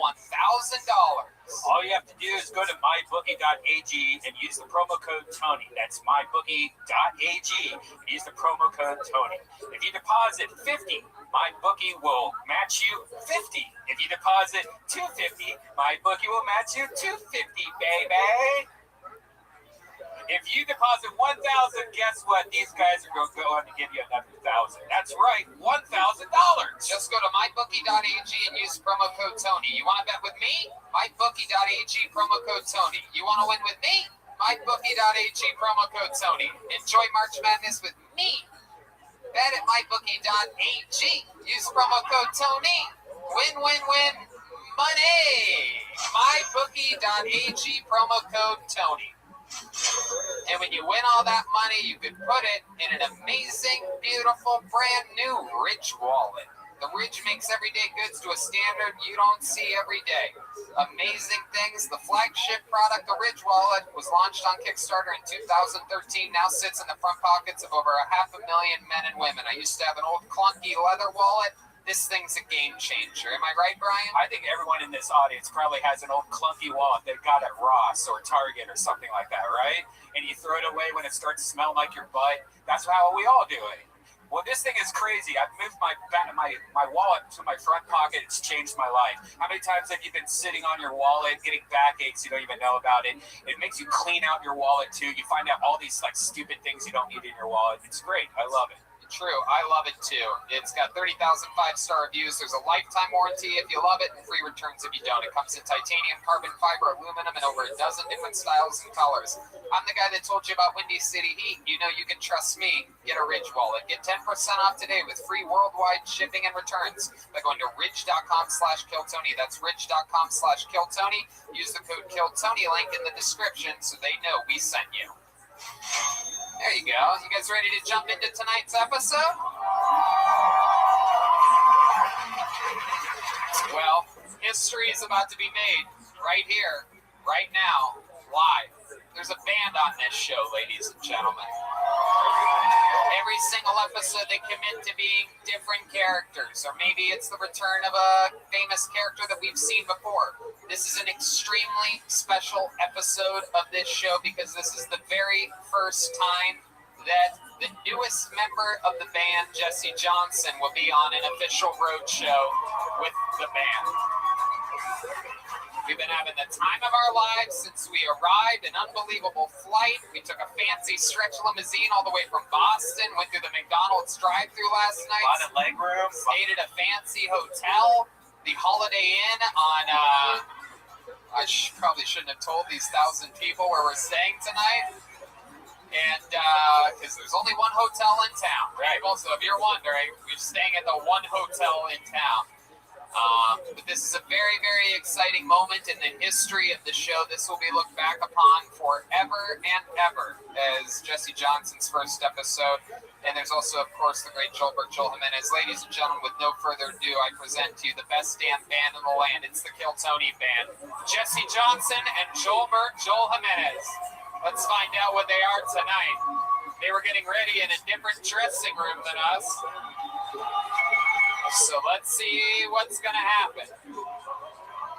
Here, live on Kill Tony, Swansea, Massachusetts. It's Kill Tony East, number 2. Whoa!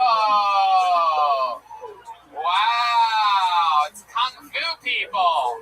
Oh my goodness! Wow! Okay. All right, cool. Hello. Welcome to the show.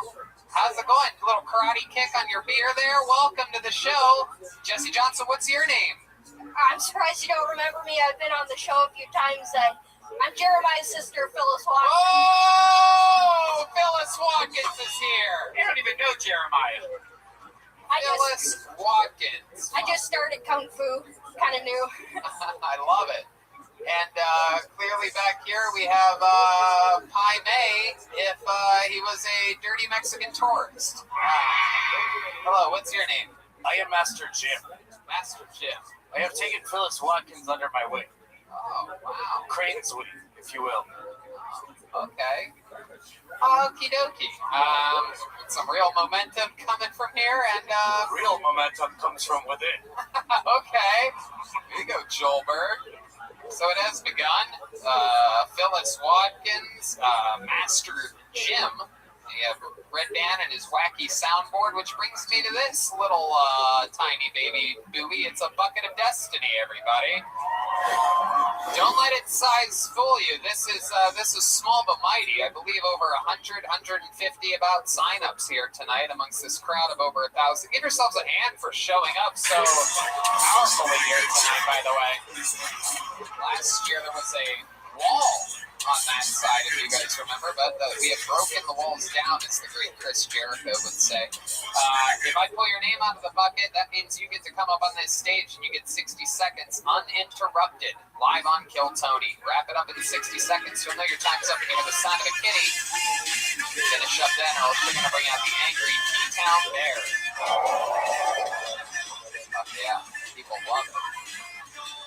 And then we talk with you. I interview you and try to find out more about you and your life and what makes you interesting. The trick to having a successful interview on the show is by answering the questions honestly and giving us actual information when I ask you a question. And the rest will be history. You guys ready to start this fucking thing or what?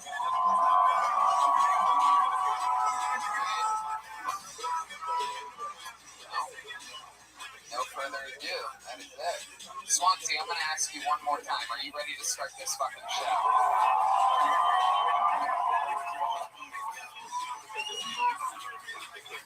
How adorable is Phyllis Walker? I know. Cutie pie.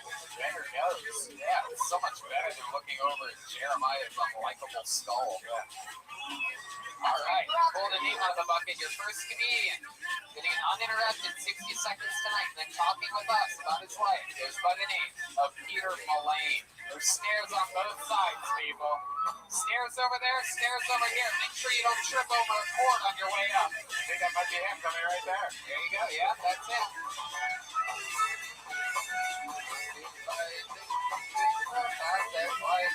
One more time for Peter Mullane, everyone. Called up third first.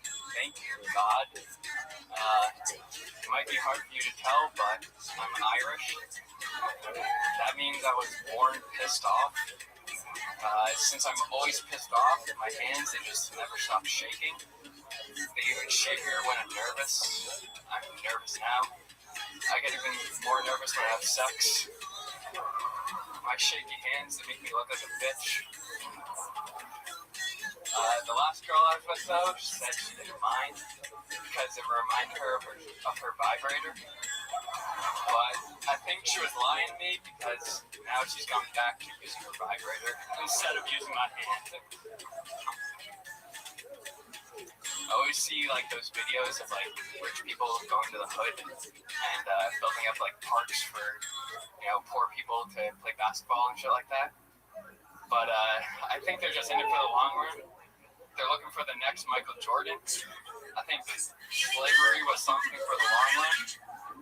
Without slavery, U.S. would never win the Olympics. What the fuck? Just happened. My goodness. Just trying to win over the hometown crowd by going completely racist at the end. Shout out to all my white people out there. No, not too many. God. I've heard of white power, but you are white as power. Gracious. The first time we've had one of the Weasleys on this show before. Very exciting. You are one of the top young rising comedians in the world. You're adorable, Peter. How old are you? 21. 21 years old. Just fucking gingered up.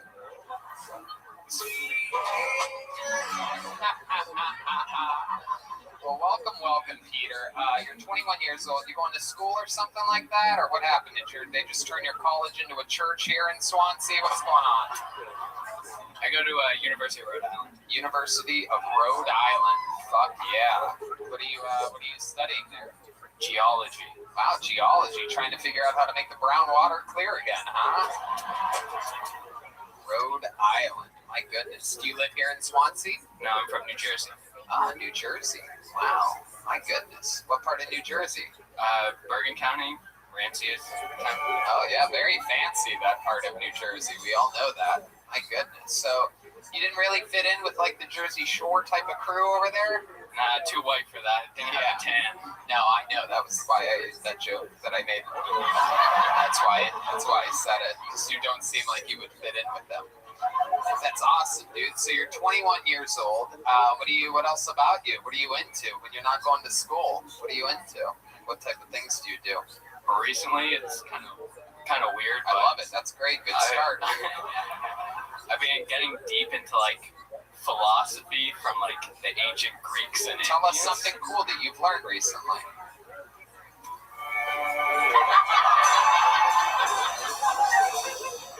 Come on, you got this. Is this New Jersey philosophy that we're talking about here? I learned that meatballs weren't always round.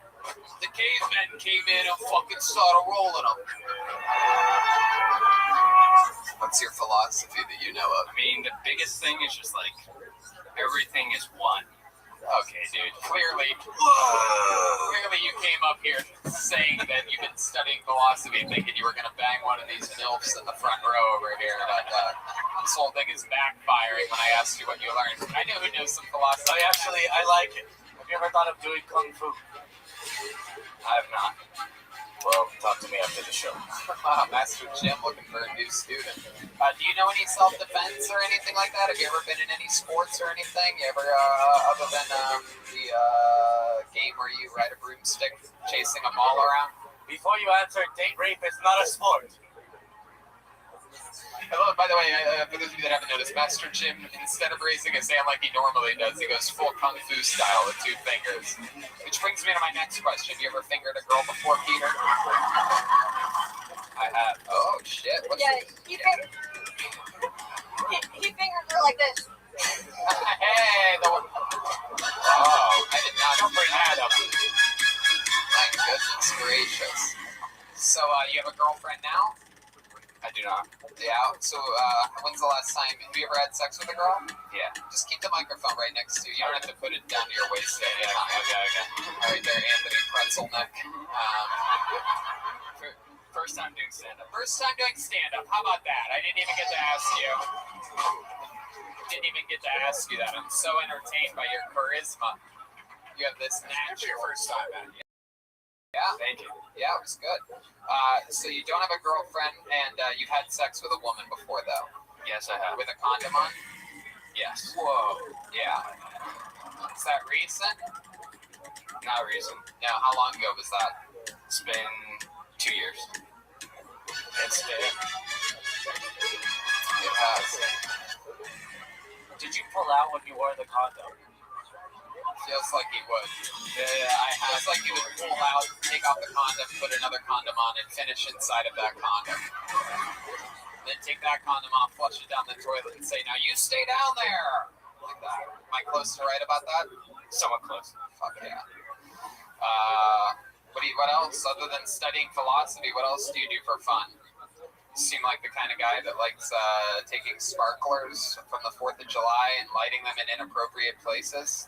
I haven't lit any sparklers. How about other hobbies or fun things that you're known for around town or at school or anything like that?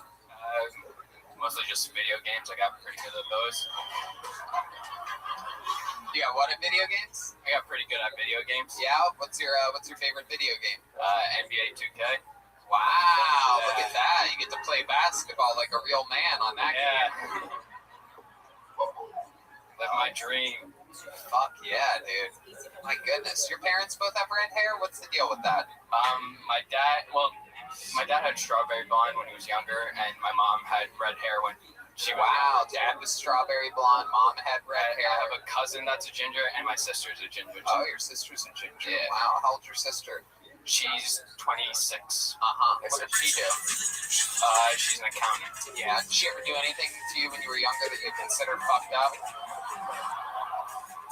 Wait, what are you guys laughing at? You guys made it dirty just by laughing. I'm just talking. I have asked you a question. You guys are pubes, natural hair. Sure, Brian, get it out of your system. And now back to the question that I asked you a second ago. The dumb, stupid things. She really did nothing crazy. The only thing she did was like just give me money and then just take it back. Wow, the old. Okay. My goodness, what's the word for that? Elizabeth Warren giver, right? Politics are in season right now, people. You guys all got that? Okay, very good. There you go. That was a Jewish song for an Indian reference, Brian. Keeping you just at the beginning. Yeah, giving money and then taking it back seems very redheaded. Okay, boy, oh boy. That's it. We are. Already got a couple drinks in his system, everybody. That is liquor, this official sponsor of Brian Redband and his work ethic. So let's talk about it. Actually, you know what? I'm about done with you, Peter. Good job for you ever work out? I was doing well like last year, but then How many of you want to see Peter take his hoodie off and flex for you? Huh? Anybody want to see? Come on, why don't you do a little body? Why don't you not? Come on, show these people your body. Flex for them. How many of you want to see him do it? Let Tony see it. Yes, very good.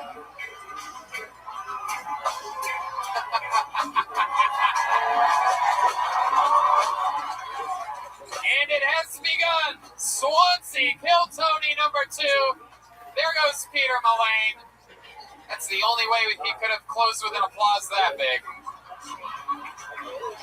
And that is how you host a fucking show right there. How about one more time for Peter, his first time ever on a stage. Didn't want to take his shirt off, but goddamn, if that didn't get the crowd moving. All right, pull the name out of the bucket. It's Black Sharpie, but it's no Aphrodite here tonight. Make some noise for Matthew Cookson, everyone. Matthew Cookson. Here we go. Let's see if we have movement. Here comes Matthew. Here he comes. Smoking here. Built like a gentleman from Swansea, Massachusetts, coming out of the shadows. How about a hand for the band? Jesse Johnson and Gilbertville Jimenez. And this is Matthew Cookson. So go ahead, go over there. Start the set, Matthew. One more time for Matthew, everybody. So this is also my first time on stage. On a big stage like this, I've done open mics at the shitty dive bar right next to my apartment, and I might be a little nervous. But I got into comedy recently because I broke up with my high school girlfriend. She graduated.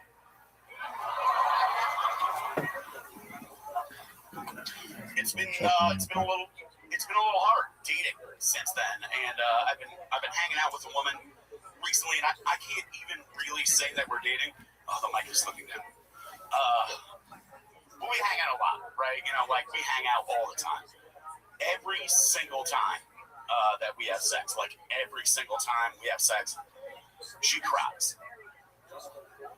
And then one day, just completely out of the blue, she escaped. Guilty. Count 3. Guilty. Count 4. One more. Guilty. You got another one that you want to do? I got one real quick. Is it short? Yeah. Okay. So, never goes well. I'm going to warn you. In the history of the show, never before is the person. All right, thanks, guys. So go ahead. Now I want to know. Now I want to know what it is. Just do it. So you might be the chosen one. I don't necessarily believe in hitting women. But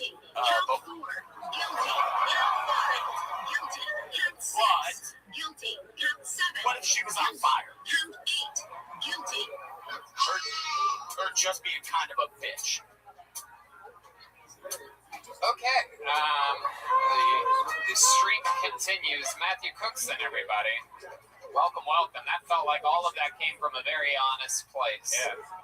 I believe everything that you said up here, Matthew. She was very mean. You're a real gentleman. How many times have you been to jail? Like holding? Yeah, holding everything. 4. 4. All for drinking and driving? All for public intoxication? Public indecency. What was the public indecency? Tell us about that one. With the outfit you're wearing tonight? You got him. You roasted that hoodie and jeans, Master Jim. Wow, the fashion police over there, Kung Fu style. You got him. A hoodie and jeans and a hat. Target. My goodness, Master Jim. You are on fire yourself. Be careful. Okay. I don't think you need to keep doing Tai Chi here. Okay, Master Jim. My joke was that it wasn't that good of a joke, but I guess you're still celebrating. Whoa, how did you do that? Whoa. Oh, my goodness. We better watch out. Flames will start coming out. Oh, wow. My goodness gracious. Okay, all right. So, okay, Matthew. Step back up to that microphone. So the public indecency, what happened there? I was lying. I thought it sounded funny. Oh, okay, don't lie. It's all domestic violence, right? Like for domestic violence. There you go. Preach your peace. No domestic violence. Right. So, what did you ever really go to jail or in a holding cell? Holding cell for sure. How many times? Four times. So, what were the 4 times for? Answer honestly this time. I'm telling you how to do a good job at this. I'm trying to help you. Public intoxication, breach of peace twice. What was the second one? Public intoxication. That was the first one.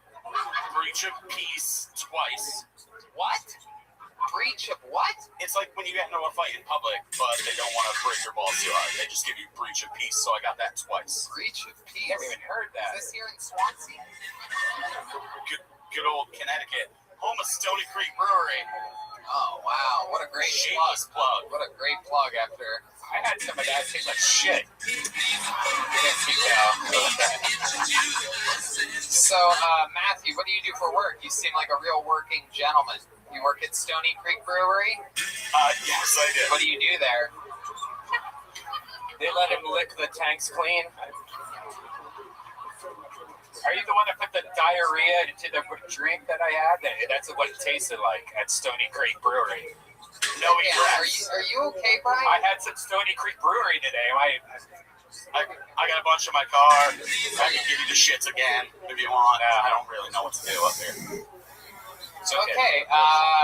So, what exactly do you do at Stony Creek Brewery? Are you the one that diarrhea's in the drink that Brian had today? It's exactly what I was just saying. No, I know. I heard it. I'm fully aware and paying attention to the show and the temperature of the room. I know. I'm making a joke because it didn't make any fucking sense. I'm just saying that Stony Creek is the worst thing I've ever had in my mouth. I see what you're doing, and I'm also noticing the reaction of how it's playing in the live room, and I'm trying to move on from it.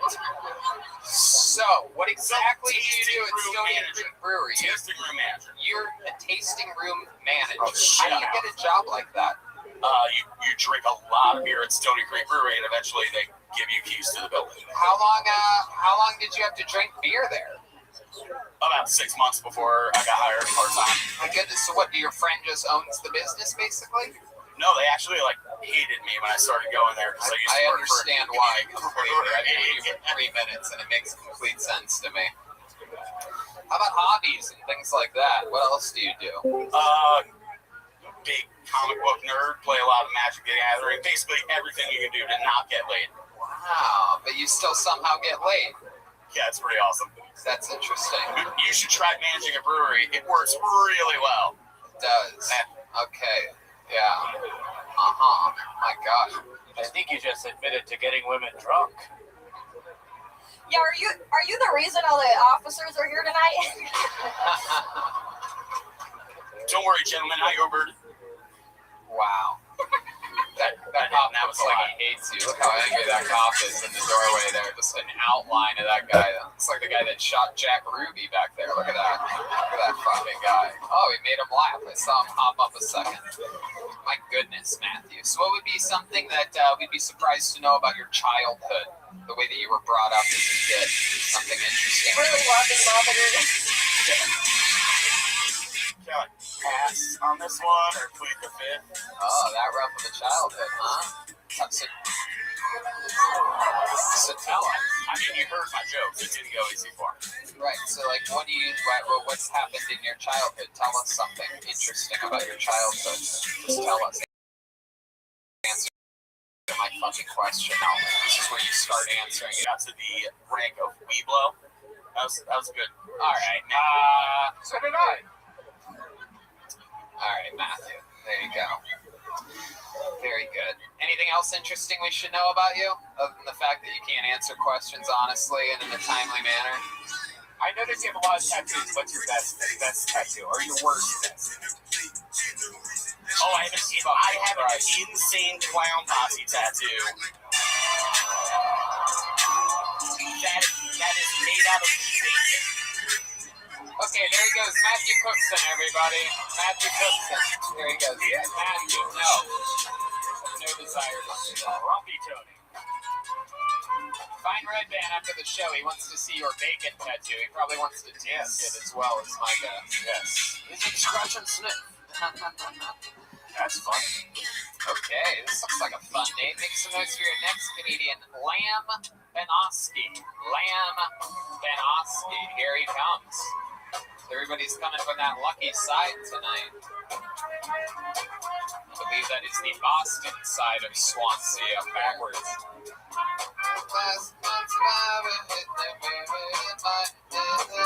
Here he is, Lamb Benoski, everyone.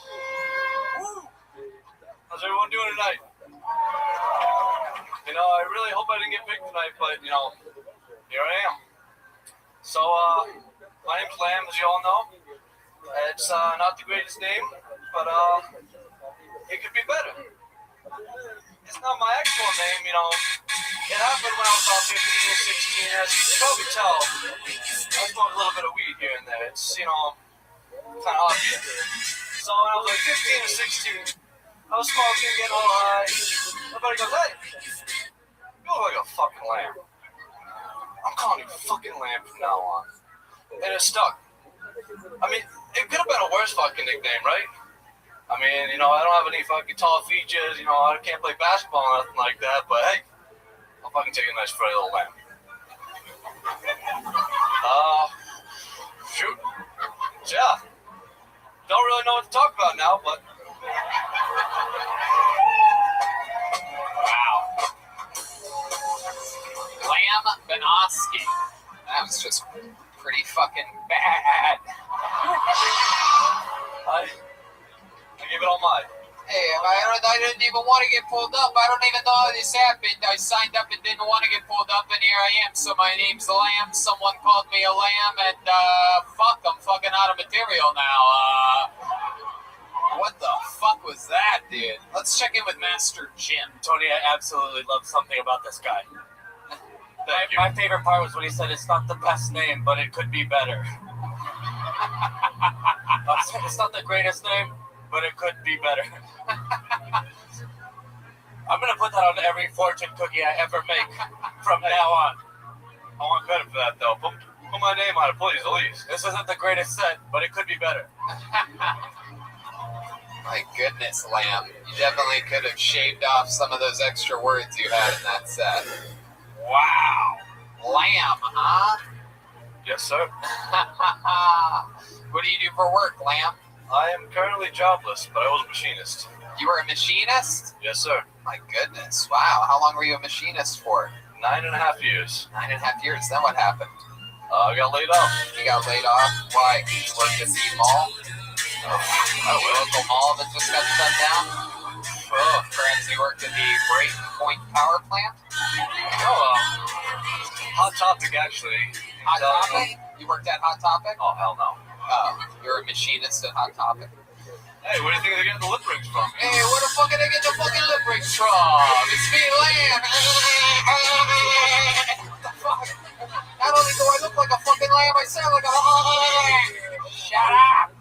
Shut the fuck up. Lamb, you have a girlfriend? No, I do not. No, there's no fucking little Mary walking around. Mary did not have a little lamb, unfortunately. I'm looking for a little lamb chop as we speak, you know? The face was as white as snow! Get the fuck out of here, you fucking Mary!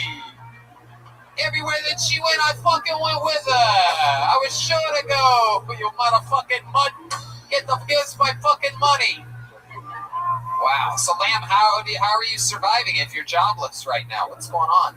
I invested when I was young, and what did you invest into? Myself?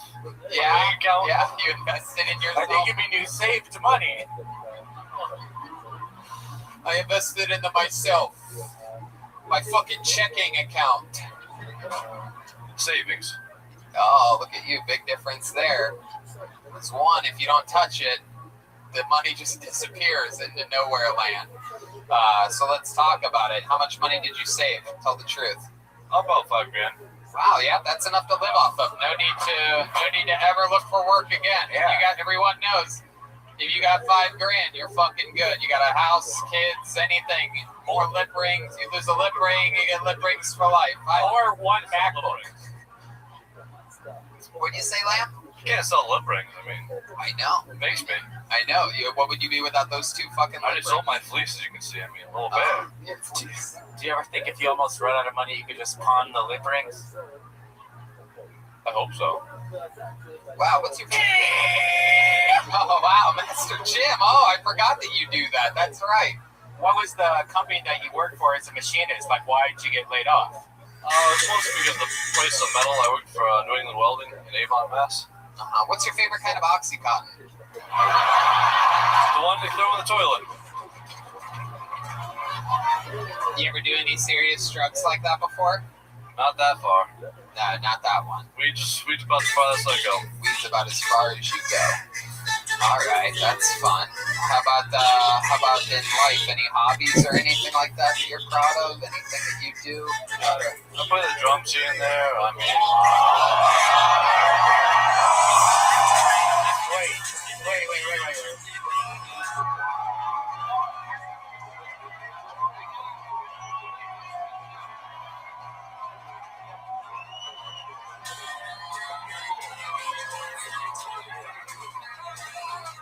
What do you mean here and there? I haven't played for a while, but I used to play like 4 or 5 solid years. What do you mean you used to? Are you any good at it, you think? I was pretty good. You were pretty good? Do you think, is it like riding a bicycle for you, or what do you think I hope it is? so. I mean, look at what's happening. Look, you're tempting the devil himself. Look at Phyllis Watkins over there ready to defend her master's Everyone was coming through fighting. I mean, Master Jim's gaping asshole is in the air right now. Hey, don't tell me it was a good time, but Do you think you could still play? I mean, I can try. I mean, we know you could try. You think you can actually challenge Joel Jimenez right here, right now? Or are you talking fucking shit? I can try, but he looks like he knows his shit. I don't think so. I don't think we're gonna do it. I'm not feeling enough confidence from Lamb. You know, so many people on the internet say that fuck Joel, he didn't even win this one, he didn't win that one. Meanwhile, we're at all these live shows, and it takes a lot to even compete with Joel, not to mention for him to beat everyone's ass that he's ever come across, and you just don't have any confidence. Is that just who you are? You play humble, and you're one of those... Very humble guy, I guess. Oh, okay, well, in that case, let's have a Mexican drum off.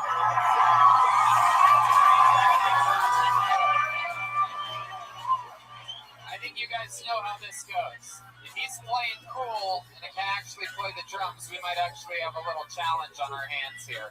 So he's going to do a drum solo, and you know how it works. You have a chance of becoming the full-time drummer of this show. If you happen to win this, that means you fly to Los Angeles with us at 6:30 tomorrow morning. You are on Monday's show with Donnell Rawlings. You travel the world with us. We have shows coming up in Tacoma, La Jolla, Boston, Houston, and Austin, Texas, and more dates being announced on the regular. Okay? If you win, you're the new drummer, and it happened here in Swansea, Massachusetts. However, I must warn you that no one in the history of this show has ever beaten Joelberg. You're allowed to use the stage. You're allowed to be funny for the first time tonight in any way. If you choose to, you're allowed to use your drumming solo skills and any comedy that you want to use in any way, shape, or form to your advantage. Do you understand? Ladies and gentlemen, this is a Mexican drum off. And going for the throne, this is Lamb Banoski.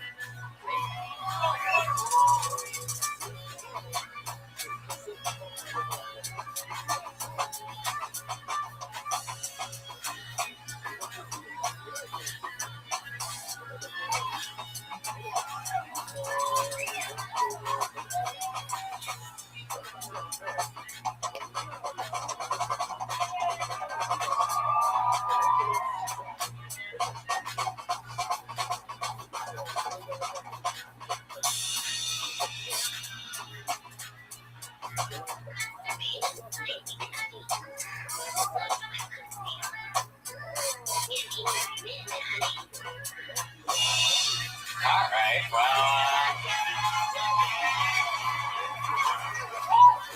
definitely humble, but also just sort of just okay on the drums as well. Sounded like a ringtone. Okay. Well, that was Lambanowski. He chose to a little bit of a jazzy, very mellow drum set that was. Also, you didn't do anything comedic during it at all, and you will probably pay the price for that. Ladies and gentlemen, this gentleman went from not having a passport and not being known at all in the comedy world to traveling the entire globe with us, doing sold-out shows all over Australia, Ireland, England, and every major city in the United States of America and Canada. He was a little Mexican boy when we found him, and we've turned him into an absolute superstar. He is undefeated all time in Mexican drum-offs. He's never lost. Ladies and gentlemen, I present to you the one, the only, Gilbert Joel Jimenez. Here he comes. He's coming in the room right now. The crowd is going wild. He's got his middle fingers up in the air. The beard is gone. He seems to be, oh my God. Oh my God. His beard is, oh my God, what is this? The crowd's going wild. Oh my God. Look at this. He's got the purple dildo. Oh shit. Oh my God.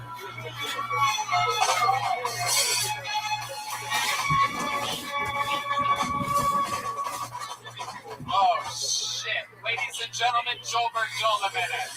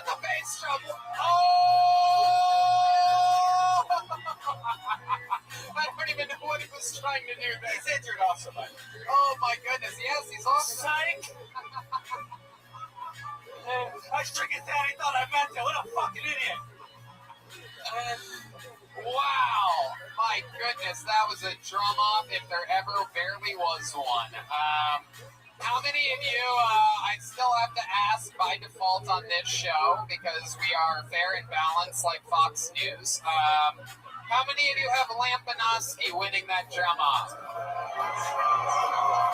Wow. All right. Seems like you have somewhat of a chance here. How many of you have Gilbert Joel Jimenez winning that?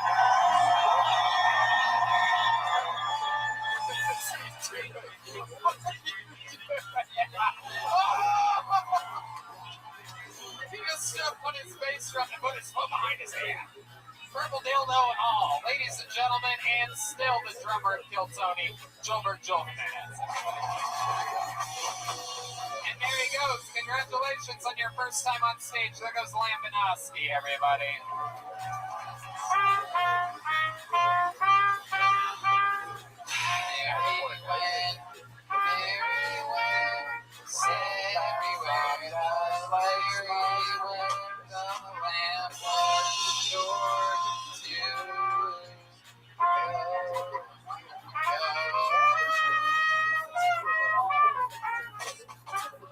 Sucks. If I don't understand your handwriting, you don't get on stage. It sucks to be you, idiot. Put your hands together for your next comedian, Andrew Briggs, everybody. Andrew Briggs.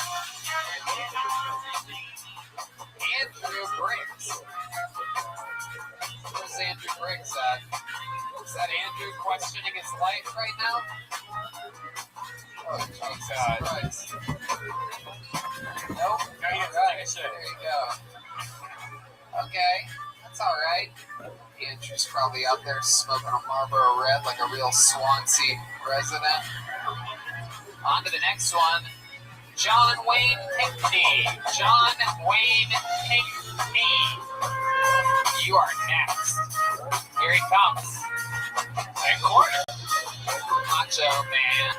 I want to be a macho man. One more time for John Wayne Pinkney. They say that there is a place for everything, and everything in its place. Yet there is no good place to masturbate in public.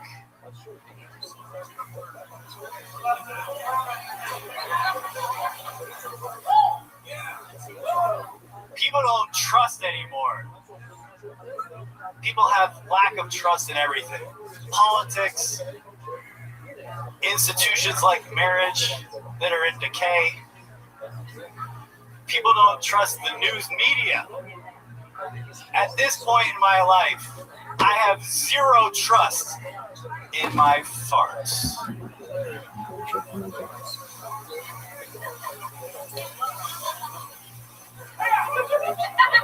As I get older, I know that my family's been screwed up. All right, that's it. I'm out. Wow. Macho Man. All right, John Wayne Pinkney, leaving the space for laughter that did not exist after each joke. A very rare maneuver that we see here on Kill Tony. I don't know if you think we fill that in the post-production of the show or something like that, but nope, that's all natural, or it doesn't happen at all, my friend. But you left it there like it was a taping for The Tonight Show or something like that. Crazy new Comedy Central special. That's what they have you do. They have you perform in front of audiences that have no idea where they're at for like $40, and then they tell you to just commit to your jokes like there's laughter there, but there's not actually laughter there. But then they put it in editing. And that's how that works. If those of you that have seen a recent Comedy Central special, because they don't know the comedian that's performing, so they don't have a fan base to perform in front of. That's how they make decisions nowadays. Just a little insider information on how the current business model is working. Anytime you see someone that you don't know doing a special, that's because you don't know them. Which brings me to you. You're the first person that's made me give out that information on the show, because you left spaces for laughter like there was laughter. John Wayne Pinkney, was that your first time ever doing stand-up? Yes, sir. Congratulations for that. I think you finally found a place where you can masturbate in public. You just did it for 60 seconds. That really, you only pleased yourself during that.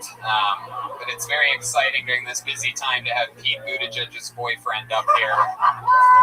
Exciting stuff, John Wayne. What part of town you from? East Greenwich, well, South Kingstown. East Greenwich is where I live. East Greenwich, Connecticut. East Greenwich, Rhode Island. Oh, Rhode Island. Oh, okay. Total different market value there between those two places. I got excited because Greenwich, Connecticut is where one of my role models, the great Vince McMahon, lives. If you know anything about him, but Greenwich, Rhode Island is where nobody I've ever heard of is from. East Greenwich. East Greenwich. It's all right. What's that like? Tell us about it. It's a lot of people that have money, and then does everybody look like you? Does everybody look like a college women's basketball coach? It's one of the Queer Eye guys. Exactly. What do you do for work, John Wayne? I've been in sales most of my life, selling computer components stuff now. Yeah, selling half-written jokes tonight. Half-written jokes, sir. I love it. Computer components.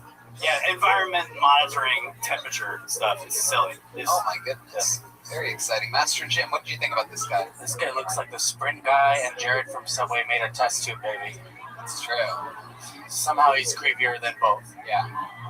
Can you fear me now? Very exciting. So you're selling computer parts. What do you do for fun? You seem like you're on a bowling team, something like that? A bumper bowling team, perhaps? Golf. Not that exciting. Golf, that's it? Yeah, the most exciting thing about my life is I took a bath with Jenna Vanoy. My family ran a McDonald's franchise for several years, 20 years, and something else. A lot of fans at McDonald's out here. So you took a what? A bath? I took a bath with Jenna Vanoy for Who is 6. She was Blossom. Blossom's friend. Blossom's friend? Not even Blossom? No, Blossom's friend. I was a toddler at the time. She was a porn star friend. So you were a toddler and you took a bath with Jenna Villanoy, who what was her character's name? Six. Oh, okay. I think I had a crush on her when I was a little kid. I'm pretty sure. I had a, Six? Yeah, the little. She sort of like looked Latino-ish, right? Like sort of brunette. I don't remember. How did you end up 3 years old? How did you end up in a bath with her at 3? My mother and her mother were friends, and they threw us in a bath together because we were. How old were you? Like 21, and she was like 3? Like 3, yeah. You were 3, but how old was she? Because you seem like you'd be older than her. My toddler game is still really strong. Oh, okay.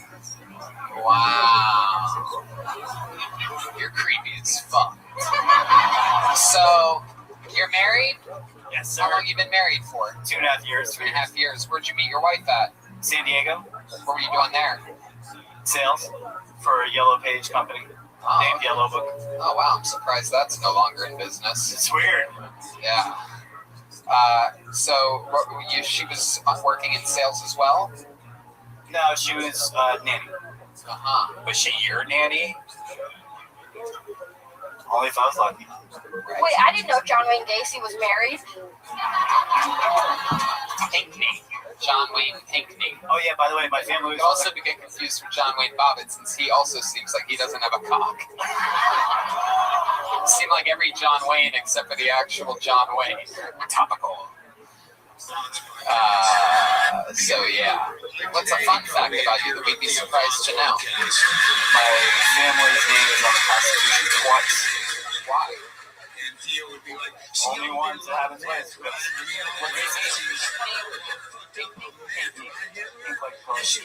So your ancestors, what were they doing? Like how did they end up with their name on the Constitution twice? Explain it a little bit better. Blowjobs, that's how they got the Pinkney name.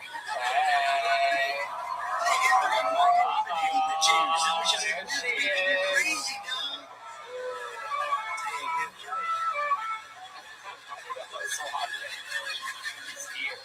you know anything about your family history? How they did that, or what part you played in the Constitution?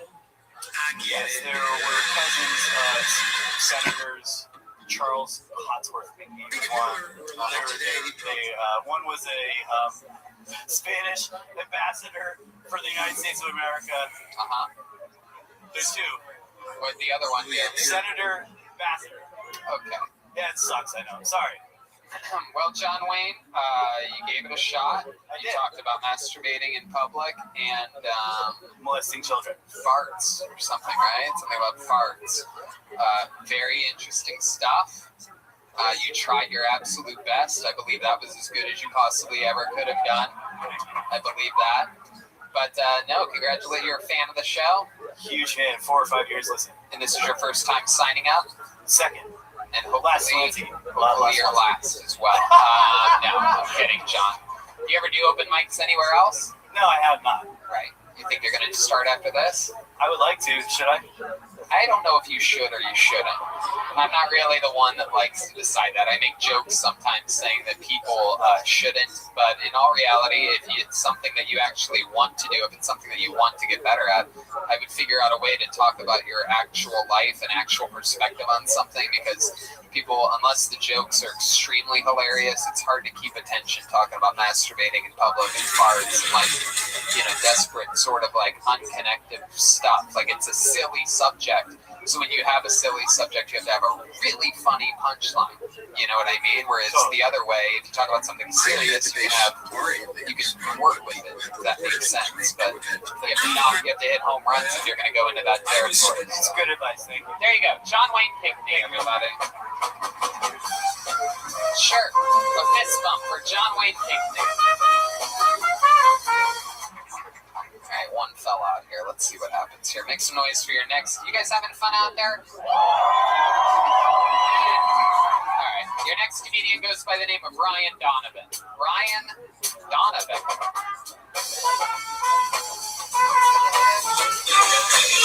Ryan Donovan.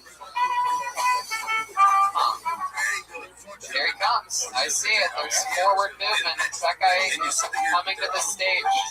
By the way, way less flannels this year. Like last time it was all flannels. I think we changed the fashion of Swansea with our last appearance here. We just take a group picture with about 85 men in a flannels on. Hey, here's your next comedian, Ryan Donovan, everybody. Come on, get some noise. And see the adoration of 20 or 20,000 fans.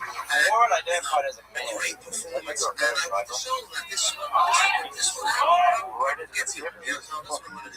If a woman identified as a man, does that make her a better driver?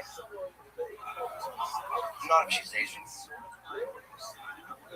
I love new moms. New moms are the best. They always have like the best words for everything. They always had IEs at the end of everything. Like my baby's got booties. Or maybe just a little bit of booties. You think just once you change that diaper, that baby just fucking creamed all over the place. And that mom was like, oh my god, Mike, get in here. Little Jeffrey just made his first cummies.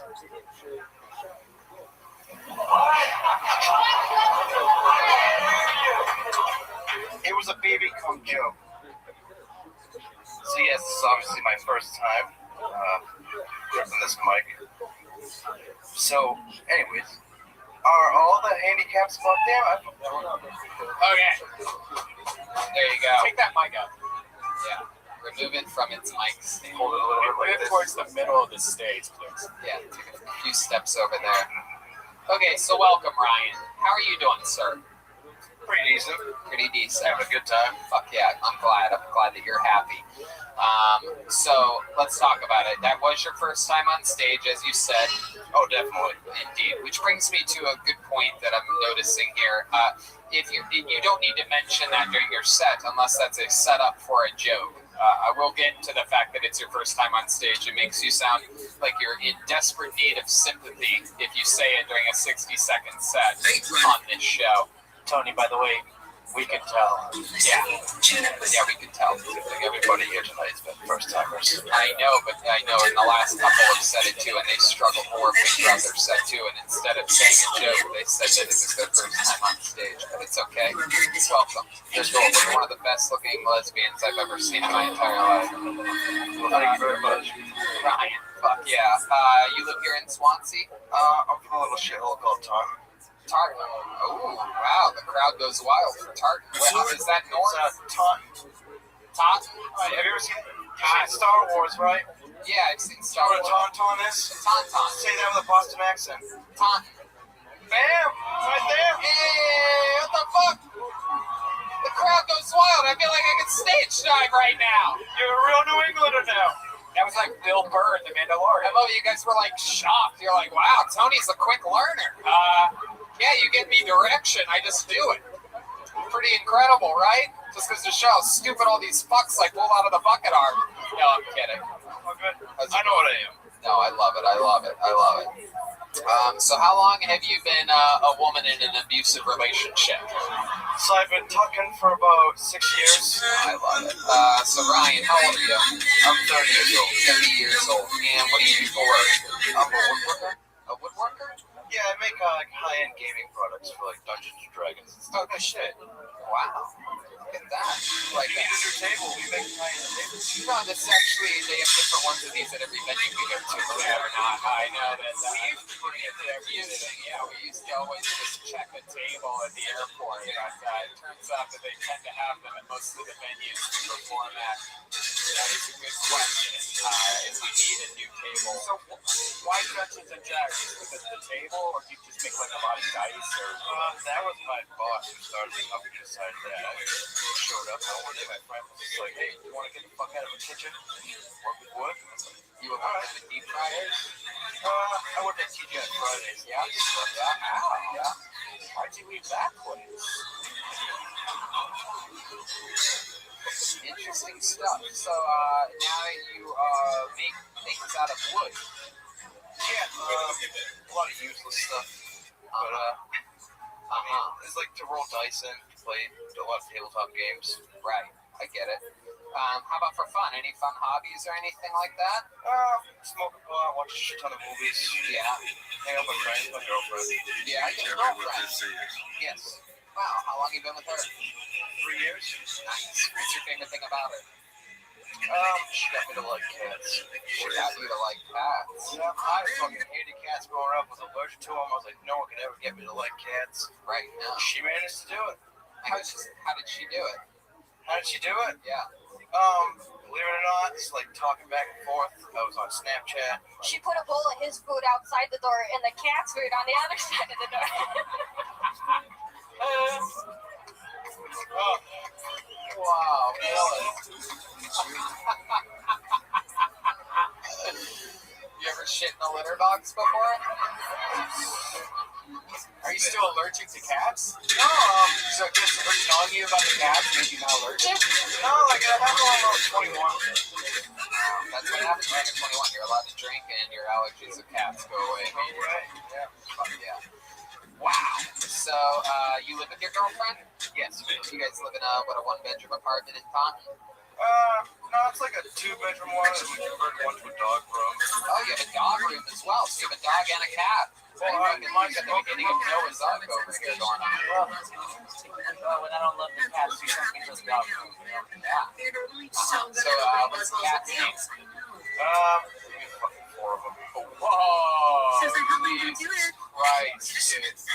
What? God. Yeah, well, I got 2 dogs. So. Okay, name the cats, name the dogs. Let's talk about Yeah, it. Orangey, Buster, Toby, and George. Orangey, Buster, Toby, and George. What color is Orangey? How about the dogs? What are the dogs' names? We got one named Arya and one named Stuart. Arya and Stuart. Why Stuart? It's 5 years old. Stuart Redmond. From what? And I don't know. Arya the Bank Jones, right? yeah, Arya Bug. My goodness. Okay. Dogs and cats ever get into fights? Not really. Our German Shepherd is best friends. Yeah, it's just weird. Huh. Yeah. Oh, that makes sense. That makes sense. Any kind of German likes something that will take a shit on its chest. So that's why they like little fur balls or little furry friends.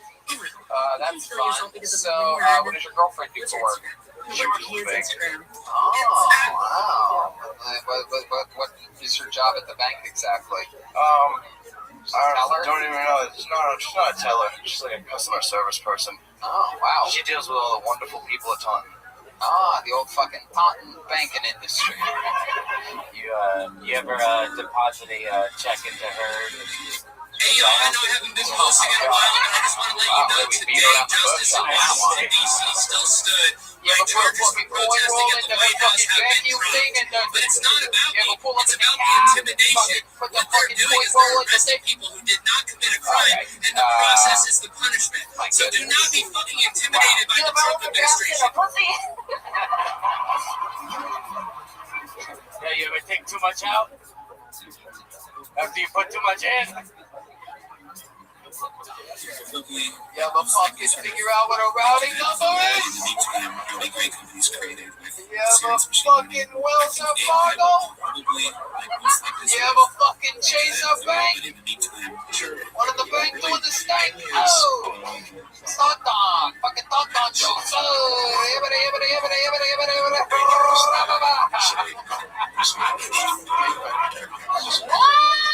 Alright. Okay. Well, Ryan Donovan, my goodness. Tell the animals that we said hello when you get home tonight. Will do. Tell them you had a fun time on the Kill Tony show. You listen to the show often? Oh, yeah. Is this something you've always wanted to do? Honestly, yeah. Yeah. Like, I had to do a double take. I found out about this yesterday. Wow. How'd you find out about it? Your mom's house. I was listening to you on that at work. There you go. Oh, you guys listen to me on that?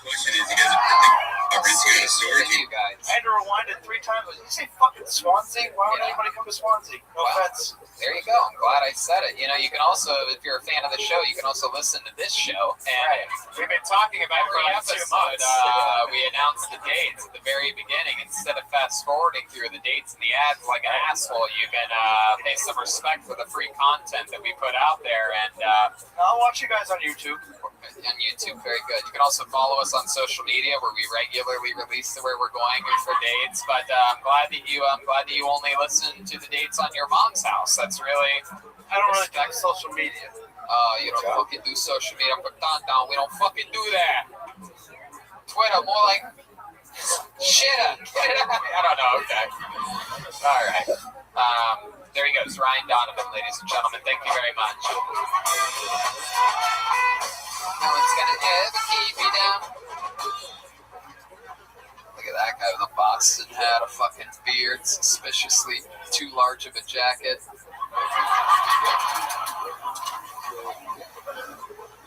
How many of you like it when comedians do good on this show? How many of you like it when comedians do bad on this show? Wow. They like blood here on the East Coast. Pull another name out of the bucket and see what it happens. It's Sean Nolan, everyone. Sean Nolan, the bucket of destiny, has spoken your name. Sean Nolan coming to the stage. Right here he is. How about a hand for Jesse Johnson's first time on the rodeo tour? All right, here he is, Sean Nolan, everyone. All right, so back in middle school, we used to do this thing where you would measure your dick to your hand. And if your dick was bigger than your hand, then you had a huge penis. And so you'd measure from the bottom of the palm to the tip of the middle finger, right? So me and my boys, we all go home, measure our dicks separately. And my dick was way bigger than my hand. And I was freaking out. I was like, holy shit, I'm going to go to school. I'm going to have a huge dick. I'm going to tell my friends, right? I'm going to fuck all the teachers, all the girls, maybe guys, I don't know. And so I get to school, right? And we're all sharing our stories. And my friends are like, I don't know, like, that's like kind of close to the tip of my middle finger. And I was like, dude, my dick way bigger than my hand. Fuck all you small dick pussies. I got a huge dick. They're like, oh shit, Sean's got a huge dick. We're all dapping up, right? We're dapping. And I'm dapping them. And their hands are just...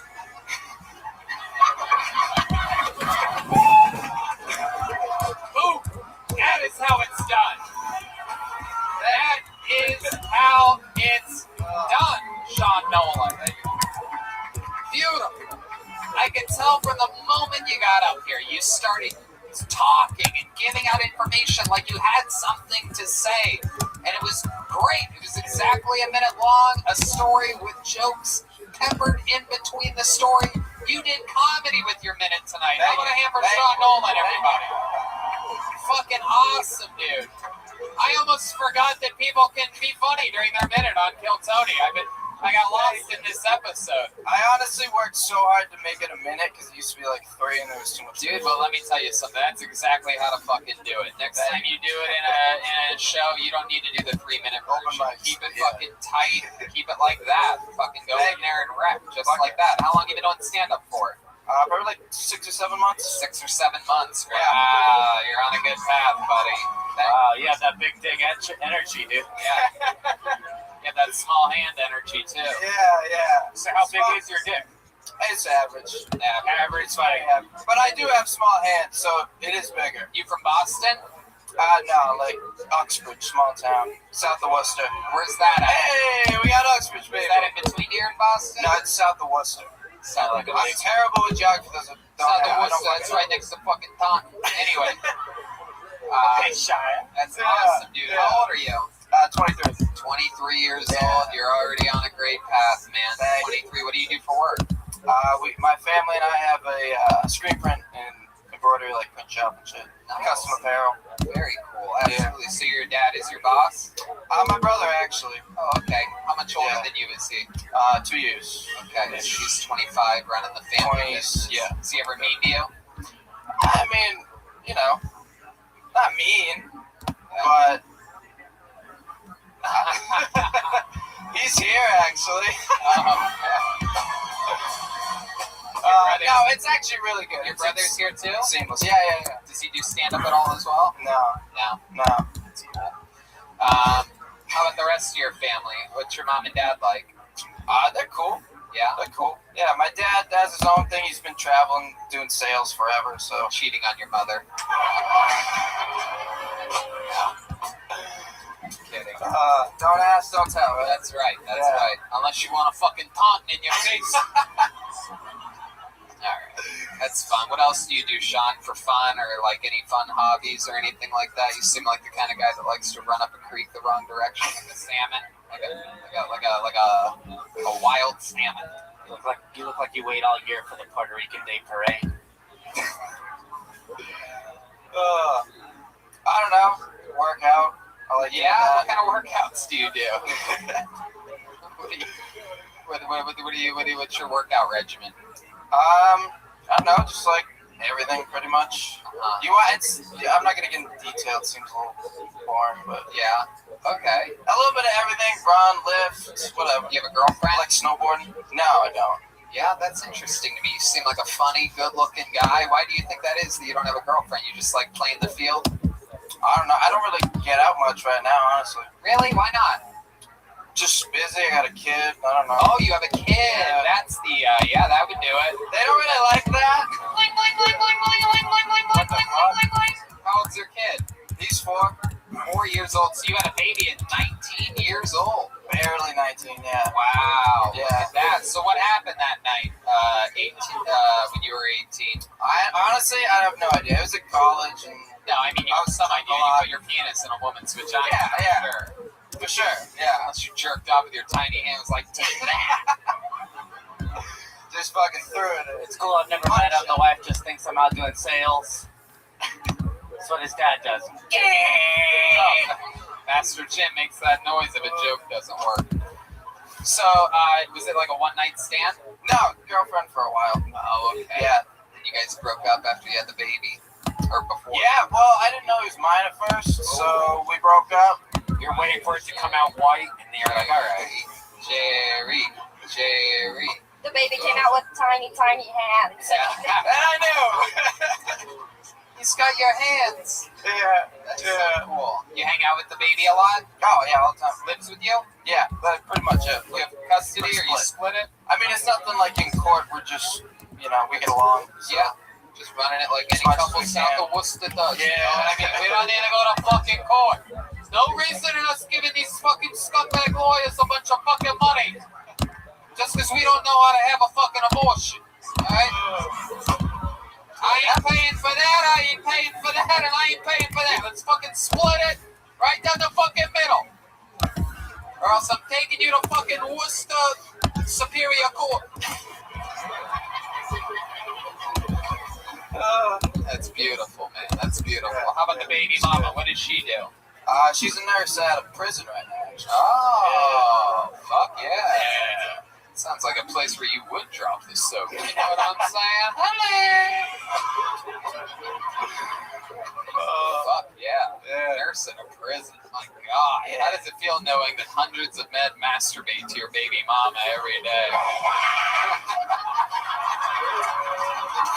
That one always gets me. It doesn't matter when you hit it, where you hit it. You can literally do no wrong with that sound effect. Oh, wow. So good. I mean, unbelievable set, unbelievable performance. You've got it all going for you. You know what? Being a single father or a single mother on this show, it's always a special place in my heart. Since I was pretty much raised by a single mother, I think it's one of the greatest things you could be is a parent that gives a fuck. So the fact that you do it all, you had a job, you had a great set, you're chasing your dreams, and you're raising your kid. That's a perfect fucking life. Get out there, keep enjoying it. There he goes, Sean Nolan, everybody.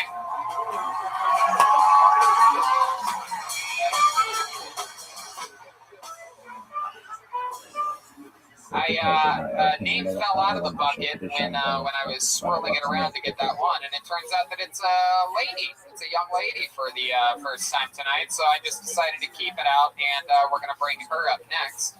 Ladies and gentlemen, make some noise for your next comedian. She goes by the name of Megan Langley, everyone. Your first lady of the night, Megan Langley, is making her way to the stage. Here she comes. Heck yeah.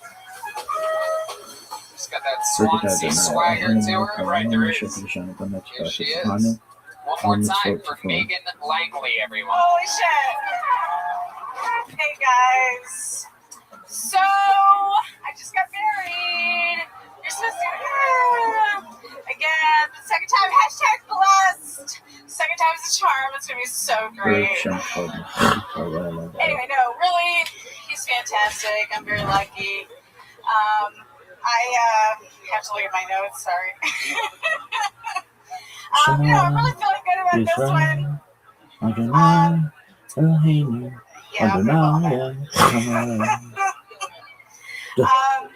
Anyway, recently somebody asked me, they're like, "Are you really sure you want to do this again? I mean, is this really a good idea? Do you really want to limit your choices?" For context, that person was 25 hot and a personal trainer, and I'm 37, out of shape, and a divorced cat lady. Yes, I want to limit my options. My options are limited, and I want to limit them as soon as possible. Is that it? Do you have more? Is that it? I was gonna talk about my husband. Let's save it. Let's save it. Megan Lang. We'll probably get to that anyway. Give the mic about it. Here you go. Hi, Megan. How are you?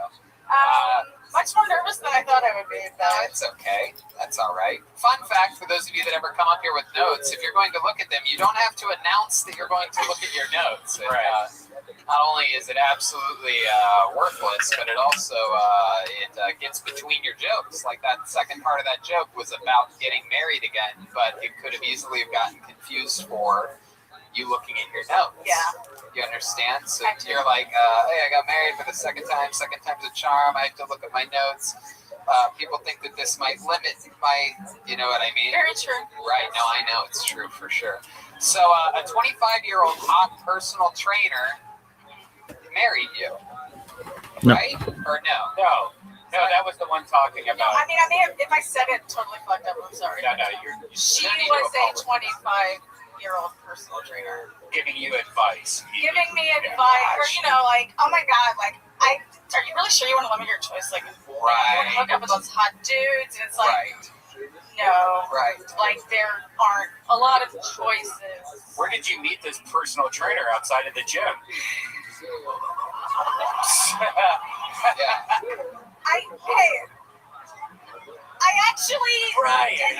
I actually didn't mention that she is my personal trainer specifically because I didn't want you to make that joke. I didn't say your personal. She actually isn't. No, she actually isn't my friend. She's Make my that joke. personal. Normally, I would make that joke. No, she is my personal trainer, but I was like, if I say she's my personal trainer, he'll make a fat joke. So I just said, look who said I'm fatter than you. What the fuck? Yeah, exactly. You guys have the exact same shape and clothing on right now for some reason as well. So, the old I watch you guys a lot. I know the kind of jokes you make, so I was trying to like defend myself. So. Very good. Never in a million years would I think Red Band would ask where to find a personal trainer.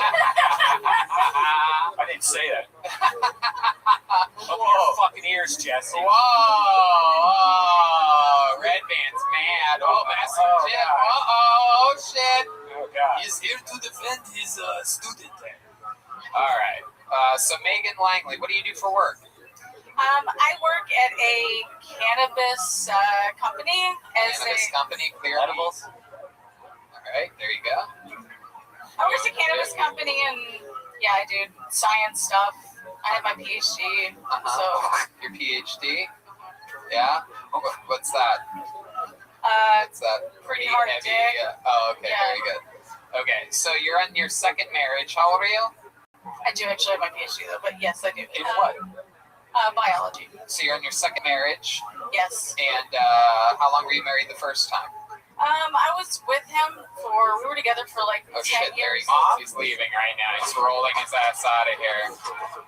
Damn, that guy is speed race. Look at that fuck. He's like, I'm getting the fuck out of here. This bitch has been married twice. I'm never coming back to this show again. I haven't been married fucking once. God damn. Oh shit, the cops are pulling him over for speeding right now. Look at this. It's incredible. He's going 27 miles an hour in a 25, sir. You don't do that on the Army Republic Highway. Where the fuck are we? Anyway. How long did your first marriage last for? We were together for 10 years, but we were only married for 2. What happened there? Why'd that end? I don't necessarily really want to talk about it. I mean, I just think it's respectful. I just think it's respectful to not to talk about. I just don't really want to talk about it. I'd like to talk about, what I'm doing. I'm Okay, sorry. okay. That's weird. Sorry. You can make something up. No, I you can't could, make but I'd just something up, rather Brian. not. More bad advice from Brian Redman. It's Just been, lie. I was divorced, it's been Sure, it doesn't matter. How about your new marriage? Where'd you meet this guy at? We met, I came up here, I'm from Kentucky, and I came up here for a wedding in Boston, and, yeah. I don't know what that noise was, but anyway, this was a guy who I had met many years earlier, and I was like, hey, you're hot. I'm sorry. Hey, but he's a really good drummer, and he came here. Very good, very good. No, that's good. This is the most boring Kathy comic strip I've ever read. Sorry.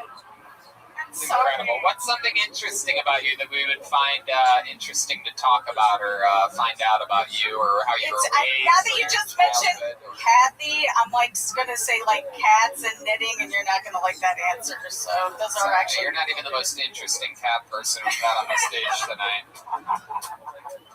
That's fun. How many cats do you have? 2. That's nothing. I have a turtle and a dog though. Oh yeah, what happened to the turtle? The dog ate it and then choked on it. No, I Dog still died. have him.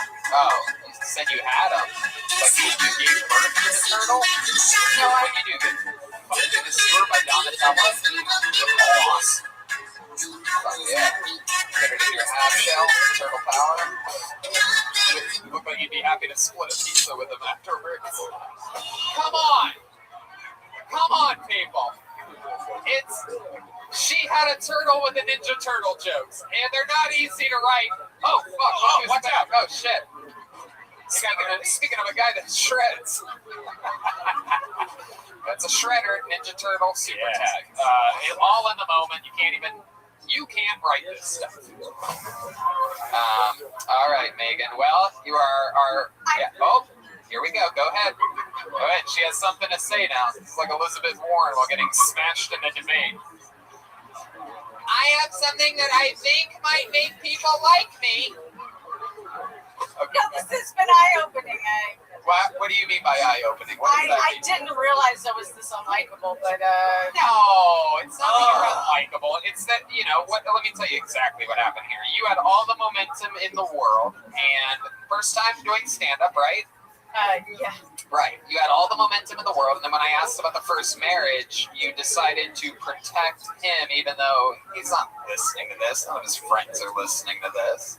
And it probably would have been the most interesting part of this interview. And for some reason, you didn't want to, which makes us wonder why, which means that we know that it would have been the most interesting part of the interview. So it's like you're like the kid with a toy that doesn't let anybody else play with your toy, but you wanted to come to show and tell and just say, I've got a better toy than you guys, but I can't show it to you. Does that make sense? Because these people all know what the show is. So they know if you didn't want to talk about that. We watch the show we watch every single episode of your show ever. So he came out as gay. That happens all the time. Could have just said that and that would have been fine. Yeah, we get it. Or, no, it doesn't matter. But anyway, you're not unlikable. It's just the path that you chose tonight wasn't the most likable route. You know what I mean? It's like you went down to Worcester to get the boss. You know what I mean? You went south to get north tonight. Is that right? No? Still no? I truly don't give a fuck. I really signed up. I mean, I would have signed up anyway because I love your guys' show and I watch all the time. I really hope that if me or my husband got picked, that you would let him come and do the Mexican drum off. We try to drum off. We don't do 2 Mexican drum offs in an episode. It's part of my. Even if they're way better than the other person. No. Go back to Revere. Sorry. Okay. I had to try. No. He's a hot, big-dicked Italian. All right. There's only enough room for one hot, big-dicked Italian on this stage, and it ain't Phyllis Watkins. You know what I'm saying? Anyway. All right. But no, listen, don't take tonight as a loss. Don't be upset at what happened here. Just, next time, sign up again, write a different minute. commit to it, figure out a way to fucking memorize it, and if you have to look at your notes, don't say that you're looking at your notes, and if someone asks you a question, figure out a more interesting way to either answer it or avoid answering it. Have a joke about how you don't want to answer something like that. If you really listen to every single episode of the show, then you would have to know that I was going to ask you about your first marriage. It's true. I guess I hope for the best. Well, the best could have happened. I hope for the best too. It tends to work out for me. Megan Langley, everybody. There she goes. Her first time on Kill Tony. Okay. We're going to go back to the bucket in just a moment, but before we do, let's do something fun. There is one man and one man only who I consider a true Swansea regular, even though we've only done one other Swansea episode. There's a gentleman, and I got to run into him before the show here tonight. He has a special place in my heart. I absolutely love this guy, and I think he stands for everything that is positive, fun, and cool about this area, and I'm excited to bring him up. You may know him as Santa Claus. I present to you Brian Roy, everybody! Hey! Yes! This is Kill Tony East, and this is Brian Roy. One more time for Brian, everybody. Come on. Jeez. Okay, where do I begin? Just address the, just right up and address the reindeer in the room. Yes, I do perform as Santa Claus. I've been doing it for about 10 years now. When people ask, find out about me doing it, they ask me questions. I find a little bit about them. What's the strangest thing a child has ever asked for? It was a voodoo doll. And I asked the little girl, so, do you want to, stick pins in it? And she said, no, it was, because I have a baby sister, and sometimes I want to strangle her, and it might be a little bit better if I had the doll. I said, yes, it's not nice to strangle your sister, no. So the doll, I'll see what I can do about that. People ask me, okay, so the biggest thing people ask me is, have you ever been pissed on? No, I don't do nudist colonies or, nothing like that. So no, children always have the clothes on. Fuck yeah, there you go. Absolutely. Brian Roy, a.k.a. Swansea Claus. Fuck yeah, my man. So glad to have you back here. It was a dream of mine since the last time we were here my goal was to plan this return to Swansea around Christmas this past Christmas and have you come on, but our schedule got all fucked up because Brody Stevens decided to hang himself. What a fucking loser, right? No, I'm kidding. He's one of my best friends. Positive energy. That's right. That's right, Brody. Anyway, fucked up some of my scheduling last year due to his crazy decision. I'm glad because the next day. You're glad that Brody hung himself? No. Jesus Christ, Santa! You're supposed to be hanging stockings from the Chimney with Care, not Brody from the Chimney with Care. Okay, go ahead. The next day when I had an 8-hour photo shoot, and I was unable to have anything to drink, so I'm glad it was not around Christmas time. So, wait, what? You had it on a Friday night. The next Saturday, I had an 8-hour private photo shoot as Santa. Oh, okay. And just coming here this late at night, I had to. So you can't pee when you're Santa? You have to stay in the seat, right? Or something like that? Do you ever get to take breaks or anything? You can take a bong rip or something like that? Or do anything wacky while being Santa? Those are cookies. Edibles. Fuck yeah. Absolutely. Some of those fucking baby carrots they leave for the reindeers. That doesn't make any sense. All right, Brody, that's it. I'm sorry. You say his name 3 times, he's like Beetlejuice. He comes out of nowhere. Okay, so how was this past Christmas season? Everything good? It was fantastic. A lot of kids were nice, not naughty. It's somewhat weird. Like the women who are like 28 to 35, they're the ones who are like, oh, Santa, I'm naughty. Oh, fuck yeah. And they're just trash. Are you you just said they're trash? It's trash. Oh my God. Are you single, Santa? I don't mean to stir up the news. I do have a girl. Ah, Miss Claus is right over there. Oh, wow. Hell yeah. You put a little fucking coal in her stocking, huh? Yeah. Put a little fucking cookies in her milk, huh? Wait, what? Yeah, you never overdrafted her pussy. We heard the mall closed down, the local mall. Did that affect your? I do personal home visits, corporate. I don't do Let's malls. go back to this Mrs. Claus over here. Where'd you meet her? What's going on over here? Well, I usually say You show her your North Pole? It was. I swiped left. Is it true that you slay that pussy?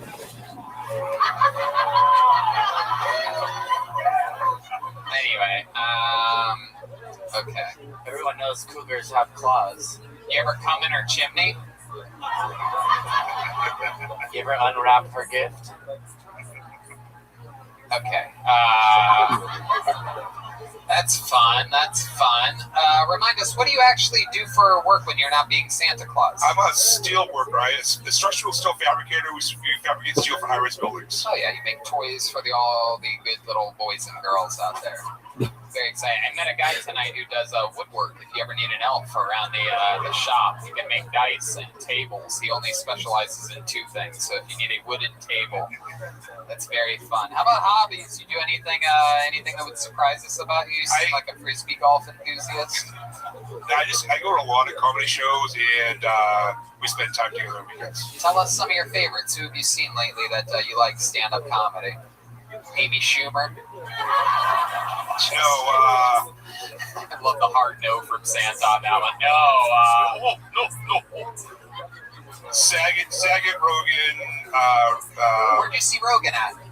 I saw Rogan at Wilbur the last time I was at Wilbur. Okay. Was I with him on that one? No, you weren't. No. It was after that. Oh, It okay. was after that. Cool. So I go to the Wilbur quite a bit. That's nice. Are you gonna go see him at the Boston Garden in October? I'm not. Yeah. Well, why not? Why aren't you gonna go see him at the Boston Garden? I'm trying to pick and choose because I own a house now and I have to. The money wise, I just try to pick and choose. So. Yeah, he only works one day a year. Phyllis Watkins. These people want to have something to chant, but they don't have it. Phyllis. Yeah, that can't be it. Mrs. Claus will let you know that I don't come once a year, though. Wow. Don't look at my student and say that shit, you creep. You sick fuck. My goodness gracious. So, a lot of thick white women get black boyfriends. Do thick white men get black girlfriends? That's a good question. You ever little chocolate chip? Yeah, a little Donner Blitzen, Comet and Cupid. You know what I'm talking about? Little Vixen. Yeah, Vixen. That's the one. Good stuff. You got a lot of ho. In different area codes? Hey! I'm surprised you know that reference, Santa. You know rap music? I do all the area codes. Yes. Well, the only rapping you did was gifts. Come on. Whoa! I grew up in the 80s, so 80s and 90s. Yes. I'm a young Santa. So Really? Yeah. Really, young Santa. I like that. What are some of your favorite hip hop artists? I always did like Snoop. Really? Yeah. Goodness. NWA. I'm not. What was that sad part again? No. Something with attitude. Fuck. That's all I want for Christmas is for you to tell me what. Whoa. He said it with an R, dude. No. He just said it. Wow. Straight out of the North Pole, this guy. Well, that's fun. Anything else I should know about you? Something embarrassing? Anything? Sure. You seem excited to share that. Yes. Yeah. Yes. I cannot remember the name of the woman buried in my backyard. What? I bought a house 2 years ago, and the previous owners, their daughter passed away when she was in the 50s, and her request was to be, her remains to be in the yard, and... How many of you want to go unbury this body tonight, huh? That's right. This is the first ever Kill Tony episode that includes taking all 1,000 people in this room. Excuse me, if the officers in the back could please put their fingers in their ears for this part.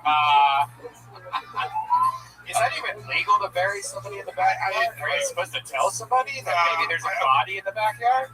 I asked my next door neighbor about a year later, so yeah, do you know what this plaque is? It's like MBDA.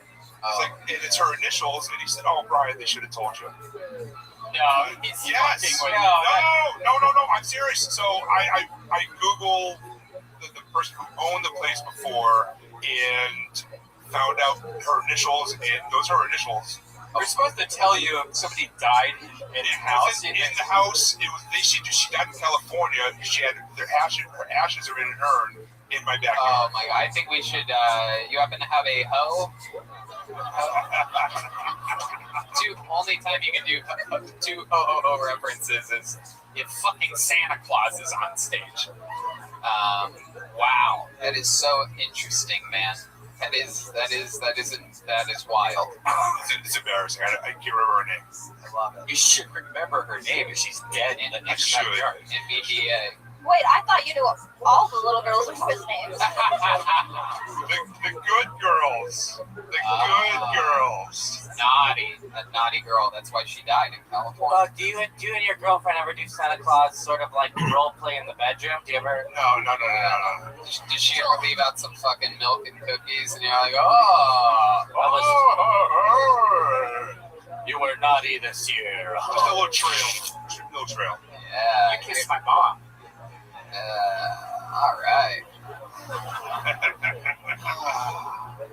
All right. Well, so much fun, dude. I fucking love you, Brian Roy. You are a staple here on these Swansea episodes. You just can't beat it. You're the only Santa Claus that I acknowledge. You're my real Santa Claus. Hey, look at that. I got a gift from Santa. Oh my God, Santa caught you being nice. I love this. Says, haha, you have coronavirus now.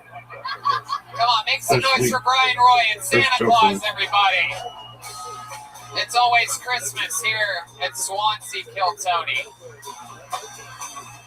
Shit, someone's leaving. I think we're losing an audience member here. I think Shakira's mom is leaving the show early. Here's the... You guys want to go to this bucket one more time, huh?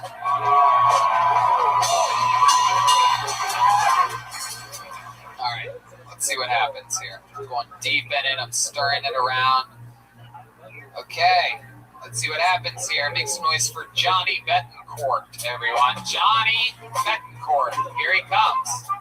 He's on his way to the stage. One more time for your final comedian of the night, Johnny Betancourt.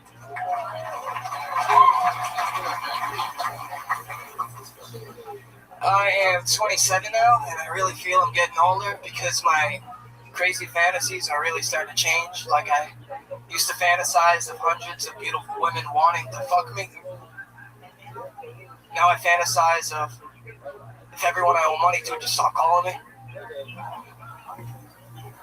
Like, the IRS, the state of Kentucky, and my goddamn father-in-law, Joe. Fuck you, Joe. Fuck you. I had a great experience in a public bathroom the other day. I had to take a piss. I stepped up to the urinal, and I looked down, and I noticed that someone missed the urinal trying to take a shit. See, I grew up with two aggressive, angry Portuguese grandparents who would beat the shit out of me with a slipper if I even thought about doing something like that. That's why I think we should put Portuguese grandparents in bathrooms all across America. everywhere. Fuck yeah, Johnny Betancourt, everybody. Welcome, welcome. My goodness. Welcome to the show, Johnny. How long have you been doing stand-up? I've done it 6 times. I started in December. 6 times, started in December. Started. Absolutely. How long have you been a part-time magician? You look like Chris Angel's illegitimate son. Yeah, you made Red Band disappear. Ta-da! I love it. Maybe you should come back more often. That's fun. So, Johnny, what do you do for work?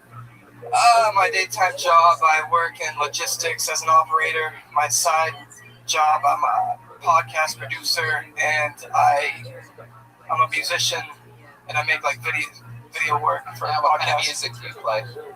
At the moment, I do a little bit of reggae, a little bit of rock and roll. I come from a whole family of musicians. Wow. What instruments do you play? I don't play the drums. No, it's okay. I don't play the trumpet. That's not what I asked you. I asked you what instruments you do play. I play guitar and I sing a little bit. Yeah? You sing a little bit of reggae rock? A little bit of everything. Yeah. Really? Yeah. Why don't you sing some? Come on now.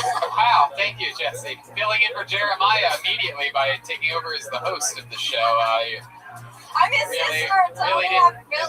Really didn't miss a beat there. That's interesting. So, what kind of songs do you prefer to sing out of anything? Like, if you were to do karaoke, what? I actually hate karaoke. I write my own music. Yeah. So it's weird. What's the name of your band? Like, are you on Spotify? Are you on Spotify? It's a simple yes or no question. What's the name of your band on Spotify? Well, it's my name, Johnny Betancourt. Okay, that's what it looks like. I used to be in a band. I love the confidence behind it. This is going to be great. Yeah, why do you seem ashamed of what you have on Spotify? I don't think I think I stopped paying for my TuneCore, so it's not on Spotify. But I'm just you're recent activity, but we do see your baby and your baby mama there. You have a child now. Yeah, I'm married. I got a beautiful little daughter. You do? Yeah, I do. How sweet. How old is she now? She's gonna be 11 months on the 11th. Oh, that's great. Very excited with that. Okay, well, how about you do a little bit of acapella? You want a beat from Gilbert Joel Jimenez? A little bit of sing us something? Yeah, I don't know what to sing though. Yeah, you know what? Whatever you want, dude. You don't like karaoke. That's what you said. You don't want to have music backing you. You said you sing. You said you come from a family of musicians. So we need to have something from you. We got to get a little sample of something. We haven't had anybody else other than these two up here with any musical talent tonight. Only one guy knew how to play the drums, and the other drum player in the room had a wife that we couldn't stand. No, I'm kidding. I'm joking. I'm joking, Megan. I'm joking, Megan. Oh shit! Look at this. Now he went. But hold on. Oh shit! Damn. Oh, look at this. Not only does he look like a composer, he actually is one. Giving us a little example of his music stylings, ladies and gentlemen. It's Johnny Betancourt. Play a little faster, please. I don't like the way you're talking to me.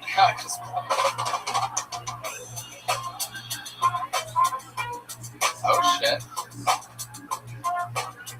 Alright. Shorty on no. You got it. Just keep going until you're tuned up. Just keep going. We're here to support you, Johnny. How many of you want Johnny to do good right now? Wow.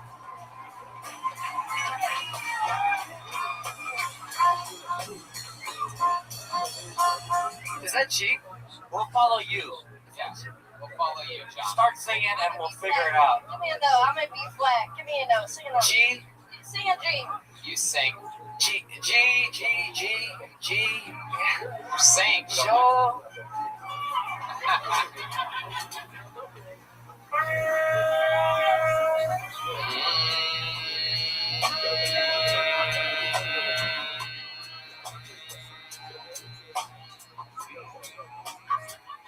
Alright, I'll do acapella can literally do anything. They can follow you. You can do anything. I'm gonna do something really old. Do whatever you want, Johnny. Just fucking do anything, you piece of shit. You need to cool it. Baby, I'm not fooling. I'm gonna say yeah. Back to schooling. Way down inside. Honey, you need. I'm gonna give you my love. I'm gonna give you my love. Oh, I wanna hold that love. I was doing the background.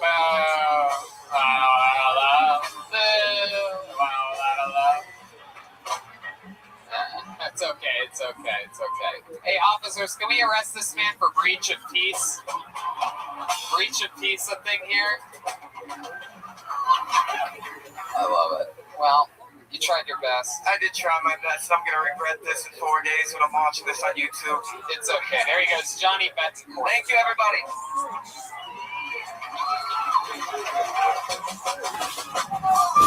You guys think we should get one more out of here?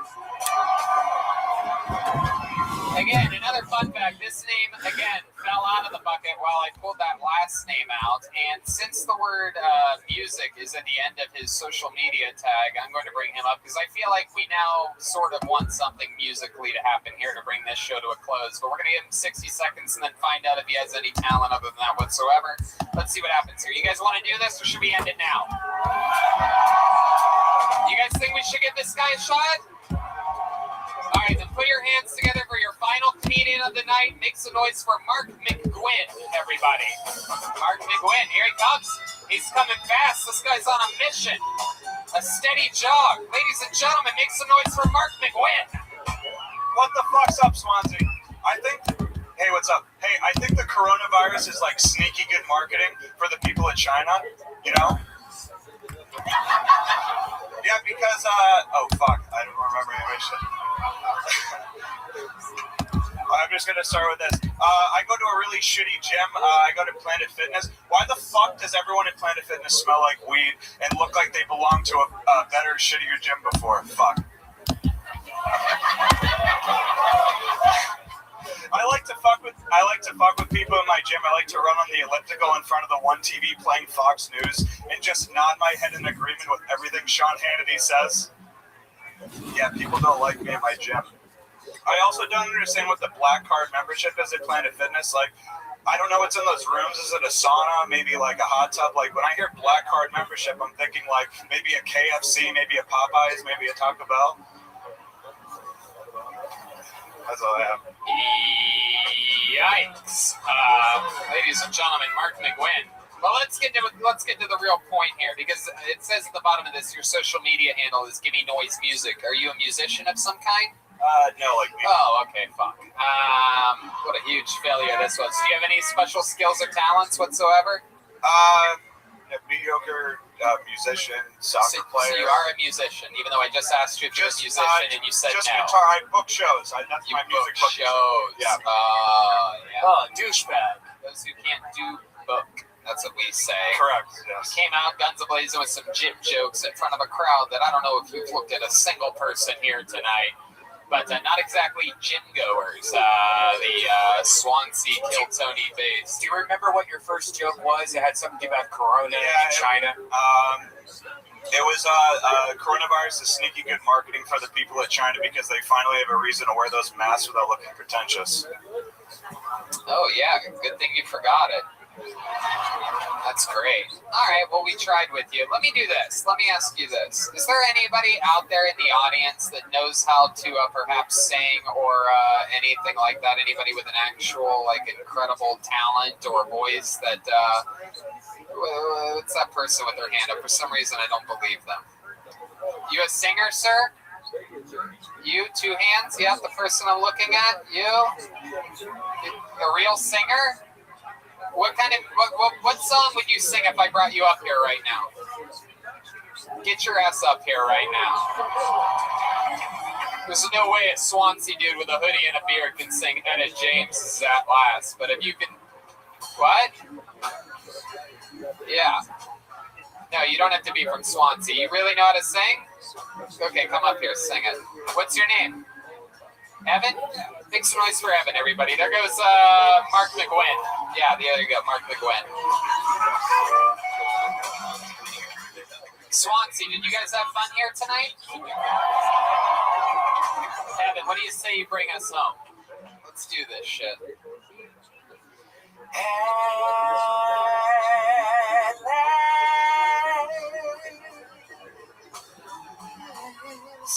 My love has come along. My lonely days are over. And life is like a song.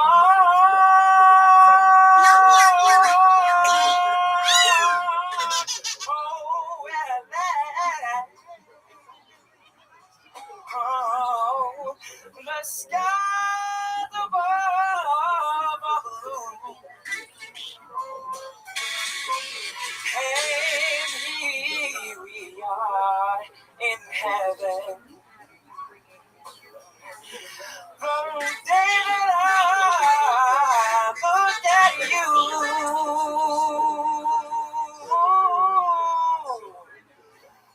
I found a thrill to press my cheek to, a thrill that I can call my own. I found a thrill to press my cheek to, a thrill that I never known. Ooh, when you smile,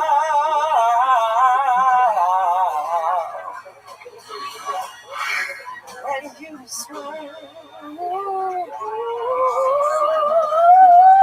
Wow, look at that. A man with a beard and a hoodie and a man jacket just sang that fucking song. This guy's waited his whole life to sing that song in front of a crowd like this. You don't just learn it last that day from the great Etta James. It's one of the great songs of all time. I've never seen a grown-ass man sing it before. Evan, is there a social media you want to plug or something? Yes, you can follow me at Evan Audio Music on any social. There you go. That's a real musician whose screen name ends in the word music. We have a bunch of prints that Ryan J. Ebelt drew up exactly for this date. We're going to be signing them and taking pictures with you. There's some Tony Hinchcliffe pins if you guys want. Those are all available right now. We're all going to be there right after the show to shake hands, give fist bumps, give a hug, shed a tear, and keep the line moving along. Swansea, we did it again. We love you so much. Thanks for coming out.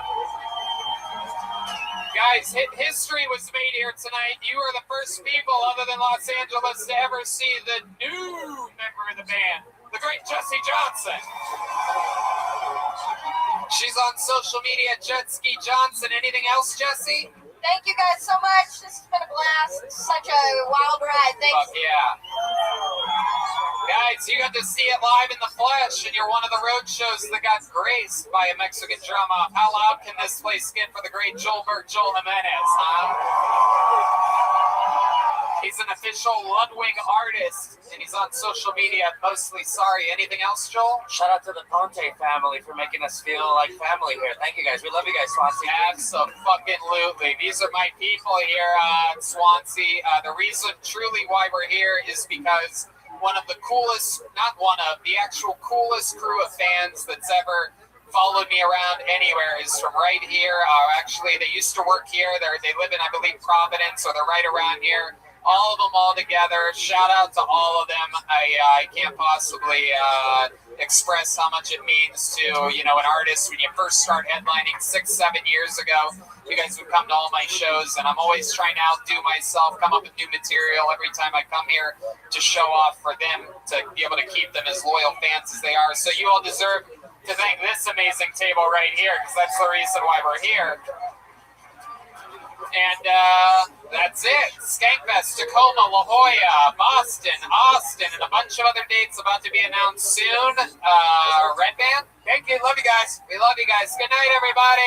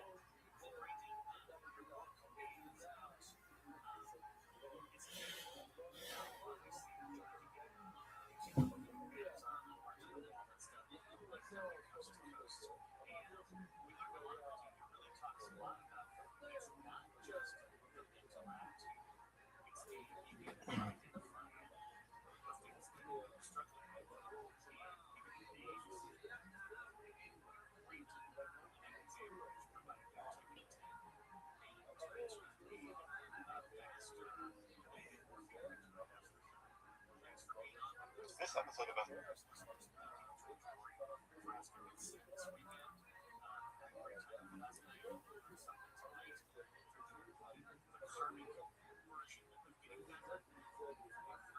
the study.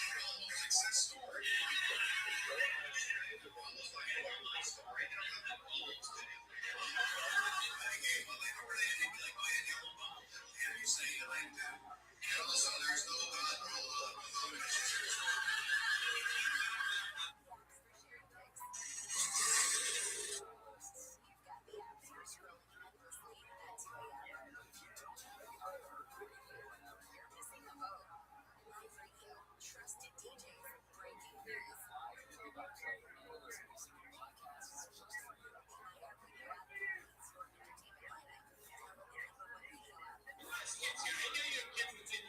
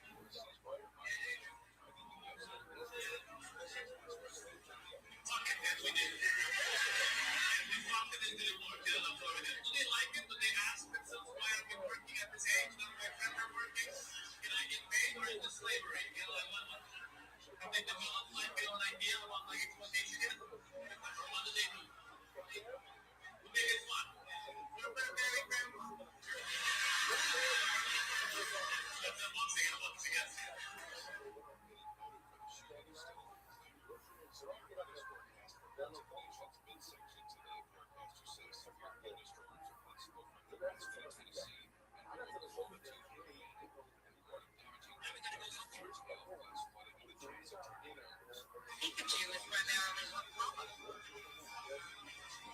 Red, yellow, green, blue. I don't know any of these, so I'd like to go ahead and ask the expert. B, it's yellow. There's no question in your mind. You're sure what it is? Pikachu is primarily one color. Red, yellow, green, blue. I don't know any of these, so I'd like to go ahead and ask the expert. B, it's yellow. There's no question in your mind. You're sure what it is?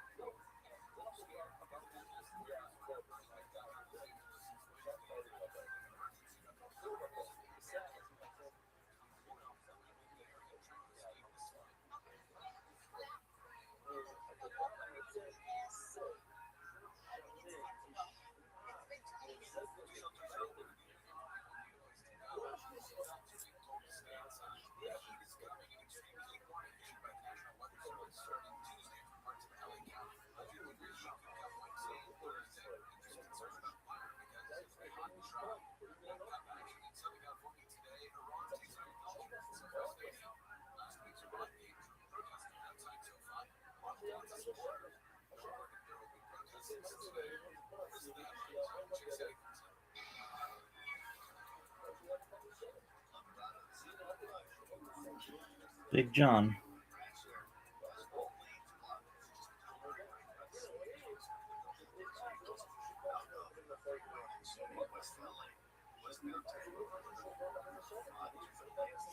Fuck Jason.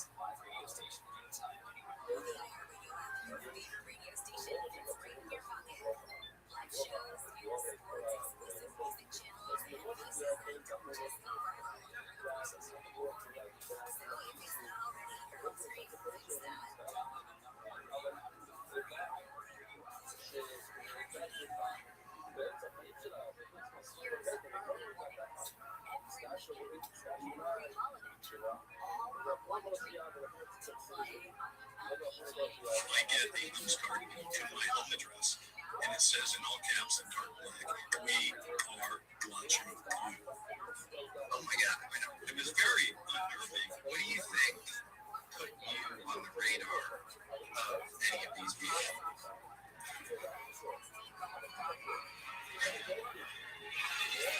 Dark Skies was an NBC series about an alien invasion set in the 1960s that she co-created running the show. It's going to air that night. So let's have a party. I'm at a premiere party movies that morning, like in Hollywood. And some guy walks up. Rabbi, good morning. Good morning, Mr. Christ. How you living, girl? I'm good. How are you? Just chilling, enjoying life. I know, me too.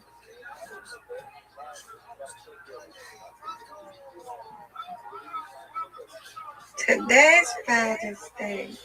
Yes, it is, Happy madam. Father's Day, Papa. Happy Father's That's Day, right. Daddy. Shout out to all the fathers. And everybody that is a father. Happy Father's Day. Word, girl. What you doing today? I'm sending out emails right now. I'm going to teach my class in a little bit. I am going to upload some content on TikTok and perhaps Instagram, and continue working on my robots. And I have to work on my YouTube channels a little bit. Nothing too wild though, but that's what's on the agenda. How about you? I'm just chilling. When I somebody go down and see what my aunt's doing and go eat breakfast and then come back up and go back somewhere. I ain't got nothing to do. I'll probably gotta wash my drawer clothes and that's about it. Okay. Yeah. Alright, I'm here, okay? Yes, madam.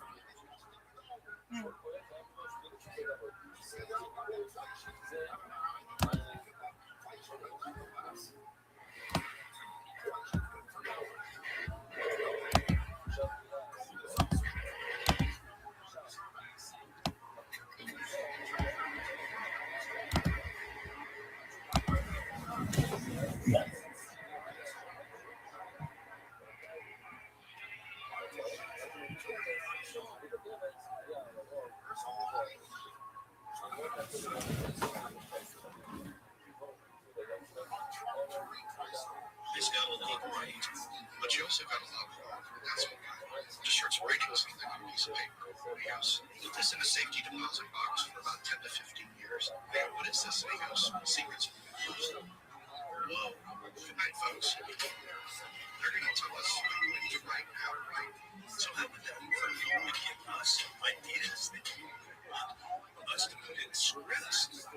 We didn't take the deal. Do you guys think that any other directors in Hollywood have taken similar deals? I am much more inclined now than I was when I made Close Encounters to really believe that we're not the only intelligent civilization in the universe.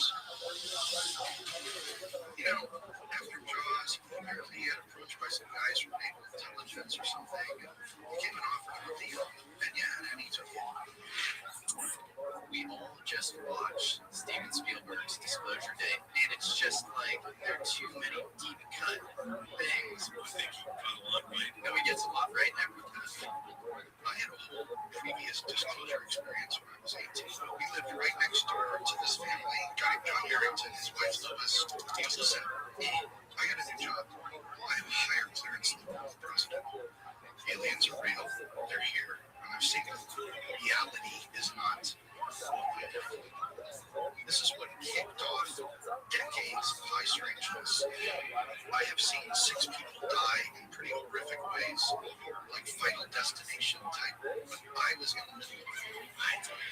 So I lowered the paper, and there's a woman standing at the foot of my bed. Her eyes are 2 black circles that are undulating.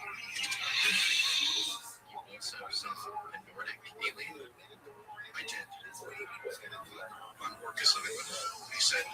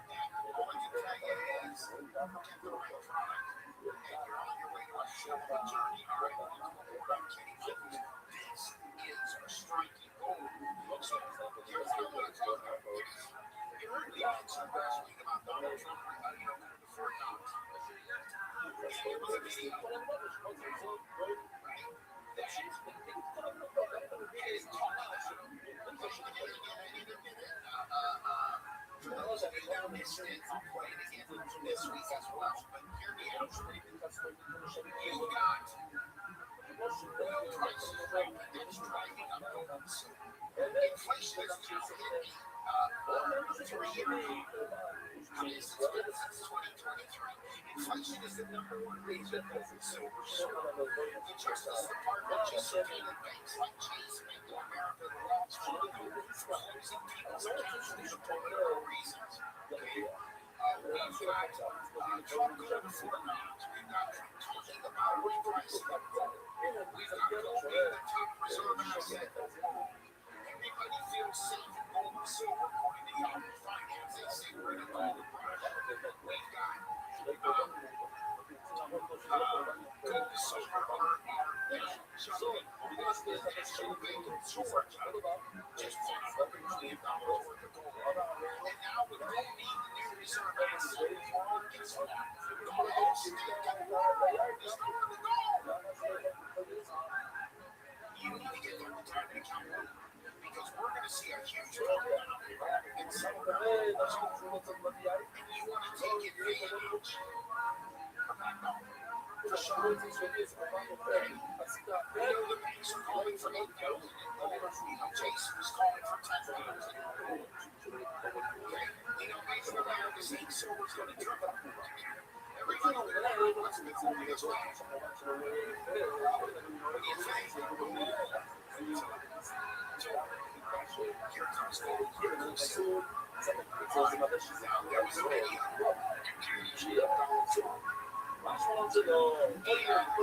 They talked about going to $4. I think we still have that video. They're getting ready. We're going to play it. When we get it, I'll be notified. We're going to play it for you. It's a tremendous video. You'll hear it all Mark talk about going to gold. Why he's going to gold. And when you take your IRA and take your 401k, and you move it into physical dollars, you're moving into savings. Right now, pay attention to this. Earlier this week, Ford dropped $1,100. And Sunday, gold dropped $90. 2 days later, the market dropped $600. Gold dropped $40. Would you rather find something that drops $40 or drops $600? It's an incredible situation of stability. That's why you have to go. Even when the market tanked and gold went down, so you don't lose much, and you make it up quickly. Or in the stock market, where stocks go down, they think, oh, God, it's going to take 32 days. And I think this is why you have to go. This is the safety of gold. That's part of the number to get me on, 888-961-0222. That's the number to get me on. I'm Katie Myers. This is Striking Gold. Call Culture Cosmetics directly at 888-446-6222. These guys will get you done. They are fabulous. That's pricing anywhere in the world business. And the best part of it, you want me to go looking Kelly Michaels. I'm telling you, for pricing, I'm looking. Please tell me this. Every day you're here, I get better looking every day. It's crazy. It's crazy. So, you can go to Kinney'sGoldQuiz.com. First we get your cash. You get retired. You go into gold. This is it. How we get started. This is what we're so let's go, baby. All right, we got the Trump clip ready for you. I want you to hear this video. This wasn't this video. You can't hear a video, but you know what I mean. He did this was a video. We This is Trump talking about going to Fort Knox. This was about making us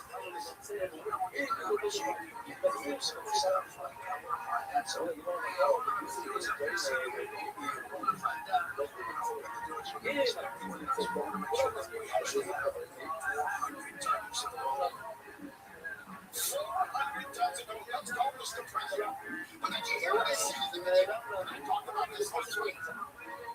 Things are getting shaky. Things are getting, we're getting the yips. That's what he said. We're getting the yips. And I saw it as I am. Yips. It's like a high. Like let's go to the doctor. Hey, doctor, get medication. I got yips on my arm. Yips is anxiety. Yips is performance anxiety. That's what yips is. So if I translate what Trump said, well, the shapes of what he says, and anxiety. And I talked about this last week. I played this video last week. Listen to me.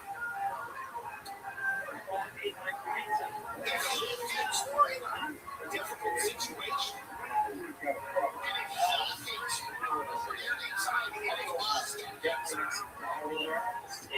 where does the President of the United States, the President of the free world, the most powerful man in the world,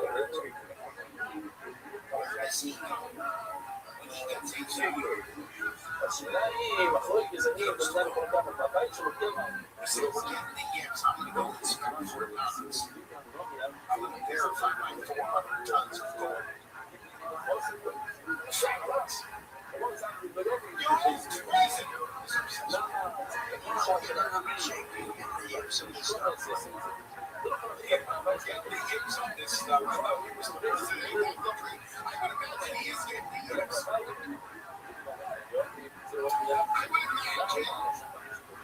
Inflation at its highest point since 2023 will give the yips. I would imagine Bank of America coming out and saying the market is overinflated, expected significant drop, would give the yips.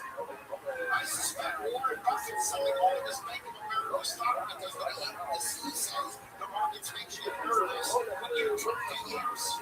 I would imagine the U.S. Justice Department that is subpoenaing Chase Bank of America for closing accounts for political reasons would give the president the yips. I would imagine that poor 67-year-old man in the period of 41 kids that got an $80,000 tax law gives him the yips. Guess what? The war is over. War is over.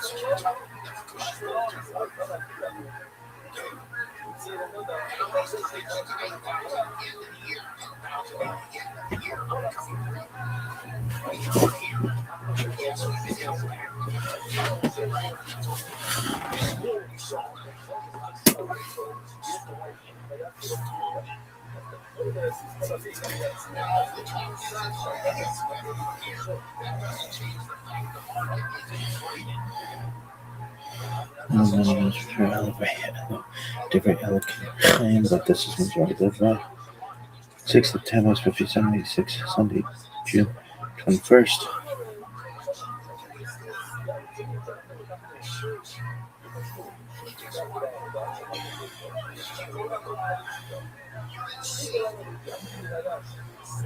$37.61 creation of the world birth of Neve Chava, 36.31, 136 son of Adam was born, 34.36, 325 King son of Enos was born, 33.66, 395 Mahalo son of King was born, 33.01, 460 Yard son of Mahalo was born, 31.39, 622 son of Yard was born, 37.4, 687 Methuselah son of Hanukkah was born, 2887, 874, 102, son of Methuselah was born, 2831, 930 Adam died. No one knows coffee, coffee. The Kabbalah is perhaps one of the most difficult aspects. Listen, Texts often only make sense in Hebrew or Aramaic. They presuppose an enormous amount of rabbinical and biblical lore, The dialectical style of argumentation they employ is often genuinely perplexing, and these texts speak in layers of code and allegory that is very, very difficult to decode. And further, attempts to simplify Kabbalah into Wikipedia-sized chunks frankly destroys exactly what makes Kabbalah so interesting, its incredible complexity and dynamism. Frankly, the study of Kabbalah is difficult, and simplification simply evades the task at hand. With this problem in mind, we sometimes ask for a kind of progressive study guide for studying Kabbalah. By the time I've gotten a few texts in, I've realized I've reproduced the exact problem all over again. It's just become a long list of texts and commentaries. So this naturally raises the question: how did the medieval and Renaissance masters of Kabbalah, learn Kabbalah? How did they arrange the text to learn it the way that they did? Just what text did they study? In what order? With what commentaries? What Jewish and non-Jewish sources did they use to learn Kabbalah? Just what text did they study? In what order? With what commentaries? One wonders to what degree did non-Jewish texts feature into their education? How did Kabbalists, become Kabbalists? In this episode of Esoterica, I want to explore a Kabbalistic study program from Renaissance Italy. It was composed by Yochanan Alameno, a rather obscure but very important Kabbalist, especially to his student, Giovanni Pico della Mirandola, who basically invented Christian Kabbalah as we know it in the writing of his 90 Theses. Alameno's study guide is fascinating because of its priority of ecstatic and prophetic Kabbalah over the more typical theosophical schools associated with the Sefer Zohar. And further, what makes his Kabbalah really interesting is its linking with both magical theory and practice with the Kabbalah. So if you're interested in studying Kabbalah, especially Christian and Hermetic Kabbalah, I hope you'll join me as we turn to Yochanan Alameno's Renaissance Kabbalah Study Guide. I'm Dr. Justice Sledge, and welcome to Esoterica, where we explore the arcane side of history, philosophy, and religion.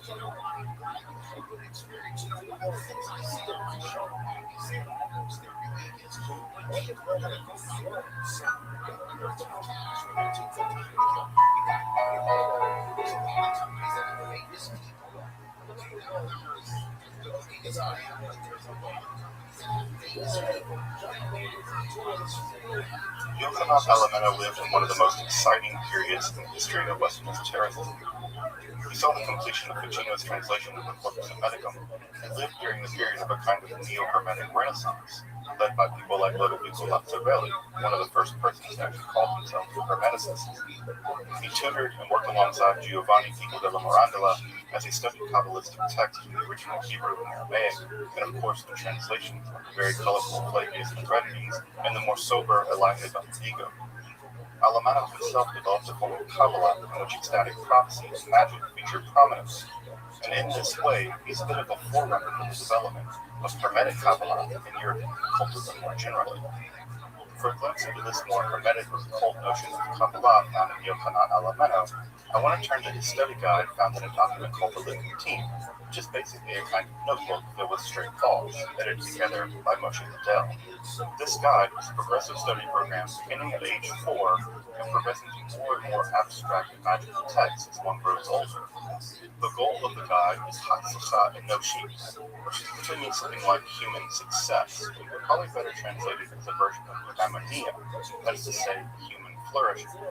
So in Alameno's guide, one begins at the age of 4, and through the progress of studying more and more difficult texts, ultimately ending with magical texts, one can achieve something like human flourishing, the ideal life for the human being. Thus, the guide represents a study program for someone who wants to flourish not only as a Kabbalist, but more generally as a human being, progressing through basic grammar all the way to wielding magical powers. The Kabbalistic study guide begins as one might imagine. From the ages of 4 to 13, Alameno tells us that one should learn to read the Bible in the original Hebrew, although with no commentaries. This is in addition to learning to read and write Hebrew, along with one's vernacular language and other languages. I think he has in mind here perhaps Latin and even Greek. In addition, toward the end of this cycle, closer to the age of 13, the traditional age of one's bar mitzvah, Alameno also tells us that one should begin to study the Mishnah with the commentaries of Maimonides. The Mishnah, as you may know, is a collection of rabbinical lore that was collected in the aftermath of the destruction of the temple and edited together sometime around 200 of the Common Era. The rabbinical commentary on the Mishnah becomes the massive volumes known as the Talmud, the core text of rabbinical Judaism. The next 7 years, ages 13 to 20, are dedicated, at least in part, to studying the Talmud. Of course, this makes a great deal of sense. Many people often forget that even the most basic texts of the Kabbalah presuppose that one has already studied the Bible in great depth in Hebrew, along with the vast sea of rabbinical literature. Further, it's during this period that Alamino also recommends that one begin to study language in a much greater detail during this period. This is specifically a reference to the study of rhetoric and logic. This includes classical texts in logic and rhetoric by Aristotle, along with their commentaries by Averroes. These are typical texts in the medieval education system. And what's interesting is that in the Kabbalistic study guide, these non-Jewish texts featured just alongside other Jewish texts is crucially important for the development of the budding Kabbalist. It's also during this period from ages roughly 13 to 20 that Alamino recommends that we begin to dedicate ourselves to the study of mathematics and geometry, and further to the study of astrology and astronomy. So it seems that by the age of 20, Alamino has in mind that one should have a very solid grasp of the Bible in the original Hebrew, along with various languages, logic and rhetoric, mathematics, and astrology astronomy. Clearly, Alamino is recommending that we set for ourselves a very firm logical foundation before we turn to more abstract topics like metaphysics, mysticism, and magic. The next 7 years, from ages 20 to 27, seem specifically dedicated to more abstract topics in the history of philosophy. Here we're told by Alamino to study the physics and metaphysics of Aristotle, likely with the commentaries, of course, of Averroes. It's also interesting that Alamino urges us to get a dose of political philosophy during this time period, with the study of both Plato and Al-Ghazali. Again, it's interesting that during this time period we'll be studying more abstract metaphysical ideas. The study of political philosophy is perhaps meant to be more grounded. Though it is in this third cycle that we begin to turn toward more metaphysical and specifically mystical concepts in the study guide. Here, Alamino tells us that if we're interested in the concept of conjunction, or devekut in Hebrew, we should turn to texts that deal with that subject. Interestingly, all three texts that he recommends are by Muslim writers. What exactly does Alamino mean by conjunction, devekut, in the study guide? Of course, this word literally means to cling to, and in later Hasidic thought it has the idea of clinging to God. But of course, Hasidism is several hundred years in the future of Alamino. So we have to locate the idea of conjunction, or devekut, specifically in this 15th century context. Here, it seems to mean the idea of one's intellect soaring up through the various spheres of the cosmos to unite with what is at that time called the active intellect. Of course, the concept of the active intellect is one of the most complicated ideas in all of the Middle Ages, and it has the connotation of being something like the mind of God, or the mind of the universe, which contains a kind of pure intellection itself. In fact, Maimonides had argued that prophecy itself was something like a kind of spiritual purification, where one's mind comes united with the active intellect. So it's here in Alamino's study guide that we pass from mere intellectual studies to pure intellection itself, perhaps divine intellection. Again, what's interesting about this process is that the books that Alamino recommends for beginning the process of passing from mere intellectual studies to conjunction or devekut with the divine intellect or the active intellect, the texts he recommends are by Muslim writers, not Jewish ones. What's fascinating to me about this is that Alamino seems to be comfortable recommending the truth wherever he can find it. It doesn't seem that he really cares if the writers here are Muslim or Christian or pagan. For him, what matters is the truth. And if the first stage in the process of uniting one's intellect with active or divine intellect are to be found best in Muslim writers, he recommends them. It's also worth noting that during this time period, from roughly the ages of 20 to 27, that Alamino recommends that one begin to study medicine and alchemy. He specifically recommends the very famous alchemical text, the Turco Philosophorum, and he also says that one should learn to begin to use the alembic. Of course, learning to use the alembic would allow you to engage in both alchemical experimentation, but also, of course, distillation is a very important part of the production of medicine. So from the ages of 20 to 27, one is beginning to engage in much more abstract philosophical speculation, passing from one's own intellect to the active intellect, and also here one begins to engage in alchemical and medical studies as well. During the next 7 years of the development of the Kabbalist and Alameno Study Guide, one greatly intensifies one's study of metaphysical concepts. During this period, we're told to study the great classics of medieval philosophy, which at that time would still be relatively fresh. This would include the Incoherence of the Philosophers by Al-Ghazali and the Reply, the Incoherence of the Incoherence by Ibn Rushd, along with the Guide to the Perplexed by Maimonides, along with the Kuzari of Halevi. Further, we're also told that we should study the great attack on Aristotelian metaphysics led by Chaste Kreskas in his famous book, Or Hashem. And this is also the time period where we study the great medieval biblical commentaries by Rashi, Gersonides, Ibn Ezra, and Nachmanides. It's worth noting that the commentaries recommended by Alameno represent a wide range of Jewish approaches to understanding the biblical text, from radical rationalists in the person of someone like Gersonides, all the way to something much more mystical like someone like Nachmanides. Of course, Nachmanides' biblical commentary basically established the legitimacy of the Kabbalah in the Jewish world. Further, we also have the kind of polemics between Al-Ghazali and Halevi, along with the debate at some level between the more Aristotelian ideas of Maimonides and the more Neoplatonic ideas of Halevi and Kuzari. It seems that what Alameno wants to cultivate is our ability to understand both sides of the debate, the more mystical, the more rational, the more Aristotelian, and the more Neoplatonic. Here he seems to be inculcating in us the idea that in order to do metaphysics, we have to be able to think critically, and not dogmatically. By studying both sides of these traditions, we gain just those skills. It is also during this time period, in the most holy months of the year, the months of Tishrei and Nisan, the months of Passover and the high holidays, that one begins to study the works of classical Kabbalah.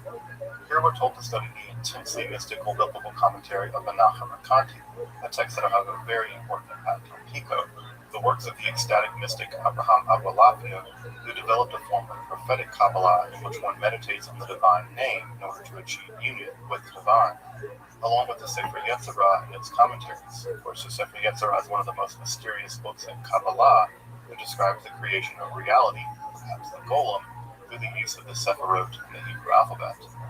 Of course, the Sefer Yetzirah is one of the most difficult books in all of Jewish mysticism, despite its brevity. And when it's printed, it's often printed with dozens of commentaries. The commentaries actually represent sometimes 95% of the bulk of the printed version of the Sefer Yetzirah, to give you an idea of just how difficult this text can be.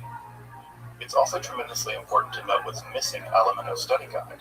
There's no reference to studying the Sefer Zohar, typically thought to be the very backbone of the Kabbalah itself. While it's indeed shocking there's no mention of the Sefer Zohar in Alameno's study guide, this should point us to the fact that there have always been several different competing schools, meaning mutually exclusive schools, of the Kabbalah. There's never been one Kabbalah. There have always been multiple schools of Kabbalah. And here we have the priority on the more ecstatic prophetic Kabbalah, rather than the more classical theosophical Kabbalah that most of us now understand as well, the Kabbalah. Of course, the shift from theosophical Kabbalah to ecstatic prophetic Kabbalah is going to have huge ramifications in the development of both Christian Kabbalah and, by extension, Hermetic Kabbalah. As you may know, in the theosophical Kabbalah, and this is a Kabbalah primarily interested in the world of the divine emanations of the Sephirot, the task of the mystic is to metaphysically repair reality through scrupulous adherence to Jewish law, or halakha. Obviously, the centrality of Jewish law in the theosophical schools of Kabbalah are simply not going to mesh very well with Christianity.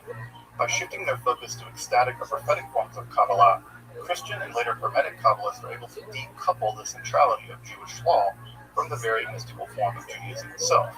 Of course, this conception of Kabbalah is utterly unimaginable to the writers of something like the Zohar, but just because someone else can't imagine it doesn't mean it can't be done. Once this shift in focus was achieved, the Sephirot themselves could be reabsorbed back into this new form of Kabbalah, although significantly changed in the way that they appear in the Zohar.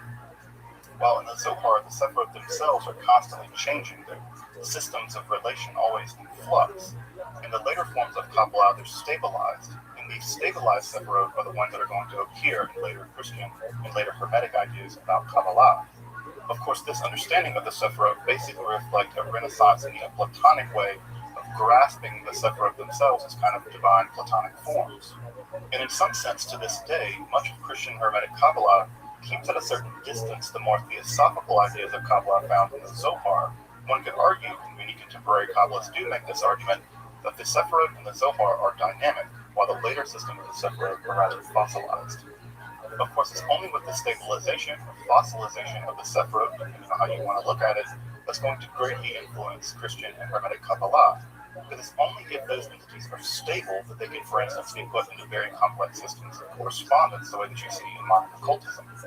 Again, this is only possible with static, unchanging Sephiroth, which again are not to be found in the Zohar. In the Zohar, one's adherence to the Jewish law actually changes the configuration of the Sephiroth themselves. Here, it's very important to observe that Alamano is acting something like a bridge between the exclusively Jewish Kabbalah, whether it be the ecstatic Kabbalah of Abulafia or the Theosophical Kabbalah of the Zohar, to the Christian idea of Kabbalah decoupled from its adherence to Jewish law to be found in something like Pico, and by extension, the development of those Kabbalistic theories into what is now called Hermetic Kabbalah in the modern period. In a very strong sense, if you're a non-Jewish person who uses Kabbalah as part of your mystical practice, you can basically thank Yochanan Alameno for opening that door. Finally, at the end of the study guide, we actually reach the apex of Alameno text to be, in some sense, the goal of the entire process itself. It's here that we encounter the combination of both Kabbalah and magic. Here we're told that if we wish to pursue Chokhmat HaRuchaniyut, this is a term that means something like spiritual science or spiritual wisdom, although in this case, Alameno seems to mean it as something like the combination of Kabbalah and magic. We're told to study a host of texts that we would now recognize as magical textbooks or grimoires. Some of these texts that jump out are among the most famous grimoires to be found in the medieval world. Here we have a reference to the Sefer Raziel, the Tashleit HaChacham, and the Almondel. Of course, the Sefer Raziel is perhaps one of the most famous Jewish grimoires of the Middle Ages and exists in several manuscripts. It focuses primarily on amulets with a very strong dose of astrological magic. The Tashleit HaChacham is simply a Hebrew translation of the Goal of the Wise, better known in Europe as the Picatrix, which of course is a vast encyclopedia of magic, ranging on an enormous amount of topics. Further, a mention here is also made of the Almondel. This is also a text that survives in several Jewish translations, and this text deals with a kind of magical apparatus for the summoning of various spirits.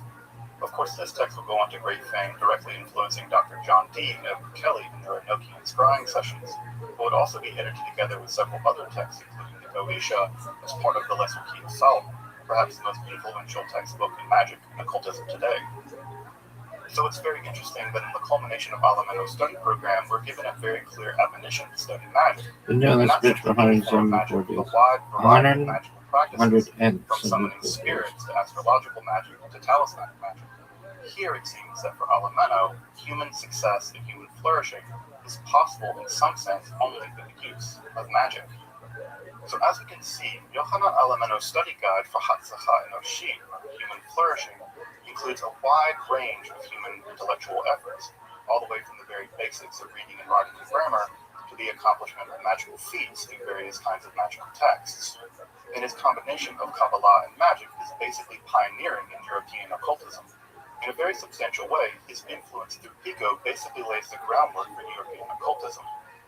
And his study guide is, in a very strong sense, a predictor for the trajectory of European occultism, beginning, of course, with Pico, but extending into Agrippa and John Dee, and later into modern occultism, all the way to the contemporary period. One might even say that Alameno's study guide is something like Western occultism in microcosm. If you're interested in the history of magic, Kabbalah, or occultism, make sure to subscribe here to Esoterica. These are all core contents of our channel. If you want to support my work of making accessible, scholarly, and free content on topics in Western esotericism here on YouTube, please consider supporting my work on Patreon or with a one-time donation. Your support really does make Esoterica possible. If you'd like to consult Alameno's study guide yourself, you can find it in Appendix 3 of Moshe Adel's really wonderful book on the history of Kabbalah in Italy. This volume is just really wonderful in general if you're interested in the development of Christian Kabbalah or the development of Hermetic ideas and their intersection with Kabbalah in Renaissance Florence or Italy more generally. The book not only translates Alameno's study guide in English for the first and only place that I think that has appeared, but also there's an entire chapter just on Alameno and his interesting version of Kabbalah, which combines both magic and Jewish mysticism. I'll also say that Moshe Adel has also written a deeper investigation of the study guide itself, rather than just the notes we have in Appendix 3 of his book. However, the article that does that deep dive into the study guide is in modern Hebrew, so you'll need to be able to read that language if you want to really deep dive into the study guide itself. Regardless, Adel's study of Kabbalah in Italy is one of the best books on the development of Christian Kabbalah at that time, Although I will say that it's a little bit more advanced, so if you want an introduction to Kabbalah, you'll probably want to look somewhere else. However, if you do have a little bit of Kabbalah under the belt, Goodell's study of the development of that mysticism in Italy is a wonderful text to consult. So if you're interested in Kabbalah and magic, I hope you'll stay tuned. Until next time, I'm Dr. Justin Sledge, and you've been watching Esoterica, where we explore the arcane side of history, philosophy, and religion.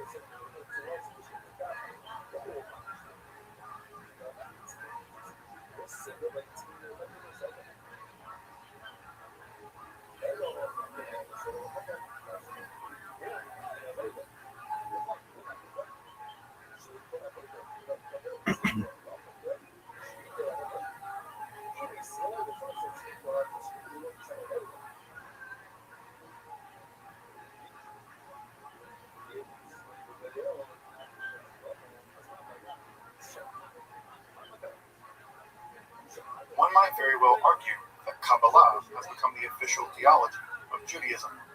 Concepts like the divine presence in the form of the feminine Shekhinah, the idea that the Olam, or cosmos, was created through an act of divine contraction, or Tzimtzum, the goal of social and cosmic justice in the form of Tikkun Olam, the concept of reincarnation as captured by Gilgul, and of course the idea of the 10 emanations of God in the form of the Sephirot, are all core ideas to be found in the arsenal of Jewish metaphysics.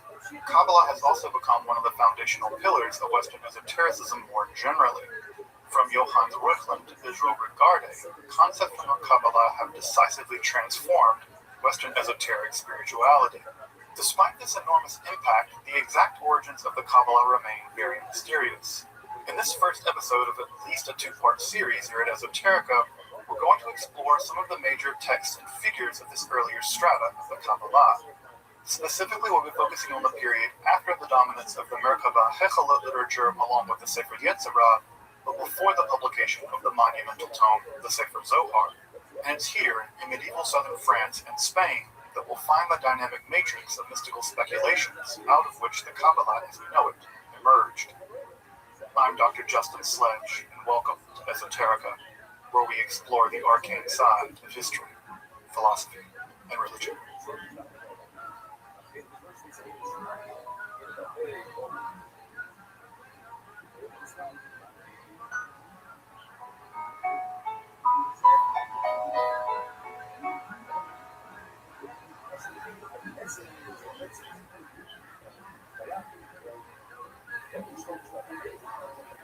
While it is unsurprising that the term Kabbalah has become broadly synonymous with Jewish mysticism, this is in some ways unfortunate. This simultaneously effaces forms of Jewish mysticism which existed prior to the rise of the Kabbalah in the European Middle Ages, and also flattens out many of the real disagreements within Kabbalah itself. In fact, the idea of the Kabbalah quickly collapses as one investigates the matter very deeply. There are simply several competing, mutually exclusive schools of Kabbalah. There simply is not now, and there never has been, the Kabbalah. Of course, there were several forms of Jewish mysticism prior to the rise of Kabbalah. This would include the Merkabah mysticism, or chariot mysticism, in which one attempts to descend to the throne of God. Further, there's a Sartor mysticism, in which one summons an angel in order to learn rabbinic lore. In addition, there's the cosmogenic speculations of the Sefer Yetzirah, in which the Olam, or reality, is said to have emerged from 10 ontomathematical principles along with the Hebrew alphabet. If you're interested in those pre-Kabbalistic Jewish forms of mysticism, take a look at the card above. It'll include a link to our various episodes on Kabbalah. There I cover Merkabah, Sartor, and the Sefer Yetzirah in various episodes. So if you're interested in those forms of mysticism, check out this card. While these forms of spirituality would eventually be taken up into Jewish mysticism more generally, they are, strictly speaking, prior to the rise of the Kabbalah. So what do I mean specifically by Kabbalah in this context? Here I'm restricting the use of that term to refer specifically to mystical speculations that began to arise in southern France and Spain in the Middle Ages, specifically beginning around the appearance of the Sefer Bahir, or the Book of Illumination, and culminating in the Sefer Zohar, or the Book of Radiance. So this would put us sometime around the beginning of the 12th century, all the way 13th century. Typically we think that the Sefer Zohar was published sometime around 1270 to 1280. And it is to this early and rather mysterious time period that we begin our exploration of the early Kabbalah. Of course, by bracketing some material in this episode and some material out, careful students of the history of Kabbalah will notice a couple of things missing. First, of course, the Sefer Zohar will get at least a couple of episodes on its own, and we'll also have to cover the Chasdei Ashkenaz, or German Pietist movement, on its own as well. Further, both the developments in Jewish magic and the rise of a new form of ecstatic prophetic Kabbalah as developed by Abraham Abulafia will also be the subject of future episodes as well. So it's here that we turn our attention to the developments in theosophical speculation that laid the groundwork for the ideas to be found in the Zohar, and in a real way, by extension, the entirety of the Kabbalah itself. One of the major intellectual backdrops in the development of the Kabbalah is the impact made on the Jewish world by the rise of the more rationalistic philosophy of Maimonides. In his philosophy, the Bible and Judaism more generally should be best understood through the lens of Islamic and Aristotelian philosophy. Therefore, things like angels and demons become something basically like metaphors.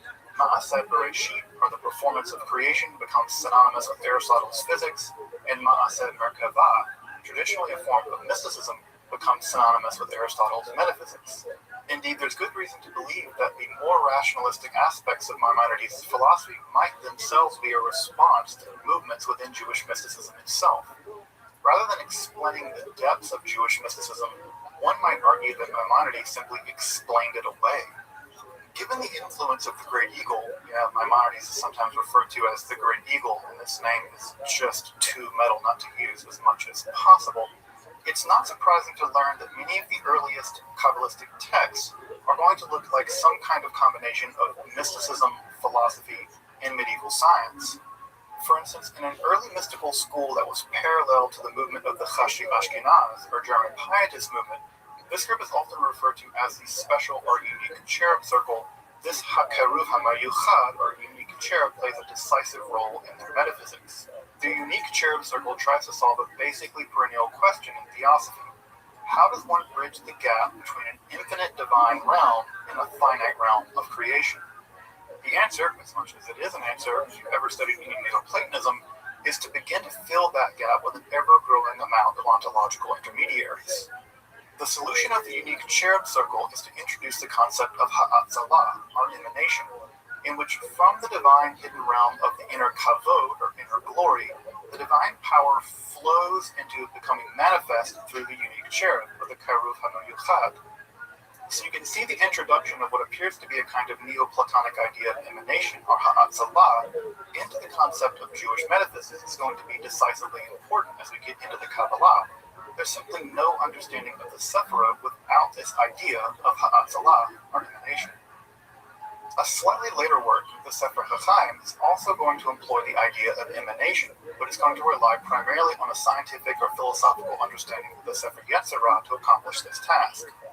This text is somewhat interested in the idea of intermediate divine powers, and even enumerates them sometimes as a kind of decad, following the ideas to be found in Sefer Yetzirah, though the text is primarily interested in the spiritual ascent of the soul into the divine world.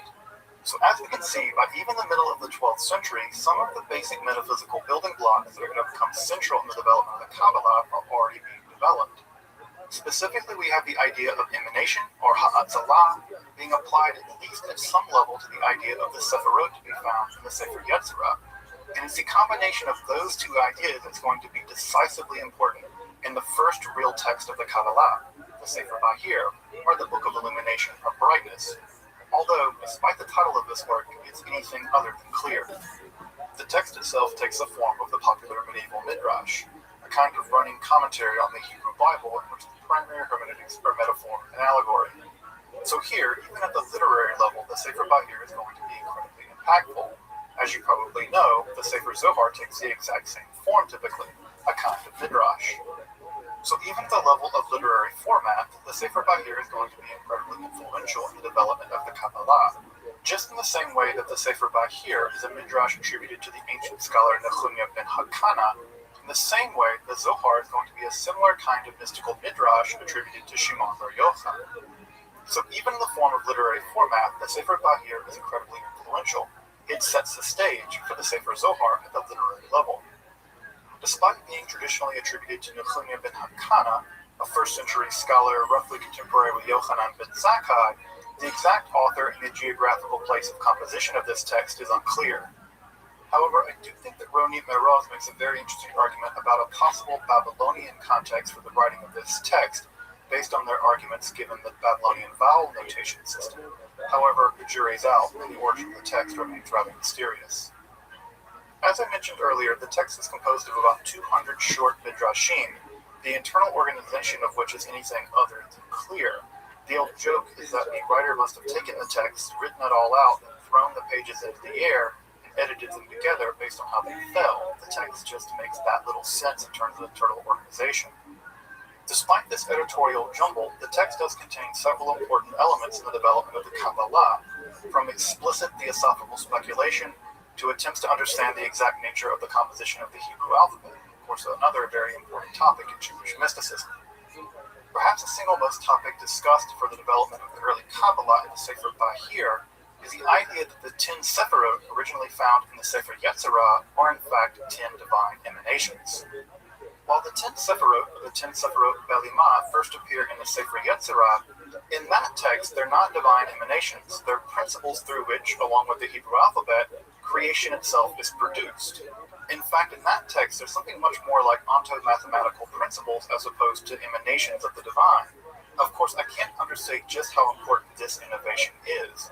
The linking of the Sephirot from the Sefer Yetzirah with the idea of Ha'atzalah in a concrete way here in the Sefer Bahir is simply foundational for the kind of theosophical speculation of the Zohar and by extension of all Kabbalah itself. Further, the Sefer Bahir is the first text to explicitly link the Shekhinah, or the divine presence, with the feminine gender. While the Shekhinah appears as early as the Talmud, it's only in the Sefer Bahir that there is an explicit, concrete idea that this entity is in fact feminine. The text in fact refers to her as the Matronita. So it's here that the idea of the Shekhinah as a woman, or a feminine divine presence, is introduced, and so importantly, into the development of Kabbalah. Of course, as I'm sure you know, a great deal of later Kabbalistic speculation, especially to be found in the Zohar, has everything to do with the uniting of the masculine and feminine aspects of God. Of course, that's not possible if there aren't any feminine aspects of God, and it's here in the Sefer Bahir that we first see the idea concretely introduced into Jewish mysticism. Further, it's also worth pointing out that earlier scholars detected a kind of Gnostic influence in the Sefer Bahir's description of the Matronita, or the divine feminine presence. Specifically, she's described as an exile from the side of light, or a princess from a faraway land. And several earlier scholars have detected the idea that this may be something of an echo from the old Sophia myth we found in some forms of Scythian Gnosticism. Though it's also possible, perhaps even likely, that some of the language around the divine Matronita is also coming from medieval romances and courtly literature. The Sefer Bahir positively abounds in allegories and metaphors about kings, queens, and their courts. And at this point in scholarship, terms like Gnostic are being used more and more sparingly with greater and greater precision. While scholars have searched for about a century and a half now for any other literary connection between the Sefer Bahir and other so-called Gnostic groups, like the Cathars, no definitive connection has been found. So the jury's out. Exactly how the Sefer Bahir comes to develop the idea of the divine Matronita remains ambiguous, mysterious, and unclear.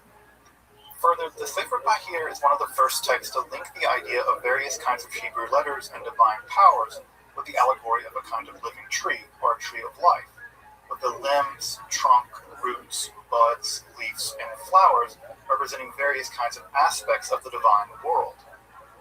Again, former scholars link this idea of the divine fullness, especially using the metaphor of a tree, back with the idea of the ancient Gnostic pleroma. Although, again, this idea is heavily contested in just exactly how the Sefer Bahir adopts and develops this idea, again, remains mysterious. Of course, the idea of the 10 Sephirot being arranged into the so-called Tree of Life configuration is going to become the dominant way in which the Sephirot are represented. However, we should use a bit of caution here. Many of the earliest configurations we have of the Sephirot don't actually list them as a Tree of Life.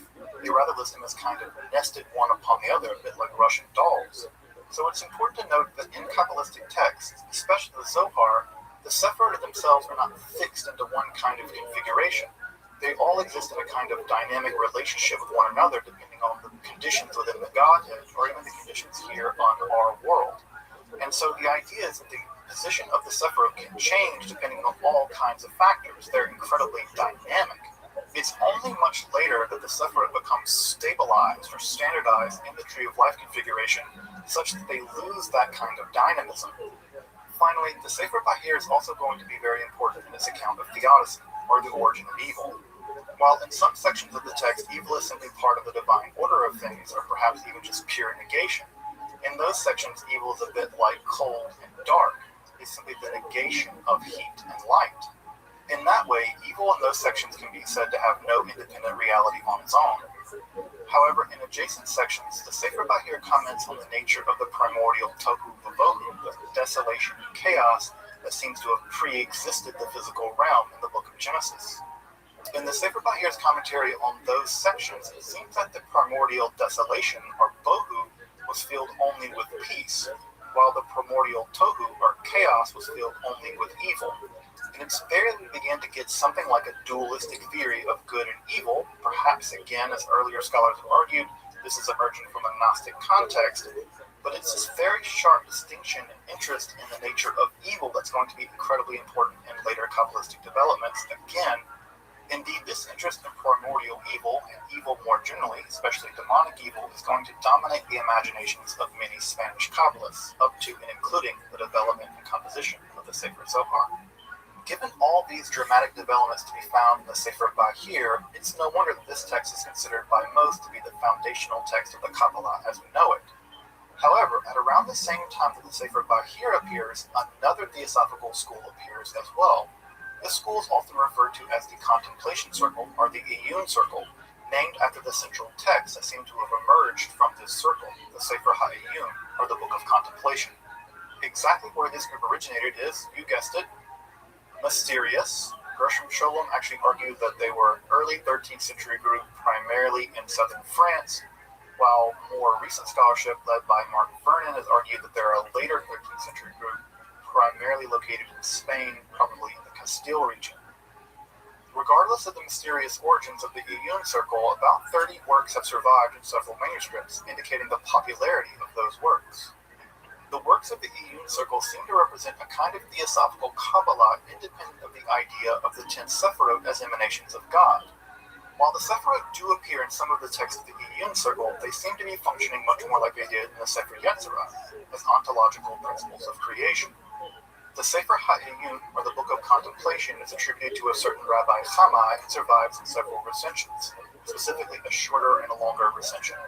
And in this text, we have a very detailed, although obscure, description of the nature by which creation comes into being. What's perhaps most conspicuous about the Sefer HaIyun is the exact number of divine powers that it enumerates. It enumerates 13 rather than 10. But this does make some sense if one considers that in classical rabbinical Judaism, God is thought to have 13 rather than 10 attributes. Of course, it's from the Sefer Yetzirah that this number 10, the 10 of the Sephirot, emerges. So here, in the rather enigmatic Sefer HaIyun, we have another theosophical theory about the origin of the Olam, or reality. But rather than having 10, we have 13 divine powers. Of course, the Sefer HaIyun is a very mysterious text and very difficult to understand, and the fact there are several different non-exact recensions also adds to the enigma and the mystery of that text. Another more endearingly popular text to emerge from the Iyun Circle is the Ma'ayan HaChokmah, or the Fountain of Wisdom, allegedly revealed to Moses by angelic forces. This rather mysterious text deals with a wide range of mystical topics, including vowel vocalizations, the nature of the divine name, and the order of creation itself. And it positively abounds in images of light, fog, sparks, and ether. Indeed, one of the principal images this text invokes are the sparks thrown off by the blows of a blacksmith's hammer. That exact image will reappear in the Sefer Zohar as an explanation for the nature of evil, that evil itself is a kind of dross thrown off in the act of creation. Despite or because of its enigmatic nature, the Fountain of Wisdom went on to become much more popular than the Sefer HaIyun. In fact, it was necessary reading if you were to study under the famous Kabbalist Moshe Cordovero. And even the founder of Hasidism, the Baal Shem Tov, spent more time teaching this text to his successor, the Bear of Mestritz, than any other mystical text. As we can see, this is a curious case in which the Fountain of Wisdom became more important and more influential than the central text of the Iyun Circle. A final text that emerged from the Iyun circle that's worth mentioning here is the Perush Shem Shel Arba Otiyot, or the commentary on the four-letter name. In this curious text, we have the prophet Jeremiah studying the Sefer Yetzirah with his son over the course of 3 years, during which they make an artificial humanoid, the golem. It appears that after the golem is created, it becomes violent, as the golems do, and Jeremiah's son destroys it. This text is fascinating because it's one of the 3 earliest to actually mention the animating property of the golem, the writing of Hashem Elohim Emet on the forehead of the entity. But by erasing the aleph of the word Emet, truth, it becomes Met, or dead, and the golem dies. Along with the discussion of the creation and destruction of the golem, we also have a discussion of the 42-letter divine name we found in the book of Genesis, along with some quotations from the Fountain of Wisdom. So the Iyun circle is very interesting for its combination of theosophy, although it uses 13 rather than 10 divine manifestations, and for the interjection of some degree of Kabbalistic magic into the early development of Kabbalah itself. As we've seen, the development of the Kabbalah is just that, a developmental story, with some strands barely surviving the first few centuries and many surviving even to this day. From the transition from rationalist philosophy to speculative theosophy to pure mystical insight, the Kabbalah is going to have various beginnings, middles, and ends. In our second episode of the exploration of the early Kabbalah, we'll turn our attention to the first true Kabbalist, Rabbi Isaac the Blind, called Sagi Nahor in Aramaic, literally full of light, and then to the first great Kabbalistic systematizer, Rabbi Azrael of Gerona, and then to the circle of the Cohen brothers in Castile, whose exploration of evil remains some of the most shocking in the history of Judaism. And of course, it would be that region in Spain that would see the publication of the Sefer Zohar, or the Book of Radiance, the crown jewel of the Kabbalah. So stay tuned for the next episode. If you're interested in the history of Kabbalah, its influence, or Jewish magic, make sure to subscribe here to Esoterica. These are all core content topics on our channel. And further, if you'd like to support my work in making free, accessible, and scholarly content on topics in esotericism, please consider supporting my work on Patreon or the one-time donation. It's your contributions and support that make Esoterica possible. Thank you. As you probably know, the literature on Kabbalah is very uneven, and even when it is solid scholarship, it can become very specialized very quickly. And I'll say that the single best volume in English for tackling topics in early Kabbalah is a volume by that name, Early Kabbalah, edited by Joseph Don and found in the Classics of Western Spirituality series. The whole series, in fact, is really wonderful as a balance between spiritual and academic research, and I will say that this volume is especially good, especially if you're interested in the development of Kabbalah. It has copious notes, there's a wonderful introduction. So this volume is a really great introduction to many of the texts that I've discussed in this episode and in the next episode, and it's just really worth having if you are a student of Kabbalah or interested in the development of Kabbalah. It's relatively inexpensive and very much worth having. Further, if you're interested in the Iyun circle, you absolutely have to check out Mark Berman's edition, where he translates many of the texts to be found from that group. His translations are magnificent. He reproduces the original Hebrew text in various recensions, and the introduction and analysis are very, very solid. So again, if you're interested in the early Kabbalah, especially the Iyun circle, you absolutely have to check out this text by Mark Berman. If you're interested in studying the Sefer Bahir, there's good news and bad news. The bad news is there is no standard academic edition with a critical apparatus of the Sefer Bahir. The good news is that R.A. Kaplan of Blessed Memory's translation of the Sefer Bahir is pretty reliable. Although I will give one caveat, in fact the exact same caveat I gave for his edition of the Sefer Yetzirah, and that is R.A. Kaplan was a practicing Kabbalist, specifically in the Lurianic school of Kabbalah, and he interpolates a great deal of Lurianic ideas back into both the Sefer Yetzirah and into the Sefer Bahir. Of course, as we saw, that's a bit anachronistic because the Lurianic Kabbalah is primarily a 16th century, really a 17th century phenomenon, where the Sefer Bahir dates probably all the way back to at least the 12th century. So interpolating ideas from many centuries later back onto the Sefer Bahir, while Kabbalistically interesting, isn't academically rigorous.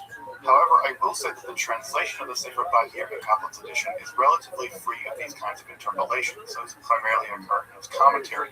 What's also nice about the R.A. Kaplan edition is he does provide an edition of the Hebrew text at the very end, although it lacks a lot of the traditional commentary. So this edition is well worth picking up. It's relatively inexpensive, and it does give an English-speaking audience access to the Sefer Bahir, both in a good translation, and you can cross-reference the Hebrew there in the back of the text. Of course, the standard edition is in the Margaliot edition, which is interesting because it's actually bound with the Tikkunei Zohar, which reveals something interesting about the history of scholarship on Kabbalah. It was in fact Gershom Scholem who was the first scholar to truly recognize that the Sefer Bahir was as early as it was, and was in fact the first text that disseminated Kabbalistic ideas, despite the fact that the traditional editions, the Sefer Bahir itself to be later, is actually attached here in the standard edition to the Tikkunei Zohar and the Margaliot edition. At any rate, the Kaplan edition is perfectly fine, and if you want to get into the Sefer Bahir, that is going to be the entryway, especially if you primarily understand English. Well, we have at least another episode to cover before we get to the publication of the Sefer Zohar, so I hope you'll join me when that episode appears. Until next time, I'm Dr. Justin Sledge, and you've been watching Esoterica, where we explore the arcane side of history, philosophy, and religion.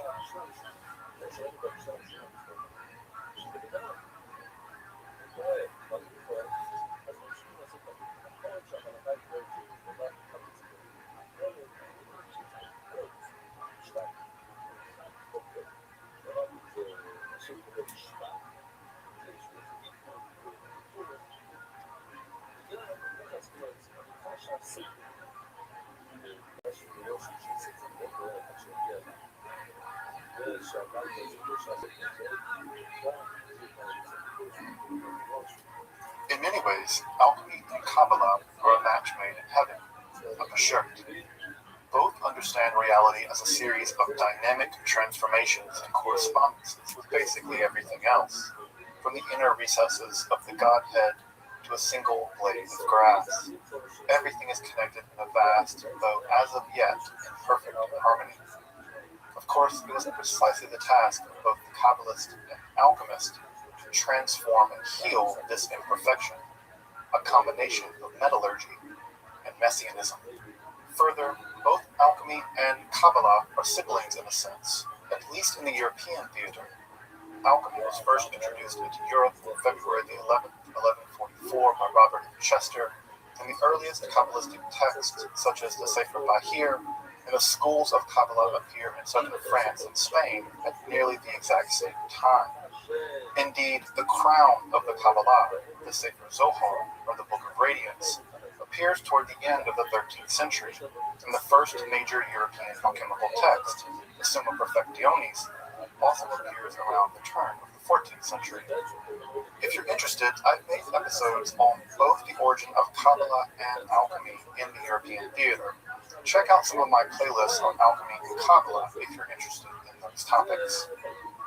Given all this, you won't be surprised to learn that alchemy and Kabbalah became deeply connected in later literature. In this episode, I want to explore a text in which both alchemy and Kabbalah are perhaps both deeply synthesized, along with at least a dash of magic. This text is the wonderful Eish Metzaref, or the Refiner's Fire. Here we find alchemical preparations, metallic correspondences with the divine emanations or the Sephiroth, magic squares, and the idea that nature and the divine reflect and refract one another in one vast totality. I hope you'll join me as we explore this wonderful, though little-known text, Eish Metzaref. I'm Dr. Justin Sledge, and welcome to Esoterica, where we explore the arcane in history, philosophy, and religion.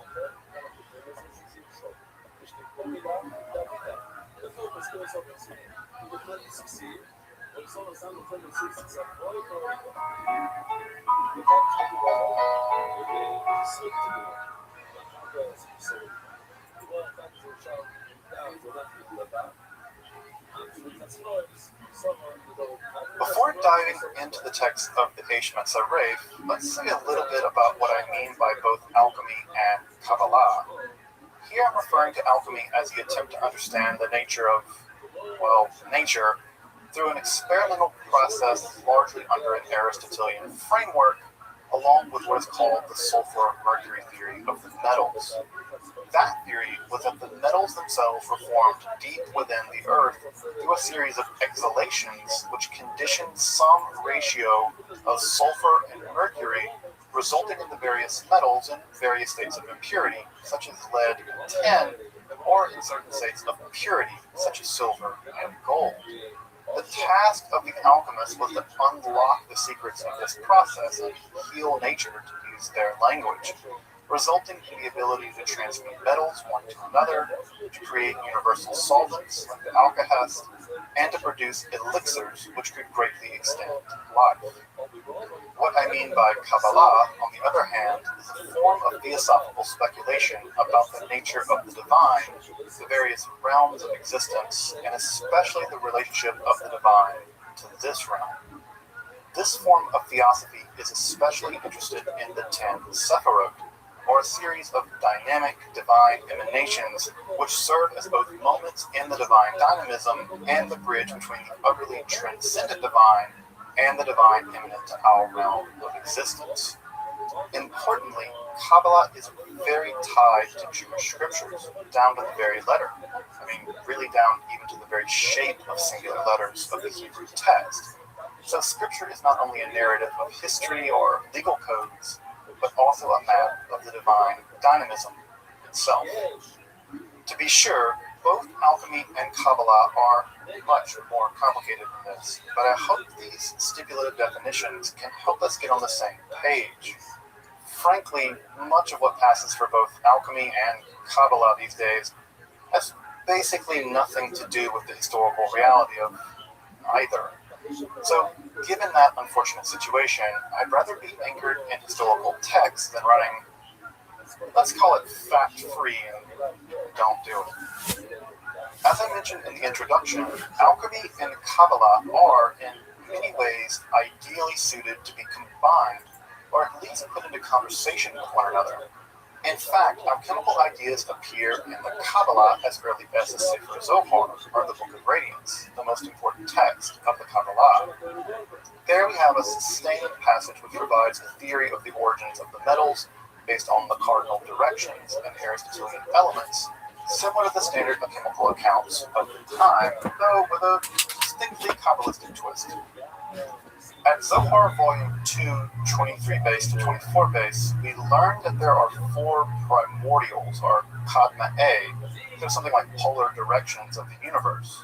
Further, there are 4 elements, or Yesodim, fire, water, air, and dust, which basically correspond to the basic metals gold, silver, copper, and iron. Why dust and not earth, you might ask? Because in the Hebrew Bible, it is the dust, or the Adamah, out of which the human being emerges.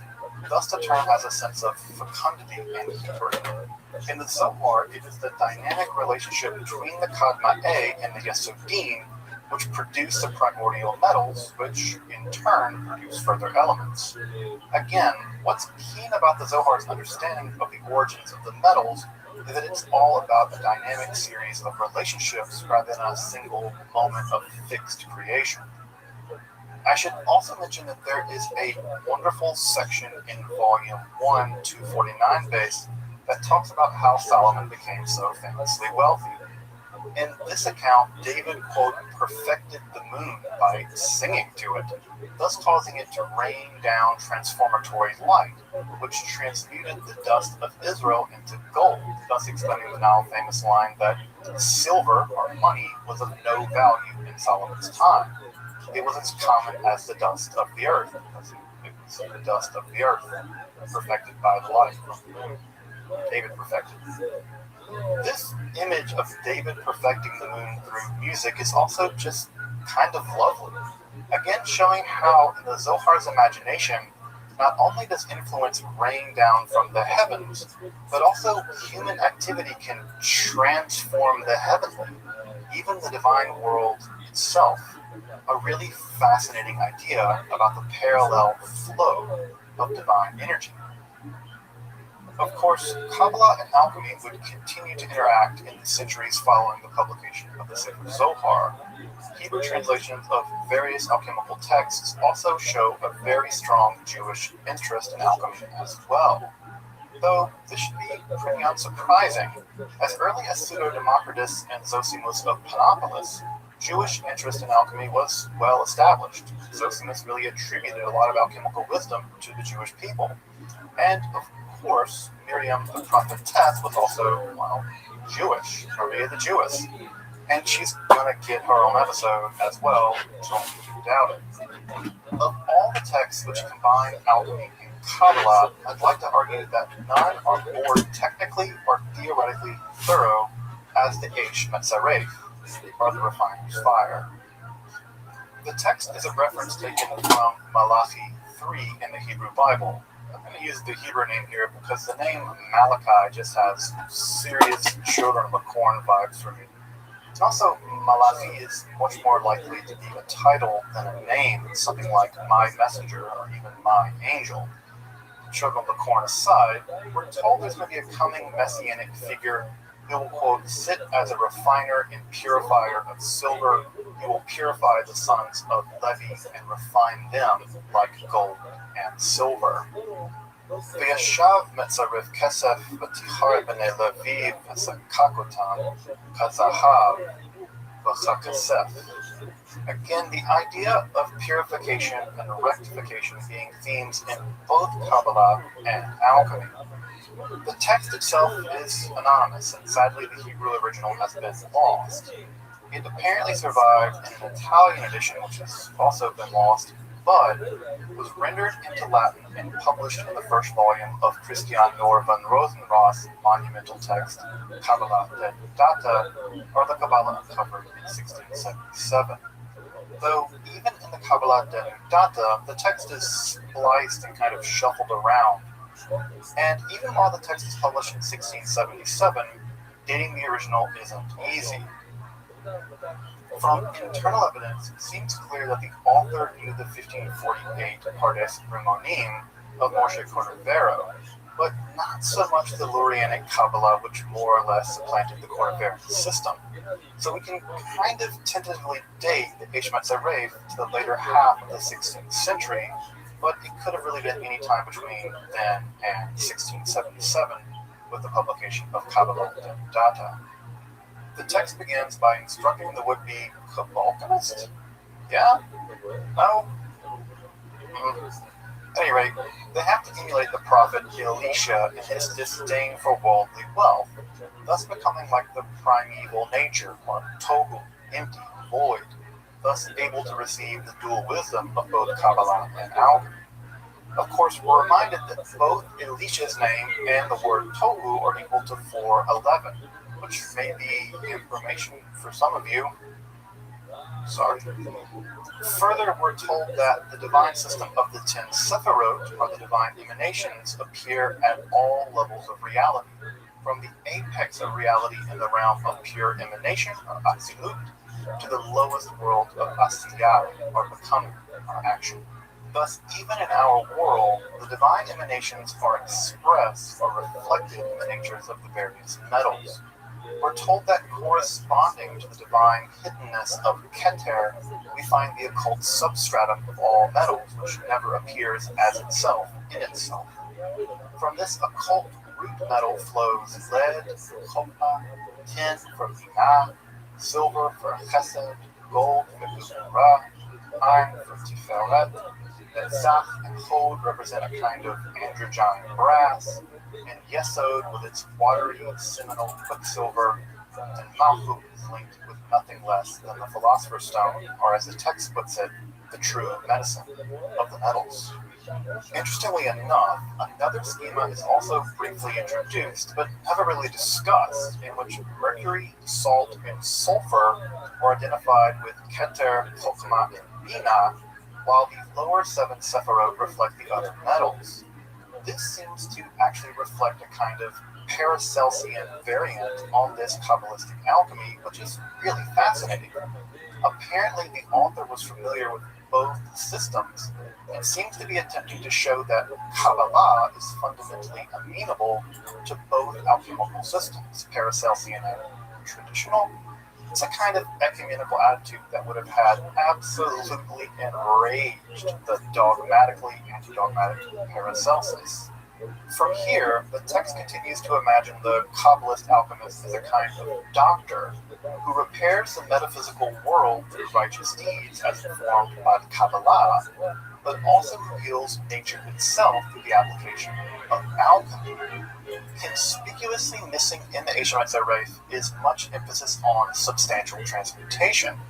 That is the age-old attempt to make gold or silver from base metals. Rather, the Eshet Hatzareth is much more interested in the theoretical integration of Kabbalah and alchemy as a way of understanding nature and healing it, to use the language of the text.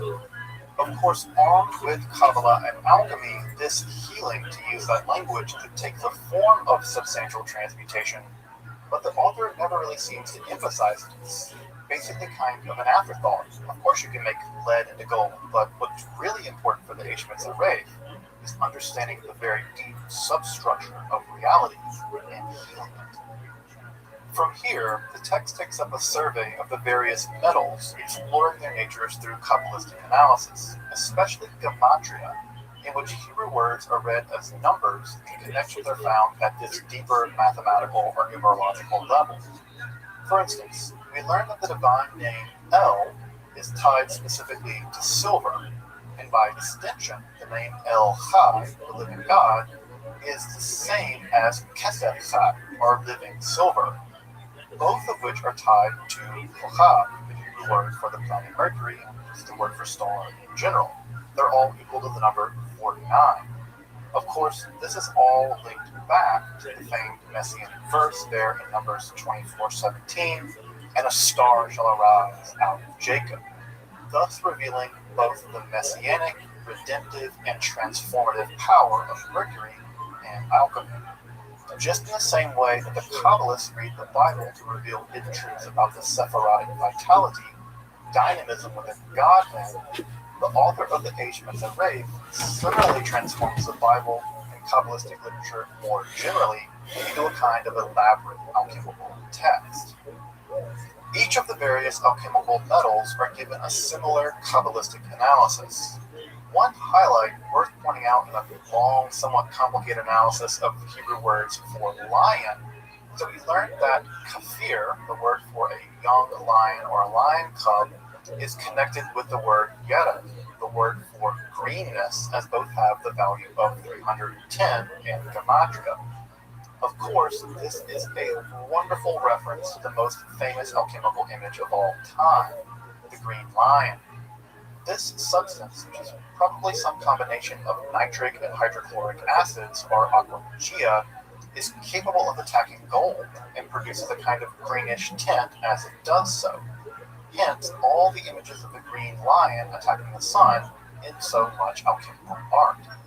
Here, in the Eshet Hatzareth, we can add a Kabbalistic analysis of this most famous alchemical process.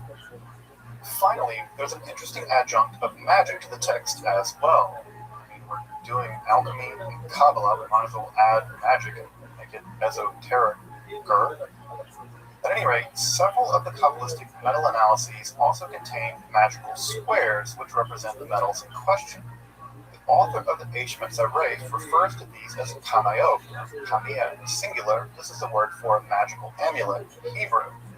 For instance, we're given what is perhaps the single most famous magical square after the famed Sator square, and that's the square for the planet Jupiter and the metal tin. Of course, this square is famous for appearing in both Albert Dure's 1514 Melancholia, where it's likely being used there to magically reverse just that Saturnic state. Of course, it also importantly occurs in the second of Cornelius Agrippa's 3 books of occult philosophy. Here, in Eshet Hatzareth, the author links the Hebrew word for tin, badil, with the number 34 in a kind of gematria pun on the Hebrew word dal, which means poor. I think, or I suppose, pointing to the poor value of 10. Several other kanayot are also given, some appearing in Agrippa and others not. Just where the author of the Eshet Hatzareth obtained or generated these word square amulets isn't clear, but again, a fascinating magical connection to both Dure and Agrippa. The Eishmetzaref ends with an analysis of sulfur and concludes with a kind of Kabbalistic alchemical quotation from the Book of Proverbs. But a treasure and oil are found among the wise. Of course, the treasure here could be riches, the result of alchemical transmutation, but I think it's more likely wisdom given the overall tenor of this text. Oil also has a connotation of luxury, but also has a kind of messianic image, perhaps pointing to the power of Kabbalah and alchemy to do the work of cosmic and natural healing, transmutation, and redemption.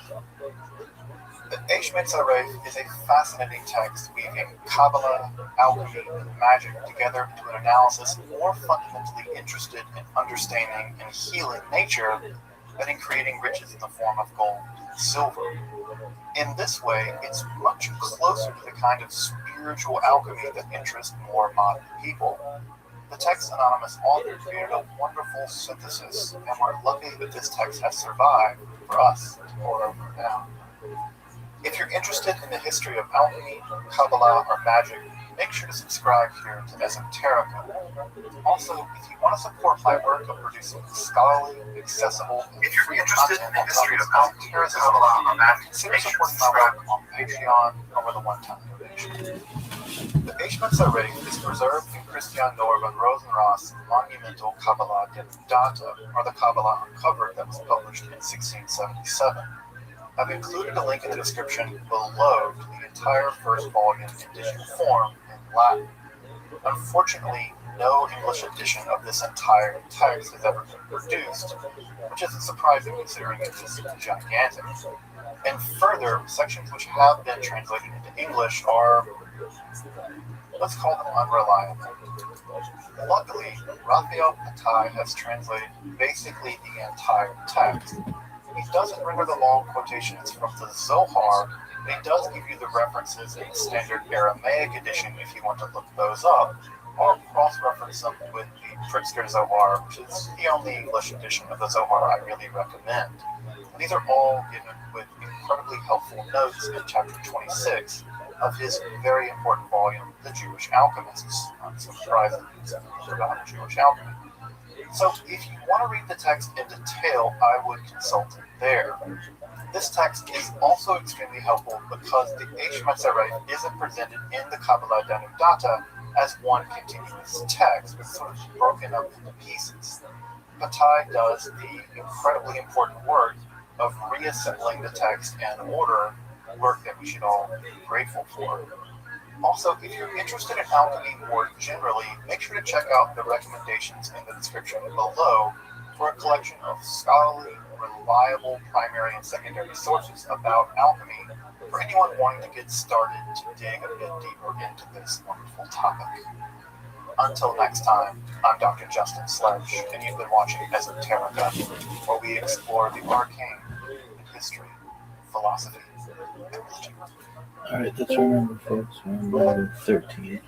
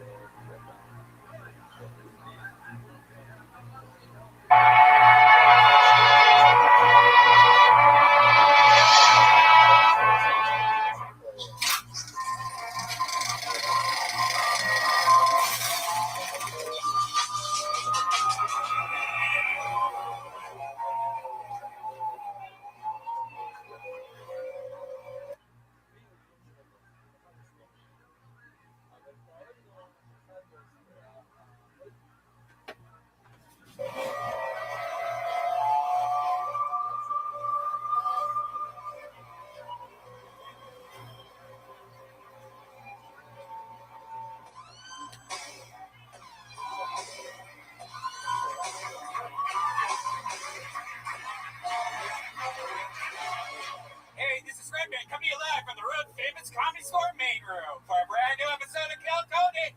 Get up on Tony, heads clip. Wow, how exciting is this? Live, the #1 podcast in the world. Live podcast in the world. The great Brian Redman's here, everybody. Fuck yeah. And look at that, it's the great house artist Ryan J. Ebel right there. Wow. live in the flesh. Look at that. His markers on the video screen and everything. How exciting. What a production. How about a hand for Danny Lucas on the brand new lighting system here at the Comedy Store? Its debut, the first time there's been new lights here in about 80 years. So that's very exciting. We just had an unbelievable show in Swansea, Massachusetts. Over 1,000 people came out to see us right between Providence and Boston. We're going back to Boston April 9th. Stand-up shows for me, April 10th and 11th. And we're going to La Jolla this weekend. I do believe there's still some tickets. See me do stand-up March 5th through 6th. That's 4 shows of stand-up comedy where I headline. The great David Lucas will be opening for me all weekend there in La Jolla with Punky Johnson featuring. And, 2 Kill Tonys on March 8th. Then we go to Ventura. We go to Ventura, California, March 12th. Tacoma Kill Tony, March 21st with stand-up on the 20th and 21st as well. Skankfest South, March 27th to the 28th. That's a really big deal. And Miami gets their first ever Kill Tony April 3rd. Me doing a stand-up show back at the Miami Improv April 4th. There you go. Sure. Absolutely. And we're at Moon Tower April 22nd and 23rd. And there's no show here on April 20th. A fun fact, 420. There will be no Kill Tony here. I will be in Vancouver opening an arena. Maybe we should do a comedy show. The great Joe Rogan. Yeah, maybe they'll Kill Tony comedy show. Nope, it's not going to be a Kill Tony comedy show. Because I'm Tony. And, secret show. Yeah, you can call it whatever you want to do. Doodle show. There you go, sure. There you go. This is great. We're continuing the sweet momentum of the start of the show here. And fun stuff. Shout out to Caveman Coffee, giving us perhaps too much energy here tonight. Delicious Vito's Pizza on La Cienega, keeping us fed. And go to RyanJUbelt.com to get your most recent Kill Tony prints of all your favorite episodes and of the road shows.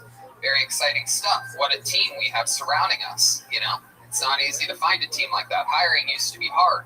Multiple job sites, stacks of resumes, a confusing review process. But today, hiring can be easy, and you only have to go to one place to get it done, and that's ZipRecruiter.com/KillTony. Right, Brian? Yeah, ZipRecruiter sends your job to over 100 of the web's leading job sites. But they don't just stop there. With their powerful matching technology, ZipRecruiter scans thousands of resumes to find what the right one is, what the best experience you can have, and invites them to apply to your job. Yeah, what else? You can also add screening questions to your job listing so you can filter candidates and focus on the best ones. Yeah, you can find someone that knows how to read. Yeah. ZipRecruiter is so effective that 4 out of 5 employers who post on ZipRecruiter get a quality candidate within the first day. And right now, to try ZipRecruiter for free, our listeners can go to ZipRecruiter.com/KillTony. That's ZipRecruiter.com/KILLTONY. ZipRecruiter.com/KillTony. ZipRecruiter, the smartest way to hire. Absolutely doodly. Easy breezy. I ate some delicious food today, and I got it through Postmates. When you need red wine at 4 p.m., sushi at 9 p.m., a breakfast burrito at 8 a.m., and an ibuprofen at 10 a.m., you can Postmate all of it. Postmates is your personal food delivery, grocery delivery, what kind of delivery service you need all year round. And it's anything you're craving. Postmates, they can deliver it. Like we were at a hotel in Swansea, and there was no restaurants anywhere near the place. I just got Postmates, got some great lasagna delivered to my room. It's amazing. It's open 24 hours a day, 365 days a year. That's every second. You know, if you think about it, Postmates will bring you what you need within the hour. Absolutely. Anything you're craving, Postmates can deliver. Download the app for iOS or Android for free. Browse local restaurants and businesses and track your delivery in real time. And for a limited time, Postmates is giving our listeners $100 of free delivery credit for your first 7 days. To start your free delivery, download the app and use it. That's Kill Tony, all one word, for $100 of free delivery credit for your first 7 days when you download the Postmates app. Anything you need, anytime you need it, Postmate it. Download Postmates and save with the code KillTony. Yeah! You guys ready to start tonight's episode, huh? Comedy Store. This is an exciting one. We always have one of the funniest comedians in the world on this show. This week is no different. In fact, this might be absolutely one of my favorites on the planet. It's his first time as a guest on Kill Tony, so let's see how loud this place can get. You know him from Chappelle's Show, so many other great things. Ladies and gentlemen, the great Donnell Rawlings. Wow. Yeah. Fuck yeah.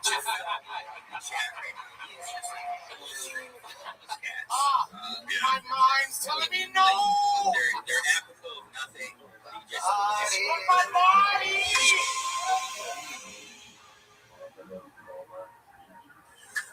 Jafelmi in the chat right now, he is just like a pull string for homeless cats. References. Like they're apropos of nothing, but he just shoot. What are we doing here? Yeah, of course. Yeah, just the lingo. Jafelmi, as someone who's both an after-hour listener and a loyal homeless cat, you should clip us more in there. Put us in there. But it's got to be like it. Feel free to insult us. Like, look at these idiots doing a podcast that just dropped today at 6 a.m. on YouTube, after our channel specifically. Their fucking cameras are off. Idiots. They don't even know how to podcast. Well, I guess the question is, you guys ever think about renting out a storage unit for future pods?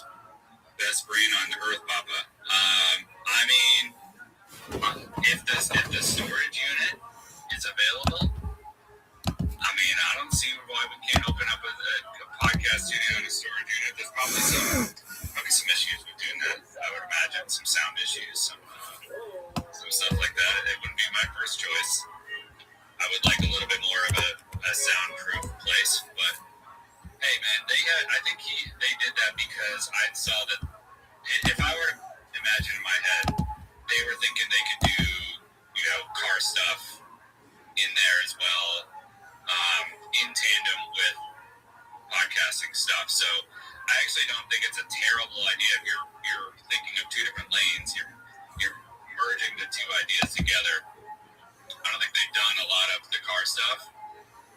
So it seems like a stupid idea, but they've made it work for better or worse. They've made it work. We got other questions we want to answer? Adding for better or worse to the end of that is so funny. Well, it hasn't. I really think it could have been done better. There's so many moving parts that go into it, and Shin has had to do it all himself. And he's done great with what he's been given, and it's not easy. And I think they're doing it on a very, they're doing it scrappy as opposed to, you can put a ton of money, we can get all the people.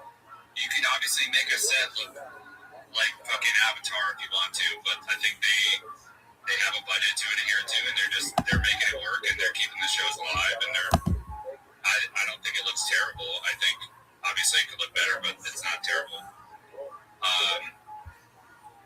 Did everybody hype the video? I hope so. Shout out Apex Twin. I don't know if you love us or you hate us, but I hope they love them. They love us. They love us. Good. Apex Twin is he's a combat buddy. He's a warrior. Yeah. I'm showing you guys the place I'm staying at. Check this out. Oh yeah. Hopefully the service holds up. Yeah, hopefully it does. But so far so good. Dude, imagine that's your actual place. It'd be so nice. I know, I think it's a cool 3 mil. I mean, one day maybe we pull all of our after-hour money together.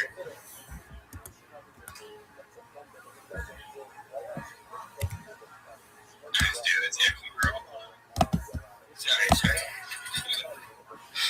Wow, it's a skinny pool. Oh, are you opening up? Yeah. Wow. That's fancy. Isn't that sick?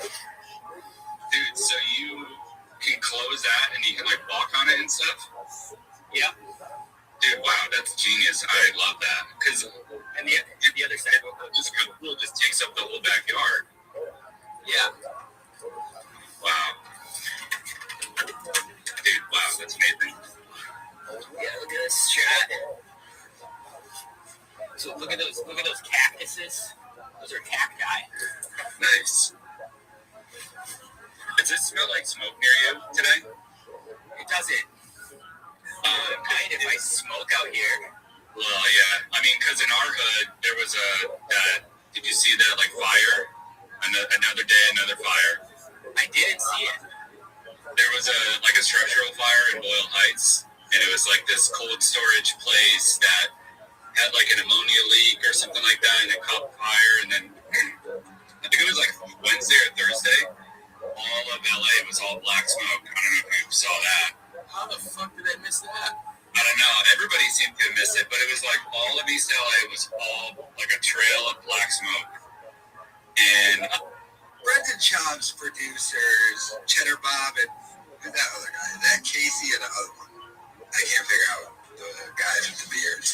Anyway, they trashed Schaub for doing a podcast out of a storage unit and admitted that he's going broke. Did you hear his little thing of, well, you can't really blame Chin.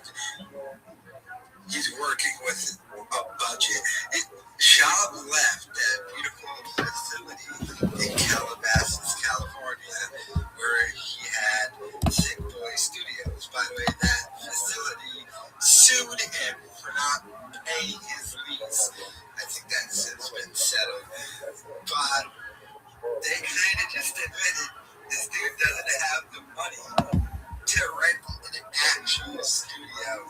And they trashed him for doing it out of a storage unit because of the audio problems. And they know the hell that Chin is dealing with and having to set all of that up. Now, you gotta remember something about these guys.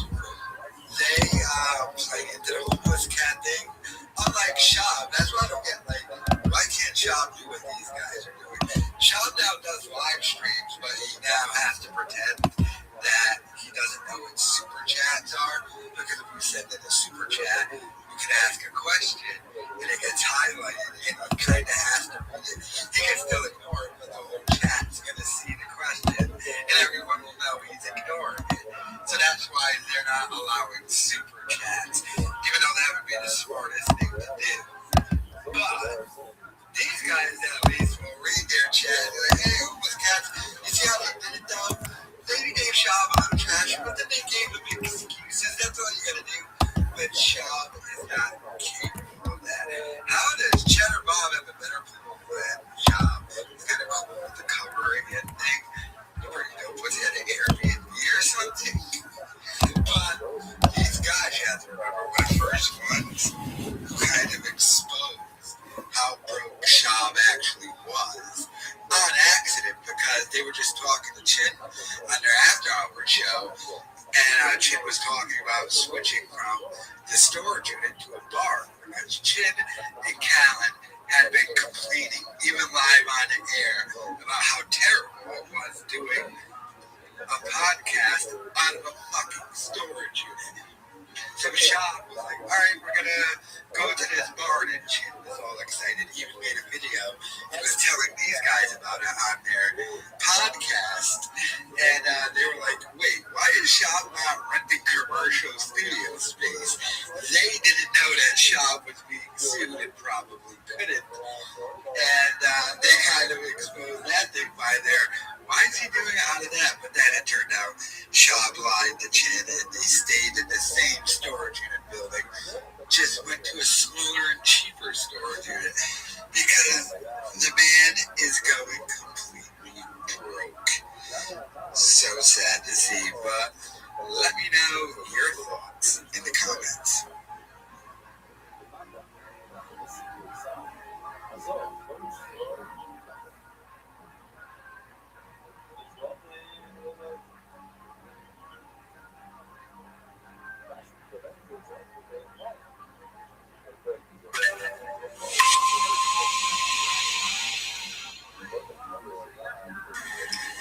CZG's, dude, you need to go on the casual spot when you have time. They always reference you and Chin. I don't know, or Chin, you said, you know, who Yeah, we had David So on. And plus, like, Gil, who's Bobby Lee's producer, remember? Him and, yeah, there's some other dudes, too. I'd be down. They reference us in a positive manner or negative? Or have them come to you? Yeah. Again, I gotta figure out logistics, flying in and shit. I'd rather just talk to you guys. True Casablanca, ever think maybe Sunday Sakuna could do like a segment for dad talk and baseball talk? I'm sure there's a lot of dads like me that would love that. Yeah, it's tough because if they don't have kiddos, people hate my dad talk. So I gotta figure that out.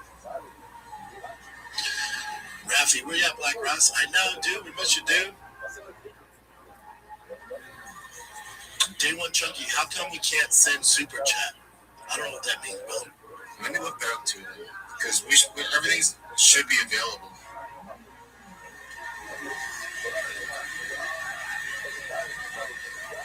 True Casablanca also just following up. Jin somehow send me a message so I can send the Austin crew some golf merch. Oh yeah, what's that? Keep True Casablanca. Scroll down, Jin. We got 5 more minutes, kids. You cool? Now you gotta go to this freaking World Cup party. I only watch World Cup or soccer once every 4 years, so I act like I'm into it because my Mexican wife's into it. Jordan Young, welcome to the club. Tyson, welcome to the club.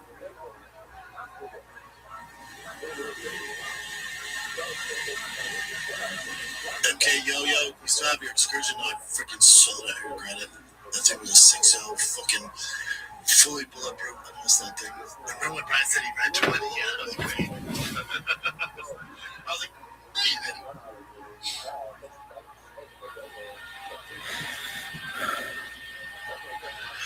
Johnny says, hey, Big Brown, do you start pissing your diet sodas? No, not yet, man. Oh, after the D-Vat gig. Did you guys like him on D-Vat gig? It's interesting. I'm not a fan about the Cool Hour. Yeah, I just, they're doing the thing because I hate zooming in. I feel like I mess up their flow. And so it allows me to do more live Big Browns. There's the decision there. But I'll still jump back on there. I'm not retired from Cool Hour. I started it, baby. I need a wrap because I jumped again. Keep going down. Right there. Heartless Angels, after watching last episode on the Fighting Kid with the red light guy, you think fighters will start drinking their piss? I can't remember when that go. Yeah, who's gonna start drinking their piss after watching that? Was he that convincing you to start drinking it? He convinced me.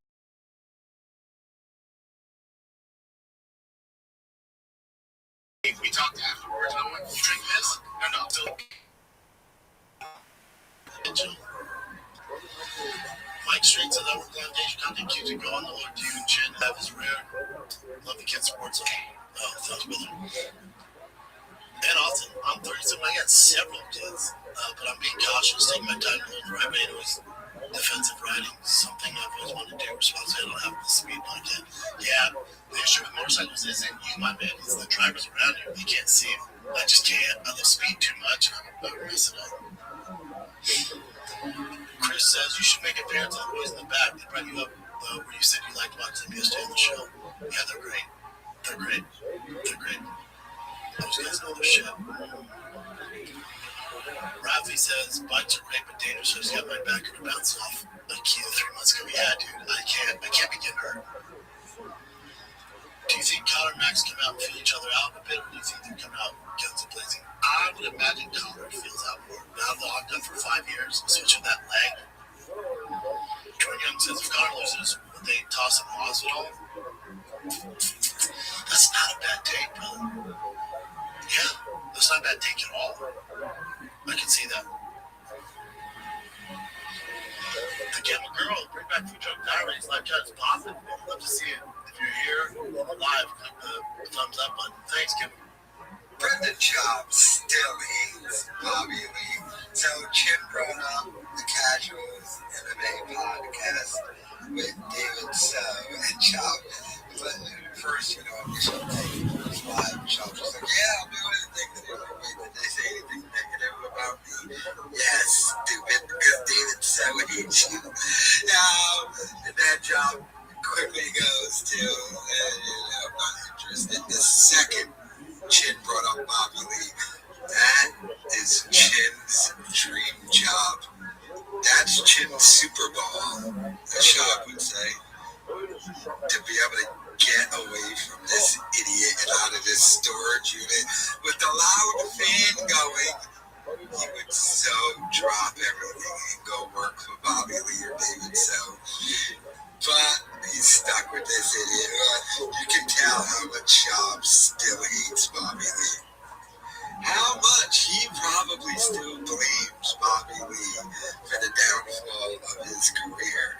I mean, Schaub blames a lot of things, but I'm pretty sure Bobby Lee is at the top of the list, and I'm still convinced that Schaub is convinced that Bobby Lee started the Fighter and a Kid subreddit, even though that doesn't make any sense whatsoever. But if you don't remember, Schaub accused him of that, and Schaub and Callen called up Bobby Lee, threatened him physically and by using Joe Rogan's name, and it's one of the things that helped destroy Schaub's career. And in recent times, people have asked him about Bobby Lee, and he's always just said, I'm okay with Bobby, but they're not friends, and nor will they be friends. But you can tell Schaub still hates him, still blames him. He blames everybody but himself, because God forbid it just be that he's an idiot sitting inside that storage unit. And David Sow is obviously very close with Bobby Lee. So, but the second Kim brought up Bobby Lee, you can just see the hate in Schaub and Joe Campbell looking eyes, right as an Alvin looking eyes, that he still has a problem with Bobby Lee. But, I mean, all the other stuff he was talking about, by the way, oh my God, it's just bullshit on top of bullshit on top of bullshit. But, I mean, this is Schaub's prerogative now going forward. Is that a rack with a cigarette holding a Diet Coke? My God. I wish he wore energy drinks, stupid. Look at that glow. But this idiot, friggin', I mean, if he got the opportunity to go on that podcast, he should take it, but he's not going to, because he still has a deep immensity for Bobby Lee. But, Papa just goes, but let me know your thoughts in the comments.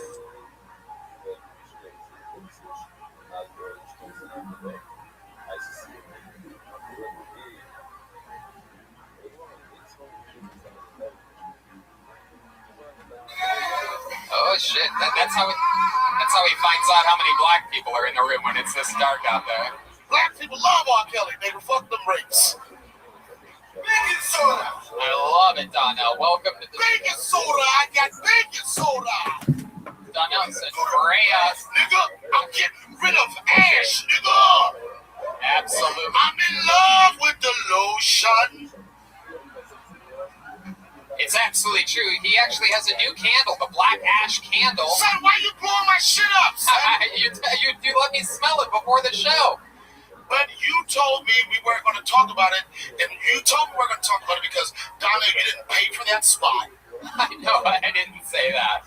This is what you told me. He's trying to get said, Donnell, we make a lot of money. We're not going to promote your black ass ashy candle. And I committed to coming to your show. Okay, first off, this is a good friend of mine. I didn't know until last week that a lot of people think he's an asshole. Who told that? I'm not going to tell you who said that, but they say that you own your assholeism and they respect you for it. They love you. And we would talk about coming on the show. He was like, yo, do my shit. And I'm like, I'm going to do your shit. Right? Yeah, I kept asking you over and over and over again to do it. And then I said, nigga, I'm going to do it.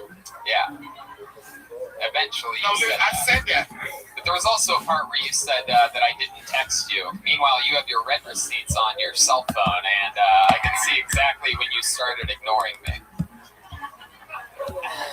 You know this to be true. I didn't know I was ignoring you. I thought it was somebody else. And then when I finally came on the show, and I'm excited to be here, this is what I didn't know, and we're being friends, then you had so many fucking rules. The only thing I really said was that you're not allowed to interrupt the comedian in 60 seconds, and then you started saying, what's up with all these rules? And you added a plural to one request. I said, Donnell, you have a reputation for interrupting people people on shows. That's it, but that's the whole Donnell, nigga. I said I'm not, and you looked me in my face, and you said, you're known to be the interrupter. And I'm like, so you're telling me I can't interrupt? So I won't interrupt. No. I might look like I want to interrupt, but I won't interrupt. You can interrupt anything you want as long as it's not the comedian. And you gave me specific, you said, I still don't think you understand the one rule. No, I'm just saying, how you gonna invite an interrupter motherfucker to your shit? No. And you told me this is what you said. There's gonna be a time, Donnell, and he looked me right in my eyes and he said, look at me. I'm gonna go in the bucket. I'm gonna pull a name, and this is the only time you can't interrupt. That's true. And I didn't want to do it. And also the three regulars. They don't get pulled out of the bucket. You can't interrupt them either. Yep. And you also, the other rule you told me is that you can't make fun of any of the band. No, I didn't say that you can't make fun of the band. I said it's probably best to not make fun of the band because they're so beloved. Which brings me to the band, ladies and gentlemen. Every single week they commit to being different characters. I have no idea what they could possibly be tonight, getting ready in their separate dressing room. Let's all find out together. Ladies and gentlemen, I present to you the best damn band in the land, the Kill Tony Band, Jeremiah Watkins, Joelberg, Joel Jimenez, Chroma Chris, and Jesse Johnson. Whoa! I knew it! Wow! Oh, we know these people. White trash for sure. Oh, wow, look how legit this is. Very good. There we go. We get it. That's a lot of stuff there. Make some noise for the band. They're white trash tonight for sure. I know where their vote is going. I can just see it. Remind me of your name again, lead band member there. Hell yeah, what's up, Dave Gunther, everybody? How y'all doing? God bless America. Dave Gunther, hell yeah. And who's that sweet little lady next to you there? Oh, this is my cousin and my baby mama, Darlene. You don't talk about my fucking sister like that. She's my cousin. She's my sister. She's my baby mama. You all upside the head with. All right, and who's that young buck next to her? Name's Jesse Smollett. Wow.